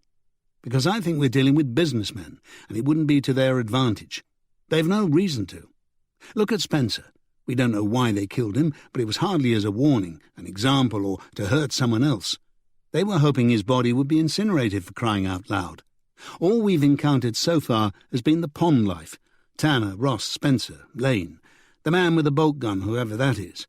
But there's someone else calling the shots, someone whose orders they obey, someone with brains. That's who we want to get to, and that's why I'm going to see Montague Havers. I don't think Michael Lane is pond life. Maybe not, but that's another question we want the answer to, isn't it? How deeply is he involved? And he's the focal point, too. They want Lane. We have to get to him first, then Alex Preston becomes irrelevant. Unless they're the vengeful types," muttered Annie. Banks's phone rang, and he excused himself to answer it. The message was brief, and he smiled when he ended the call and slipped the mobile back in his pocket. "Well, at least we've made a bit of progress," he said. "We found Michael Lane's car. Fancy a trip to the seaside?" Scarborough in season is a delightful and popular place to visit. The ruined castle towers over the seascape, its promontory splitting the town in two. South Bay, with its promenade of amusement arcades, pubs, casinos and fish and chip restaurants, and North Bay, with its holiday apartments, golf club and Peasholm Park. But on a cold, blustery March day, even the inhabitants would admit it's not a place in which you would care to linger long. Marine Drive runs around the base of the promontory and links the two halves. On a rough day, it is often flooded by waves that crash high over the solid seawall and signposts warn of falling rocks from the steep cliff on the other side of the road. Unfortunately for Banks and Annie, Michael Lane's car had been found parked in a pay-and-display area close to the Coast Guard's office in the old toll house, with its fairy-tale brick tower and its witch's hat of red tiles topped with a weather vane. And this was certainly the sort of day when you didn't need a weather vane to know which way the wind was blowing. It was blowing straight off the North Sea, wet and freezing, carrying with it a spray that immediately soaked anyone in the vicinity. The local police had cordoned off the car when Banks and Annie arrived early in the afternoon. Ronald Tanner was still in his cell, and Jerry Masterson was slaving away over her computer with lists of names and companies beside her. "Nice day for a visit to the seaside, sir," said one of the uniformed officers cheerfully, as Banks and Annie struggled to keep their raincoats on in the wind, which seemed to be trying to rip off every item of clothing they wore. "Isn't it funny," he went on, "the way people assume you're on perpetual holiday when you tell them you're stationed in Scarborough?" "Indeed," said Banks. There was no point in even trying to open an umbrella. Banks could feel the salt spray on his face and taste it in his mouth. It was invigorating, at least for a moment or two. Then it just became cold, uncomfortable, and downright annoying. "So, what have you got?" The officer, an inspector named Martin Mills, led them to the front of the car, where they could clearly see the parking permit stuck in the window of the ancient grey Peugeot. He gave them the date, which was Tuesdays, and the time by which the car was supposed to leave, which was 6:14 in the evening. Lane had put in enough money for 3 hours, which meant that he had parked there at 3:14 on Tuesday, 2 days after he had disappeared. As he had paid until after 6, when the parking charges no longer applied, he would have been all right there until 8 o'clock on Wednesday morning. In season, the car would no doubt have been towed away quite early that day, but at this time of year, in this sort of weather, it had only attracted a couple of parking tickets before one of the more adventurous parking officers had become suspicious. Even so, it was Thursday now, Lane could be anywhere. Banks tried the driver's door. Locked. He was eager to find out if there were any clues to Lane's whereabouts in the car. "Any chance of getting this open?" he asked Mills. The pounding waves and screaming wind were so loud they had to shout to make themselves heard. Inspector Mills pulled a key from his pocket. "Thought you might want to do that," he said. "No point just standing around getting wet while we were waiting for you. It's an old car, no fancy locking mechanism. There's not even an alarm system. Oh, we also checked the fuel earlier with a dipstick. Empty." Banks nodded. "Thanks. So he ran out of petrol and couldn't afford any more." "Not surprising at today's prices," said Annie. "And Alex said he didn't have much money with him. But don't you think it's a bit strange?" Both Banks and Mills looked at her curiously. "What? Why?" She pointed to the windscreen. "Well, that he's on the run, and he dumps his car because it's run out of petrol, and he can't afford any more, but he takes the trouble to pay and display a parking sticker." "People do odd things when they're flustered," said Banks. "They also do what they normally do," said Annie. "Don't you think this is the sign of an honest man?" "I'll grant you it's a little odd," said Banks. "Who was that famous killer who got caught because of a parking ticket?" "Son of Sam," said Mills. "And he was caught because of a ticket he got for parking illegally. See, even serial killers don't pay for parking." "But our Michael Lane does," said Annie. "I still think it's weird." "Shall we have a look inside?" said Banks. Annie took out her protective gloves. Mills held up the key. "The garage assures me this should do the trick." He opened the door. "Voila!" "I'll do the front and you do the back," Banks said to Annie. They got in the car and started looking and feeling around. It was a relief to be out of the wind and spray for a while, a haven of quiet and shelter. The interior smelled neutral, and the seats and floor weren't littered in sweet wrappers or discarded newspapers. The glove box yielded nothing but a dog-eared manual, a few old petrol station receipts, and a pack of chewing gum. There was a dock for a mobile phone, but no phone. Also no GPS, which might have been useful for plotting Lane's travels. There were no maps conveniently open at a particular page either. There was a box of tissues and a few CDs in the compartment between the seats. Vampire Weekend, Manic Street Preachers, White Denim. Banks reached down the sides and under the seats. Nothing there but a dried-up chip, one of those long, skinny ones from McDonald's by the look of it, and a crumpled coffee container from the same establishment. "Anything in the back?" he asked Annie. "Couple of 20p coins down the back of the seats, a Mars bar wrapper, a copy of Beano from last month. Looks like Ian's been in here. Nothing else." "OK," said Banks. "Let's get it locked up again and shipped to the forensics garage. See if they can get anything out of it. I'd like Vic Manson on it too. Prints would help. We'll see if anyone other than Michael, Alex and Ian have been inside recently. You'd have to take Ian's prints for elimination purposes then." "He'll love it," Banks said. "I know I would have done when I was a kid. In fact, I remember getting my very own fingerprint kit for Christmas one year. I took everyone's, even the postman's." Annie rolled her eyes. "Why doesn't that surprise me?" "Don't mock. They came in useful when we nicked him for receiving stolen property later." "You never." Banks pointed at her. "Got you there." They got out of the car, and a blast of cold wind laced with sea spray hit them again. It was the kind of chilly damp that penetrated deep into Banks's body and gave his bones an inkling of the aches and pains they would be feeling even on a normal day in a few years' time. When they made sure the car was locked, Mills suggested they adjourn to a tea shop across the road and warm up. He even offered to buy. When they were settled with their cups of tea, Banks rubbed a clear patch on the misted window and gazed out at the bleak grey North Sea heaving in the distance. His mind became lost out there on the almost imperceptible horizon where sea met sky, until he realised that Annie was asking him a question. "So where do you think he is, then?" "He parked here just after 3 on Tuesday, and he rang Alex from a public telephone in York on Tuesday evening. You can catch a train to almost anywhere from York, even connect to the Eurostar. He could be on the bloody Riviera by now." "Remember," Annie said, "he's got no money, and we'd know if he'd used any of his credit or debit cards.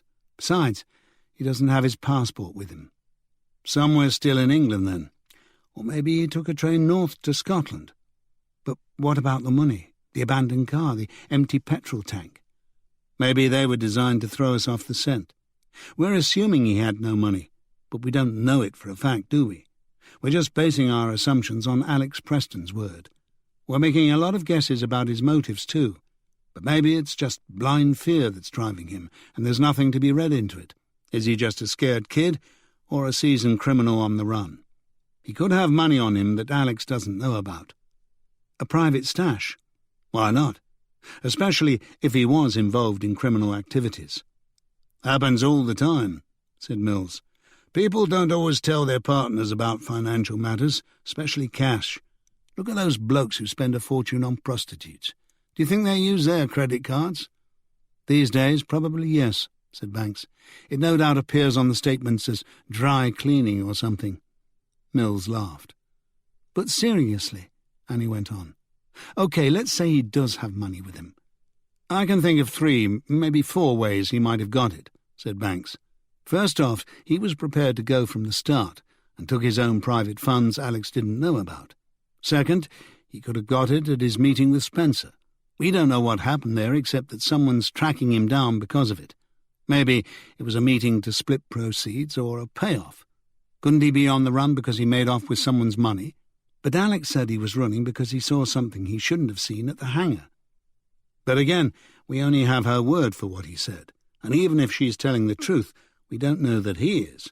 And don't forget, if Lane was involved with people who knew about overseas smuggling routes, he might not need a passport to get out of the country.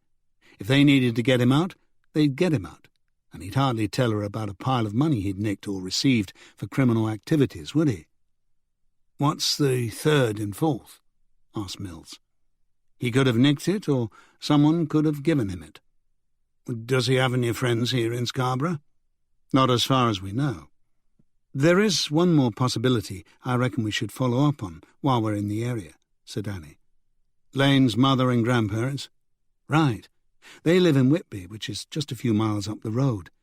We need to head over there and have a word. Banks turned to Mills. Thanks, Inspector. Sorry to put you to such trouble on a miserable day like this. Someone from forensics will be over for the car before long.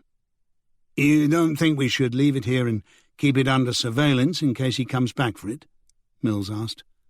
Banks thought for a moment, then said, Have a patrol car keep an eye out until our men come, but I don't expect he'll be back now.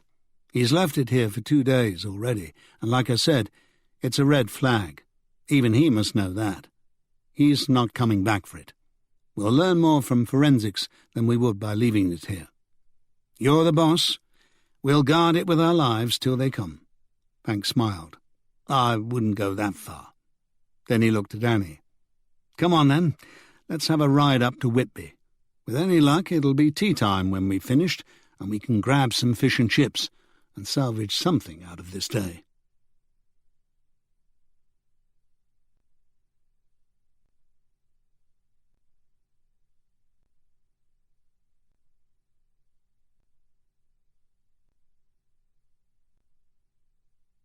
Chapter 11.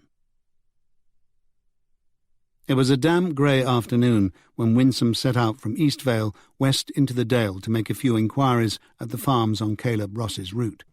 She stopped in a lay-by just outside Helmthorpe and consulted her Ordnance Survey map. Through her potholing and walking experience, she already knew the area. She had also become adept at reading maps and could visualize the landscape as it was laid out on paper in contours, broken lines and arcane symbols. As she had suspected, the next call, near the hamlet of Mortsett, was halfway up the Dale side to her left. Then the farms grew fewer and farther between as she moved on past Helmthorpe and Swainshead into the high Pennines. Thus far she had heard nothing but praise for Caleb Ross and the job he did, and the fallen stock on the farmers' copies was just as it was described on Neil Vaughan's master document. On the surface, this was the sort of job Banks could have sent a DC or even a couple of PCs in a patrol car to do. But on the other hand, he had told Winsome he needed the instinct of a seasoned detective, someone who could read the nuances, give voice to the unspoken. Winsome was trying to dig or see under the surface, look for the unconscious signs and signals others might miss. There hadn't been any so far, and she didn't expect it to be any different this time as she pulled into yet another farmyard. Her boots were already caked with mud and worse, and she feared she would never be able to wash the farmyard smell out of her hair and her clothes or scrub it from her skin. The farmer, Reg Paget, according to Winsome's list, was working in the yard in his donkey jacket, flat hat and wellies, and he came striding over to Winsome as she pulled up. "I know who you are," he said, beaming as she got out of the car and held out her warrant card. Winsome smiled shyly. "So my fame precedes me." "I'll say it does. Rugby tackles and drop kicks. We could do with you on the English side." "I don't think I'm quite up for that. And it wasn't strictly a drop kick." Winsome was referring to the rolling push with which he had sent a 300-pound drug dealer flying over a third-floor balcony on the East Side estate a year or two ago. "The papers got it all wrong." "Never mind, lass," said Paget. "Whatever it was, it got the job done." Indeed it had. Winsome's action had put the person in question in the hospital for nearly a month, with numerous fractures and abrasions, and earned her a reprimand for excessive force, which she thought was excessive in itself. "I've come about Caleb Ross," she said. "He had a pick-up here last Tuesday morning, didn't he?" "Indeed he did," said Paget, lifting up his flat hat and scratching his head. "Poor Caleb. I heard about what happened. A real tragedy. Treacherous, that place, even on the best of days. But surely you don't think there's anything suspicious about the accident?" "No, it's nothing like that," said Winsome, taking out her copy of Vaughan's list. "It says here that you were his fourth call of the day." "Well, I wouldn't know about that, but he did seem in a bit of a hurry." "A hurry?" "Yes. Usually he stands around and chats for a while, just passes the time of day." "But not on Tuesday?" "No, he seemed to just want to get the job done and go. 2 stillborn lambs. Too many of those at this time of year. Keeping him busy, I suppose."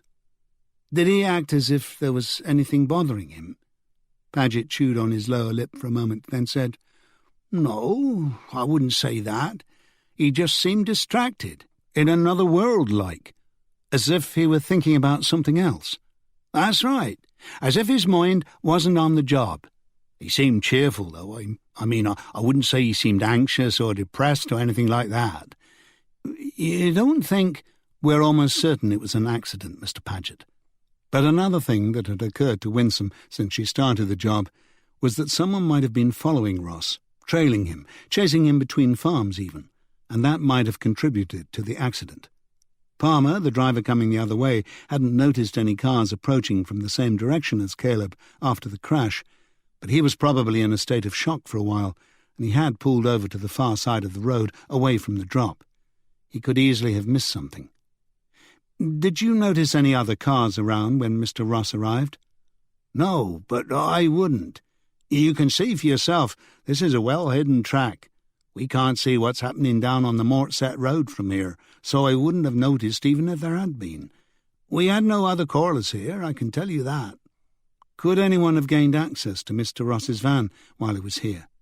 "No, we were standing out here just like you and me are now, and the van was where your car is. I remember he had the window open and that blooming music he likes blaring out. Fair scared the wits out of my chickens. Put them off their laying, nearly." "Could anyone have tampered with your fallen stock before it was picked up?" "I don't see how," said Paget. "I follow all the correct storage regulations. They're bagged, tagged and locked in the barn until Caleb came for them." "No signs of illegal entry?" "None at all. Where are you going with this, lass?" "You'll have heard rumours that he was carrying more than he should have been. That's really all I can say for the moment." "Oh, the human body parts, you mean?" "You've been watching the TV news, then?" "Well, you'll know the truth, I suppose." "That I do, Mr. Paget." "Whatever it was, it didn't come from here. Mrs. Paget's still very much alive and well." "I'm sure she is. We're interested in Caleb's state of mind. Could he have been drinking or anything like that?" "Not Caleb. I happen to know he's a teetotaler, and he certainly didn't behave as if he was drunk. No, as I said, he was just a bit keen to get going, as if his mind was running ahead of him. What about drugs? We know that Caleb smoked marijuana from time to time. Did you see any signs of that in his behaviour? I wouldn't know what to look for, but he seemed normal to me, and if he did smoke that stuff, like you say, he kept it well to himself. What about a woman? Winsome ventured. Some of the farms were isolated, and if Caleb had taken up a dalliance with one of the farmers' wives or a milkmaid, if such creatures still existed, it might both distract him and cause him to hurry. Paget just laughed. Caleb? If you'd known him, lass, you wouldn't have said that. Devoted to Maggie he was for a start, and for another thing he wasn't exactly Brad Pitt or Tom Cruise, if you know what I mean. Winsome laughed. He wasn't really close to the end of his rounds, she said, so it's unlikely he was in a hurry to get home. In fact, he had a few hours to go. Was he late when he arrived here? Not as far as I'm aware. It's not an exact science, his business, though you could usually depend on him to arrive close to when Vaughan said he would. Dependable firm. Do you know if he ever made any unscheduled stops? I wouldn't know about that. Shouldn't think so, mind you. Caleb was an honest man. He took his work seriously. Can't see him taking jobs on the side and trying to put one over on his employers. Neither could Winsome. For a start, it wasn't the kind of job on which you could really take anything on the side, though she supposed he could accept untested animals over the age limit for a few quid and have some sort of out-of-the-way burial spot he used for them. And for the human remains he was carrying? The idea seemed a bit far-fetched to her, though. It must have been something else that made it appear as if his thoughts were elsewhere and he was in more of a hurry than usual. She didn't even know yet whether he had Morgan Spencer's body parts in with the load at that point, let alone whether he knew about them. Perhaps he was looking forward to picking up his marijuana later on the route. Winsome thanked Paget for his time and got back in her car. Only another 6 farms to go before Belderfield Pass. Just before she got to the next stop, her mobile rang. "Winsome? Hello, it's Terry Gilchrist." Winsome pulled over. "Terry, have you remembered something?" "No, it's nothing like that." He sounded disappointed. "Is work all you ever think of?" "No, of course not. I'm just very busy right now. What is it? How was the trivia?" "The trivia was fine. We won. In which country would you find the Simpson Desert?" "I don't know. America?" "Australia. I got it." "Congratulations. What is it, then? Is something wrong?" "Not at all. At least I hope not. Why must something be wrong for me to just want to talk to you?" He paused. "Look, I was wondering if you'd like to have dinner with me tonight. There's a nice bistro on Castle Hill, or there's that Italian place if you like. I can book us a table." "What?" "Don't make it so hard, Winsome. It must be obvious I like you. It took me long enough to pluck up courage to ask you out. I know I'm a bit of a gimp, but—" No, I'm just a bit stunned, Terry, that's all. Dinner?" Winsome didn't get many dinner invitations, and the whole thing had knocked her sideways. She wasn't at all being used to being asked out. In fact, the last time she'd been out for dinner, it was with Lisa Gray. But she couldn't think of an excuse to say no on the spot, and she didn't really want to say no. In the end, she said, "Well, yes, I mean, if you like. Yes, that would be nice. 7:30, okay? That's fine. Bistro or Italian?" "Bistro, please," said Winsome. When she'd ended the call and got back on the road, she felt apprehensive. Had she agreed too easily? Wasn't Terry still a witness? Could it affect their investigation?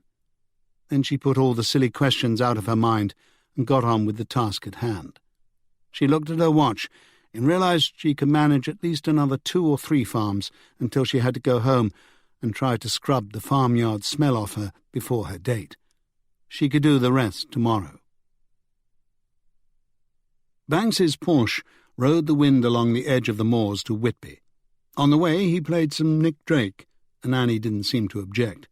She even said she thought Northern Sky was not bad at all.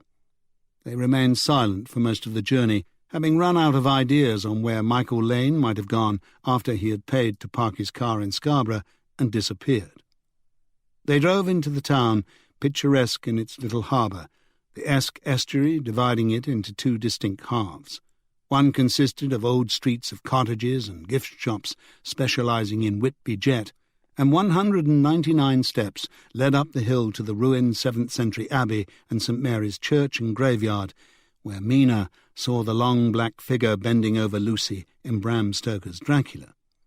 The other side of the bridge was a bit more commercial, with more bed and breakfasts, fish and chip shops, amusement arcades, and a Dracula experience on the front by the fish market, where the fishermen landed their catches. The tide was in, and small fishing boats were bobbing up and down in the harbour. The sea didn't seem as wild as at Scarborough. Whitby had suffered dreadfully in the previous year's floods, when the water breached the sea walls and flooded the lower town, but it was quickly getting back on its feet. It was Denise Lane's day off, they discovered at Tesco, and they found her on her own in a small house not far from the hospital. "Do you remember me?" Annie said, when Denise opened the door. "Annie Cabot. This is DCI Banks. Can we come in?" Denise hadn't fully opened the door, and she was still hesitating nervously. "It might be important, Mrs. Lane," Banks said. "It's about your son." "I guessed as much." She opened the door a few inches more. "You found Michael?" "Not exactly, no," said Annie. "But we found his car. Can we come in?" Denise stood back, looked up and down the street, and gestured to them to enter. Then she led them through the hall to the living room. A mirror hung over the tiled fireplace, reflecting the candy-striped wallpaper and the gilt-framed painting of a little waif standing by the seashore on the opposite wall. "I suppose you'll be wanting a cup of tea," Denise Lane said over her shoulder. "No, that's all right," said Banks, sitting on one of the armchairs. "Just a quick chat, that's all." Denise eased herself into a chair slowly, as if her bones were aching, and immediately started rolling and unrolling the hem of her unbuttoned cardigan. "Ollie's out," she said, "but he'll be back soon. You'd better be quick." "Why?" said Banks, frowning. "Is there something you want to keep from him?" "No, he just wouldn't like me talking to you, that's all." "Why? Not a fan of the police?" "You're twisting my words. He hasn't done anything wrong, if that's what you're getting at. He doesn't have a record or anything. He's just, well, private. We're both very private. We just want to get on with our lives." "I can appreciate that," said Banks. "We're all entitled to a little privacy to get on with our lives. But this is a murder investigation, and I'm afraid that does call for more special circumstances."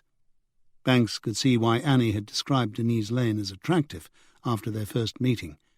She was long-legged and shapely, looked good in the tight jeans she was wearing. She clearly visited the gym regularly, kept her blonde hair neatly trimmed and layered, and had a naturally pale, unblemished complexion. Her blue eyes radiated suspicion, and if Banks wasn't mistaken, more than a trace of guilt, though guilt about what, he had no idea. There was also a lack of confidence evident in her posture and body language. She slumped, slouched, her fingernails were bitten to the quick. Had life with Lane sapped all the energy from her, or was it life with the private Ollie? She certainly seemed nervous because he wasn't present, but Banks got the impression that she would be even more so if he were in the room. "Why don't you want us to talk to Ollie, Denise?" Annie asked. "Has he hurt you?" said Banks. "Does he hurt you?" Denise's eyes opened wide. "Oh, no, it's nothing like that at all. Ollie wouldn't do anything to harm me. We love each other. You're getting me all wrong." "Then why are you so on edge?" Banks asked. "On edge? I'm not on edge. What makes you think that?" "You're fidgeting. You can't sit still. Your eyes are all over the place. Need I go on?" Denise Lane looked even more self-conscious.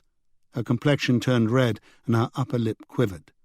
Banks thought she was going to cry. "It's not fair to talk to a person like that," she said. "You come here into my house and you bully me, insult me." "How are we insulting you, Denise?" Annie asked, passing her a tissue. The waterworks had started now. Denise sniffed. "By saying horrible things." Banks leaned forward in his chair and clasped his hands on his thighs. "Can we start again, Denise?" he said. "Nobody meant to upset you. Far from it. D.I. Cabot and I are concerned about you. We sense there's something wrong, but you won't tell us what it is. Now, wouldn't it be better all round if you told us? We can probably help, you know. I understand you want all this to go away, whatever it is. You have a lovely house, a partner you love, and you want to get on with your lives. But Morgan Spencer can't get on with his life. He's dead. Murdered." "Morgan Spencer." She spat out the name. "He's a creep. A pervert." "Maybe so, but he didn't deserve what happened to him. D.I. Cabot told me you had a problem with him, but that was a long time ago, wasn't it?" "I still feel scared and angry when I think about it." "I'm sure you do," said Annie. "Things like that don't go away." She paused. "Believe me, I know." Denise looked at her, and for the first time the recognition of a kindred soul, or at least an empathetic one, came into her eyes. "You do? Really?" Annie nodded. "But you're lucky. You fought him off. You made him leave." "Yes." "It's really Michael we're interested in," said Banks. "We found his car abandoned in Scarborough. We're worried about him. Scarborough's not far. We were wondering if you'd seen anything of him." "Scarborough? Is that where—" "Is that where what, Mrs. Lane?" "Nothing. I meant, is that where you found it?" "You're not a very good liar, Mrs. Lane." Denise Lane glared at him again, then burst into tears once more. Annie handed her another tissue and put a comforting arm over her shoulder. "Ollie will be back soon," Denise said between sobs. "Then you'll have to go." Banks didn't want to get into the Ollie business again, and his patience was wearing thin. "What do you know, Denise? What is it you're not telling us? Have you seen Michael? Has he been here?" "I'm not a bad mother. Really, I'm not." "Was he here?" Denise quivered and quavered a bit, then said in a barely audible voice, Yes, he was here." She was tearing the tissue into shreds with her stubby fingers. "That's better," said Banks. "See how it feels much better to get it off your chest?" Denise gave him a weak smile. "I don't know about that." "Tell us what happened," Annie said. "As much detail as you can." She took out her notebook. "It was on Tuesday, at lunchtime." Before he phoned Alex from the payphone, Annie thought, and shortly before he parked the car in Scarborough. "The day after my colleague and I visited you at Tesco?" "Yes." "Why didn't you call us?" I... Denise Lane just shook her head. "Was it because he's your son?" Banks said. "And no matter what he might have done, you'll take care of him?" Denise looked heartbroken at that. "Yes," she said. "But I didn't. I mean, I don't think he's done anything. He's a good boy. I really believe that. But he was scared and cold. I think he'd been sleeping rough, maybe in the car on the moors. It gets cold out there. And he hadn't eaten. He said he didn't have much money with him, and he couldn't use his credit or debit cards because you'd be able to trace him. His mobile, too. He was just keeping it switched off." "So what happened?" "He asked if he could stay for a while." "Did you tell him about my visit?" Annie asked. "Yes, well, I had to, didn't I? He deserved to know you lot were after him." "How did he react?" "He wasn't surprised.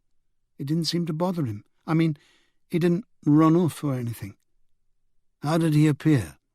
Was he upset, frightened, worried?" Banks asked. "Of course he was. All of those." "Did you notice, did he have any blood on him anywhere?" Denise's eyes widened again. "Blood? Good Lord, no. Why would Michael have blood on him?" "Never mind," said Banks. "What did you do?" "I gave him a cup of hot sweet tea and something to eat, some cake. He wouldn't say anything else. Said it was better if I didn't know. But I could see he was in trouble. I said he should just go and see you, the police like, and explain that he hadn't done whatever you think he has, and you'd sort it all out. But he wouldn't. We don't know that he has done anything, said Banks. It's for his own safety and that of his partner and her child that we want to find him as soon as possible. Alex and Ian? You know them? He mentioned them, that's all. I mean, I knew about them, but he never really talked before. This time I could see he was head over heels. He said he would bring them to see me one day. Ollie was out then. All this... Well, as long as Michael's missing, they're in danger too. Did you let him stay? Is he here now? Then he stiffened. No, I couldn't possibly do that. Why not? Ollie was home. He often comes home for his lunch. It's not far away and it saves a bit of money. You have to understand, Ollie doesn't know Michael. That's part of my other life, and Ollie doesn't like to talk about that. That's why he had to be out if they were going to visit. Banks was getting the picture. He glanced at Annie, and by her expression, he knew that she was getting it too. Your other life, he said. Yes, at the farm. We've drawn a line under that, Ollie said. And that includes Michael, Alex and Ian? Her eyes teared up and she nodded. It's not me, honest. I would have taken him in a second, but Ollie wouldn't have it. Said he wasn't having no outlaws on the run staying in his house. And Michael should think himself lucky we didn't just call the police right there and then and turn him in. Michael pleaded with him. I pleaded with him. But it did no good. In the end, Michael got mad and left, just drove away. She wrung her hands. I hope nothing's happened to him. I'd never forgive myself. We don't think so, Mrs. Lane, said Banks. Not yet, but it's vital that we find him as soon as possible. Did he say anything about where he might be going next? Annie asked. No, I'm sorry. He didn't get in touch again? Phone or anything? No. Is there anything else you can tell us, however insignificant? Denise thought for a moment. When he was going, when we were alone at the front door, I managed to slip him some money we'd been putting by in the hall sideboard. How much money? It was only £100, but it was all we had, our mad money. When Ollie found out, he went spare. Oh, bet he did, thought Banks. £100 wasn't very much these days. It might get you mediocre lodgings for 3, perhaps 4 nights if you didn't eat, or a couple of tanks of petrol. Lane abandoned his car even though he had the money to buy petrol. He had paid for parking because he wasn't thinking and had simply done what he would normally do. Had the car broken down? Everyone said it was on its last legs. The forensic mechanics would be able to tell him about that. Or was Lane planning to come back for the car later, but something had happened to prevent him? He had phoned Alex that evening from York, so he had still been free then. If he were to hazard a guess, Banks would have said that Lane left the car just to confuse everyone, took a train to York, wandered about there for a while, plucking up courage to phone Alex, then headed for London. And Montague Havers lived in London. The dinner was delightful, the service impeccable without being obtrusive, the crispy duck breast cooked just the way Winsome loved it, and Terry said his entrecôte and frites were spot on. For starters, they shared chicken liver pâté, and instead of a sweet, they went for the cheese plate, which was served, as it should be, at room temperature. They drank a simple, inexpensive Rioja, nothing outrageous or ostentatious, and Terry had only 1 glass because he had to drive. The small glass of ruby port he ordered for Winsome later went exceptionally well with the cheese. Their conversation flowed with an ease Winsome hadn't realized existed. Terry didn't talk about his experiences in Afghanistan, and Winsome largely avoided talking about her job. As they laughed a lot and told each other stories about their potholing experiences and the areas they had explored, they found so many topics in common that they could have carried on talking all night. Terry had even been to Montego Bay on a couple of occasions and had visited the area around Spring Mount and Maroon Town, where Winsome had spent her childhood as the daughter of a local police corporal. His own childhood, he confessed, had been that of an army brat, never staying anywhere long and finding it very difficult to make friends. The only disagreement arose when it was time to pay the bill, and even that was minor. Terry insisted on paying for the two of them, whereas Winsome insisted on going Dutch. In the end, Winsome won, and Terry was gracious in defeat. Winsome noticed that he wasn't carrying his stick, just an umbrella.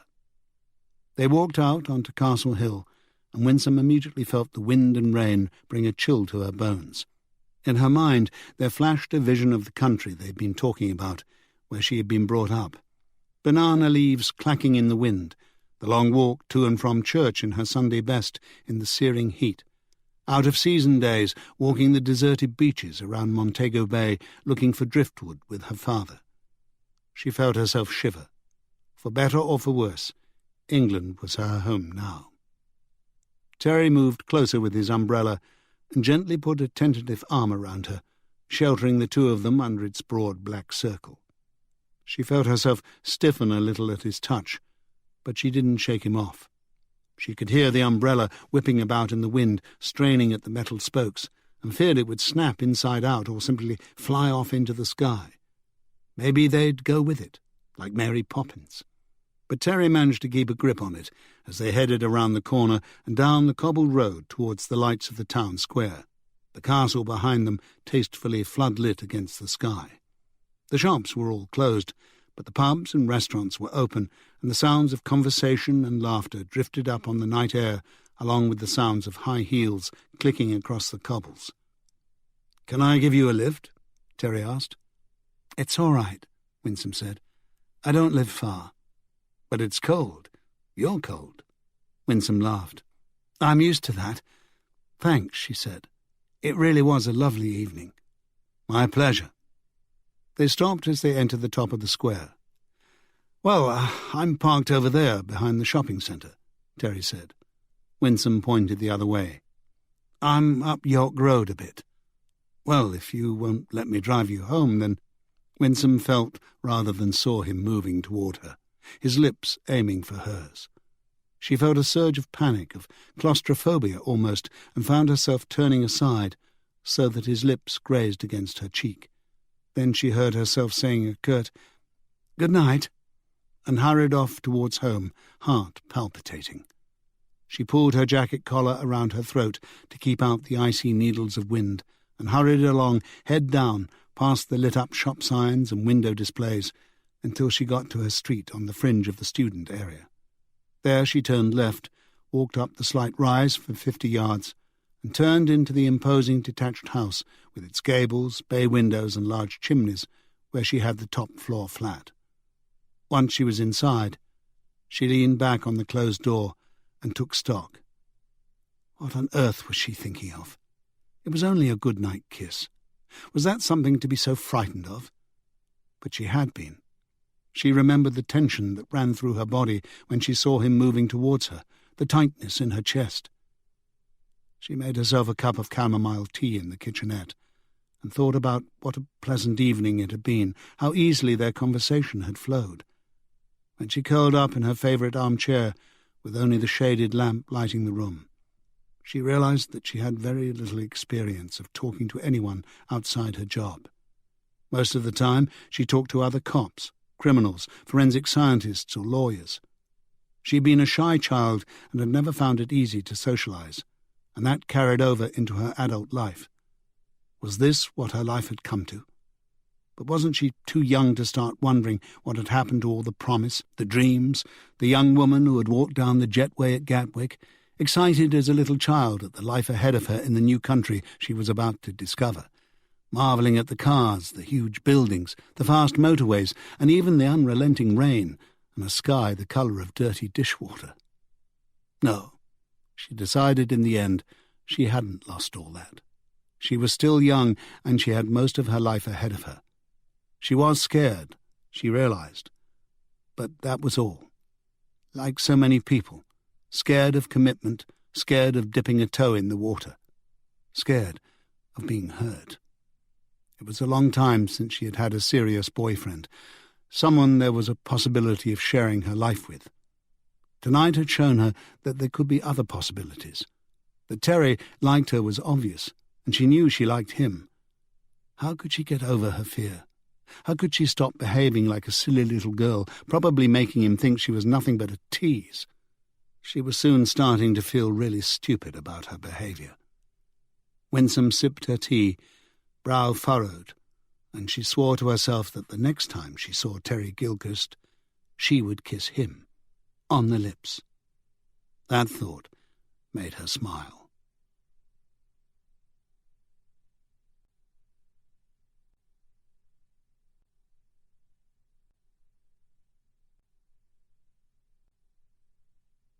Chapter 12. Banks enjoyed train journeys once he got through the station experience, found somewhere to put his luggage, and laid claim to an empty seat. Fridays were busy days on the East Coast line, but he got a mid-morning train that wasn't too full, and the seat next to his remained empty all the way to King's Cross. He had decided to board at Darlington, though York would have been closer, because from Darlington the train would pass the airfield and hangar after Northallerton, and he wanted to have a look at the area from a train window. Doug Wilson had got the message through to the railways, and they had even put out a few flyers on selected trains, but so far nobody had come forward to report seeing anything out of the window on the Sunday morning in question. Banks was curious as to why. The sky looked like iron, and he got the feeling that if a giant banged the rolling landscape with a hammer, it would clang and reverberate. It was partly the stillness that caused the effect, especially after last night's wind, and the sudden dryness after the constant rains.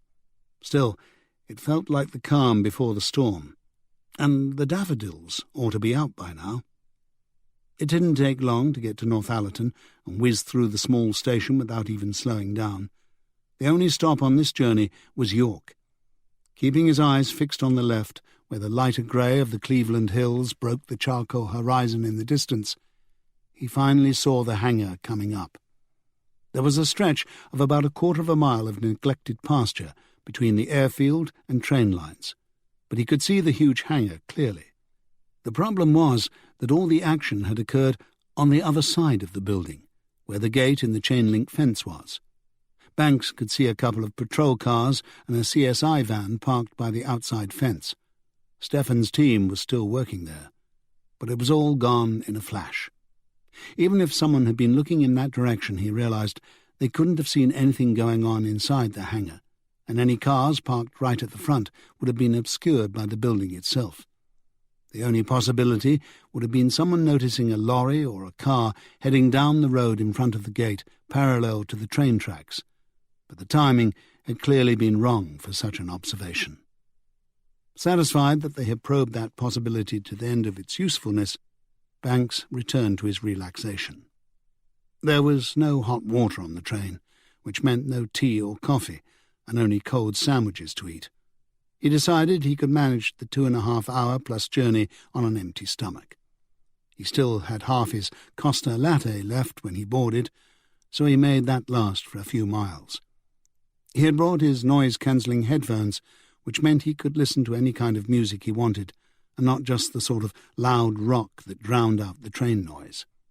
He started off with the Bartók and Walton viola concertos. Other musicians made fun of the viola in orchestras, but he loved its sound, somewhere between the plaintive keen of the violin and the resonant melancholy of the cello, with a sweet, elegiac strain all its own. He had known a professional violist once, a very beautiful young woman called Pamela Jeffries, but he had let her slip away from him. The train rattled along, and Banks was more aware of feeling the physical rocking than the sound. He was reading Hangover Square, but he looked up every now and then at the landscape. As they passed through flat green stretches of the English heartland, the flood damage was plain to see, whole fields under water, streams and rivers overflowing their banks, and that terrible iron-grey stillness about it all. He even saw a tractor marooned in the middle of a deep, broad puddle, and thought of John Beddoes, whose stolen tractor seemed to have started all this. Was Beddoes connected somehow? An insurance scam, as Annie had suggested? or in some way more sinister, through some vendetta with the Lanes, perhaps. Other than for insurance, though, why would a man have his own tractor stolen? The train flashed through Peterborough, with its truncated cathedral tower, the river and its waterfront flats, looking a bit shabbier now than they had when Banks worked a case down there a few years ago. Banks had few friends left from his Peterborough childhood days. Graham Marshall had disappeared when they were all schoolboys, and many years later, when his body was found, Banks had helped with the investigation into what had happened to him. They had been the famous five all those years ago: Banks, Graham, Steve Hill, Paul Major and Dave Greenfield.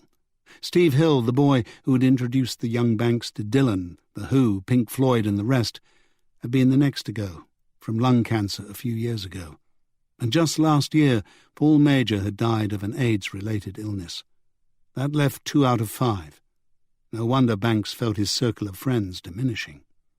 He put down Hangover Square and switched the music to his playlist of Scott Walker singing Jacques Brel songs, starting with the beautiful If You Go Away. Banks liked Brel in the original, though he couldn't understand all the words, but even he, with his limited French, knew there was a big difference between If You Go Away and Ne Me Quitte Pas. Where the English version was sad, the original was a desperate plea. The playlist lasted him all the way to London. Annie knew she had been putting off the abattoir trawl, and after visiting 4 of the places, she knew why. She had intended her objection to the assignment at the meeting partly as a joke, but she was fast coming to realize that there was nothing funny about it at all. She was getting heartily sick of abattoirs, almost to the point of being physically sick on more than one occasion so far. The affront to her vegetarian sensibilities was almost more than she could take.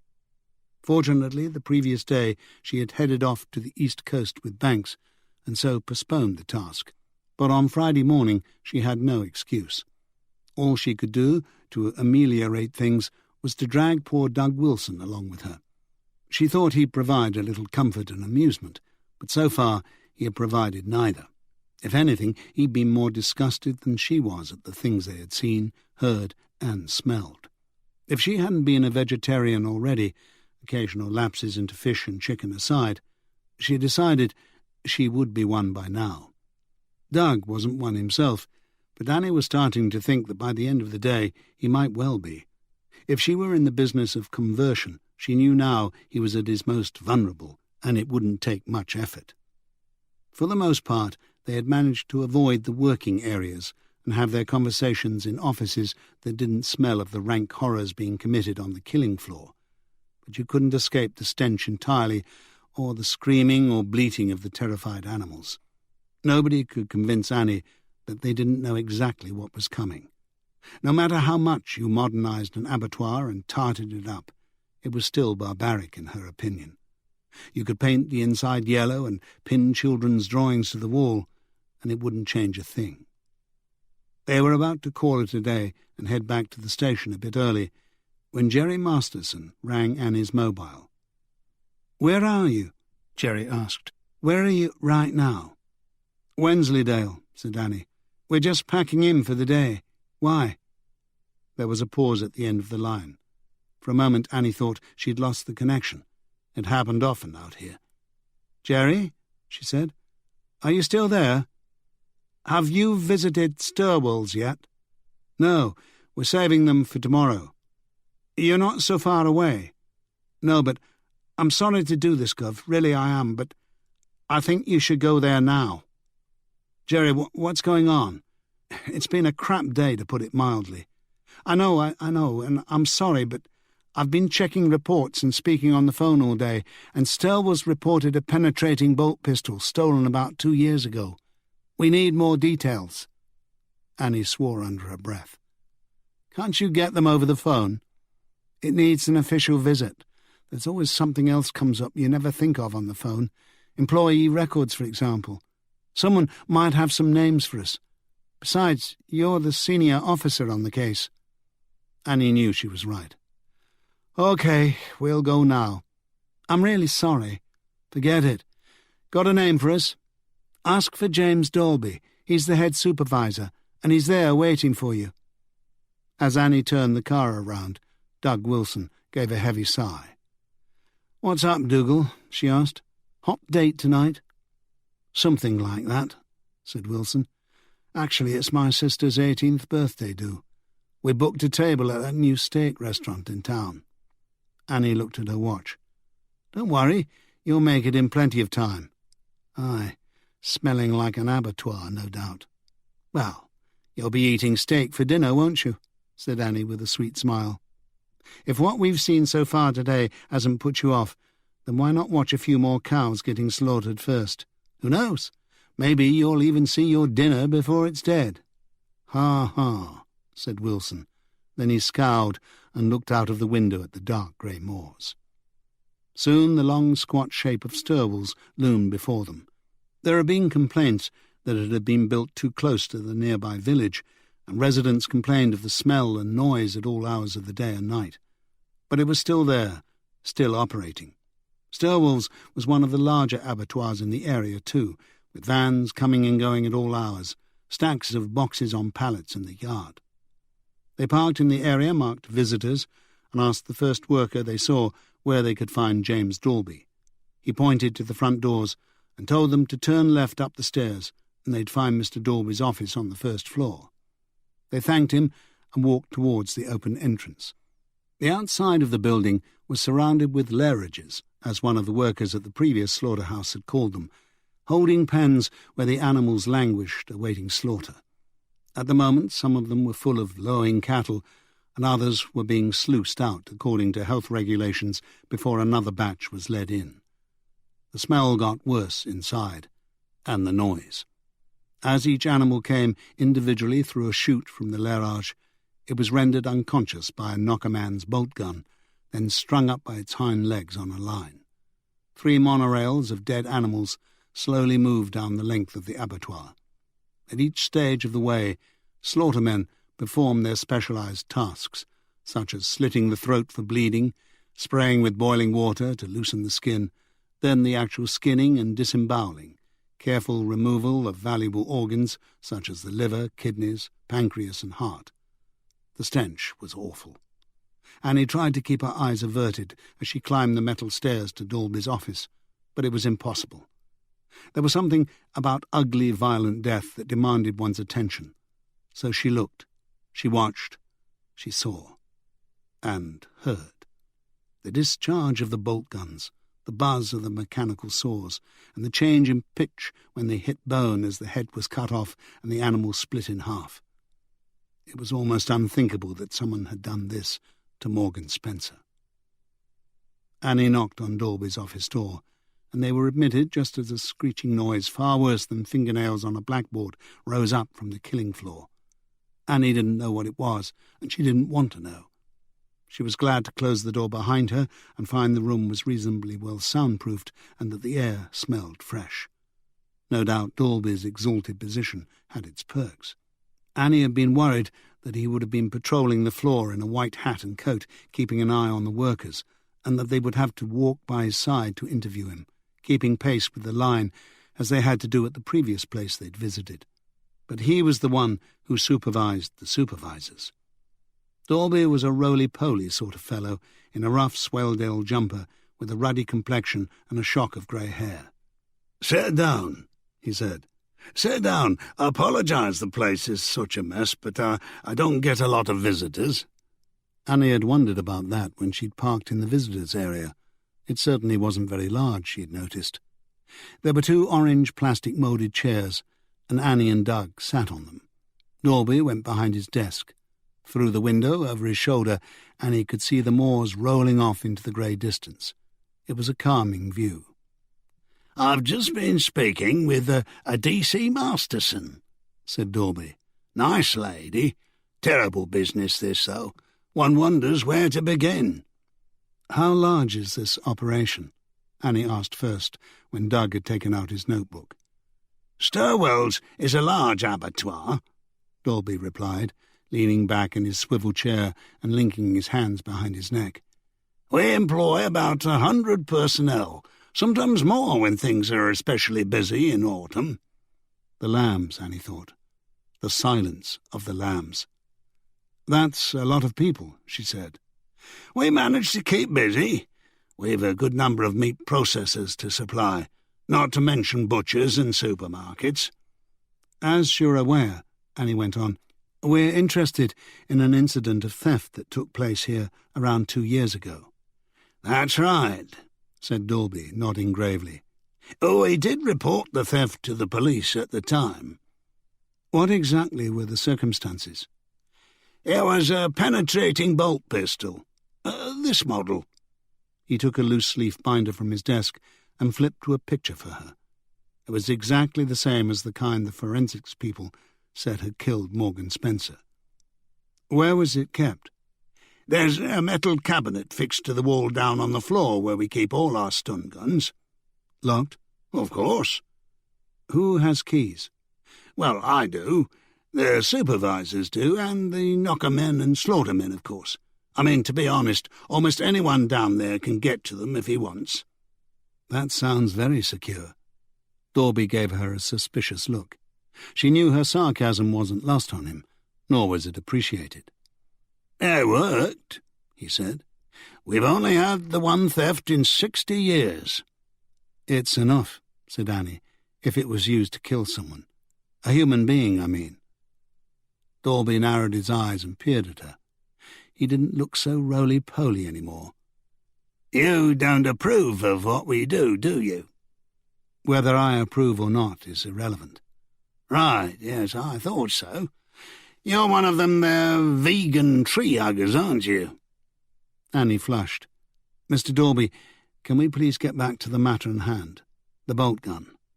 "Right, the bolt gun. Well, as I said, it's the penetrating kind." He leered. "Know what that means?" Annie said nothing. Doug Wilson looked up from his notes. "I wouldn't use innuendos like that with the boss," he said.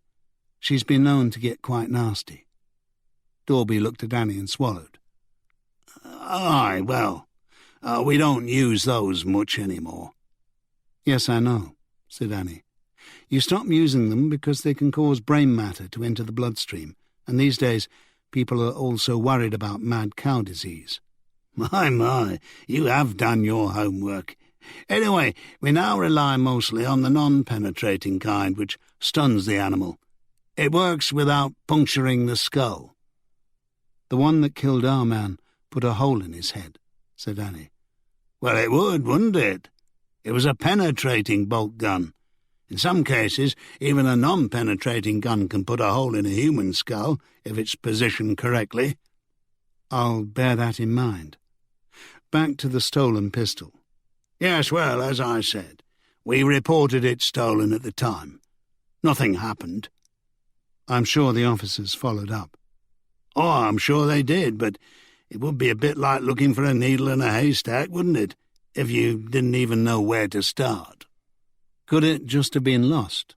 Mislaid?" "We might be a bit sloppy on occasion, but we're more careful than that. It was stolen." "Did you have any suspects?" "No. Well, not technically, at any rate." "What do you mean?"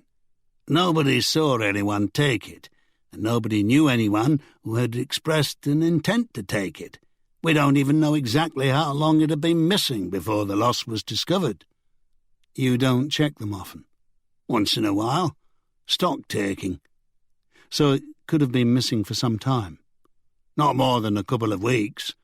After your boss called, I checked the files and discovered we'd let 2 people go around that time, either of whom could have stolen the pistol. I'm not saying they did. That's what I meant by not technically. For all I know, the person who did it could still be working here. But she said she was interested in disgruntled employees, perhaps with a grudge, and these 2 fit the bill." "Thanks for doing that," said Annie. She meant it, and she could tell that Dalby knew she did. It seemed to embarrass him. "Well, we take this sort of thing seriously," he said. "She's not my boss, by the way." "What?" "The detective who called. She's not my boss." Dalby glanced at Doug Wilson. "No, I should have gathered that much from him. You're the boss. My mistake." No problem. So why did you fire these two people? Annie asked, feeling a bit silly. Was it really important enough to make a point of her rank with Dorby?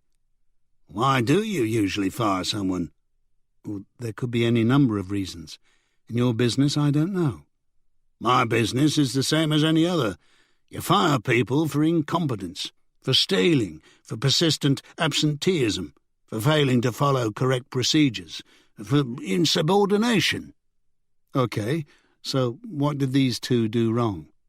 Well, they weren't connected at all. It was two separate incidents a couple of weeks apart. The first one was a Skinner. I suppose you could say he was just too sensitive. He shouldn't have been doing the job. This kind of work isn't for the faint-hearted. Then how did he get in the first place? I mean, don't you have psychological tests to weed out psychos who get their jollies from killing? So you can employ them, that is. Doug Wilson gave Annie a horrified and chastising glance. Sorry, she said, holding her hands up. Dorby paused and spoke slowly. All employers make mistakes sometimes, he said. Even the police, I should imagine. It's why we all have probationary periods. This worker didn't make it past his probation. No. The official problem was absenteeism and drunkenness on the job. I imagine that would help him. Yes, the drink helped him. He couldn't handle the job, so he took a drink to dull his mind. But do you have the slightest idea how dangerous it is to be intoxicated around some of the equipment we have in here? And not only for the one who's drunk. I can imagine, said Annie. Dorby grunted. Aye. It worked to an extent. Sometimes he'd be so badly hungover he didn't come to work for 2 days. So you fired him? Yes. Wasn't there any counselling or anything available? Dorby gave her a scathing look. Can you give us his name and address? She asked. Ulf Bengtsson. He was a Swede. Dorby read the name and address off a sheet of paper on his desk, and Doug Wilson wrote them down. I don't know if he's still there. In fact, I very much doubt it, Dorby added. But it's the last address we have for him. Do you have any idea what's become of him? Annie asked. All I can say is I doubt he's working in the industry anymore. Maybe he's gone home to Sweden. Do you know of any other abattoirs that would have employed him after that? No, we certainly didn't give him a reference, and he hadn't yet earned his slaughterman's licence. What about an unregulated abattoir? I'm not saying they don't exist. They tend to be small operations with just one production line. And I can't see one taking in a drunk like Ulf. I mean, it was pretty much constant intoxication by the end. I can only hope he got professional help, or he's probably dead by now. Can you tell us where any of these illegal abattoirs are? I don't know of any around here. I'm not saying there aren't any, but I don't know them. As you probably know, this industry is very strictly regulated, and since the various controversies from mad cow to horse meat and rotten meat in your frozen burgers, it will be even harder to get away with anything. No doubt people do it, no doubt they succeed, but to be off the radar, you'd have to stay out of the way and keep a very low profile. They're small operations, as I said. They supply some restaurants and hotels, unscrupulous butchers, the occasional old folks' home. And the other man? What was his problem? Kieran Wells, with an E like Orson. He was a different kettle of fish entirely. Tell us about him. Kieran was with us for some time, 18 months in all. He was a good worker, not troubled by nerves or drink. He was a slaughterman, and he was versatile. Mostly he did knocking work. It was his job to use the bolt gun on the animals when they came through from the lerage. But you could put him just about anywhere on the line, and he'd get the job done. A good slaughterman is hard to find. And what was his problem? He was a bit too keen, you might say. Too keen? Cruel. What? He was cruel to the animals. He kept it well hidden, but it came out often enough, and in the end we couldn't tolerate his working here any more. I can tell by your expression that you think we're all a bunch of callous bastards in this business, but we have our lines, and Wells crossed one." "What do you mean, cruel? What did he do that was worse than his job? I mean, it was his job to fire a bloody bolt pistol at their heads, right? Penetrating or none. How more cruel could he be?" Dalby leaned forward on his desk. "I'll tell you," he said. "I saw him stab a cigarette out in a pig's eye once, just for the fun of it. He'd kick and punch the animals sometimes, again for fun. Sometimes he deliberately failed to stun them correctly, so they were still alive and conscious when they were hung up on the line." Annie felt her stomach churn. It was becoming difficult to hold the bile down. She noticed Doug looking into the grey distance out of the window over Dalby's shoulder. Maybe he was reconsidering tonight's steak dinner. "And it took 18 months to find this out? You weren't aware of it before?" "I'm not here to answer to your censure. You can save your righteous indignation for your tree-hugging sisters in the pub. They do it when you're not looking, and you can't be looking every minute of every shift. But word gets around. Once somebody saw him. We found it hard to believe. Wells was a big lad, but he had a sort of farm boy innocence about him. But we kept a closer eye on him, and that was that. He got warnings, but they didn't do any good." "Was he intelligent?" "He wasn't stupid." "And do you know where Mr. Wells is today?" "I neither know nor care," said Dalby, "just so long as he never shows his face back here again." "Have you never considered the effect that doing this sort of work can have on people? Alcoholism, cruelty. You're creating these monsters yourself. Don't you think it desensitizes people, creates the kind of person you say you had to fire?" "I'm not a psychologist, miss. I'm a simple abattoir worker. Maybe you're right. Maybe that does happen in some cases. As I said, this kind of work isn't for everyone. If they're not damaged to start with, maybe it damages them. All I can say, though, is that most of the workers are decent human beings doing an honest day's work, and the bad apples are few and far between. In that it's no different than any other line of work." "But why do people do it?" "Somebody has to. You have to eat. It's a job, a decent wage." "Is there no other way?" "If there were," said Dalby, "believe me, we'd be using it. But as long as people want to buy their nice cuts of meat all nicely wrapped in cling wrap at the supermarkets, or laid out in neat juicy rows in the butcher's window, this'll go on." He pointed his finger at her as he talked. "You can think what you like about us, but we do try to be humane, and we don't countenance behaviour like Wells's. The other guy, the Swede, maybe you can feel sorry for him. He couldn't cope, and it messed him up. I suppose it's our version of shell shock or battle fatigue, whatever the shrinks call it now." "PTSD, post-traumatic stress disorder." "Whatever. Like I said, it's not for everyone." Dalby stood up slowly. "Now I've got work to do. Have you got what you came for?" Annie swallowed and looked at Doug, who put away his notebook. "I think so," she said. "There may be a few more questions later, if any of this leads anywhere." "I'll be here. Just ask for me." As they walked down the stairs, Annie knew that she should go and examine the metal cabinet the guns were kept in, but she couldn't face it. She didn't think it would be fair to send Doug either.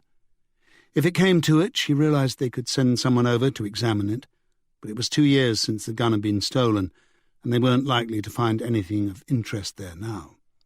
She felt guilty for shirking her duty, even though she could easily rationalize her actions.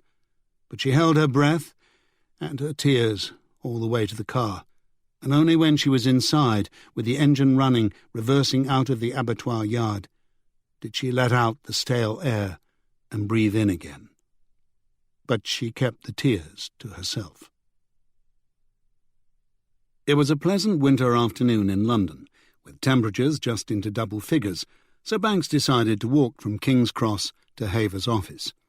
It was a long time since he'd visited the area behind and to the west of King's Cross St Pancras, and he knew little about it. It was hard to categorise, he thought, as he walked and looked around him, but as Joanna had pointed out, it was a bit dodgy. There were offices, houses, flats, garages, and so on, but it lacked any coherent identity, at least any that was obvious to the casual visitor. At one point he passed what was clearly a drug house. A tall, burly man with a shaved head blocked the reinforced metal door, hands clasped firmly over his bollocks, and beside him a hunched, weaselly young fellow had his mobile glued to his ear. Banks was certain the Met must know about them, and they were probably under surveillance at that very moment. There seemed to be so much watching and so little catching and convicting these days. Montague Havers was obviously another case in point. Whatever it was he did, nobody stopped him. The police just watched. There was always the chance of a bigger Mr. Big around the next corner, and so it went on. What did you have to do these days to convince the CPS you had enough evidence for an arrest? Banks's mobile rang just after he had passed the drug house. He saw the burly man cast a baleful glance in his direction as he answered. Did he look so obviously like a copper? He'd never thought so. Banks here. Sir, it's me, D.C. Masterson. Oh, Jerry, what can I do for you? Can you talk, sir? Listen. I think I can do something for you. I'm on my way to have a chat with Montague Havers. Then I'm just in time. Banks turned a corner and leaned against a brick wall. Go on. I found out a couple of things that might interest you, sir. What? First off, there's an old murder with a bolt gun, 18 months ago in East London. A man called Jan Wolitz, Polish. The investigating officers thought he was connected with a people trafficking outfit and suspected he'd been taking more than his cut from them, not to mention helping himself to some of the girls' favours. Young girls mostly. Prostitution. Nobody ever arrested for it, and no suspects named, as far as I can gather. The police did, however, find prints at the scene that didn't belong to the victim. They led nowhere, not in the system. He wasn't cut into pieces or anything, just dead. Can you get the prints sent up and check them against whatever Vic got from the hangar? As we speak. Banks could hear the smile in Jerry's voice. You're too good for this world, Jerry. So they tell me, sir. Where was the body found? Abandoned warehouse on the Thames. It's probably gilding the lily calling it East London. More like West Essex. Who owned the property? Don't know yet, sir, but I can see why it might be useful to know. I'll get on to that as well.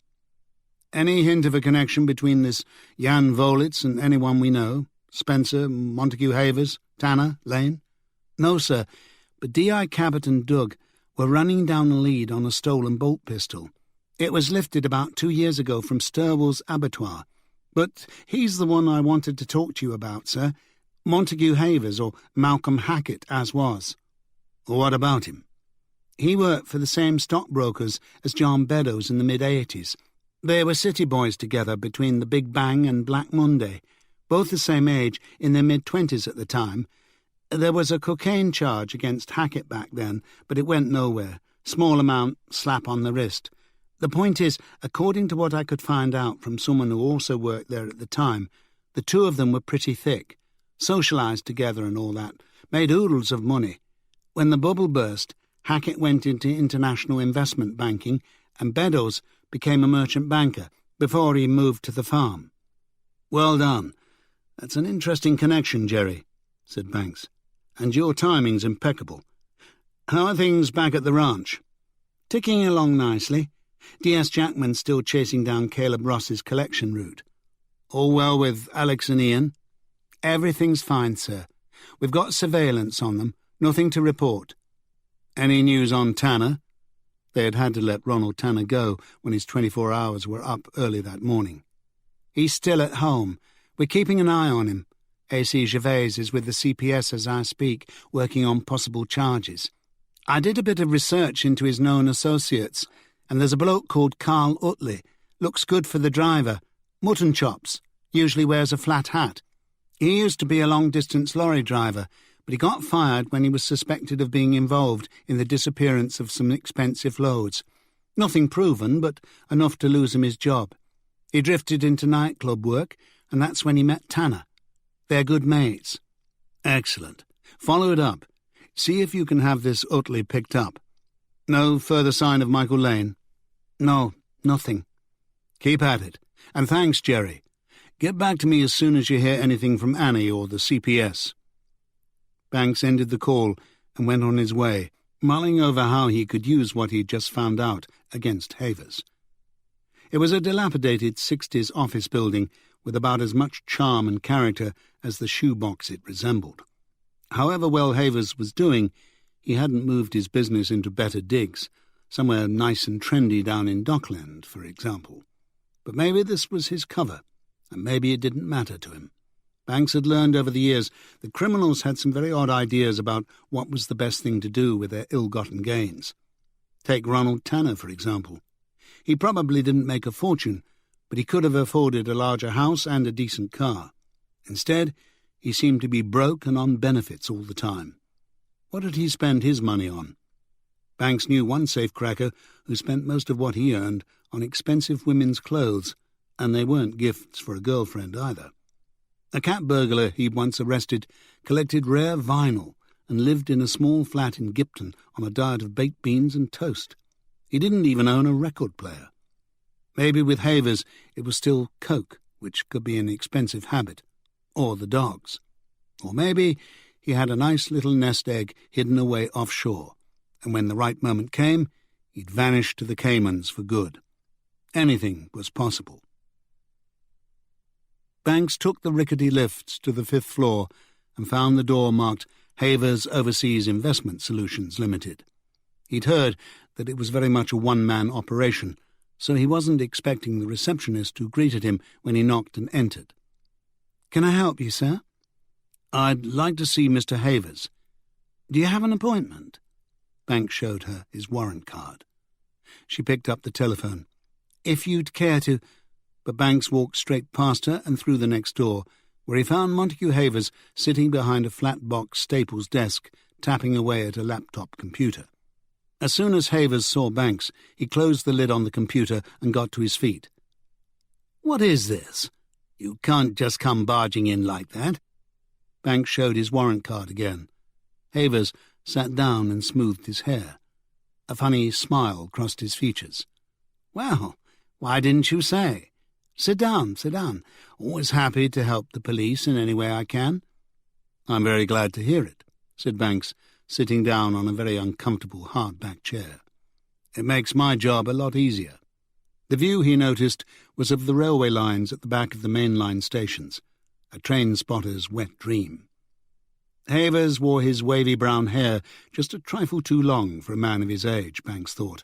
Along with the white shirt and garish bow tie he was wearing, it gave him the air of someone who was desperately trying to look young. Banks wondered, as he peered more closely, if his hair was dyed. Or a rug, even. It looked somehow fake. Maybe that was what he spent his money on. Expensive rugs. The rusty moustache on his lip didn't do much for the youthful effect. "So, what exactly can I do for you? Is it D.I. Banks?" "DCI, actually. Am I to call you Malcolm Hackett or Montague Havers?" "I changed my name legally 6 years ago to Montague Havers." Banks tilted his head. "May I ask why?" "Let's just say that in the business I'm in, it helps if you have an educated-sounding name. Malcolm Hackett was just too comprehensive school." "And Montague Havers is more Eton." "Oh, I wouldn't go that far, but that's the general idea, yes." Banks looked around the small office, at the crooked blinds, the stained plasterboard walls, the scratched filing cabinets. "And the office?" "This? Oh, nobody comes here. You're lucky to find me in. This is just a place to keep records and make phone calls. All my business appointments take place in fine restaurants around Fitzrovia or Marylebone High Street or at my club, the Athenaeum. Perhaps you know it." Banks shook his head. "I never was very clubbable." "What exactly is your business?" "What it says on the door."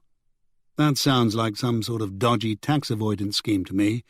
Offshore banking, international investment solutions. It's a complicated world out there, and taxation is only a part of it." What other services do you offer? Havers glanced at his watch. I don't mean to rush you, but are you interested in becoming a client, or are you just making polite small talk? I'd like to know. Very well. I'm part of a larger network of companies, and we offer just about any financial service.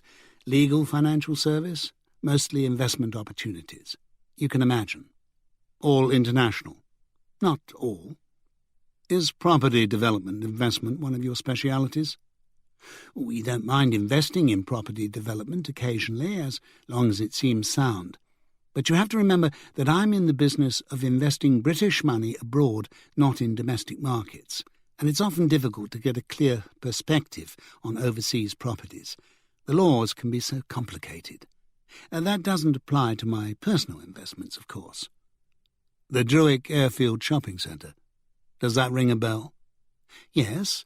I have a middling amount of my own money invested in the project through a subsidiary. Retail Perfection. That's the one. You've done your research. Anyway, I have a number of small investments in shopping centres. Can't go wrong with them in a consumer society like this one. As long as people have the money to spend. Come. That's hardly an issue. People will spend whether they have any money or not. That's the nature of capitalism.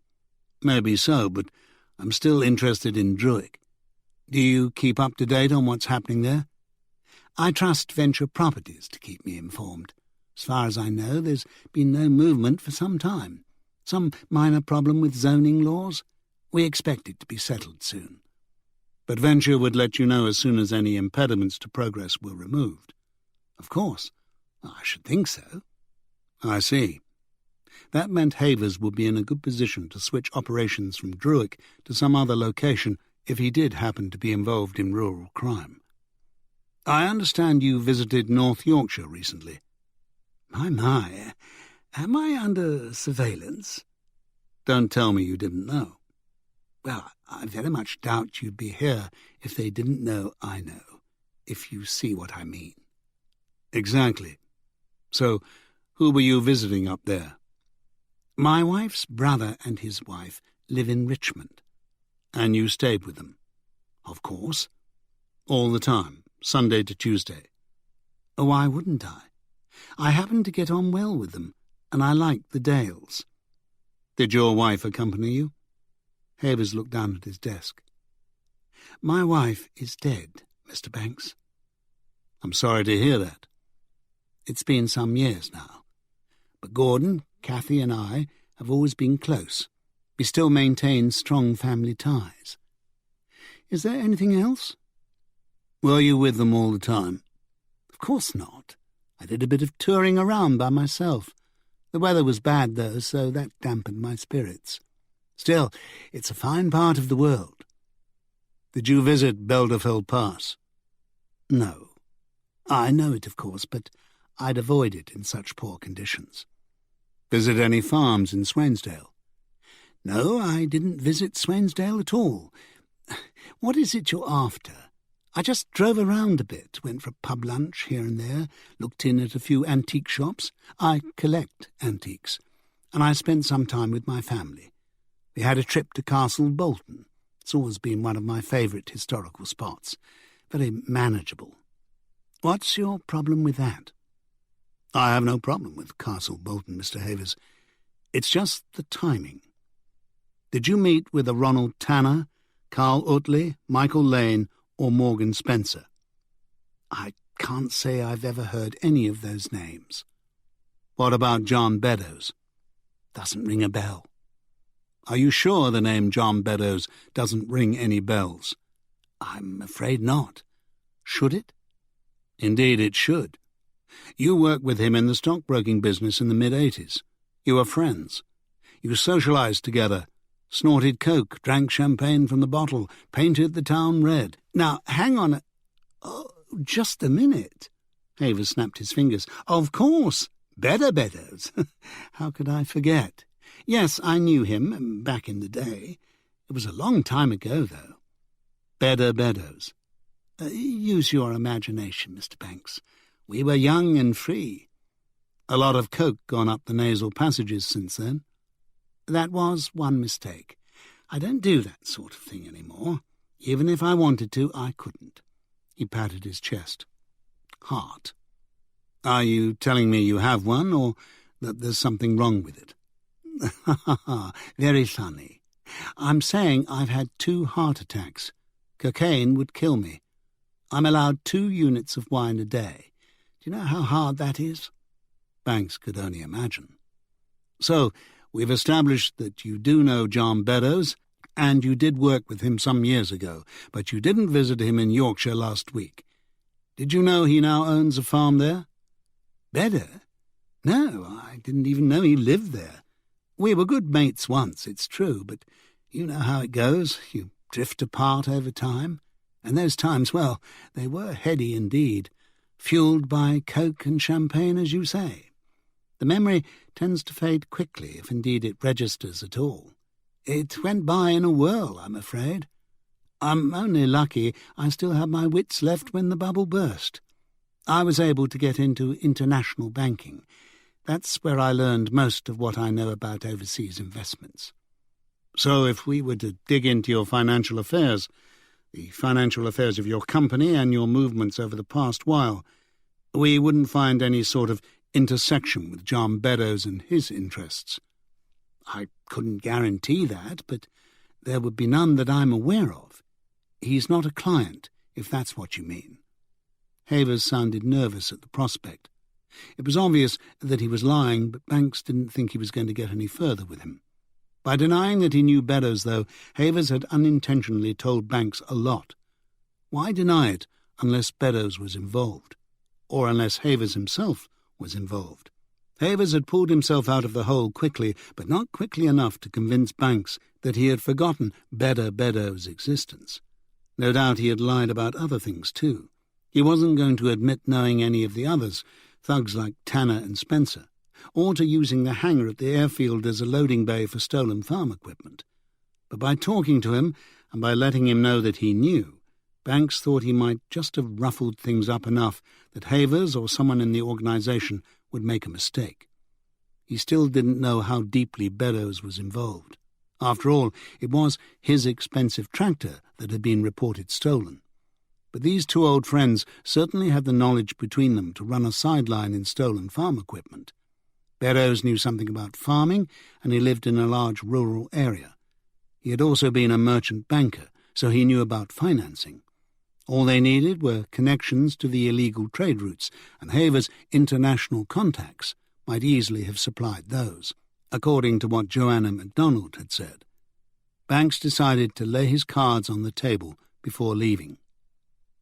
"Mr. Havers, I believe you're part of a group, or call it a gang, a criminal organisation, involved in rural crime in a big way, and a part of your operation made a nasty mess on my patch. I believe you've been using the abandoned airfield and hangar at Druick because it's a convenient transfer point for stolen goods from the north, and because you knew it was in limbo for the time being. Your men wouldn't be disturbed. Last Sunday, one of your underlings, Morgan Spencer, was murdered there, killed by a penetrating bolt pistol to the head. Either you wanted rid of him for some reason, or some rival gang was muscling in. We don't know yet why he was killed. Either way, I believe you know something about it." "This is ridiculous," protested Havers. "I don't know what you're talking about. I wasn't even in the area at the time." "How do you know what time it took place?" "I didn't tell you." "Oh, very clever. The old how could you have known trick. Now you're putting words in my mouth." "Well, how could you?" "Because it was on the news on Monday while I was still at my brother-in-law's. Ask him. They said it took place on Sunday morning. I didn't get to Richmond until Sunday afternoon, as you well know." As far as Banks was aware, the media didn't know on Monday that the murder had taken place in the hangar on Sunday morning, but he decided he would keep that point in reserve until he had done a thorough check on Havers, including a visit to his brother-in-law. "Exactly," said Banks. "So where were you before then? How do I know you didn't find a way to foil Operation Hawk and the ANPR cameras and sneak up to the airfield earlier, for example?" "This is absurd," said Havers. I have nothing more to say to you. If you plan on continuing this charade, I want my lawyer present." Banks stood up to leave. "You'd hardly need a lawyer if it were a charade, Monty," he said. Then he paused at the door. "You know," he went on, "if I were you, I'd take this as an omen. A bad omen. If I were you, I'd back off for a while, lie low and take stock. Disappear from the radar. No matter what you think, things aren't going to get any easier for you from now on." "Is that a threat?" "It's reality, Monty. The threats come later." Banks closed the door gently behind him. The secretary scowled at him as he left.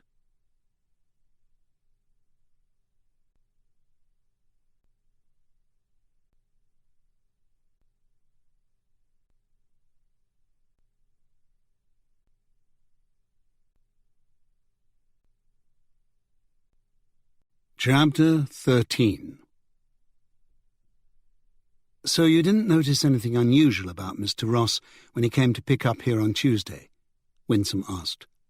She was at the last farm on her list, the last place Caleb Ross had visited before heading for the Beldefeld Pass and his death, and she had found out nothing new. He had arrived at 1:15 and left just after 1, so Mr. Withers said. Some of the farmers thought Caleb was a bit distracted, in a hurry, whereas others thought his behaviour just the same as usual. Mr. Withers, owner of Garsley Farm, had invited her in for a cup of tea, and Winsome was grateful for it. She felt as if it had been a long day, though it was still only mid-afternoon, and she had not stopped for lunch. The slice of Battenberg cake Mr. Withers gave her with her tea reminded her how hungry she was. It would be back to the station, a quick report, then home for an early dinner, followed by an early night. "Caleb never said much," Mr. Withers was saying. "I don't mean he was rude or anything, but we weren't mates, if you know what I mean. He was just a man doing his job, and I was the one who paid him for it. It was just like that, business-like, but polite, friendly, you know. I even asked him in for a cup of tea and a piece of cake, just like I did you, but he said he'd just had his lunch. We didn't chat or gossip out, so I'm afraid I can't tell you anything about him." "That's all right," said Winsome. "I'm just collecting whatever bits and pieces I can to try to build up a picture of his last day." "It's a terrible thing what happened," said Withers. "That pass has claimed more than one victim in my time here, that's for certain. And you couldn't see it coming. When he left here it was clear as anything. Clouds, aye, but there's nowt odd about that. Came like a bolt from the blue, it did. Weather's like that in these parts, and it can be awful bleak out here. It pays to be careful, lass." "I'll remember that," said Winsome. "But I think I'm just about done now." She ate the last small piece of cake, one of the pink bits with a marzipan border, washed it down with the last of her tea, and stood up. "Sorry I couldn't be of more help, lass," said Withers, walking her to the door. "Stay, boy," he said to the excited young collie who had started to accompany him. The dog sat down by the hearth. "Stay, there's a good lad." Winsome said goodbye and stepped into the farmyard. She had seen and smelled enough farmyards over the past few days to last her a lifetime, she thought. But at least she hadn't drawn Annie's unenviable task of checking out the abattoirs. Still, Annie had come up with a viable lead in the stolen bolt gun and dismissed workers, and Winsome had come up with nothing, except the possibility that Caleb Ross might have had something on his mind the day he died. Whatever it was, she guessed that it had lain at the other side of Beldefeld Pass, and he had never reached it. She started the car and headed back up the long drive to the B Road. Instead of turning right to get back to the Swainshead and Helmthorpe Road to Eastvale, she turned left towards the high moorland. She remembered this part of the Dale well because the potholing club had visited it often. The hills that loomed ahead of her were riddled by one of the largest cave systems in Europe, with miles of underground passages linking huge chambers, some as large as the inside of a cathedral. Thinking about her potholing days took her mind back to Terry Gilchrist. She still felt embarrassed about the previous evening. He had rung her that morning before work and asked her if she would see him, just to talk. Reluctantly, mostly because of her embarrassment, not lack of interest, she had agreed to have lunch with him on Saturday. How long could she go on behaving like a flirtatious virgin around him? Not that she would jump into bed with him. It was only lunch after all. But she would make good on that kiss she had promised herself last night. It had been a long time since she had been romantically and physically involved with a man. That was all. It would take a little practice. Beyond Withers Farm, which was right on the edge of the high Pennines, the land wasn't much use for farming and was practically uninhabited. Sheep grazed there, of course, but that was about all. The road turned a sharp left towards Belderfeld Pass, and Winsome could see it snaking up the hillside ahead. She pulled over in a passing place and got out to admire the distant view. She probably wasn't that far from the Lancashire border, she thought, or perhaps she was even far enough north to be neighbouring on Cumbria, where the wild fells and moorlands of the Yorkshire Dales would slowly morph into the older, more rounded hills of the Lake District. It was a panoramic but desolate view before her, that was for certain. 2 or 3 large hills like long flat anvils, a disused quarry, stretches of moor and marsh. She got her binoculars from the boot and scanned the distance. There were 1 or 2 isolated hunters' lodges owned by private clubs and used during the grouse season, but that was about all. She was already beyond the source of the River Swain above Swainshead, and though becks and small waterfalls cascaded from the steep hillsides and meandered through the moorland, there were no rivers or tarns to be seen. Shivering in the sudden chill breeze, she got back in her car and decided to take the long way back to Eastvale, over Belderfeld Pass. Remembering Withers' warnings about the weather, she scanned the sky as she made her way up the winding, unfenced road. Before long, she could feel her ears blocking and ringing, the way they did in airplanes at takeoff and landing. She yawned and felt them crack and clear. The pass wound its way high above the valley bottom, over to the next dale. She got about halfway when she encountered the first signs of the accident, the dots of the investigators still working at the scene way below. She could see scatterings of black plastic bags. She slowed down as she rounded a promontory and stopped for a moment to watch the men below, but the perspective gave her vertigo. She never usually had a problem with heights, but even the hardiest of souls had been known to tremble at Belderfeld Pass. Going the other way was a lot easier, of course. Then you hugged the hillside all the way. But in the direction she was going, the direction Caleb Ross had taken, there was nothing between her and the sheer drop. Soon she realized she had started on the slow and winding descent into the tiny village of Ramsgill, nestled at the bottom of the hill and famous for its pub, the Coach and Horses, which boasted real ale and gourmet food. Hungry as she was, Winsome didn't stop, but carried on through the village's narrow high street, past the pub, and onto the road that, beyond Helmthorpe and Fortford, would take her eventually back to Eastvale. Perhaps it had been a wasted journey, she thought, as she drove along, admiring the scenery and the lengthening shadows. Perhaps it had been a wasted assignment altogether. But she still couldn't shake off the nagging feeling that the answer to Caleb Ross's role in Morgan Spencer's murder lay somewhere in the landscape she had just left behind.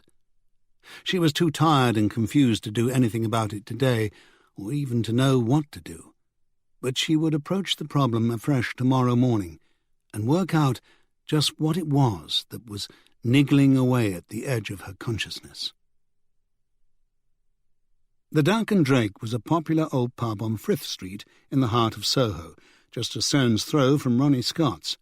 Banks had been there many times before, both when he worked in the West End and when he visited London or went down on business, like this afternoon. The after-work crowd usually started congregating early, and there were already a few people standing outside, smoking and quaffing pints when Banks got there at 4. It was a small pub, long and narrow. Banks walked past the crowded bar through to the back room, which was furnished with a few ancient wooden tables and chairs, and found the person he was looking for right at the back table, scaring prospective punters away with his churlish expression. Detective Chief Superintendent Richard Dirty Dick Burgess stood up and beckoned Banks over, shaking hands vigorously. "Banksy, it's good to see you again. How's it hanging?" Banks cringed. Burgess was the first person to call him Banksy since his school days. Not that he didn't admire the artist's work, but the nickname still rankled. Back at school, there hadn't been the other Banksy. Burgess had worked for just about every law enforcement agency there had been, every acronym imaginable, had been involved in counter-terrorism, drugs, people trafficking, airport security, homicide and organised crime. Now he was high up in the new National Crime Agency, the NCA, which had been working on Operation Hawk with the local forces. Though Burgess wasn't the go-to man for rural crime, he oversaw a variety of operations, and Banks was willing to bet he knew as much about what was going on there as the team that had been assigned to it. "I'm fine," said Banks, squeezing himself into the small space on a wobbly chair. "I noticed the bar was getting busy," said Burgess, "so I took the liberty of getting the drinks in. Lager for me, of course, and one of those fancy real ale things for you. Can't remember what it's called, codswallop or cockle-doodle-doo or some such thing, but the delightful young lady of the bar recommended it." "Thank you," said Banks, and took a sip. It tasted good, hoppy and full-bodied. "So you've got my message?" "I'm here, aren't I?" Banks had received a phone call from Joanna MacDonald just after he had left Haver's office, telling him that she'd been speaking with the NCA about his visit. They wanted to talk to him while he was in London and see if they could share information. She had no idea it was going to be Burgess who turned up. Banks doubted that she even knew him, but Banks wasn't greatly surprised. Burgess had a habit of turning up when you least expected him, which was perhaps when you should most expect him. He and Banks had many points of difference, but they got along well and never let a good argument get in the way of the job. He had also received a call from Jerry Masterson to inform him that D.C. Cabot and Doug had got 2 names of possible bolt-gun thieves out of Sturville's, Ulf Bengtsson and Kieran Wells. Annie believed that Wells was their best bet, but the team was working on tracking both of them down.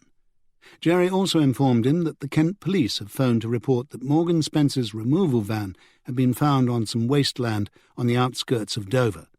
Inside were a Yamaha motorcycle and a Deutz Fahr Agraton tractor, both intact.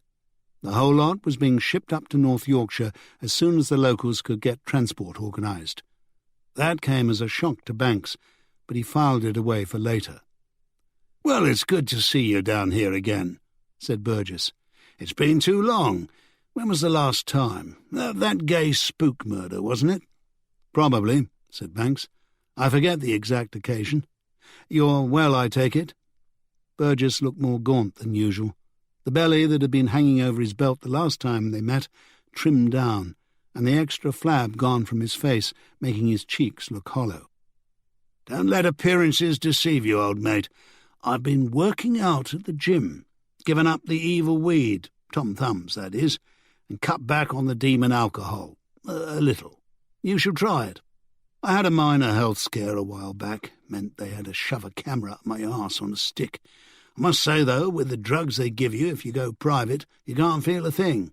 You can't imagine my surprise when I found a note stuffed in my shoe afterwards saying, 'I hope you enjoyed it as much as I did.' Still, such is life." "It was a false alarm." "Well, it wasn't the big C, if that's what you mean. A small operation soon put things right, and now it's the healthy life for me." He knocked back some lager. Banks felt relieved to hear that Burgess's problem wasn't serious, and he realised that the man sitting opposite him was one of his few remaining friends, one of the few people he cared about, though he would never admit it.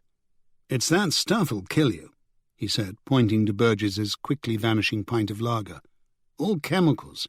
You want something like this." He held up his own pint. "Organic. Good for you. Or red wine." "Same old Banksy, it's good to see."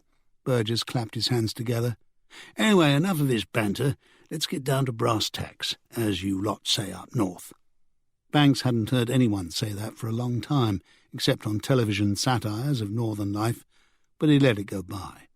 It was best to do that with many of the things Burgess said he usually found. "Montague Havers?" Banks said. "Yes, good old Monty." "Why is he still walking around free?" "Because he's a devious bastard," said Burgess. "All right, I know, I'll say it before you do. I'm a devious bastard too, and not above bending the rules when it suits my purposes. You and I, we're from the same side of the tracks. We should understand each other. Thing is, Monty is too." "But he's a crook, and he changed his name because he thought it sounded more posh." "It was a business decision. Monty grew up in the East End like me, when it really was the East End, if you know what I mean. Thing is, when Thatcher started putting the economy to rights, and commies like you went off feeling sorry for the poor fucking miners and electricians and factory workers, some of us knew a gift horse when it kicked us in the face, and we took our opportunities where we found them. There were billion-pound privatisations, hostile takeovers, corporate raids, asset stripping, and very few rules. Great times, and open to all. You didn't have to be from Eton and Oxbridge to make it back then.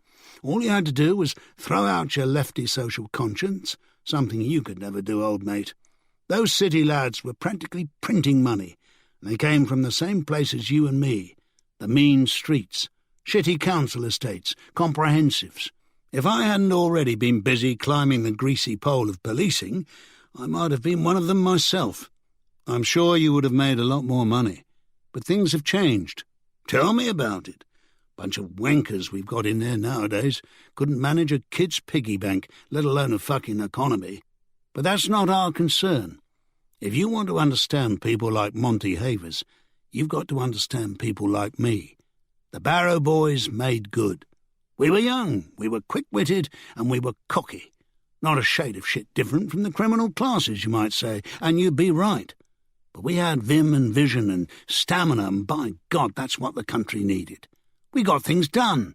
So what happened to them when the dream ended? Well, I imagine some of them were damaged for good by the lifestyles of excess, same way as the hippies who'd taken too much LSD. But the others, like Havers, wormed their way into legitimate businesses like specialised banking and learned the ropes and how to get around them.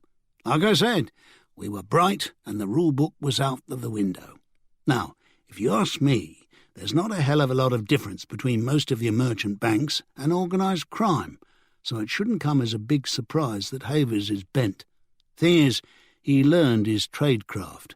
He knows intimately the ins and outs of money laundering, invisible transfers, hidden accounts, offshore shelters, shell companies and so forth. He's always one step ahead of the legislation. That's why we know him only by his contacts and by what they do. Some of them do very unsavoury things. But Havers never puts his name to anything that can get back to him, never gets his hands dirty. He knows the people who can ship you anything, anywhere, any time for a price.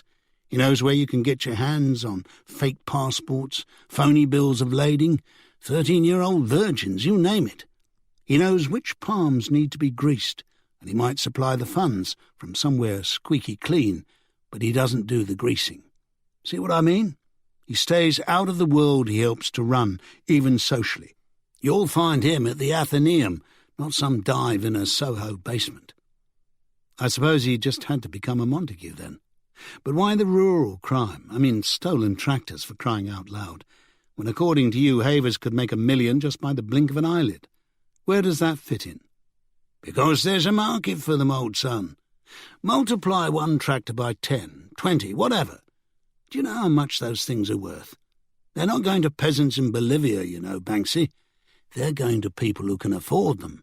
It's not just tractors and combines and pitchforks and what have you. It's forklifts, backhoes, Land Rovers, Range Rovers, along with all the Beamers and Mercs from the chop shops. Seems country people are often a lot more sloppy about security than us city dwellers. It's easy pickings, and when you have the know-how to get it from A to B, you've got it made. There are a lot of people to pay off. Peanuts. I know where you can get an arm broken for 20 quid, 2 for 30.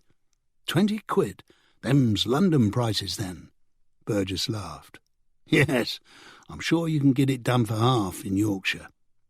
He finished his lager and set the glass heavily on the table. "Another round?" Banks asked. "Don't mind if I do." Banks walked back to the bar. It wasn't too busy. He thought over what Burgess had said as he waited to get served. If Havers were even half as smart as Burgess gave him credit for, he would be very hard to bring down. On the other hand, Banks thought he'd put the wind up him by the end of their meeting. For one thing, he had let him know that the police knew the names of pretty much everyone they thought was involved. That ought to be cause for concern, even if 2 of them were dead, and Havers believed none of the survivors would dare talk. Whether he would be cocky enough to carry on business as usual remained to be seen. In a way, it wasn't so much him as the northern branch of his operation that Banks was interested in, especially the person who had killed and cut up Morgan Spencer. If Beddoes was involved, Banks would also make sure he went down one way or another. Someone would talk, given the option of a softer deal. When it was his turn, he ordered the same again. The barmaid had an American accent and hennaed hair. She smiled sweetly at Banks as she pulled the pint, but he didn't think she was coming on to him. It was just her style. Besides, she was young enough to be his daughter, which reminded him. He had to get in touch with Tracy. They planned to go and see Brian's band, the Blue Lamps at the Sage, next week. Banks was excited about that, seeing his daughter and watching his son perform on a prestigious stage. He'd call her tonight when he got back home. If he got back. But he had to, he realized. There was so much to be done up there. He couldn't desert the team and enjoy an overnight in London. There were plenty of trains, and he wasn't far from King's Cross. This would have to be his last pint. Burgess was jotting something down in his notebook when Banks got back with the drinks. He put it away. "I knew Havers when I was growing up," he said. "Not very well. I'm a bit older than him, but I knew him. He lived in the next street over. That's why I'm taking more of an interest than usual, I suppose." "Ever heard of a John Beddoes?" Banks asked. "Can't say as I have." "It was his tractor got stolen. But now I'm wondering if he isn't in it with Havers. They were close mates back in those good old days you were just talking about." "It's entirely possible," Burgess said. "But he'd hardly steal his own tractor or get someone to do it, would he?" "No. I'm working on that. It's just been found outside Dover, so that should make him happy." "Well, that's a bit odd, isn't it?" "I agree. The thieves must have run into some sort of a snag and had to abandon it. I imagine it was due to ship from somewhere near there, but we think the whole operation was a maverick job, or at least it's rated as one. A young lad called Morgan Spencer acting alone. It was probably what got him killed." "He's the boy who was killed with the stun gun and cut up, right? I heard about that. No, the name hasn't come up in any of our investigations." "Very low level, I should imagine," said Banks. "You had a murder with a similar M.O. some time ago, if I'm not mistaken." "A bolt gun? Yes. Very nasty. Polish bloke. It wasn't a case I worked on at all closely, but I took an interest. Anything out of the ordinary like that gets my attention. As far as I know, it was never solved. Maybe I'll have another look at the case file. Something might leap out. Didn't they find some prints?" "They did. I've got someone working on them now, comparing them with partials we found at the hangar. But if anything does jump out at you, let me know." "Will do." "We've got a couple of suspects in the theft of a penetrating bolt gun from a big abattoir up north. We're trying to track them down, of course, but any help you can offer." Burgess took his notebook out again. "Give me their names." "Ulf Bengtsson and Kieran Wells." "Scandinavian, is he, this Bengtsson?" "Swedish." "Thought so. If my memory serves me well, he's dead. I'll check, but I'm pretty sure his name was Ulf something or other. Everyone knew him as the Swede." "Oh?" "Don't get your hopes up, Banksy. It was natural causes. He was sleeping rough, had a serious alcohol problem. One morning some tourists found him under a bridge near the embankment. Lights out, liver and heart failure." "How do you know this? Surely there wasn't an investigation." "I tried to keep up. It's my city. As a matter of fact, hypothermia was involved. It had been a very cold night, and questions were asked in Parliament. How could our society, blah, blah, blah. You asked me, People want to sleep out on the streets and beg instead of getting a decent job and somewhere safe and warm to keep down. Good luck to them." "You haven't changed much, have you?" Burgess winked. "Governments come and governments go, but basic truth remains the same." "And so does Dirty Dick Burgess. And the other, Kieran Wells?" "Don't know anything about him. Kieran's an Irish name, though, isn't it?" "Sounds like it to me." I'll see what I can find out."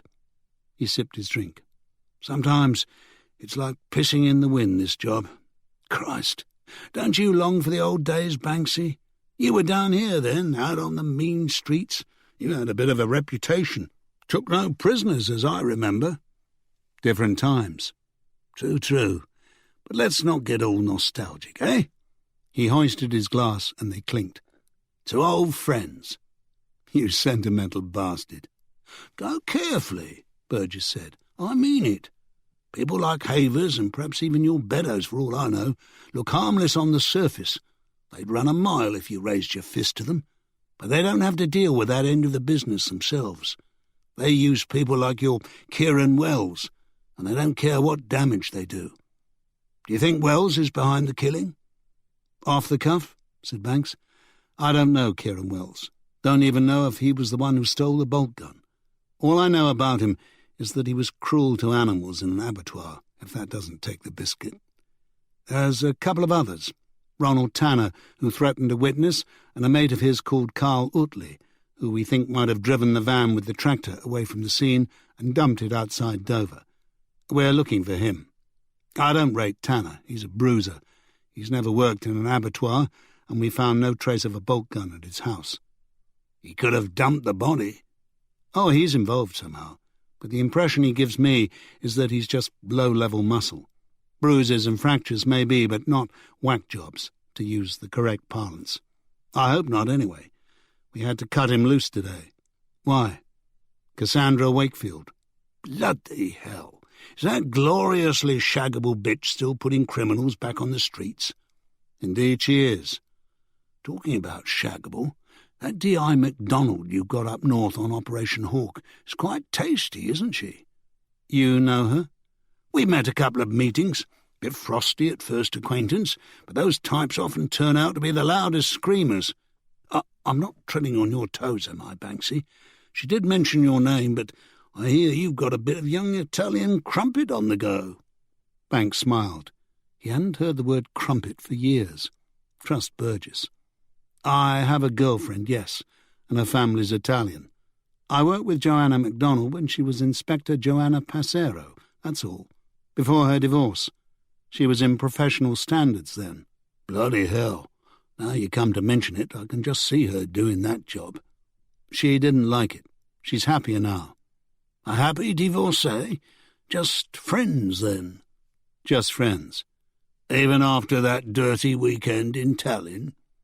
Banks gave him a look. Burgess held up his hands and responded with the closest he could get to feigning innocence. "OK," he said. "I'll be in touch on the names and anything I can find out about your John Beddoes. And remember what I said. Adios, amigo, and be careful out there." Banks finished his pint and stood up. "I will." It was just after dark when Alex decided to nip to the mini supermarket down the street. She was out of milk for the breakfast cereal, needed bread for toast, and there was no white wine left. Ian was playing Call of Duty, legs crossed on the armchair with his game console, and he didn't want to stop while he was ahead. As the two of them and their flat were being watched over by the police, Alex knew there was nothing to worry about. They had said she was free to come and go as she pleased, to carry on as normal. She wouldn't see them, but they would be watching her. Even so, she felt a bit nervous, leaving Ian alone when she put on her leather jacket and picked up her handbag. It was the first time she'd been out after dark since her visit from the man they identified as Ronald Tanner, and she had seen on the local news just an hour ago that he'd been released from police custody that morning, despite the fingerprint and her identification from the Viper screen. Alex couldn't really get her head around that. She knew criminals were always getting off, but this Tanner had so obviously done it. She guessed that the police were looking for more evidence, and she imagined they would be watching him very closely. He certainly wouldn't want to give them any reason to put him back in jail by coming to visit her flat again. Alex could hear hip-hop coming from one of the flats on the floor above as she walked along the balcony towards the lifts.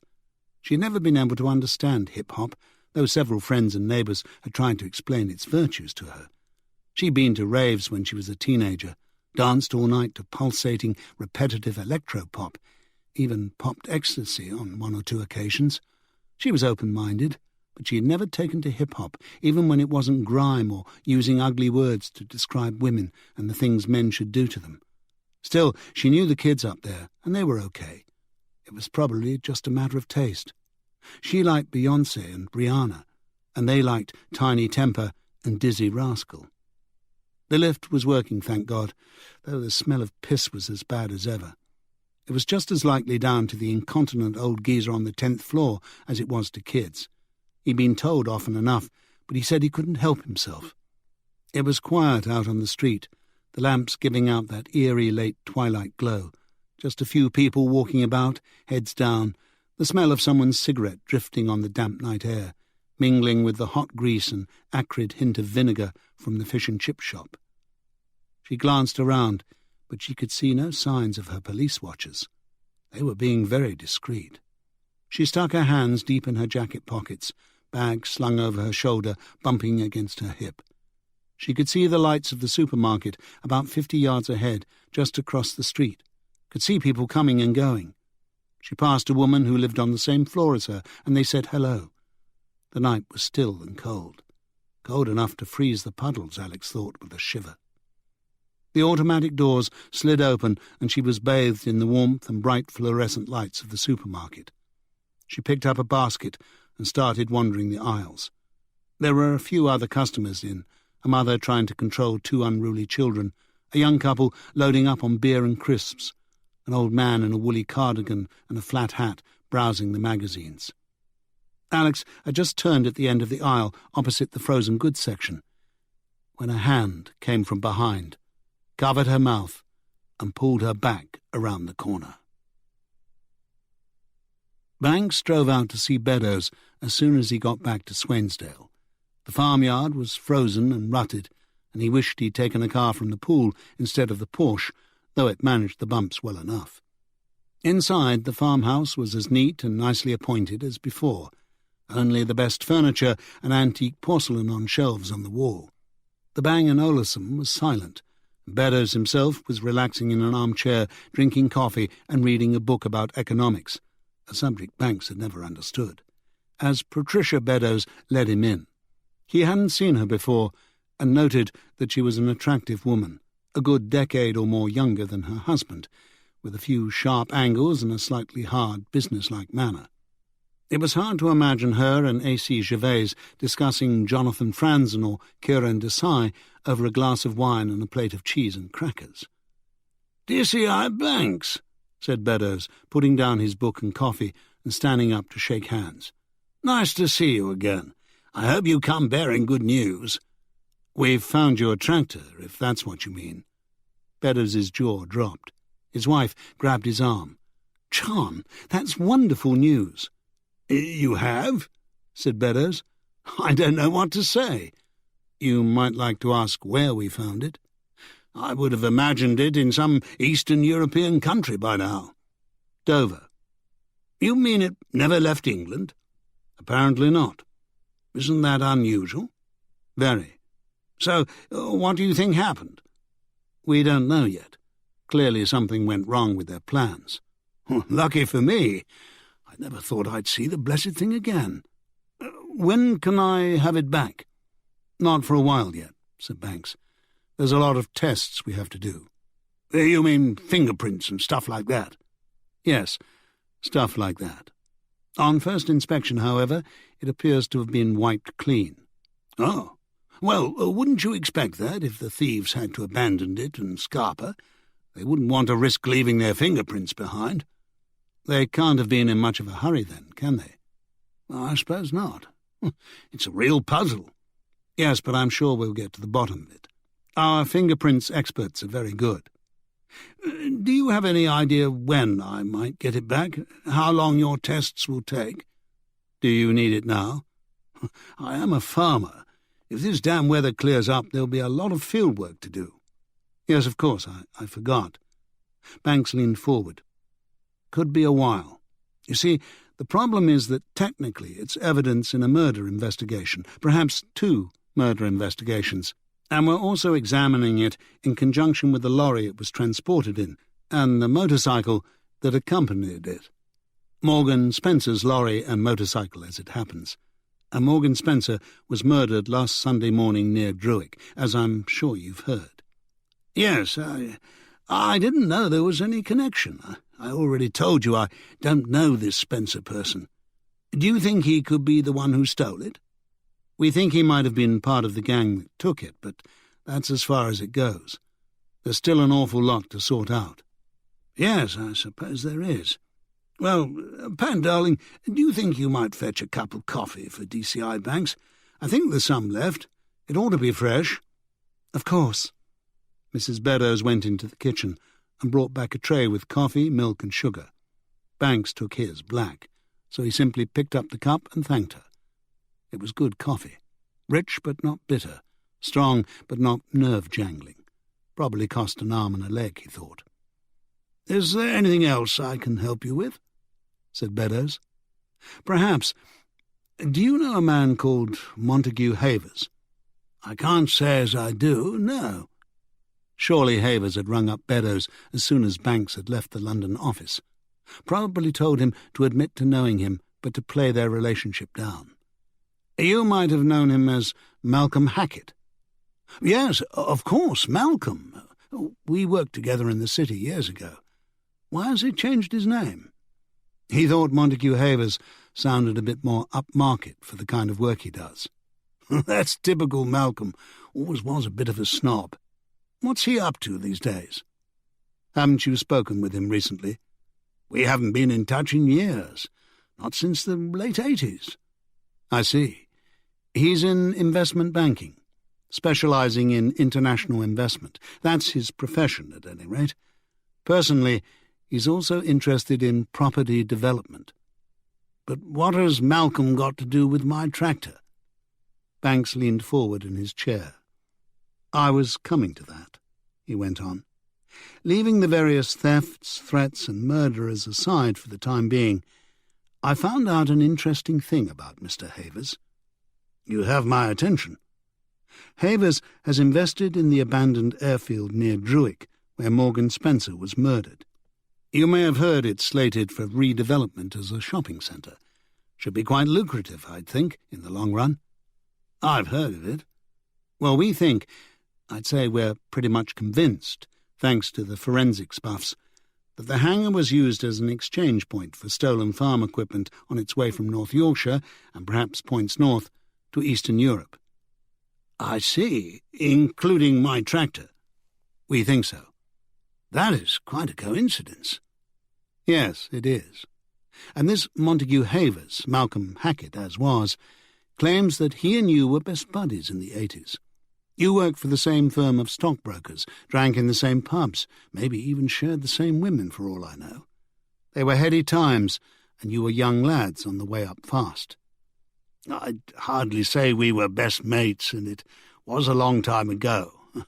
We did have some good times together, though. Funny that, said Banks. He didn't appear to remember you at all, until I jogged his memory. Well, as I said, we weren't that close. Banks sat back in his chair and made a note in his notebook. Beddoes didn't seem to like the look of that. When he did remember, he said he used to call you Beddoes. Is that right? Beddoes blushed and coughed. Please, Chief Inspector. It's all right, said Patricia in a voice like tempered steel. That was long before John and I met. I never imagined he was a monk. I'm sure he had many romantic exploits. She paused.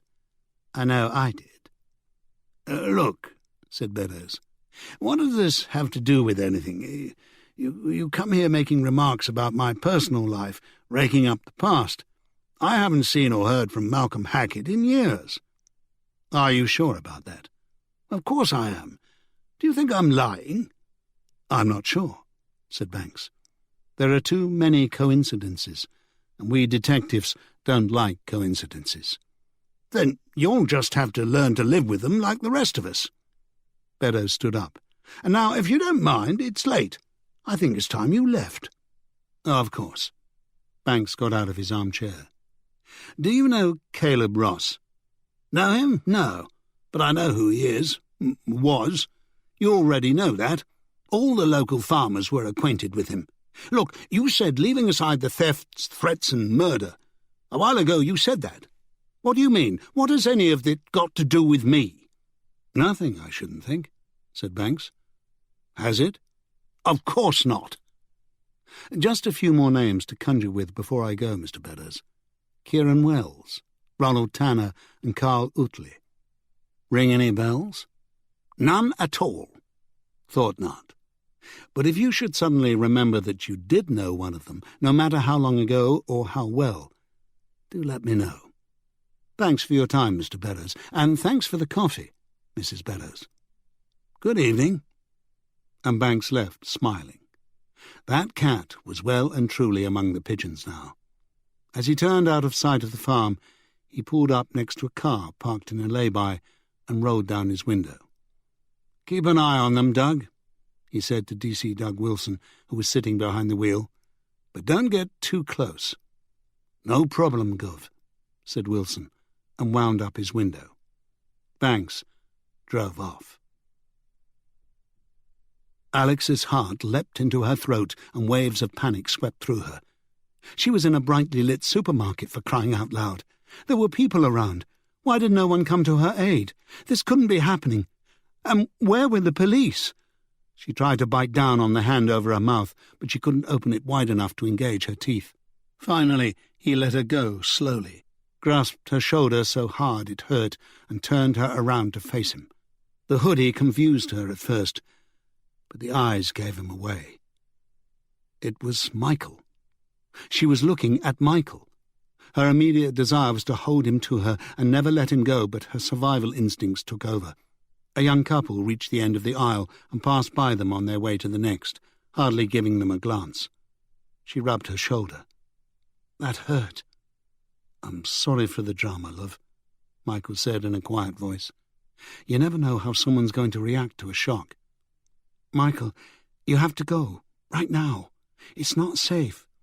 "They can't look everywhere for me, and this is probably the last place they'd expect to find me. I've been careful.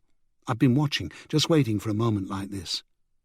They moved to the far back corner by a rack of crisps. "I had to see you. I've missed you so much." Alex ran her hands over his cheeks, tears in her eyes, and kissed him hard on the lips. "And I missed you too, more than I can say. I love you, Michael, but you really must hurry. You don't understand." Michael smiled that heart-melting smile of his, but Alex noticed the hint of puzzlement and fear in his eyes. "I don't understand what?" "It's not you they're watching." The smile disappeared. "I don't—" It all seemed to happen at once. A loud voice shouted for everyone to leave the shop as two armed police officers in protective gear appeared around the end of the nearest aisle. "Armed police!" a stern voice shouted. "Don't move! Stay where you are!" Alex cowered in the corner, knocking over the rack of crisps. It acted as a signal for Michael to dash off down the aisle past the checkout. Alex couldn't move. Her muscles were locked with fear. She wanted to shout after him, but she couldn't find her voice. The police officers didn't seem overly concerned about Michael running off. They put away their guns. One of them approached Alex and took her arm firmly, saying in a gentle voice, "Come on, love, come with us. You'll be all right now." She wanted to tell them she was already all right, that all she wanted to do was stay with Michael and go back to Ian, and the rest of the world could leave them alone. Slowly, she let herself be led, surprised that she could even walk. She heard a commotion at the front of the store, more racks being knocked over, crashes, loud voices. When she got to the checkout area, she could see flashing lights outside through the windows. Then she saw Michael, his hands cuffed behind his back, being shoved into the back of a police car, one of the officers pushing his head down, just like they do on television. The supermarket doors slid open. She called his name, and he looked over his shoulder at her. Such a desolate, lost expression, she thought. She just wanted to take him in her arms again. The next moment he was gone, and the stern young policeman who had her in his grasp was talking about taking her home. She realized as she walked limply by his side, still in his friendly but firm grip, that she hadn't even had a chance to buy anything. She had no milk, no bread, no wine, and she hadn't the heart to go back. Next to Michael and Ian, she realized, she wanted to see Annie Cabot, wanted to rage at her, blame her, and to ask her for comfort and help, ask her to explain what was happening.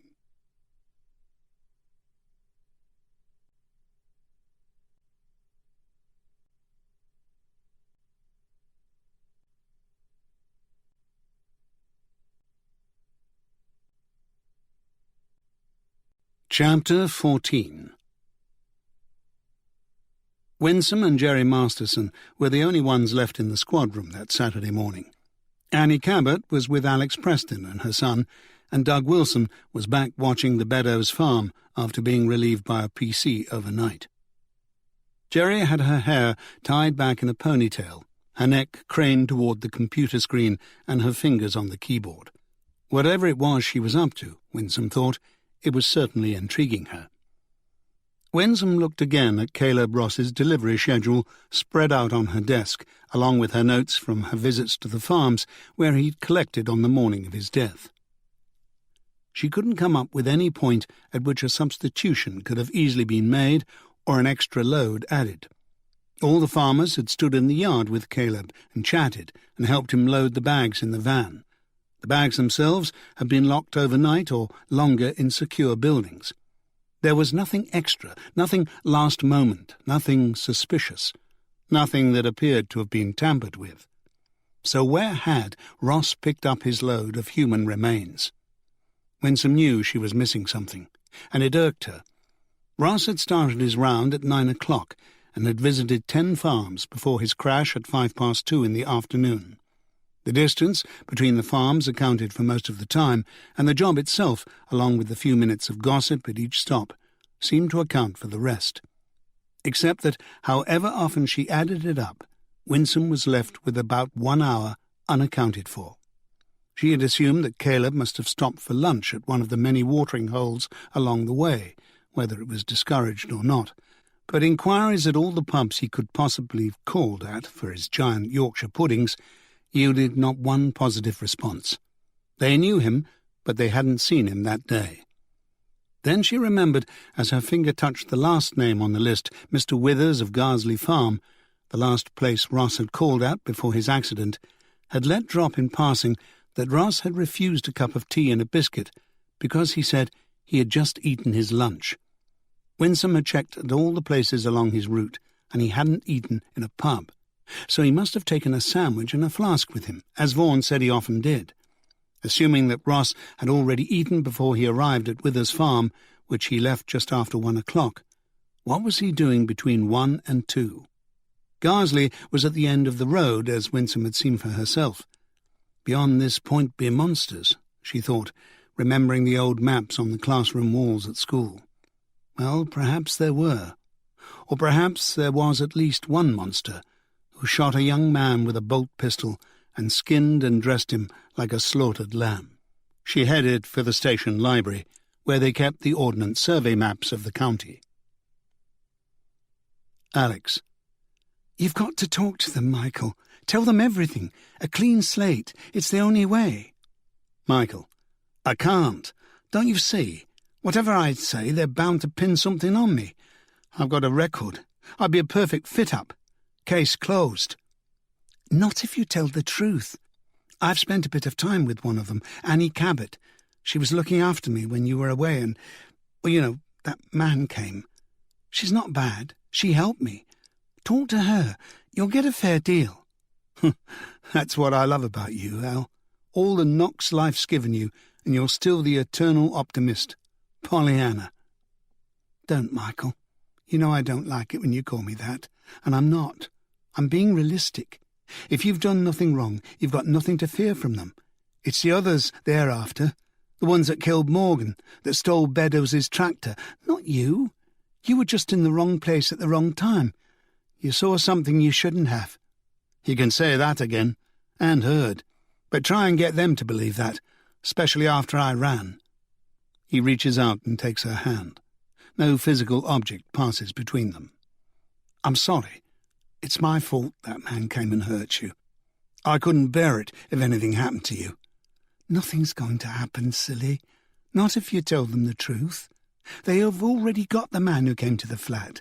You can help them catch the others. But they had to let him go, didn't they? I mean, he's still out there on the streets. Maybe there's a court order against him coming anywhere near the flat again. I don't know. And maybe he's on bail until his trial, but that doesn't stop people like him. People like them. He'll be back. And a fat lot of use you'll be if you're still in here. Besides, the police will get them and let them go and look up people like me. Shakes his head. No, love. My best chance is to keep stum, say nothing, get a good brief. If I do that, they've got nothing on me. Don't be childish. You're acting like a fool. You can't keep silent forever. It's my right. But they hold it against you now. I've heard that. And you know we can't afford a good lawyer. If you don't explain yourself and then try to get out of it later, it looks bad in court. It doesn't matter. Don't be so negative. She squeezes his hand. Look, let's put all this behind us. A brand new start. Me, you and Ian. We can go on a holiday or something first. I'm sure Mr. Evans at the agency will give us a deal on something. Then we can move if you want. A new life. Somewhere else. By the sea. But we were just getting started on this life. Snatches her hand back. Oh, for God's sake, Michael. Anyone would think you didn't want us to be together again, that you didn't want things to be right again. Sometimes I even wonder whether you weren't up to something, whether you don't have something to hide. Is that why you don't want to talk to them? Afraid they'll find out your secret? I don't have any secrets. I just think they'll do me for it anyway. That's what they're like. People like me, we're scum to them. You're doing it again, behaving like a child. And you're being all Pollyanna. Pollyanna didn't get such a great deal, you know. Whatever. Stop sulking. Do you want to get out of here and be with us again? Wherever we are, it doesn't matter to me, as long as the three of us are together. Do you? Of course I do. You know I do. Then act like it. Talk to them. Hangs head. Seconds pass. Finally he looks up again into Alex's eyes. All right, resignedly. All right, I'll talk to them. I'll tell them what I know. Takes his hand. I'll stand by you, Michael. Whatever happens. We'll stand by you, Ian and me. Nods. I said I'll talk to them. End. Banks turned off the computer display. After letting Michael Lane stew in a holding cell overnight, he and Annie had granted his request that he be allowed to talk to Alex, and had listened to their conversation. Now they wanted to review the video recording for body language before starting the interview. Well, said Banks, leaning back in his office chair, if they've got some kind of secret code, I'd have to say it's a damn good one. I didn't see anything in there that struck me as suspicious. Me neither, said Annie. Though I should imagine they knew we'd be listening, if not watching too. It's hardly a hidden camera. True, but it didn't look like acting to me. He's obviously terrified. For himself, of course, but for her and the kid too. Alex and Ian. What I meant. Sometimes he seems more afraid of us than of them. Seems reasonable for him to be, said Annie. We can be scary. Everyone knows we're evil bastards who go around fitting up innocent people to fudge the crime statistics. Banks smiled. Of course. I'd forgotten. Alex already knows what to be afraid of. I'll bet her finger still hurts. He knows what they're capable of, too, if he witnessed Morgan Spencer's murder. Terry Gilchrist saw a car matching the description of Michael Lane's Peugeot driving away from the scene, which also means he could have done it. Oh, come on, Alan. You're playing devil's advocate for the hell of it. Where's that famous gut instinct of yours? That kid's no killer. Banks scratched his chin. He needed a shave. He had gone a couple of days without. His gut instinct did tell him that Michael Lane hadn't killed anyone. Lane could help them find out who had, and his girlfriend had persuaded him to talk. Now they had to act. "Okay," said Banks. "We send Jerry Masterson over to babysit Alex Preston, and we go in with an open mind. We don't waste time throwing accusations at him. All right?" "Fine with me," said Annie. "And Alex and Ian are our trumps. You saw the two of them there. He'd do anything for her, even lie." "Look," said Annie, "maybe he helped Morgan occasionally. I don't know.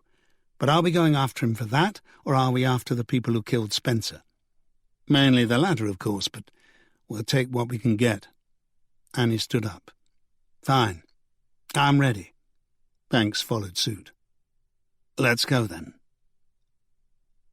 The library at Eastvale Police HQ wasn't much more than a standard-size office with a few bookshelves, mostly full of law reference books, and a desk and chair.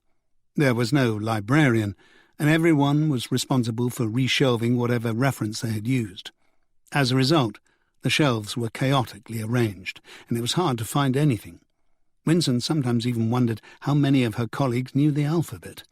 The library did, however, boast a magnificent selection of local ordnance survey maps in just about every scale you could imagine. Winsome knew she could access maps on her computer. The digital was all the rage these days, but she still preferred the real thing, the well-worn folds, the thick and serious texture of the older cloth maps, the colours, contours, dots and dashes. She had a strong memory of the detailed map of the Springfield area on the wall of her father's office back in Jamaica, showing just about every homestead.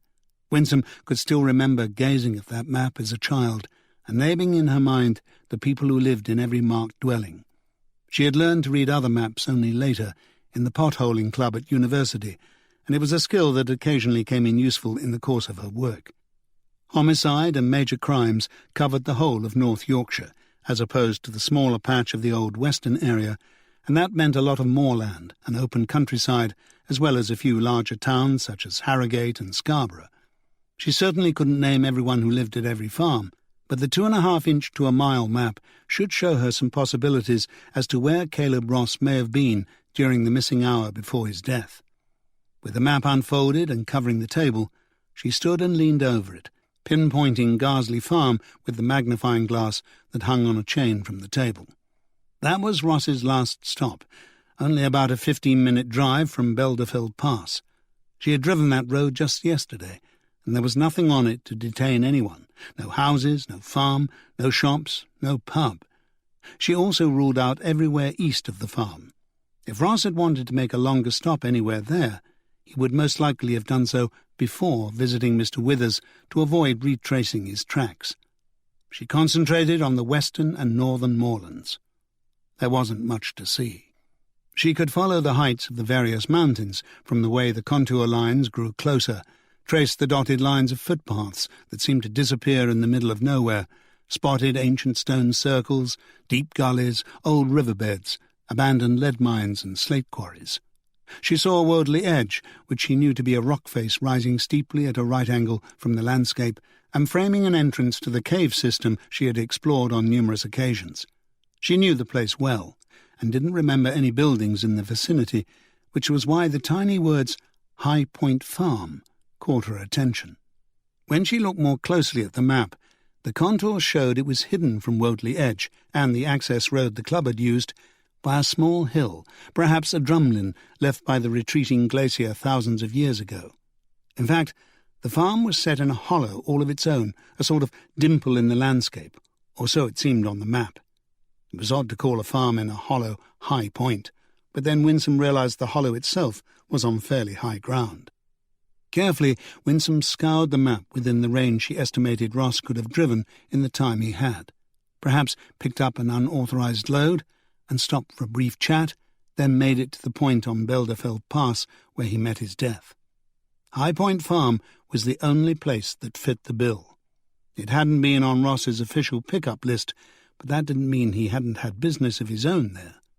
Ross smoked marijuana, Winsome remembered, and there were plenty of hydroponic growers tucked away in the rolling dales and remote moorland. Maybe High Point Farm was such a place. A quick check of the land registry, also kept in the library, revealed that High Point Farm was owned by one Kenneth Atherton, a name unfamiliar to her. A quick jolt of excitement throbbing through her veins, she went back to the squad room. Jerry was gone, so Winsome left a brief note on her desk, checked her mobile batteries, and left the building. "I suppose you were listening in back there when Alex and I were talking," said Michael Lane. They were in a different interview room, and Banks and Annie sat opposite him at the battered metal table. He didn't look much the worse for his few days of sleeping rough, Banks thought, a stubbly beard and tangled hair that needed a good wash and brush being about the only obvious signs. He was a handsome kid, and he looked mature for his age, though he still had the aura of youth about him. Banks could understand what Alex Preston, eternally hopeful, saw in him.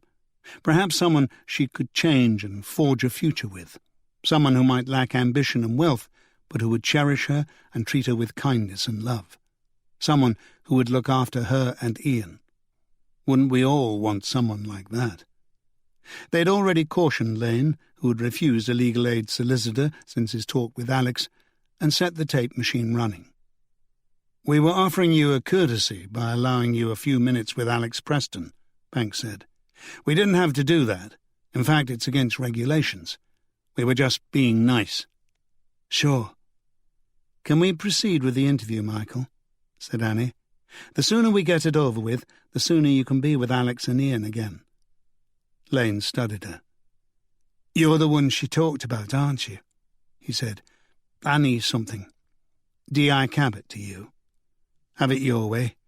She said you were all right. You'll have to make up your own mind about that, won't you? Why don't you start by telling us about what happened last Sunday morning at the abandoned airfield near Druick? You don't mess about, do you?"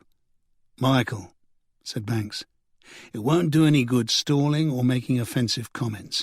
It won't make things go any quicker. We have a few ideas of our own, and you might not like some of them, but here we're giving you a fair chance to tell your version. Contrary to what you said earlier, nobody's going to fit you up with anything you didn't do, and running away in itself is no crime unless you're running from a criminal act you committed. Doesn't mean you'll believe me, though, does it? That remains to be seen. At the moment, all I know is that you were observed fleeing a crime scene, and I'm on the verge of holding you for that, lacking any reasonable explanation. Only you can talk me out of it." "I wasn't fleeing a crime scene." "Well, what were you doing then?" "I was running for my life." "That's better," said Banks. "Tell me what happened." Lane appeared to go through a brief inner struggle with himself, apparent from his changing facial expressions and nervous twisting of a silver ring. "All right," he said finally. "Morgan Spencer was a sort of mate of mine. I mean, we weren't that close, didn't hang out or stuff like that. He was a few years older than me, and he liked to do the club scene in Leeds or Manchester or Newcastle. That's not my thing at all." "So what did you do together?" "Worked, mostly. Morgan's got a removal van, and I'd help him shift stuff for people. We'd have the occasional jar or pub lunch together." "What sort of stuff did you move?" Lane looked at Banks as if he were backward. "Furniture, of course." "OK, go on." "And we did odd jobs around the Dale. Bit of roofing, general fixing things up. He was good with motors too, was Morgan." "What else did you do to make a living?" "I happened not to be bad at sheep shearing. It was something my dad taught me. I just seemed to pick it up easily, but Morgan was no good with animals."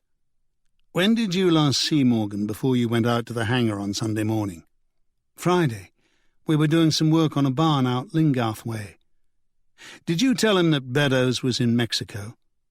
"Why would I do that?" "So he could steal Beddoes' tractor. I'm sure you knew about the holiday, either from your dad, who was looking after Beddoes' farm, or from Alex. He booked the trip at the agency where she works. Did it come up in conversation? You know, idle chatter while you were working?" "I might have mentioned it.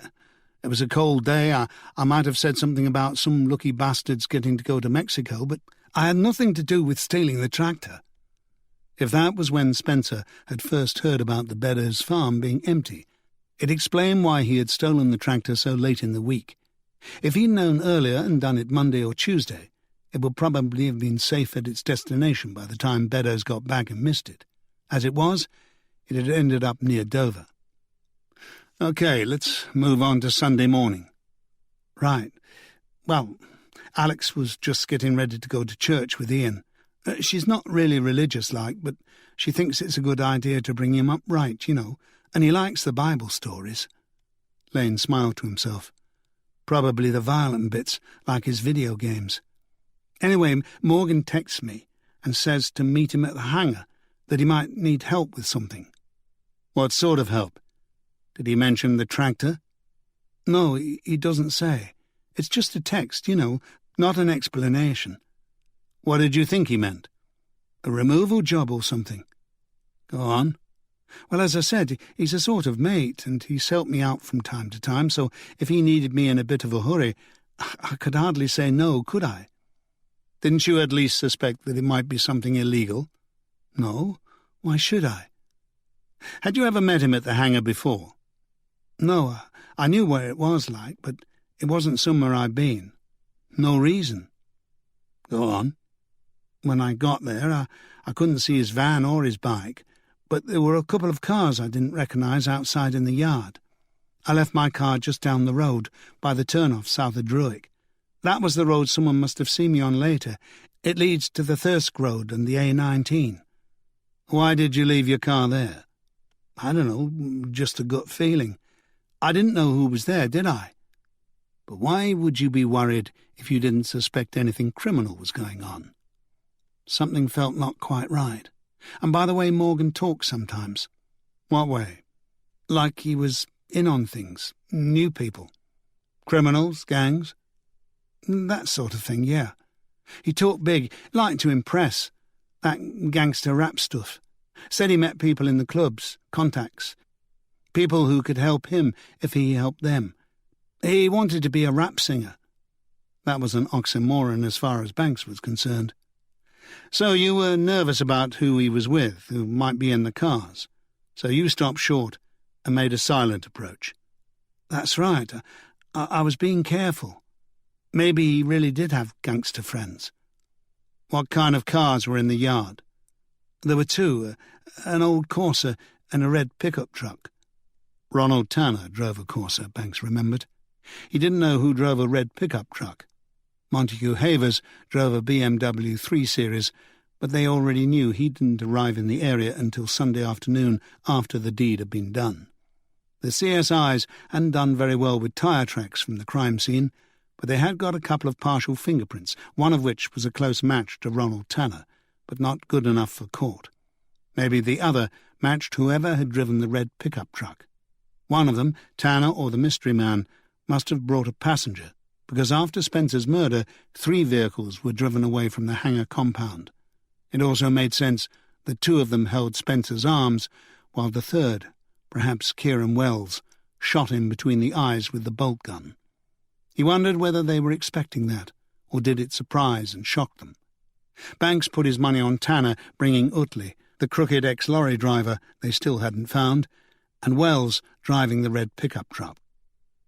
"What did you find when you got to the hangar?" he asked Lane. "Well, I didn't get there, did I? You know how open it is there, on the airfield. They were all inside. I could hear voices, so I figured it was safe enough to creep up using the cars for cover. Then the voices got louder, people shouting, arguing." "Could you hear what they were saying?" "Not at first. The voices got lost in the hangar." "But later?" "I started backing off. I mean, it sounded really bad. I didn't know if Morgan knew he was walking into something dangerous and wanted me to fight with him or what, but I'm no fighter. I suppose I was torn. I mean, we were sort of mates after all. I didn't like to think I was leaving him." "But you were scared?" Lane looked down at the table. "Yeah." "How many voices were there?" "I can't say. Mostly it was Morgan, and he was arguing with someone, protesting about something, and occasionally someone else would chip in, maybe 3 altogether." "So what did you do?" "Like I said, I was backing off by then. I mean, if he was mixed up with a dangerous crowd, I thought they might have knives or something. I thought the best thing I could do was get away from there and call the police. But you didn't? No, I didn't get the chance. What happened? The shouting stopped, and there was silence for a moment. Then I heard this explosion like, I don't know, it sounded as if someone was firing a gun. I legged it as fast as I could. One of them looked out of the hangar. Maybe he heard me, or maybe he was just checking there was no one around. He shouted something, and 2 of them started chasing me. Did you get a look at them? Are you joking?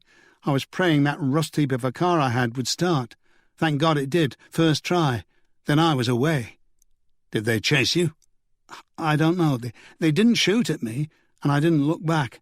I mean, I didn't see them when I checked the rear-view mirror after a couple of miles, so I suppose they didn't know which direction I'd gone. There was a pause. Then Annie said, I still don't understand, Michael. You got away. You thought Morgan might be hurt or dead. You weren't involved, yet you still didn't call the police. Why not? It was what he said last. The bloke who was arguing with Morgan. Maybe the bloke who shot him for all I know.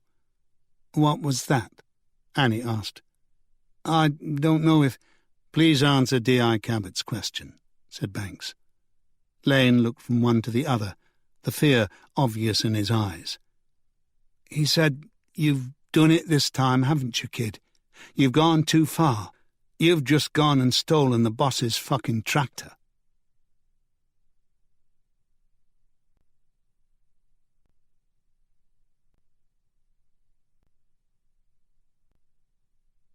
Chapter 15. When Winsome pulled into the lay-by under the shelter of bare trees just a couple of 100 yards above High Point Farm to get a lie of the land, it was already beginning to snow. White flakes swirling in the air, melting on the car windows, not settling on the earth yet. The forecast promised several inches by nightfall and drifts in the high Pennines. Whatever she was going to do, Winsome realized, she had better be quick about it. She took her binoculars from the glove compartment and leaned her elbows on the dry stone wall to steady her grip. As she brought the scene into focus, she could see that there were 4 buildings in the hollow, a small farmhouse or cottage, a large barn with pens for animals attached to one side, and 2 smaller outbuildings for storage.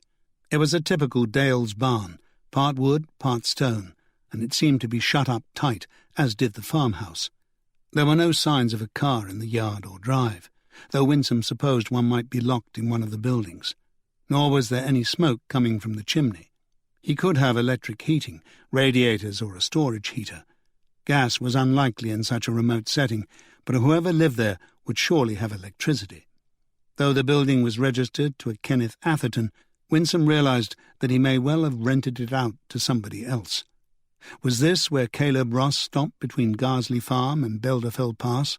If so, why? Who lived there? His drug supplier or a killer?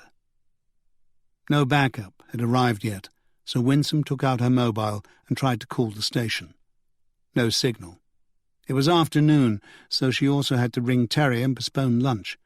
She thought of going back to Garsley Farm, where she had got a phone connection, and Withers had a landline.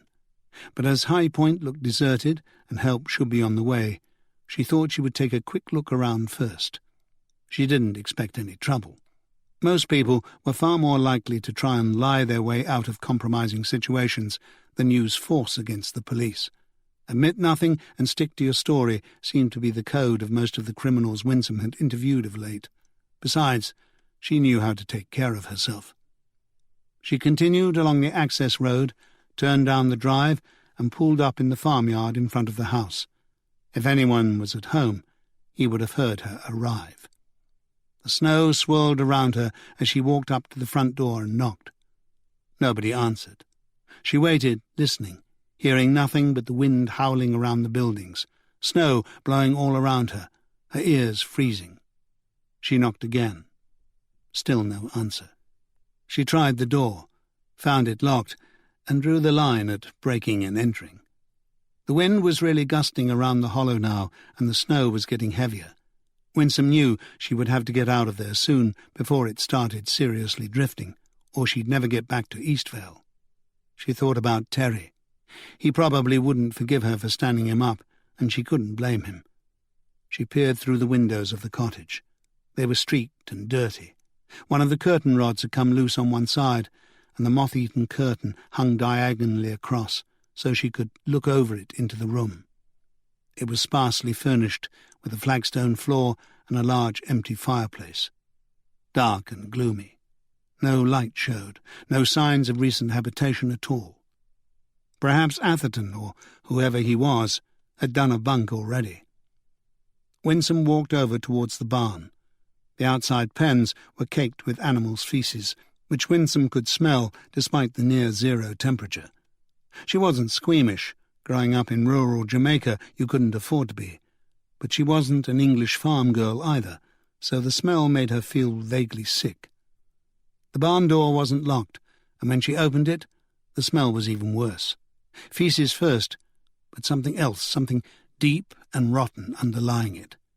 She had no idea what it was.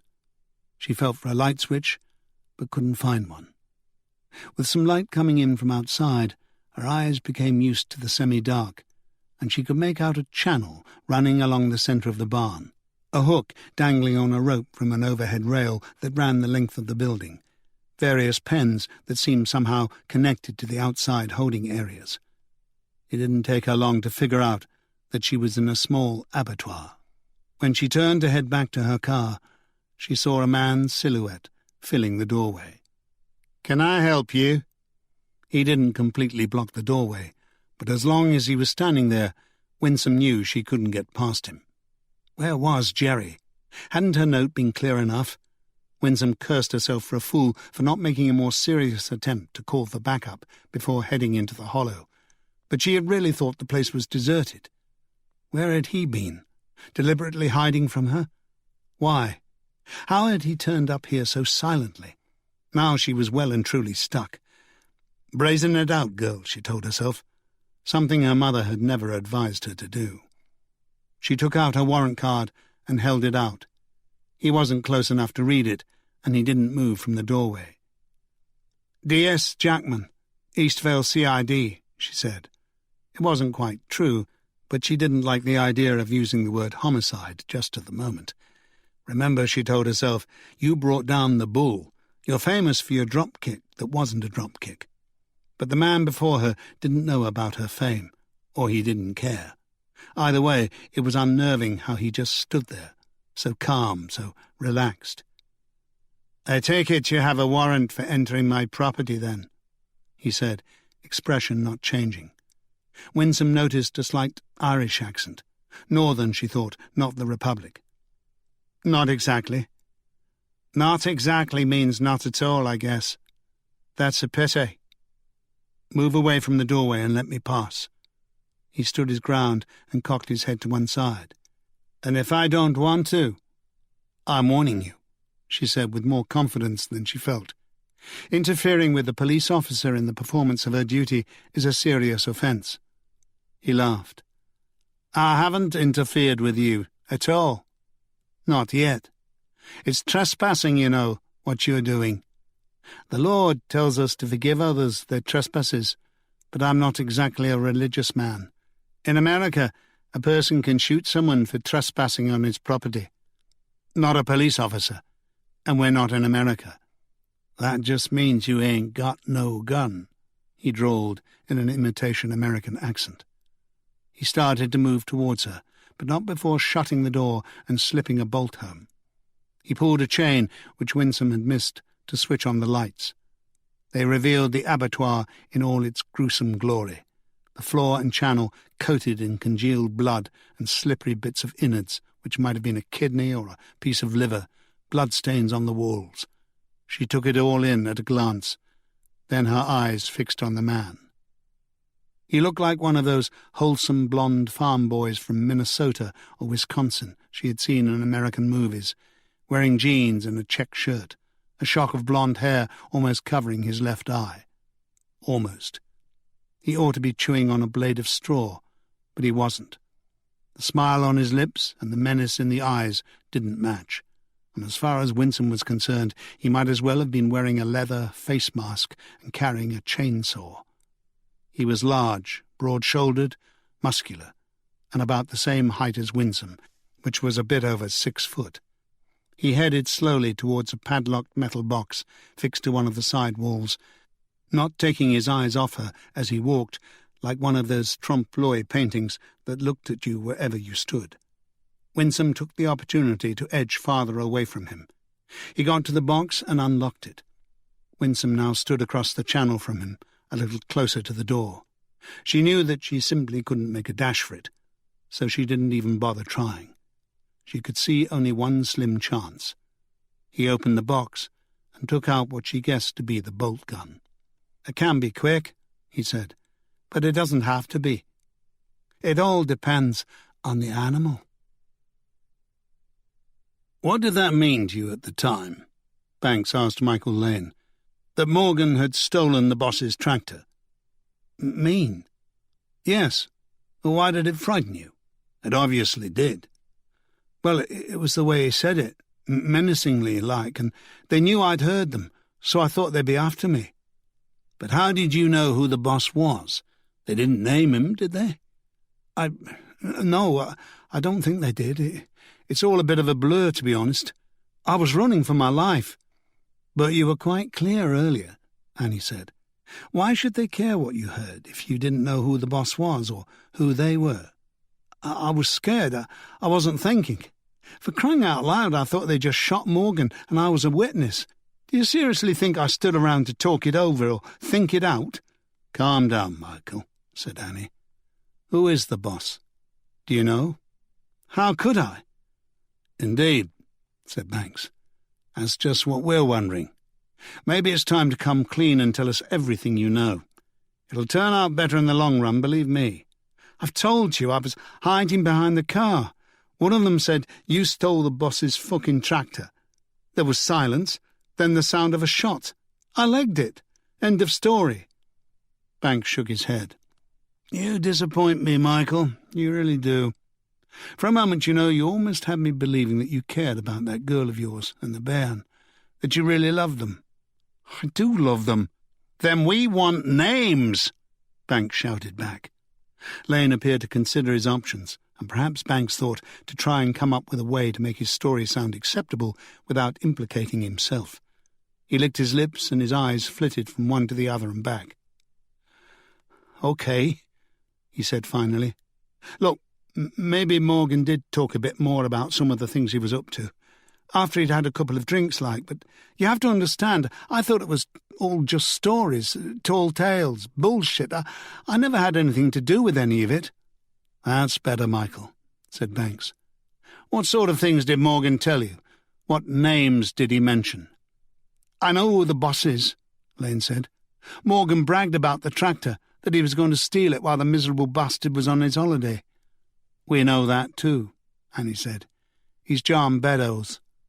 The point is that if Morgan knew he was the boss, why did he steal his tractor and set up an exchange meet with the others in the gang?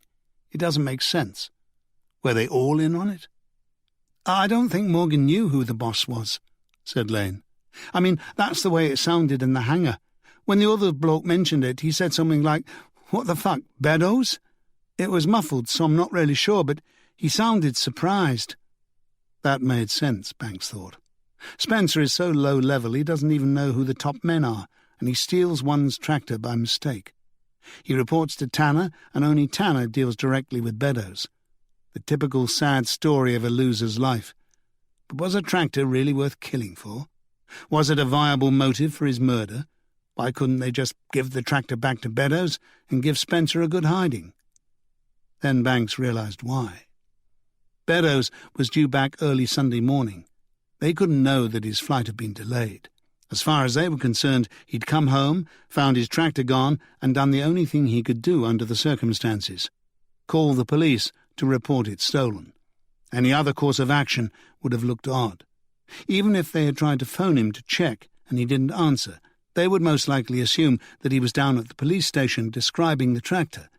Spencer's theft had caused them a lot of trouble and put them all in a difficult position. The gang had had to continue behaving as if they had stolen the tractor even after they knew who it belonged to. The best thing they could do was have someone, the driver Utley most likely, dump it down south somewhere and hope it was found and returned in good condition before too long. Still, Banks wondered, was it worth the hue and cry of a murder investigation? On the other hand, perhaps the killer enjoyed his work. Perhaps he also had a grudge against Spencer.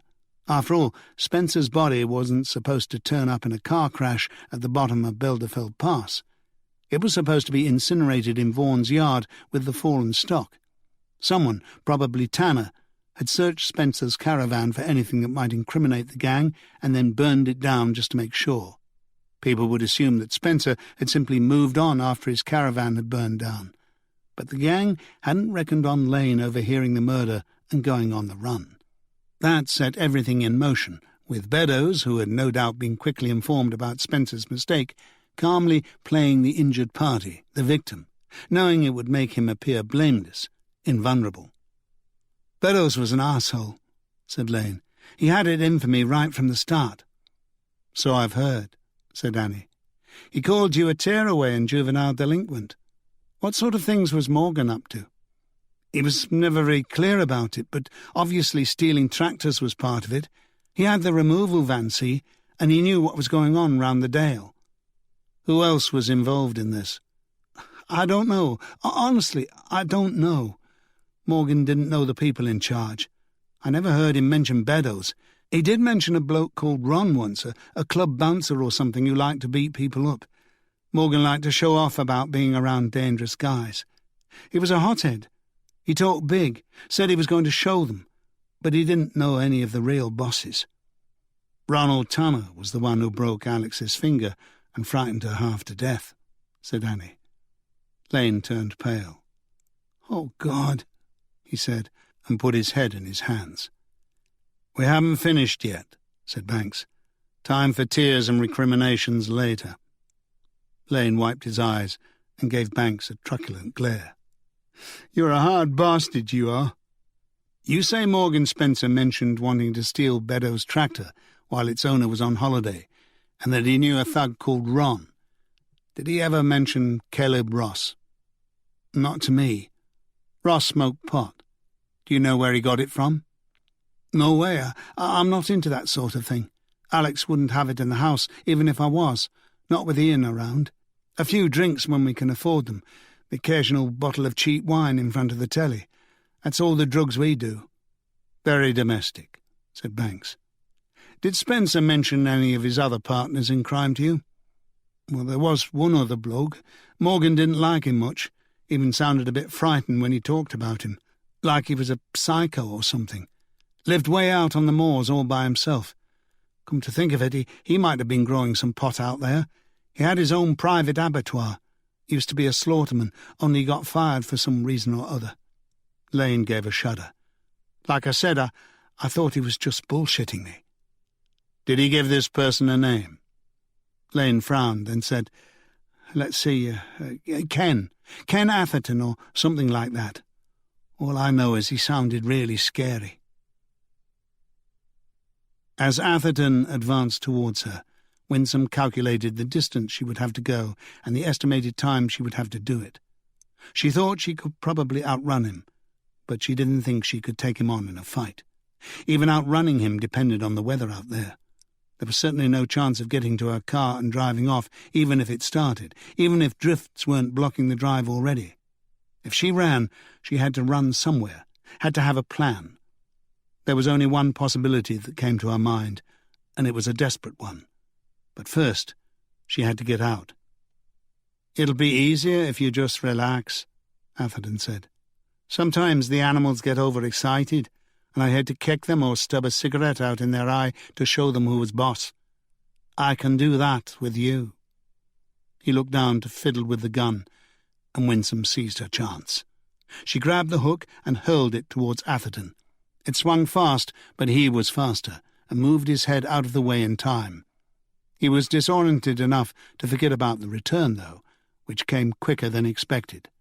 The hook hit one of the low rafters and bounced back unexpectedly fast, and this time It connected directly with the back of Atherton's head. He dropped the gun, which skittered far away down the channel, and fell face forward onto the filth. Winsome wasn't sure how stunned he was, but she had no desire to hang around. He was stronger than her, and he could easily turn the tables in a fight. She decided that running was still the best option. She slid back the bolt, hauled the door open, and ran outside.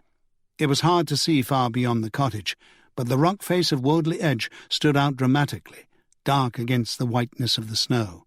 Winsome could hear Atherton moving inside the abattoir. She headed for the rock face as fast as her legs could carry her. She'd been an award-winning sprinter at school, and she hadn't done badly over distances either, so she thought she had an advantage. It was a gamble. She couldn't run forever, and she didn't intend to. Much of what happened to her in the next while would depend on whether Atherton knew the caves as well as she did, and on the cavalry coming, of course. Where was the cavalry? Banks and Annie sat in the former's office after the Lane interview to draw up a plan of attack. Lane hadn't been able to tell them anything more about Ken Atherton, except that he lived on the remote moorland. First, they needed to find out where. They had put Lane back in his cell for the time being, but neither of them thought they could make anything stick against him. Banks also had the feeling that Annie's heart wasn't in putting Lane behind bars. "Look, he's been a bloody idiot," she said, "and I've no doubt he was a bit more involved in Spencer's doings than he's led us to believe, but for the most part I'd say his story holds true, and I'll bet you he's learned his lesson." "If he hasn't," said Banks, "I have no doubt that Alex will make sure it's drilled into him." "And what will the CPS make of it?" Annie added. "They'd laugh us out of the office." "Ronald Tanner might implicate him if he talks," Banks said. "Or Carl Utley or this Atherton character, when we find him." "But that's not proof," Annie said. "Anyone could argue that they'd be doing it to save their own skins. When it comes right down to it, do I believe Lane made a bit of extra money from helping Morgan Spencer with his dirty deeds? Maybe fingering likely victims, helping with the heavy lifting? Maybe. But do I think he was really involved? No, I don't. And did he hurt or kill anyone? No. It's just possible he was the one who egged Spencer on to steal Beddoes' tractor in the first place. There was bad blood between them. He knew through Alex that Beddoes was going away, and he did admit he might have mentioned it to Spencer on Friday. That explains why the tractor was stolen so close to the time of Beddoes' return. It was a brief window of opportunity. "Maybe," Annie admitted. "But that's still just speculation, and he wasn't trying to get Spencer killed. Anything we could charge him with would be vague at this point." "Let him stew for a while," said Banks. "We'll see what else we can dig up." "I think Alex really needs him." Banks studied her for a moment. "Why, Annie," he said, "I do believe you're becoming a bit more like your old self." "You mean you thought I was soft?" "Compassionate. You've been a lot harder lately. Getting shot will do that to you." "And now?" Annie smiled. It reminded Banks of her old smile, though it wasn't quite there yet. "Getting there," she said, "but don't push it. You're the hard bastard now, according to Michael Lane." "Someone has to be. Cut him loose, police bail, but tell him not to go wandering off. And you can bring Jerry back in." "Aren't Alex and Ian still in danger?" "Keep the surveillance going. I don't think they are, though. I think it's all unravelling, and it's every man for himself. Rats deserting a sinking ship. It's just a matter of who talks first." Annie left for the custody suite to set Lane's release on police bail in motion. Alone in his office, Banks picked up the phone and dialed Burgess's number. Dirty Dick answered after the fourth ring. "What were you doing?" Banks said. "Shagging your secretary?" "That only requires 3 rings, Burgess retorted. "What can I do for you?" "I think you should close in on Havers. The whole kit and caboodle's falling apart." "The centre cannot hold," said Burgess, after Banks had told him the story. "We'll move in the heavy artillery. Oh, I've got something for you, too. You know those blokes you were looking for, Kieran Wells and Carl Utley?" "Yes, we haven't been able to catch up with them yet." "Carl Utley caught a ferry from Dover to Calais last Sunday evening. You can get Interpol on him, but I guess you'll have a hard time finding him now. As for the other one, a mate of mine in intelligence has been keeping tabs on him as best he can.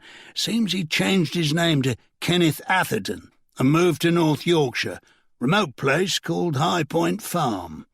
Banks had never heard of the place, but that didn't matter. He would find it. He felt the excitement he always felt when he was closing in. He thanked Burgess and went to the squad room to see if Winsome was back. The room was empty, the desks littered with pieces of paper, some ringed with coffee cup stains. On Jerry Masterson's desk, he saw a note in what looked like Winsome's writing. It said, "Got a lead to a place called High Point Farm. Owner Kenneth Atherton. Gone out for a look around. Can you send a squad car for backup just in case? Thanks, Winsome." Being Winsome, she had even noted the time at the top. 11:35 a.m. Banks looked at his watch and saw it was now after 3. His heart began to race. She must have left the note after he'd sent Jerry to babysit Alex Preston, and Doug Wilson was out keeping an eye on the Beddoes farm. Christ, she should have been back by now. Just as he was leaving, the phone on Winsome's desk rang. Bank picked it up. "Winsome?" the voice said. "No, it's DCI Banks here. Who am I speaking to?" "Oh, DCI Banks, it's me, Terry Gilchrist. Can I talk to Winsome? Unless she's really busy, of course. I'm afraid it's a personal call." "She's not here. It's just that she said she'd meet me for lunch, and, well, Winsome's a woman of her word. She didn't turn up. She hasn't even phoned." "That's not like her," Banks agreed. "Do you know where she is?" "I'm afraid I don't, Mr. Gilchrist." On impulse, Banks asked, "By the way, do you know of a place called High Point Farm?" "No," said Gilchrist. "Never heard of it. Why?" "I'm afraid we're in a bit of a crisis right here now, so I'm going to have to hang up on you, sir." "Is it Winsome? What's happened? Banks had no time to worry about Winsome's boyfriend now. The first thing to do was to get as many squad cars out to High Point Farm as he could, if it was possible in the snowstorm, then head out there himself immediately. He dialed dispatch and gave the orders. Then, just for a moment, he turned and looked out of the window, and his heart sank. The snow was coming down thick and fast, almost obscuring the market square. He could only imagine what it would be like out on the high moorland. He dialed Winsome's mobile number, though he already had a sneaking feeling that she was in a no-reception zone. He was right. He needed to get out to High Point Farm himself, but he realized he still had no idea where it was, and sat-nav was never any use out on the moors. It might as well be on Mars.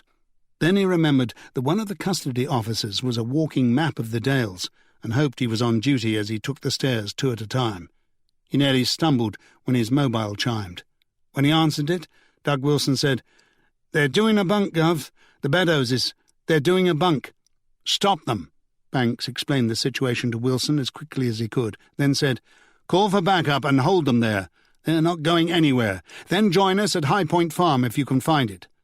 Banks dashed into the custody suite in the basement, where he was relieved to see Annie chatting to the walking map of the Dales.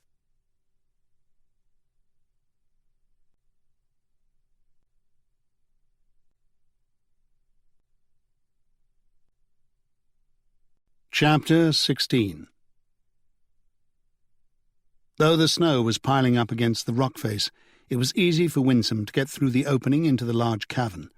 She risked a quick glance behind her and saw that Atherton was stumbling in pursuit about 200 yards down the hillside, but he didn't seem to be carrying the bolt gun. About 30 feet inside the opening, which was high enough for even Winsome to enter without crouching, 3 caves ran deeper into the system, but only one led to the cathedral-sized chamber where Winsome wanted to go. Another dead-ended, and the third became so low at one point that hardly a mouse could squeeze through. You had to know which tunnel to choose, and Winsome did. To throw Atherton off the scent, she made sure she had her mobile and wallet and keys, but took off her quilted jacket and lay it outside the central cave before she took the one to her right. If he didn't know the caves, it might fool him into picking the wrong entrance. It was cold inside the cave, especially without her jacket, but while the stone acted as a natural coolant, it also insulated the place from the worst of the cold, and the snow couldn't penetrate here, no matter how hard the wind blew it. The walls were slimy, cool and moist to the touch, veined with minerals and crystals. It was getting darker with every step she took from the main entrance. Soon she was bending over to keep going, and as yet she had heard no signs of Atherton following her. He seemed out of shape as he made his way up the hill, despite his sturdy build, and he was probably pausing to catch his breath and try to work out which way she had gone. At least, that was what she hoped. Soon Winsome knew the ceiling would hang so low that it would look impossible to get under. A novice would turn around and go back, but Winsome had been through more than once, and she knew it was higher than it looked, even though you had to crawl on your belly for such a long way that it was easy to panic if you were the slightest bit claustrophobic. And if you panicked, you got stuck. The trick she remembered as she lay on her belly and slid forward into the clammy darkness was to pretend you were a snake and could squeeze through the narrowest of spaces. She cursed the few pounds she had put on since she had last been potholing and vowed to go to the gym regularly if she survived this ordeal. But even with her arse feeling much bigger than she could ever bear it to be, she managed. She slithered along on her stomach, oblivious to the sharp bits of rock and quartz here and there that cut into her. At the worst moments, she felt as if she were being crushed by an almighty weight, the breath squeezed out of her. For a few seconds, about halfway along, she stopped. There was silence, except for the wind and water dripping somewhere. Now the rock underneath her was wet. About an inch of water had accumulated in the passage, soaking through her blouse and jeans, chilling her to the bone. When she turned a slight bend in the passage, she knew she was almost there. And soon the rock above her seemed to draw up like a press after it had done its work. In no time she was on all fours, the jeans around her knees shredded to rags. She had grazed her elbows and they hurt like hell, but she was almost there. It was pitch black now, and she was far enough away from any possibility of the light being seen that she finally risked taking out her mobile and using its light to show her the low entrance ahead. It was just a hole in the wall, really, but Winsome knew that it led to a ledge about 40 feet from the bottom of the enormous cathedral-like cavern so many intrepid visitors had oohed and ahed over. She bent forward and squeezed through. After about 5 feet, she found herself on the ledge, which was wide enough to sit comfortably on. The light from her phone didn't have the power to illuminate the full glory of the cavern, but it was better than total darkness. If Atherton did follow her, if he chose the right path and made it under the overhang, then she would hear him coming and have time to stand in wait against the wall by the edge of the entrance and use his momentum as he came through the hole in the wall to hurl him forward over the edge. Whether the 40-foot drop would kill him, she had no idea. It would certainly incapacitate him, and there would be no way he would be able to climb back up and get at her. Winsome turned off the phone to conserve battery power and huddled against the wall, shivering, arms locked around her drawn-up knees. As her eyes grew used to the darkness, she could just make out the shapes of stalactites and stalagmites and sense the cathedral vastness of the space she was in. She would stay where she was until she was certain Atherton had given up or her backup had arrived and caught him. Then she would crawl and slither back out again, hoping to God the drifting snow hadn't completely blocked the exit. Now there was nothing to do but wait. Water dripped. The wind moaned and whistled through the interconnected passages and made a deep humming music in the chamber. She heard a loud cry, followed by what she thought were curses, swear words. Atherton. She couldn't tell where they were coming from, but they froze her blood. Again she heard howls and curses echoing around the vast space as if she were being hunted by a pack of hounds, and she hugged herself tighter and tighter until she almost turned into a ball. Banks and Annie signed out one of the police 4x4s from the carpool for their journey. Neither Banks's Porsche nor Annie's Astra would handle the present conditions well. It was tough going, and Banks gritted his teeth as he drove every inch of the snow-swept roads out of town. Neither said a word. Banks didn't even put any music on. He needed all the concentration he could muster for the driving.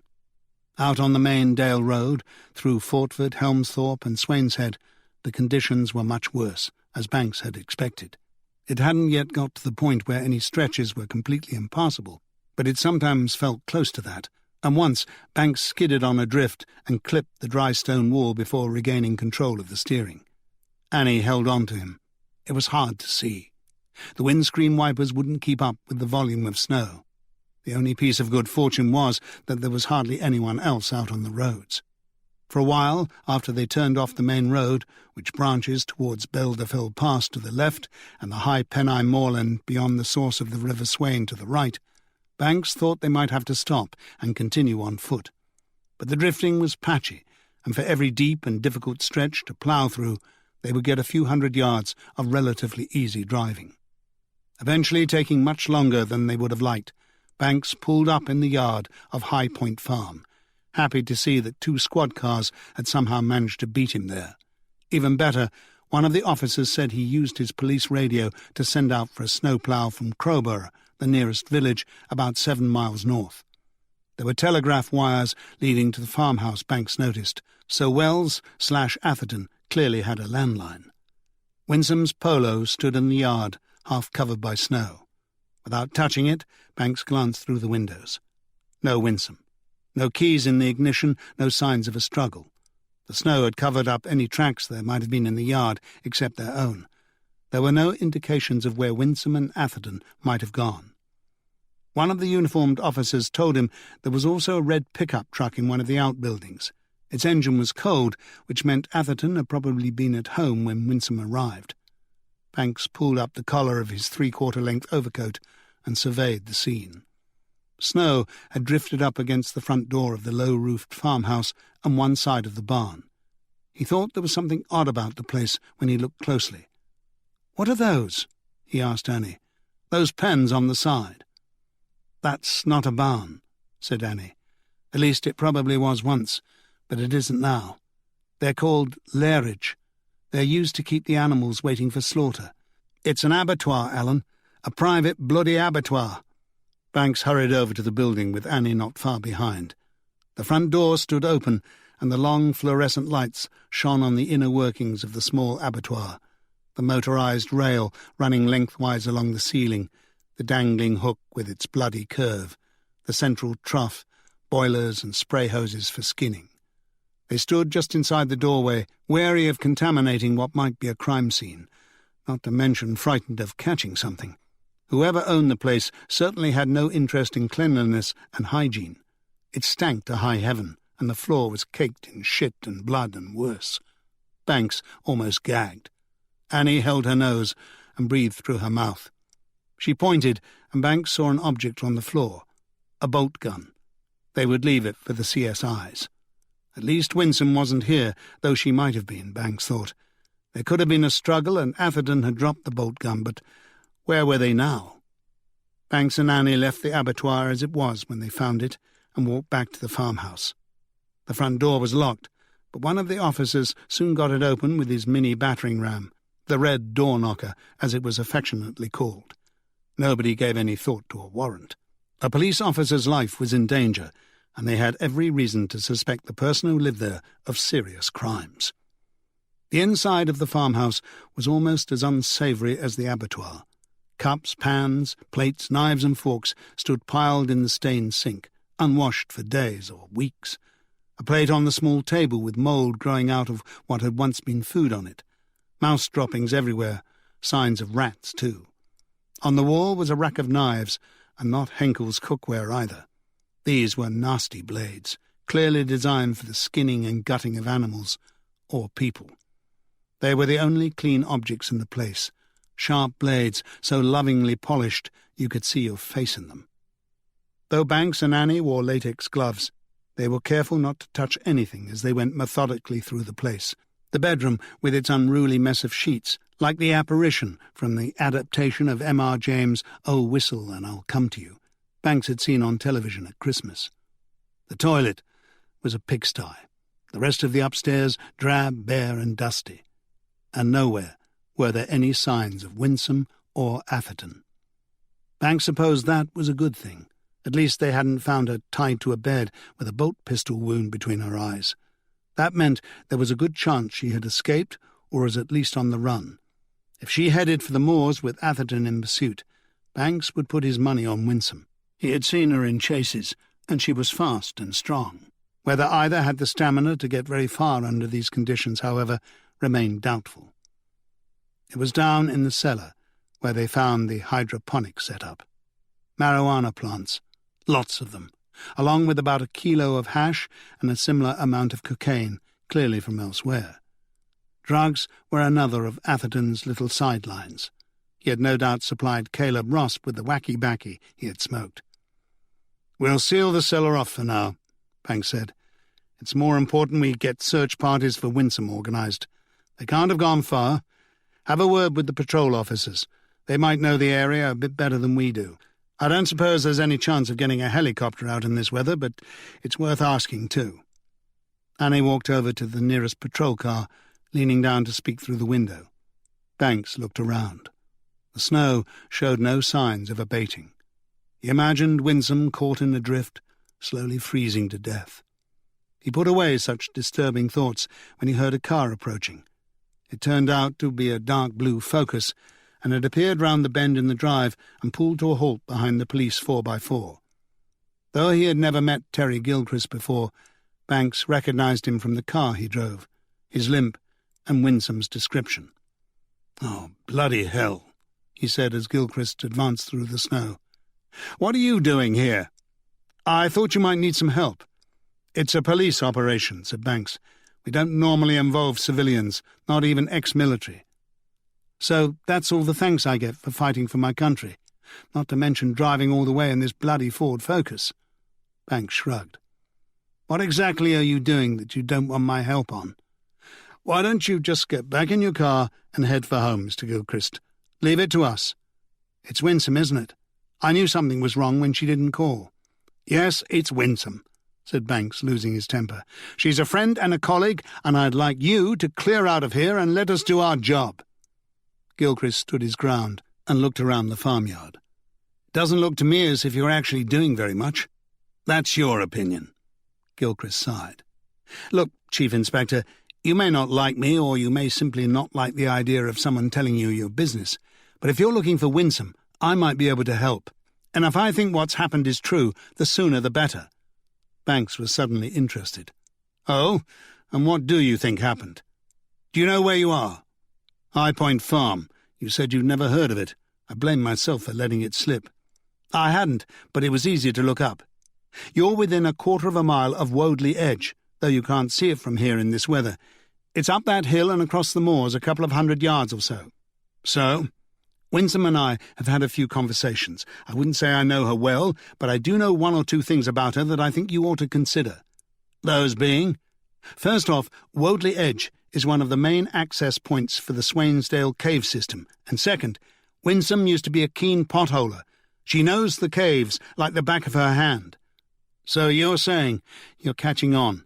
If she was in trouble out here, the odds are she'd run for the caves. It would give her an advantage." "And her chances when she got there?" "Depends on whether someone was after her, and whether that someone also knows the system. It's not for novices, though, so he'd have to be an experienced potholer. The odds that he's not are good. There aren't that many. From what I know of him, I doubt he goes potholing in his spare time.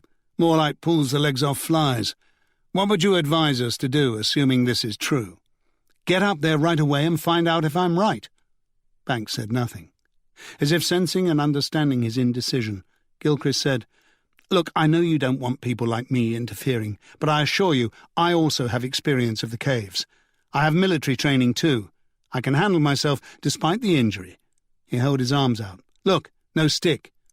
"You don't need it?" "Actually, it's in the car, and I could certainly use it to get to Woadley Edge. But once I'm inside, no. As long as I don't have to run." "This is against my better judgment," said Banks. "Come on, we should get going. Bring the others. We might need some help clearing the entrance." Banks spoke to Annie and 2 of the patrol officers, while Gilchrist got his walking stick and torch, along with 2 spades they found in the yard. Then the 4 of them set off up the rise towards Woadley Edge. It didn't take long to get there, and the drifts had not covered the entrance. A gaping dark hole showed in stark contrast against the white surroundings. The snow was light enough that they could walk straight through it. "That's her jacket," said Banks, pointing his torch toward the middle of the 3 cave entrances. "That's Winsome's jacket." His voice echoed. They were standing in a sort of stone hallway or foyer with a high ceiling, or so it seemed to Banks, and Winsome's quilted jacket lay on the ground in front of the centre of 3 openings. There was no trace or sign of Atherton. "That's a dead end," said Gilchrist. "She was trying to misdirect him." "Which means she knew he was after her, and he wasn't far behind," said Banks. "She must be bloody freezing." Gilchrist bent forward and went into the right-hand tunnel. "What are you doing?" Gilchrist looked back. "If she went anywhere," he said, "it was down here. She'd know as well as I do about the left-hand entrance." "Well, what about it?" "It gets too narrow. This one's narrow in parts too, but it's the only way in from here." "Into where?" Annie asked. "I don't have time to explain," said Gilchrist, edging forward even as he spoke. "But it's a large system of passages and caverns, one of the biggest in Europe. There are miles and miles of connected caves in there, but it's a bit like a maze." "Can you get through?" Banks said, bending in the entrance after him. "Yes," Gilchrist said, and then vanished into the darkness. Banks caught up with him and tapped him on the shoulder. "Be careful," he said. "Don't forget, Atherton might be in there, and we believe he's a killer." "I've encountered killers before," said Gilchrist. "I'll make sure I see him before he sees me." Banks went back outside to Annie. "Shit," he said. "I don't like this at all." "Well, do you want to go in after him?" Banks looked at the dark tunnel. Even when he shone his torch on the walls, they looked slimy and uninviting. He felt a sense of claustrophobia envelop him. "No way, but if it's for Winsome, I will." He started to move forward. Annie grabbed his sleeve. "Don't," she said. "Leave it to Gilchrist. He might be a civilian, but he's a trained soldier and potholer. He knows what he's doing. You don't. You could get stuck in there or something." "I hate just waiting around." "You and me both, but like you said, it's Winsome. He's our best chance." "What if Atherton is in there?" "Well, at least he doesn't have his bolt gun. And if he is, I'd say it's already game over one way or another, wouldn't you? You can't turn back the clock." "You're a real comfort." She was back at Spring Hill, walking home from Sunday school, and a man in a battered hat and dark moth-eaten coat was following her. Only it was snowing, and she remembered thinking in the dream that it never snows in Maroon Town. But it did, and all the flame trees were covered in it, all green and white and red, like Christmas trees. But she was frightened. The man was following her. She thought he was probably the Skinner people were talking about. He skinned his victims after he'd had his way with them. But there was another man on the scene, her father in his best Sunday suit, not his uniform, and they were fighting. The Skinner was going to kill her father and skin him. She had to get back to them and help, but she couldn't get through. She was slipping and sliding and getting stuck up to her knees, and she knew she just couldn't make it in time. A knife flashing. Winsome gave an involuntary twitch, and her eyes opened wide with fear. She realized that she had fallen asleep. She was waking from a dream. Moving carefully, she curled up into a ball against the cold. It wouldn't do to fall off that ledge after all she'd been through. She had no idea how long she'd been there. Using her mobile light, she checked her watch and saw it was going on 5 o'clock. About 4 hours, then. Had she waited long enough? Would the cavalry have arrived at High Point Farm? Of course, they would have no idea where she was. Maybe Banks and Annie vaguely remembered her mentioning potholing, but they probably didn't know about the cave system here, or its access points.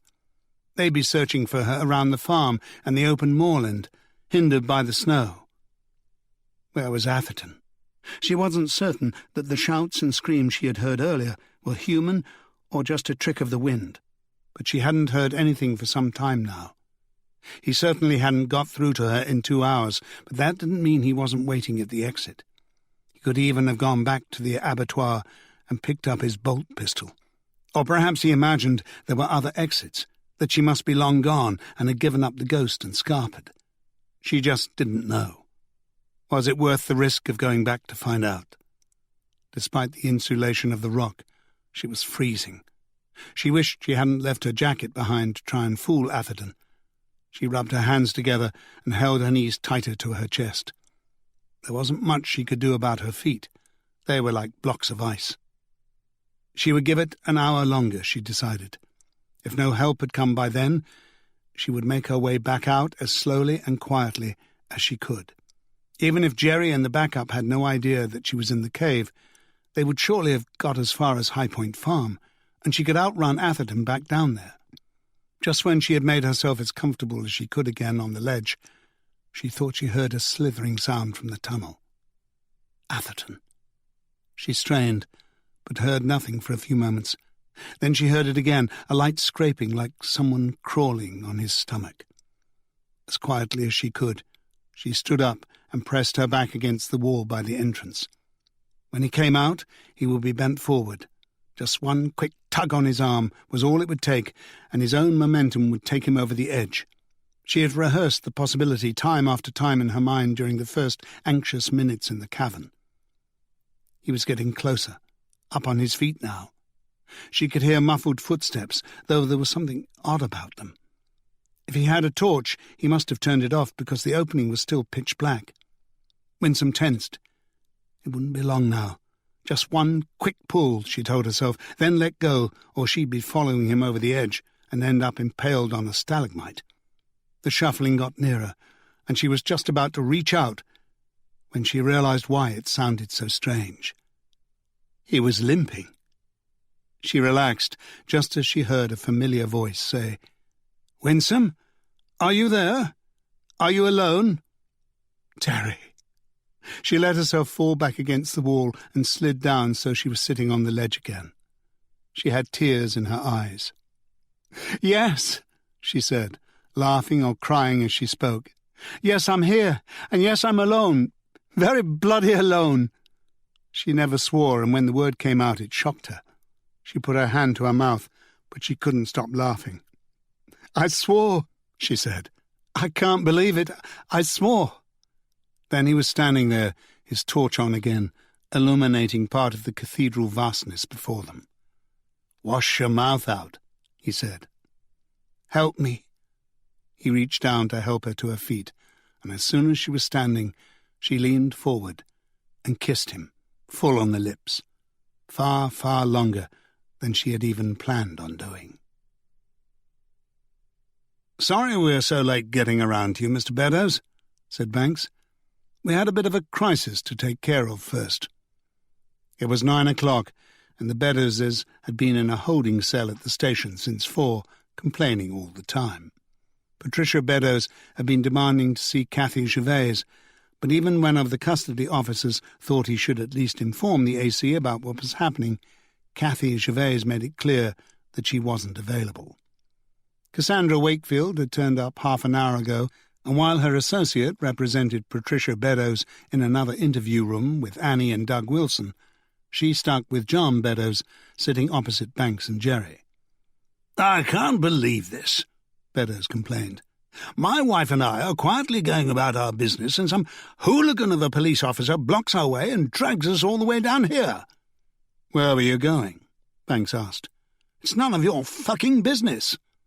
"Swearing won't help, Mr. Beddoes," said Cassandra Wakefield. Banks looked at his notes. "According to our preliminary analysis of recent activity on your laptop computer, you had just completed a number of large financial transactions, money transfers, in fact, to offshore bank accounts in the British Virgin Islands." "So what? They're legitimate accounts. I pay my taxes." "I'm sure you do, Mr. Beddoes. But don't you think it's a bit soon for another holiday? I mean, you've just got back from Mexico. Think of all that ultraviolet radiation. What business is it of yours where and when we go for our holidays?" "You also had a lot of luggage. How long were you planning on being away?" "I don't know. A while." "Don't you think it looks a bit suspicious? Just after I visit you and let you know I've talked to Malcolm Hackett, an old business associate of yours, and that we found Michael Lane, a witness to the murder of Morgan Spencer, you and your wife make a run for it." "We weren't making a run for it." "Looks like that to me," said Banks. "Wouldn't you agree, Jerry?" "Certainly would, sir. I mean, it's not everyone takes a fragile vase off the mantelpiece on holiday with them, or a pair of antique silver sugar tongs." That vase happens to be a valuable antique too, and given what occurred last time we were away, I'd say we were being more than justified in taking a few valuables with us. "Really, Chief Inspector," said Cassandra Wakefield, fingering her pearls, "it does seem a remarkably thin context for detaining my client and interfering with his basic freedom of movement." "Morgan Spencer stole your tractor, didn't he?" Banks said to Beddoes. "Did he? I can't say it surprises me." "You know Morgan Spencer, then?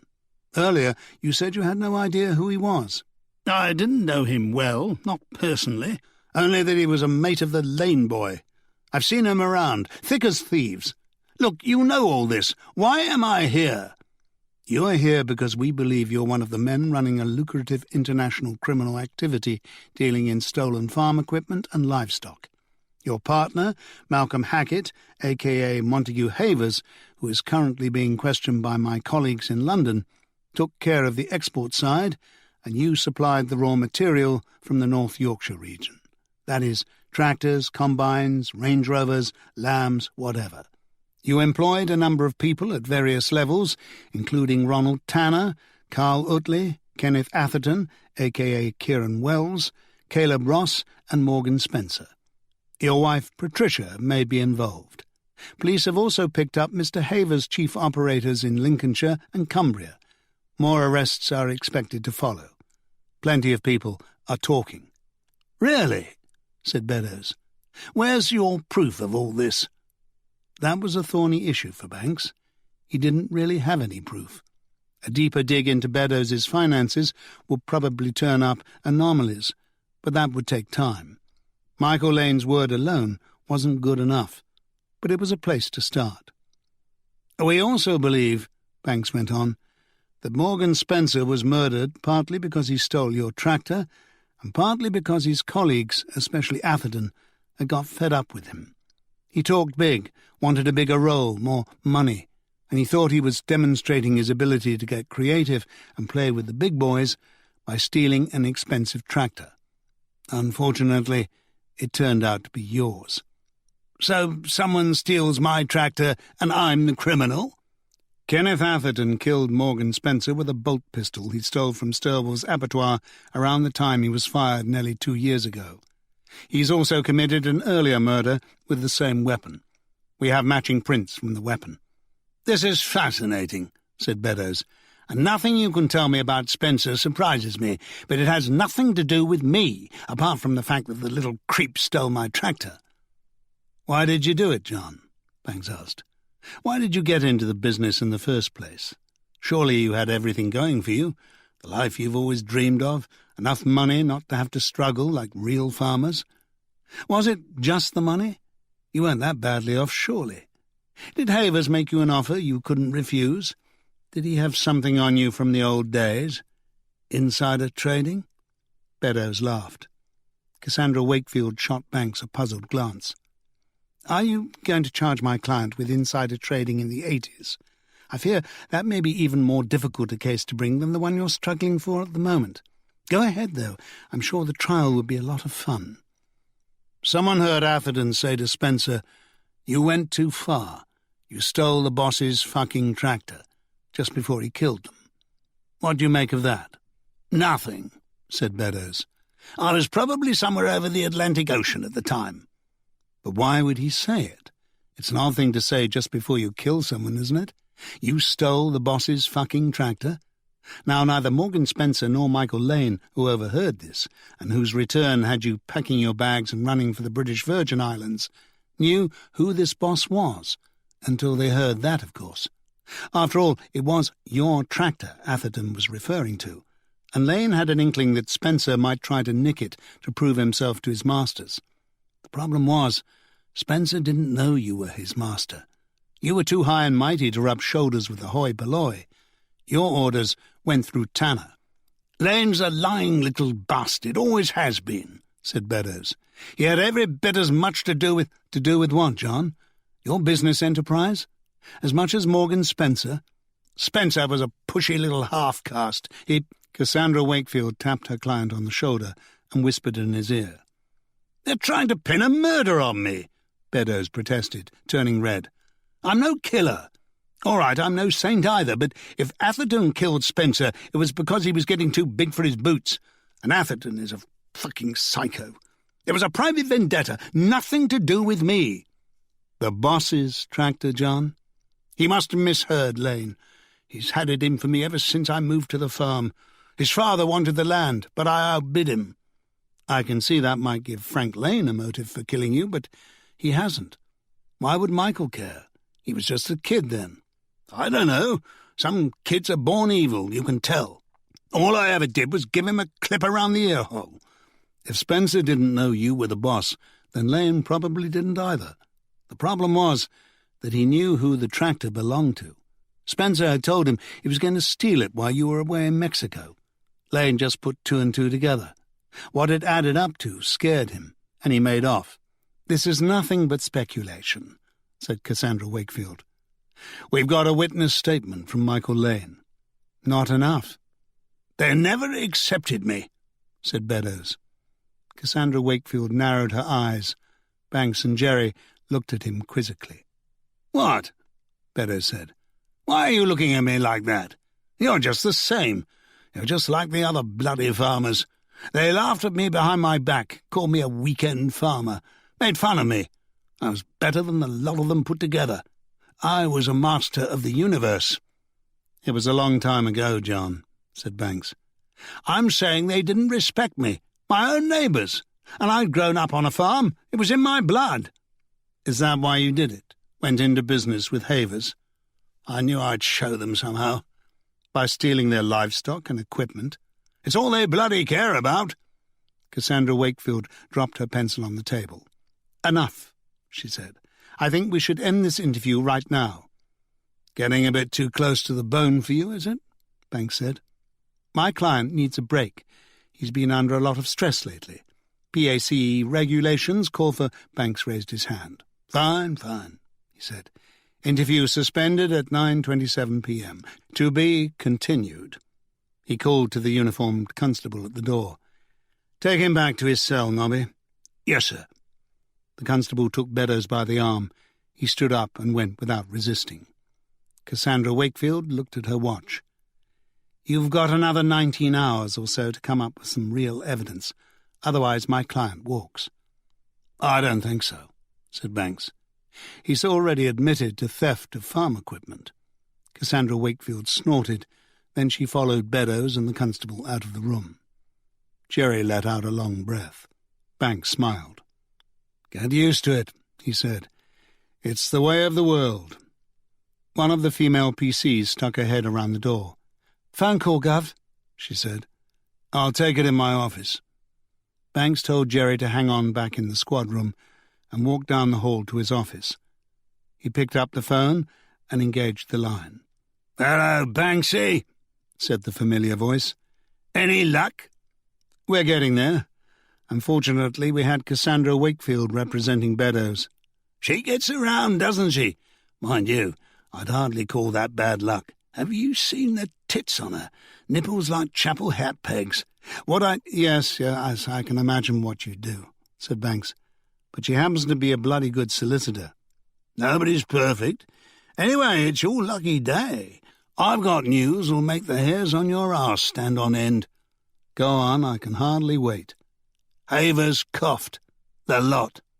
Banks gripped the receiver tightly. His palm was sweating. "He what?" "He cracked. Easy peasy." "What did you do, bring out the rubber hose pipes?" "Didn't need them. He did it to save his own skin and protect his overseas bosses. He's more scared of them than he is of us. Basically, you could say he fell on his sword. He knew the northern operation was fucked. They knew it too. Word came down. They were cut off. Finished. They're falling over one another to avoid a murder charge. They'll take tax evasion, handling stolen goods, you name it. But not the murder.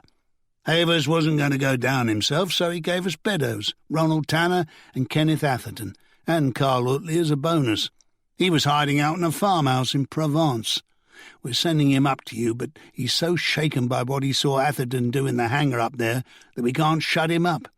He and Tanner had to hold the poor bastard's arms.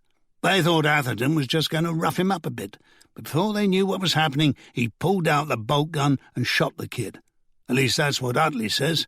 Apparently there was history between them, bad blood. It was all a rush job. Utley says Spencer didn't contact Tanner about the tractor he'd nicked until early Sunday morning. They had no time to get the usual crew up from London for a transfer, so they arranged to meet at the hangar to figure out what to do. Spencer, Tanner, Utley and Atherton. Then they discovered whose tractor it was, and all hell broke loose. "That sounds about right," said Banks. "What about Michael Lane?" "That name never came up, but it's airtight, Banksy. It's been faxed to you as we speak. Next time you get Beddoes and little Miss Mellons in the room, you'll have times, dates, amounts, bank accounts, an eyewitness statement from Utley. Everything but the cream, of course. We know there are people pulling Havers and Beddoes' strings. We even think we know who some of them are, but they're good at protecting themselves. There are no money trails leading to them, and nobody dares talk. Wells/Atherton isn't the only psycho killer they've got strutting around. But we've got the northern mob sewn up. Not too bright, none of them. Get down to the fax machine, then read it and weep. Beat you again, Banksy? And hold the party. I'm coming up for it. You can invite Cassandra Wakefield too, if you like." Banks thanked Burgess, then hung up and sighed. For a moment he felt defeated. He hadn't got as far as he had wanted with Beddoes, while Burgess had broken Havers, obviously the weakest link. Then he realised that it was just as he had said to Jerry, the way of the world. "Get used to it, mate," he told himself.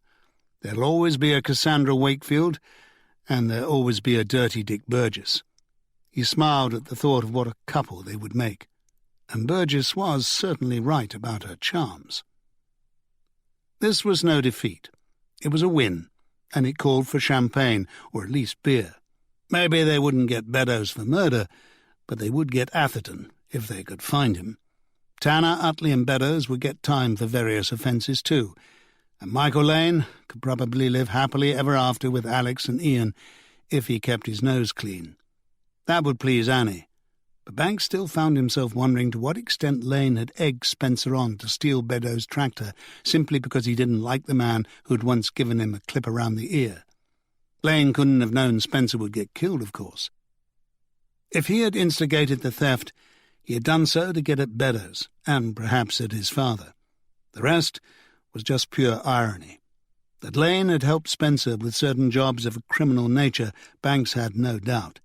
He only hoped the kid had the sense to realise what he got in Alex and Ian, and what a lucky escape he'd had. Some people learn, many never do. It was a toss-up. It was a mopping-up exercise now. Compile the evidence, get the forensics right on Atherton's farmhouse and private abattoir. Spencer's blood was sure to be among the sticky mess Banks had seen in the central trough, and Atherton's prints were all over the bolt gun.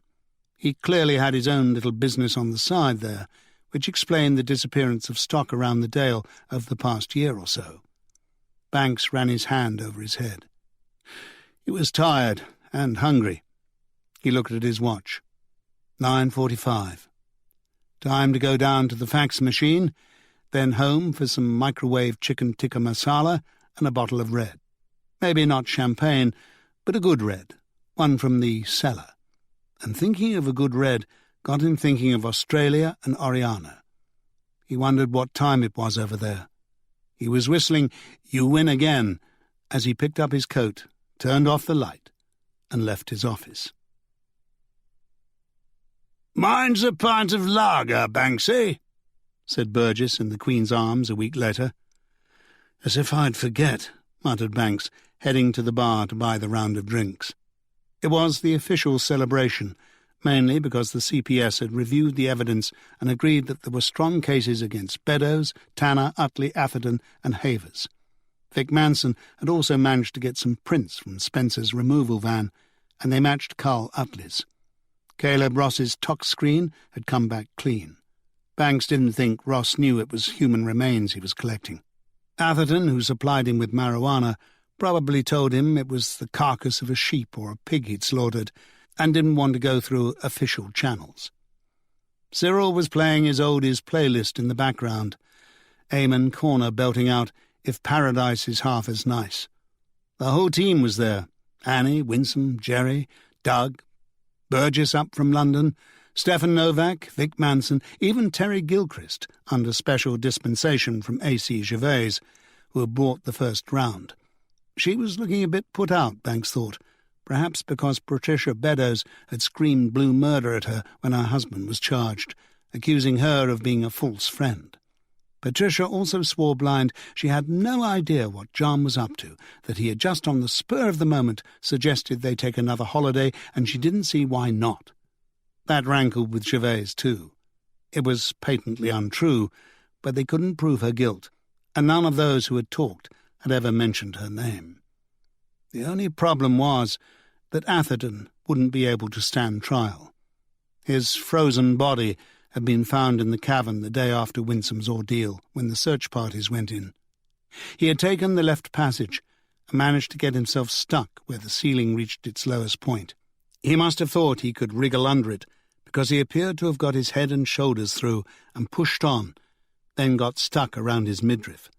In trying to shake his body free, he had managed to wedge himself firmly between the rock bed and the overhang. The doctor who examined the body, once the rescuers had managed to chip away enough rock from above to pull him out, said he had clearly panicked, as his body was covered in bruises and abrasions, and his back was broken. Nobody could have saved him.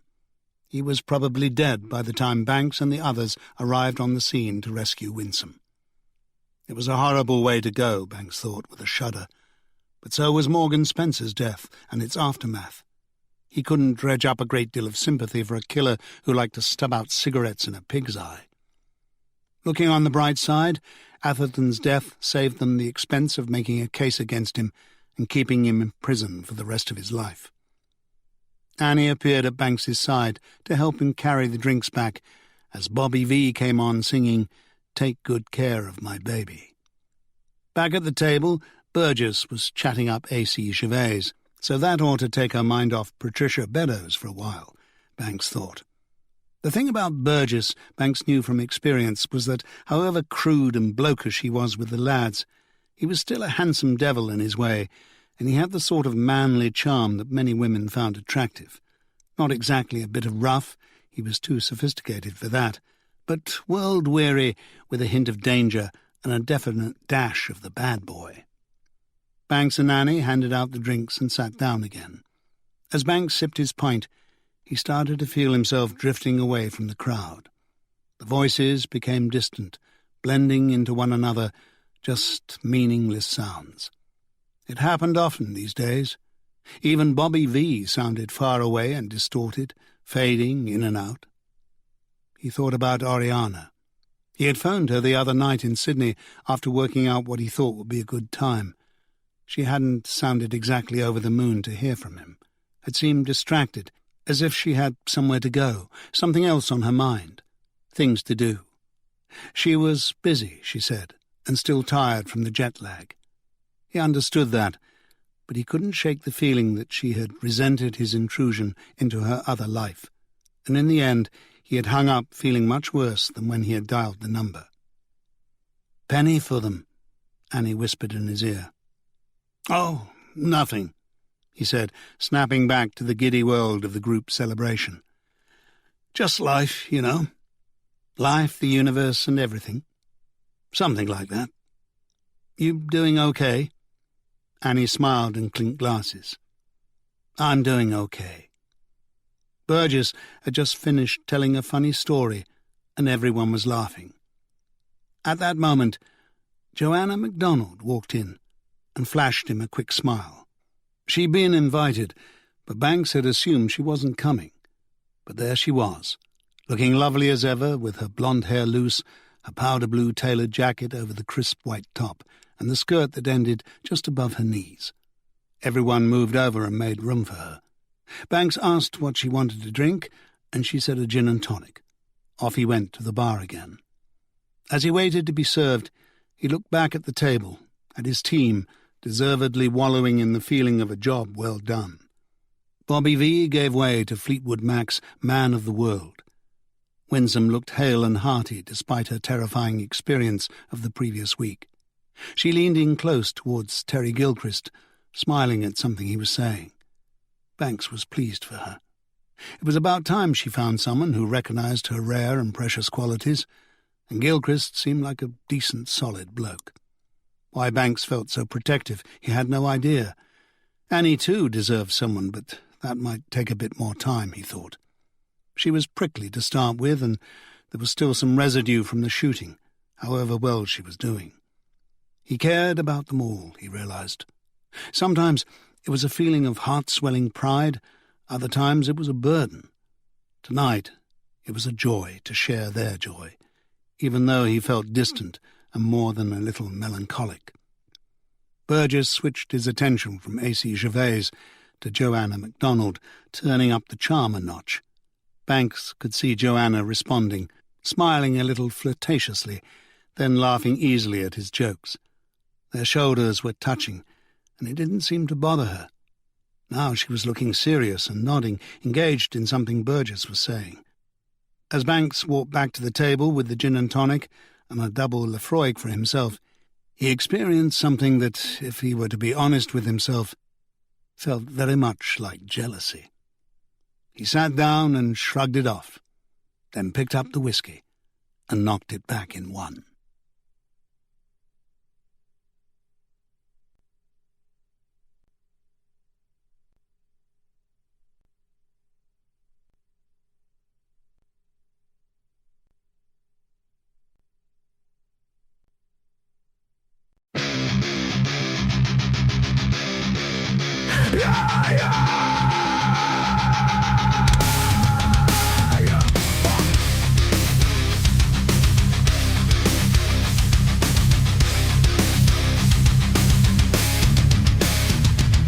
Elephants in my backyard,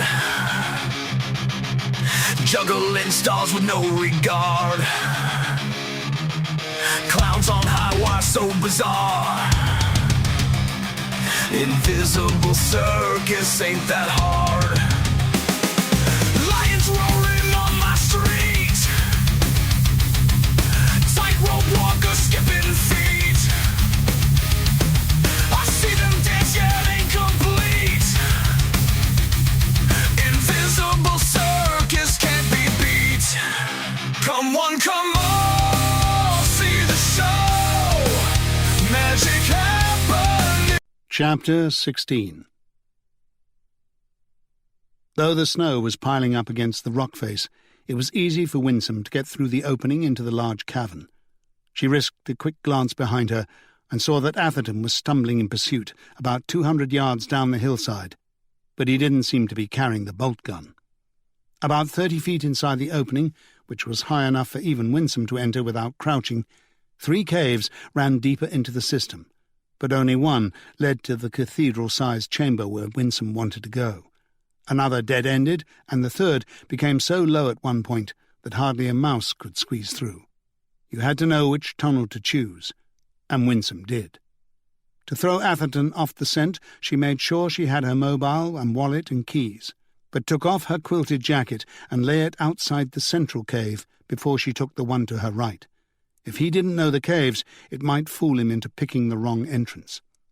It was cold inside the cave, especially without her jacket, but while the stone acted as a natural coolant, it also insulated the place from the worst of the cold, and the snow couldn't penetrate here, no matter how hard the wind blew it.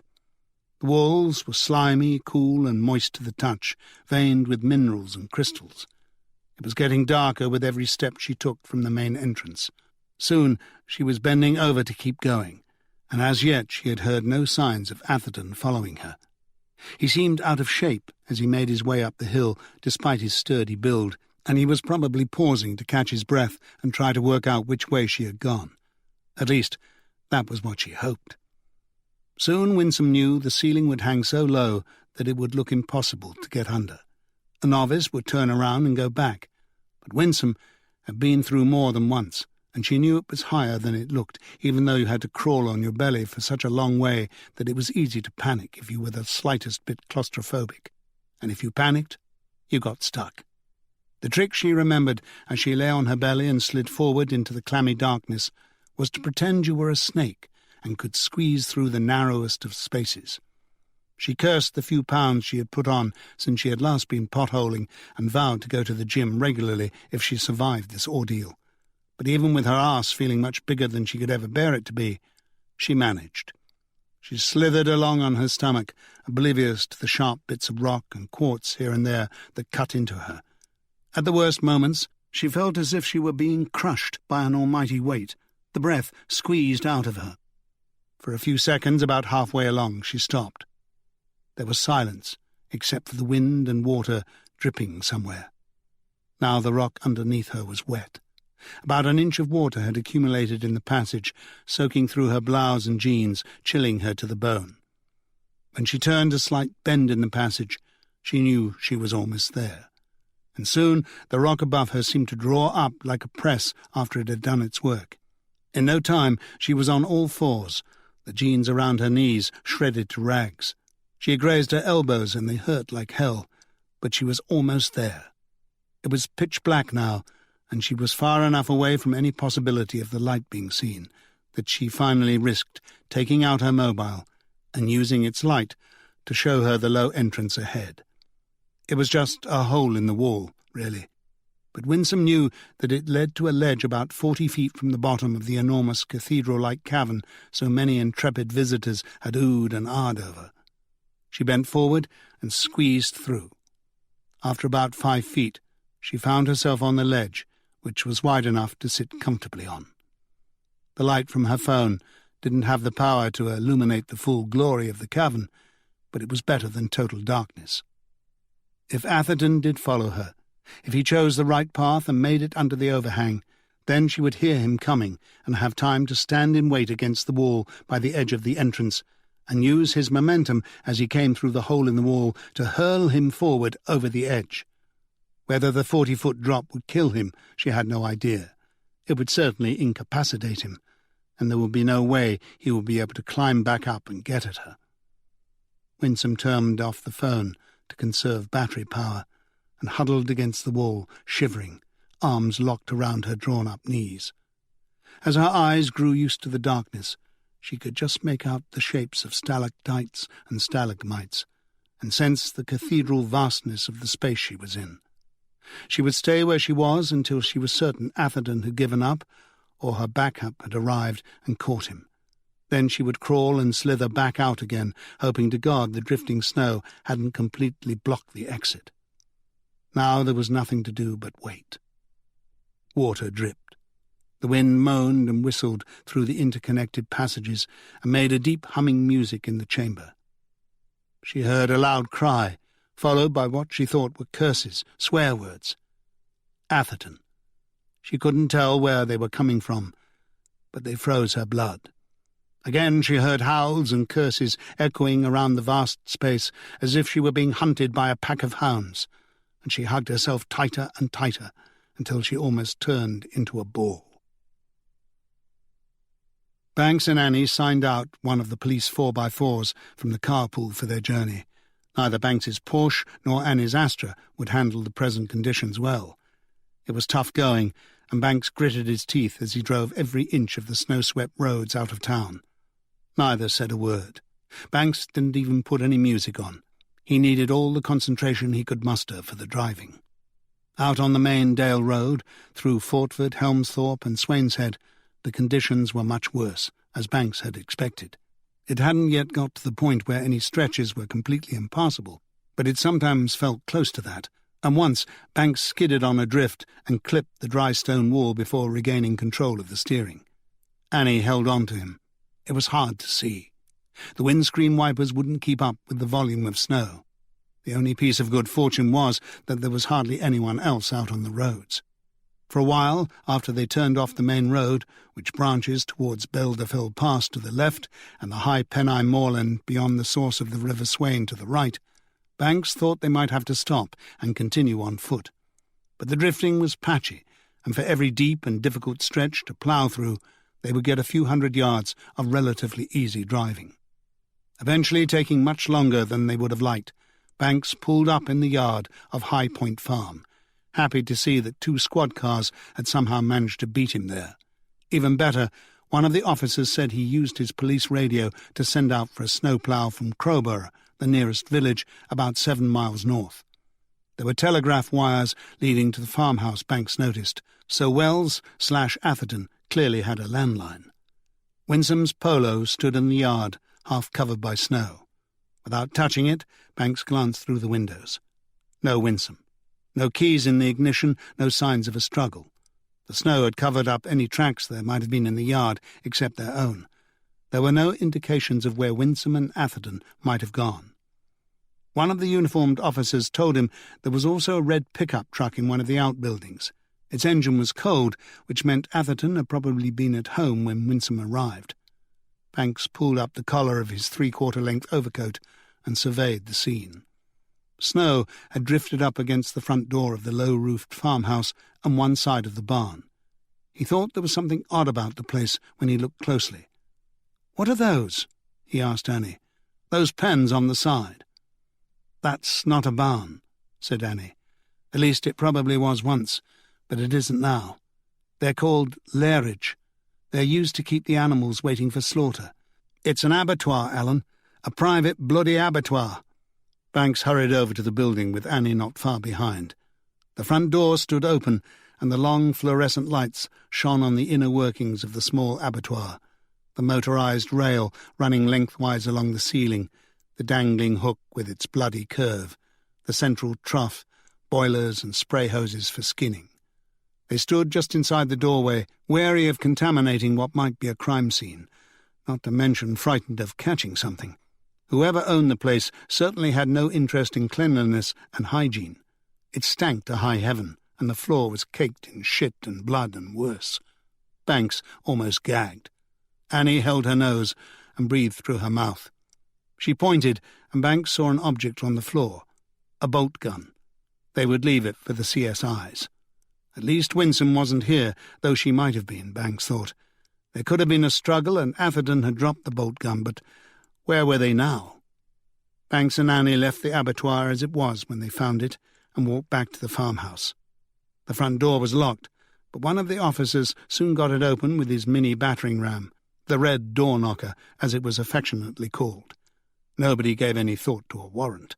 A police officer's life was in danger, and they had every reason to suspect the person who lived there of serious crimes. The inside of the farmhouse was almost as unsavoury as the abattoir. Cups, pans, plates, knives and forks stood piled in the stained sink, unwashed for days or weeks. A plate on the small table with mould growing out of what had once been food on it.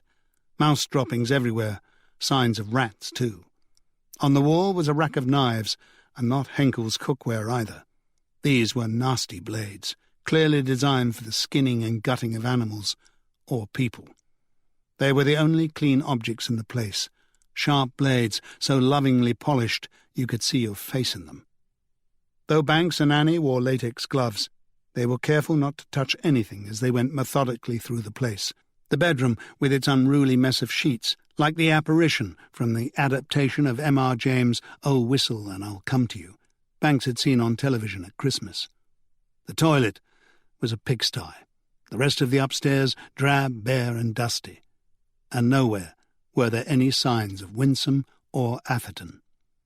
Banks supposed that was a good thing. At least they hadn't found her tied to a bed with a bolt pistol wound between her eyes. That meant there was a good chance she had escaped or was at least on the run. If she headed for the moors with Atherton in pursuit, Banks would put his money on Winsome. He had seen her in chases, and she was fast and strong. Whether either had the stamina to get very far under these conditions, however, remained doubtful. It was down in the cellar where they found the hydroponic set-up. Marijuana plants, lots of them, along with about 1 kilo of hash and a similar amount of cocaine, clearly from elsewhere. Drugs were another of Atherton's little sidelines. He had no doubt supplied Caleb Ross with the wacky-backy he had smoked. "We'll seal the cellar off for now," Banks said. It's more important we get search parties for Winsome organised. They can't have gone far. Have a word with the patrol officers. They might know the area a bit better than we do. I don't suppose there's any chance of getting a helicopter out in this weather, but it's worth asking too." Annie walked over to the nearest patrol car, leaning down to speak through the window. Banks looked around. The snow showed no signs of abating. He imagined Winsome caught in a drift, slowly freezing to death. He put away such disturbing thoughts when he heard a car approaching. It turned out to be a dark blue Focus, and had appeared round the bend in the drive and pulled to a halt behind the police 4x4. Though he had never met Terry Gilchrist before, Banks recognised him from the car he drove, his limp, and Winsome's description. "Oh, bloody hell," he said as Gilchrist advanced through the snow. "What are you doing here?" "I thought you might need some help." "It's a police operation," said Banks. "We don't normally involve civilians, not even ex-military." "So that's all the thanks I get for fighting for my country, not to mention driving all the way in this bloody Ford Focus?" Banks shrugged. "What exactly are you doing that you don't want my help on?" "Why don't you just get back in your car and head for home, Mr. Gilchrist? Leave it to us." "It's Winsome, isn't it? I knew something was wrong when she didn't call." "Yes, it's Winsome," said Banks, losing his temper. "She's a friend and a colleague, and I'd like you to clear out of here and let us do our job." Gilchrist stood his ground and looked around the farmyard. "Doesn't look to me as if you're actually doing very much." "That's your opinion." Gilchrist sighed. "Look, Chief Inspector, you may not like me, or you may simply not like the idea of someone telling you your business, but if you're looking for Winsome, I might be able to help. And if I think what's happened is true, the sooner the better." Banks was suddenly interested. "Oh, and what do you think happened? Do you know where you are?" "High Point Farm. You said you'd never heard of it. I blame myself for letting it slip." "I hadn't, but it was easy to look up. You're within a quarter of a mile of Woadley Edge, though you can't see it from here in this weather. It's up that hill and across the moors a couple of 100 yards or so." "So?"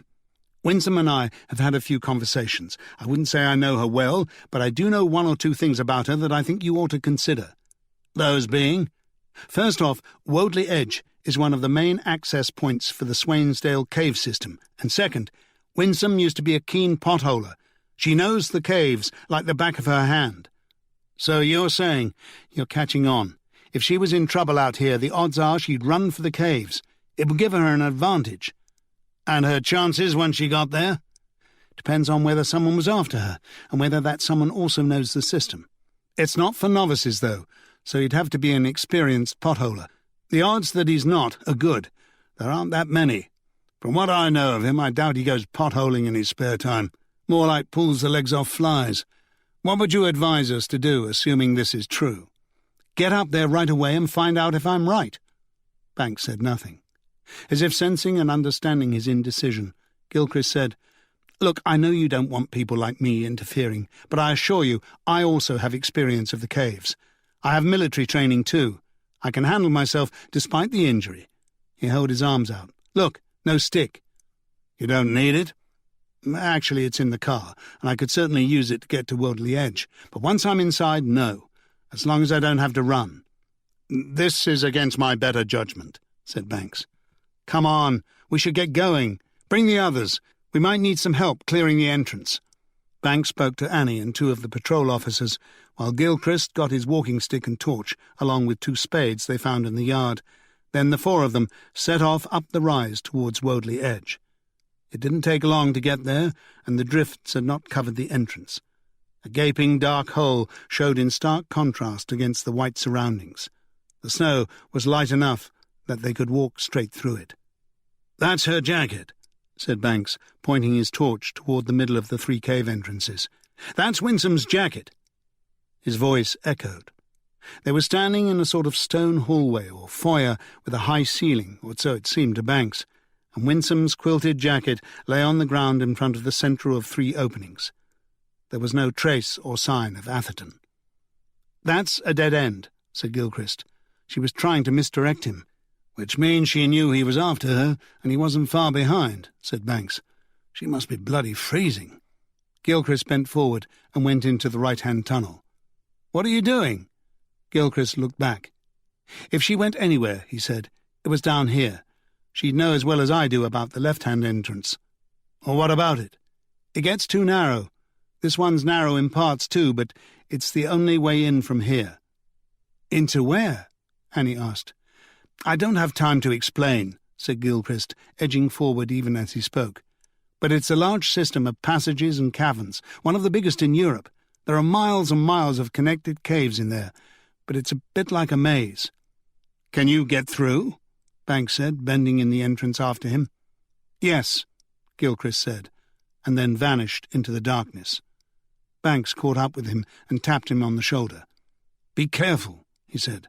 Don't forget, Atherton might be in there, and we believe he's a killer. I've encountered killers before, said Gilchrist.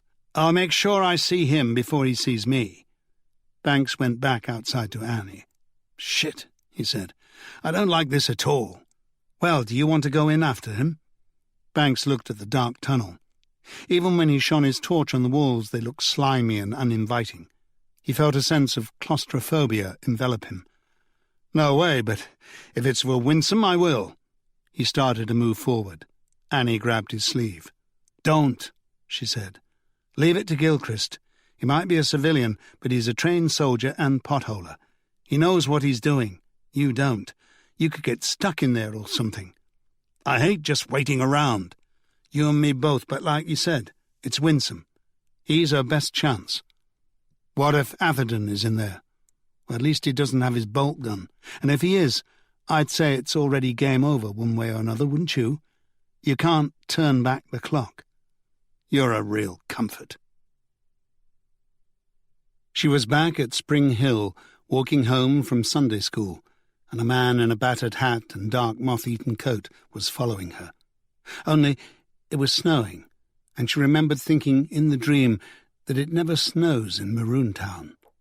But it did, and all the flame trees were covered in it, all green and white and red, like Christmas trees. But she was frightened. The man was following her. She thought he was probably the Skinner people were talking about. He skinned his victims after he'd had his way with them. But there was another man on the scene, her father in his best Sunday suit, not his uniform, and they were fighting. The Skinner was going to kill her father and skin him. She had to get back to them and help, but she couldn't get through. She was slipping and sliding and getting stuck up to her knees, and she knew she just couldn't make it in time. A knife flashing. Winsome gave an involuntary twitch, and her eyes opened wide with fear. She realized that she had fallen asleep. She was waking from a dream. Moving carefully, she curled up into a ball against the cold. It wouldn't do to fall off that ledge after all she'd been through. She had no idea how long she'd been there. Using her mobile light, she checked her watch and saw it was going on 5 o'clock. About 4 hours, then. Had she waited long enough? Would the cavalry have arrived at High Point Farm? Of course, they would have no idea where she was. Maybe Banks and Annie vaguely remembered her mentioning potholing, but they probably didn't know about the cave system here, or its access points. They'd be searching for her around the farm and the open moorland, hindered by the snow. Where was Atherton? She wasn't certain that the shouts and screams she had heard earlier were human or just a trick of the wind, but she hadn't heard anything for some time now. He certainly hadn't got through to her in 2 hours, but that didn't mean he wasn't waiting at the exit. He could even have gone back to the abattoir and picked up his bolt pistol. Or perhaps he imagined there were other exits, that she must be long gone and had given up the ghost and scarpered. She just didn't know. Was it worth the risk of going back to find out? Despite the insulation of the rock, she was freezing. She wished she hadn't left her jacket behind to try and fool Atherton. She rubbed her hands together and held her knees tighter to her chest. There wasn't much she could do about her feet. They were like blocks of ice. She would give it an hour longer, she decided. If no help had come by then, she would make her way back out as slowly and quietly as she could. Even if Jerry and the backup had no idea that she was in the cave, they would surely have got as far as High Point Farm, and she could outrun Atherton back down there. Just when she had made herself as comfortable as she could again on the ledge, she thought she heard a slithering sound from the tunnel. Atherton. She strained, but heard nothing for a few moments. Then she heard it again, a light scraping like someone crawling on his stomach. As quietly as she could, she stood up and pressed her back against the wall by the entrance. When he came out, he would be bent forward. Just one quick tug on his arm was all it would take, and his own momentum would take him over the edge. She had rehearsed the possibility time after time in her mind during the first anxious minutes in the cavern. He was getting closer, up on his feet now. She could hear muffled footsteps, though there was something odd about them. If he had a torch, he must have turned it off because the opening was still pitch black. Winsome tensed. It wouldn't be long now. Just one quick pull, she told herself, then let go, or she'd be following him over the edge and end up impaled on a stalagmite. The shuffling got nearer, and she was just about to reach out when she realized why it sounded so strange. He was limping. She relaxed just as she heard a familiar voice say, "Winsome, are you there? Are you alone?" Terry. She let herself fall back against the wall and slid down so she was sitting on the ledge again. She had tears in her eyes. "Yes," she said, laughing or crying as she spoke. "Yes, I'm here, and yes, I'm alone. Very bloody alone." She never swore, and when the word came out it shocked her. She put her hand to her mouth, but she couldn't stop laughing. "I swore," she said. "I can't believe it. I swore." Then he was standing there, his torch on again, illuminating part of the cathedral vastness before them. "Wash your mouth out," he said. "Help me."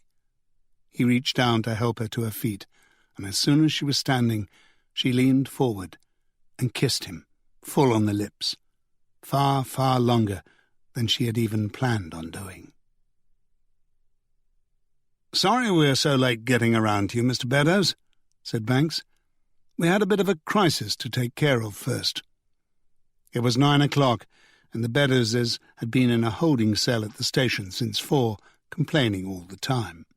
Patricia Beddoes had been demanding to see Cathy Gervais, but even one of the custody officers thought he should at least inform the AC about what was happening, Cathy Gervais made it clear that she wasn't available. Cassandra Wakefield had turned up half an hour ago, and while her associate represented Patricia Beddoes in another interview room with Annie and Doug Wilson, she stuck with John Beddoes, sitting opposite Banks and Jerry.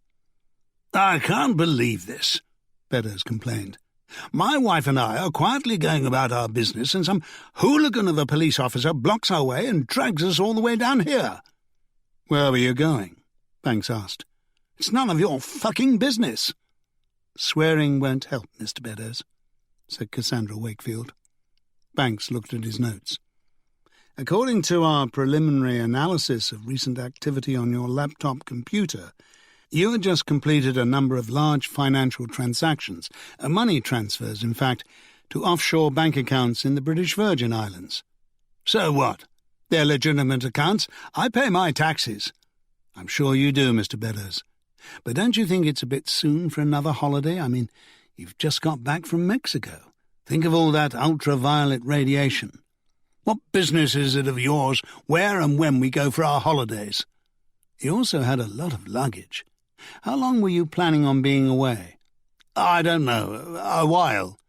"Don't you think it looks a bit suspicious? Just after I visit you and let you know I've talked to Malcolm Hackett, an old business associate of yours, and that we found Michael Lane, a witness to the murder of Morgan Spencer, you and your wife make a run for it." "We weren't making a run for it." "Looks like that to me," said Banks. "Wouldn't you agree, Jerry?" "Certainly would, sir. I mean, it's not everyone takes a fragile vase off the mantelpiece on holiday with them, or a pair of antique silver sugar tongs."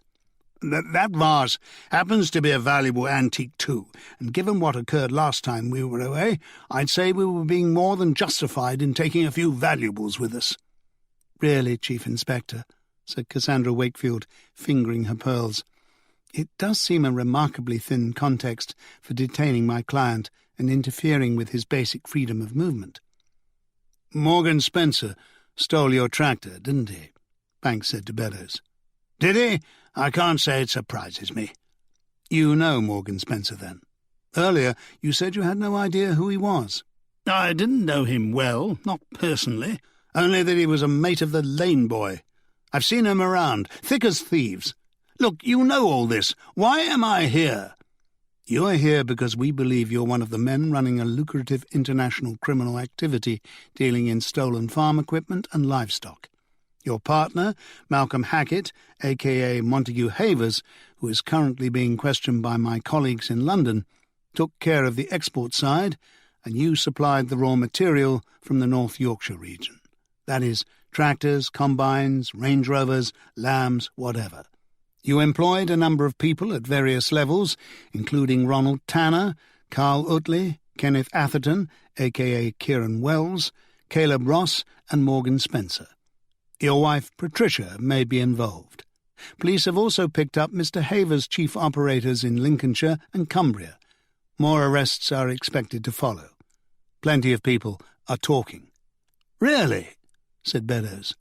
"Where's your proof of all this?" That was a thorny issue for Banks. He didn't really have any proof. A deeper dig into Beddoes' finances would probably turn up anomalies, but that would take time. Michael Lane's word alone wasn't good enough, but it was a place to start. "We also believe," Banks went on, "that Morgan Spencer was murdered partly because he stole your tractor and partly because his colleagues, especially Atherton, had got fed up with him. He talked big, wanted a bigger role, more money, and he thought he was demonstrating his ability to get creative and play with the big boys by stealing an expensive tractor. Unfortunately, it turned out to be yours." "So someone steals my tractor and I'm the criminal?"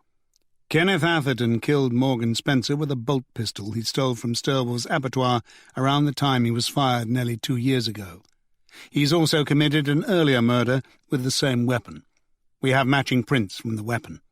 "This is fascinating," said Beddoes, "and nothing you can tell me about Spencer surprises me, but it has nothing to do with me, apart from the fact that the little creep stole my tractor."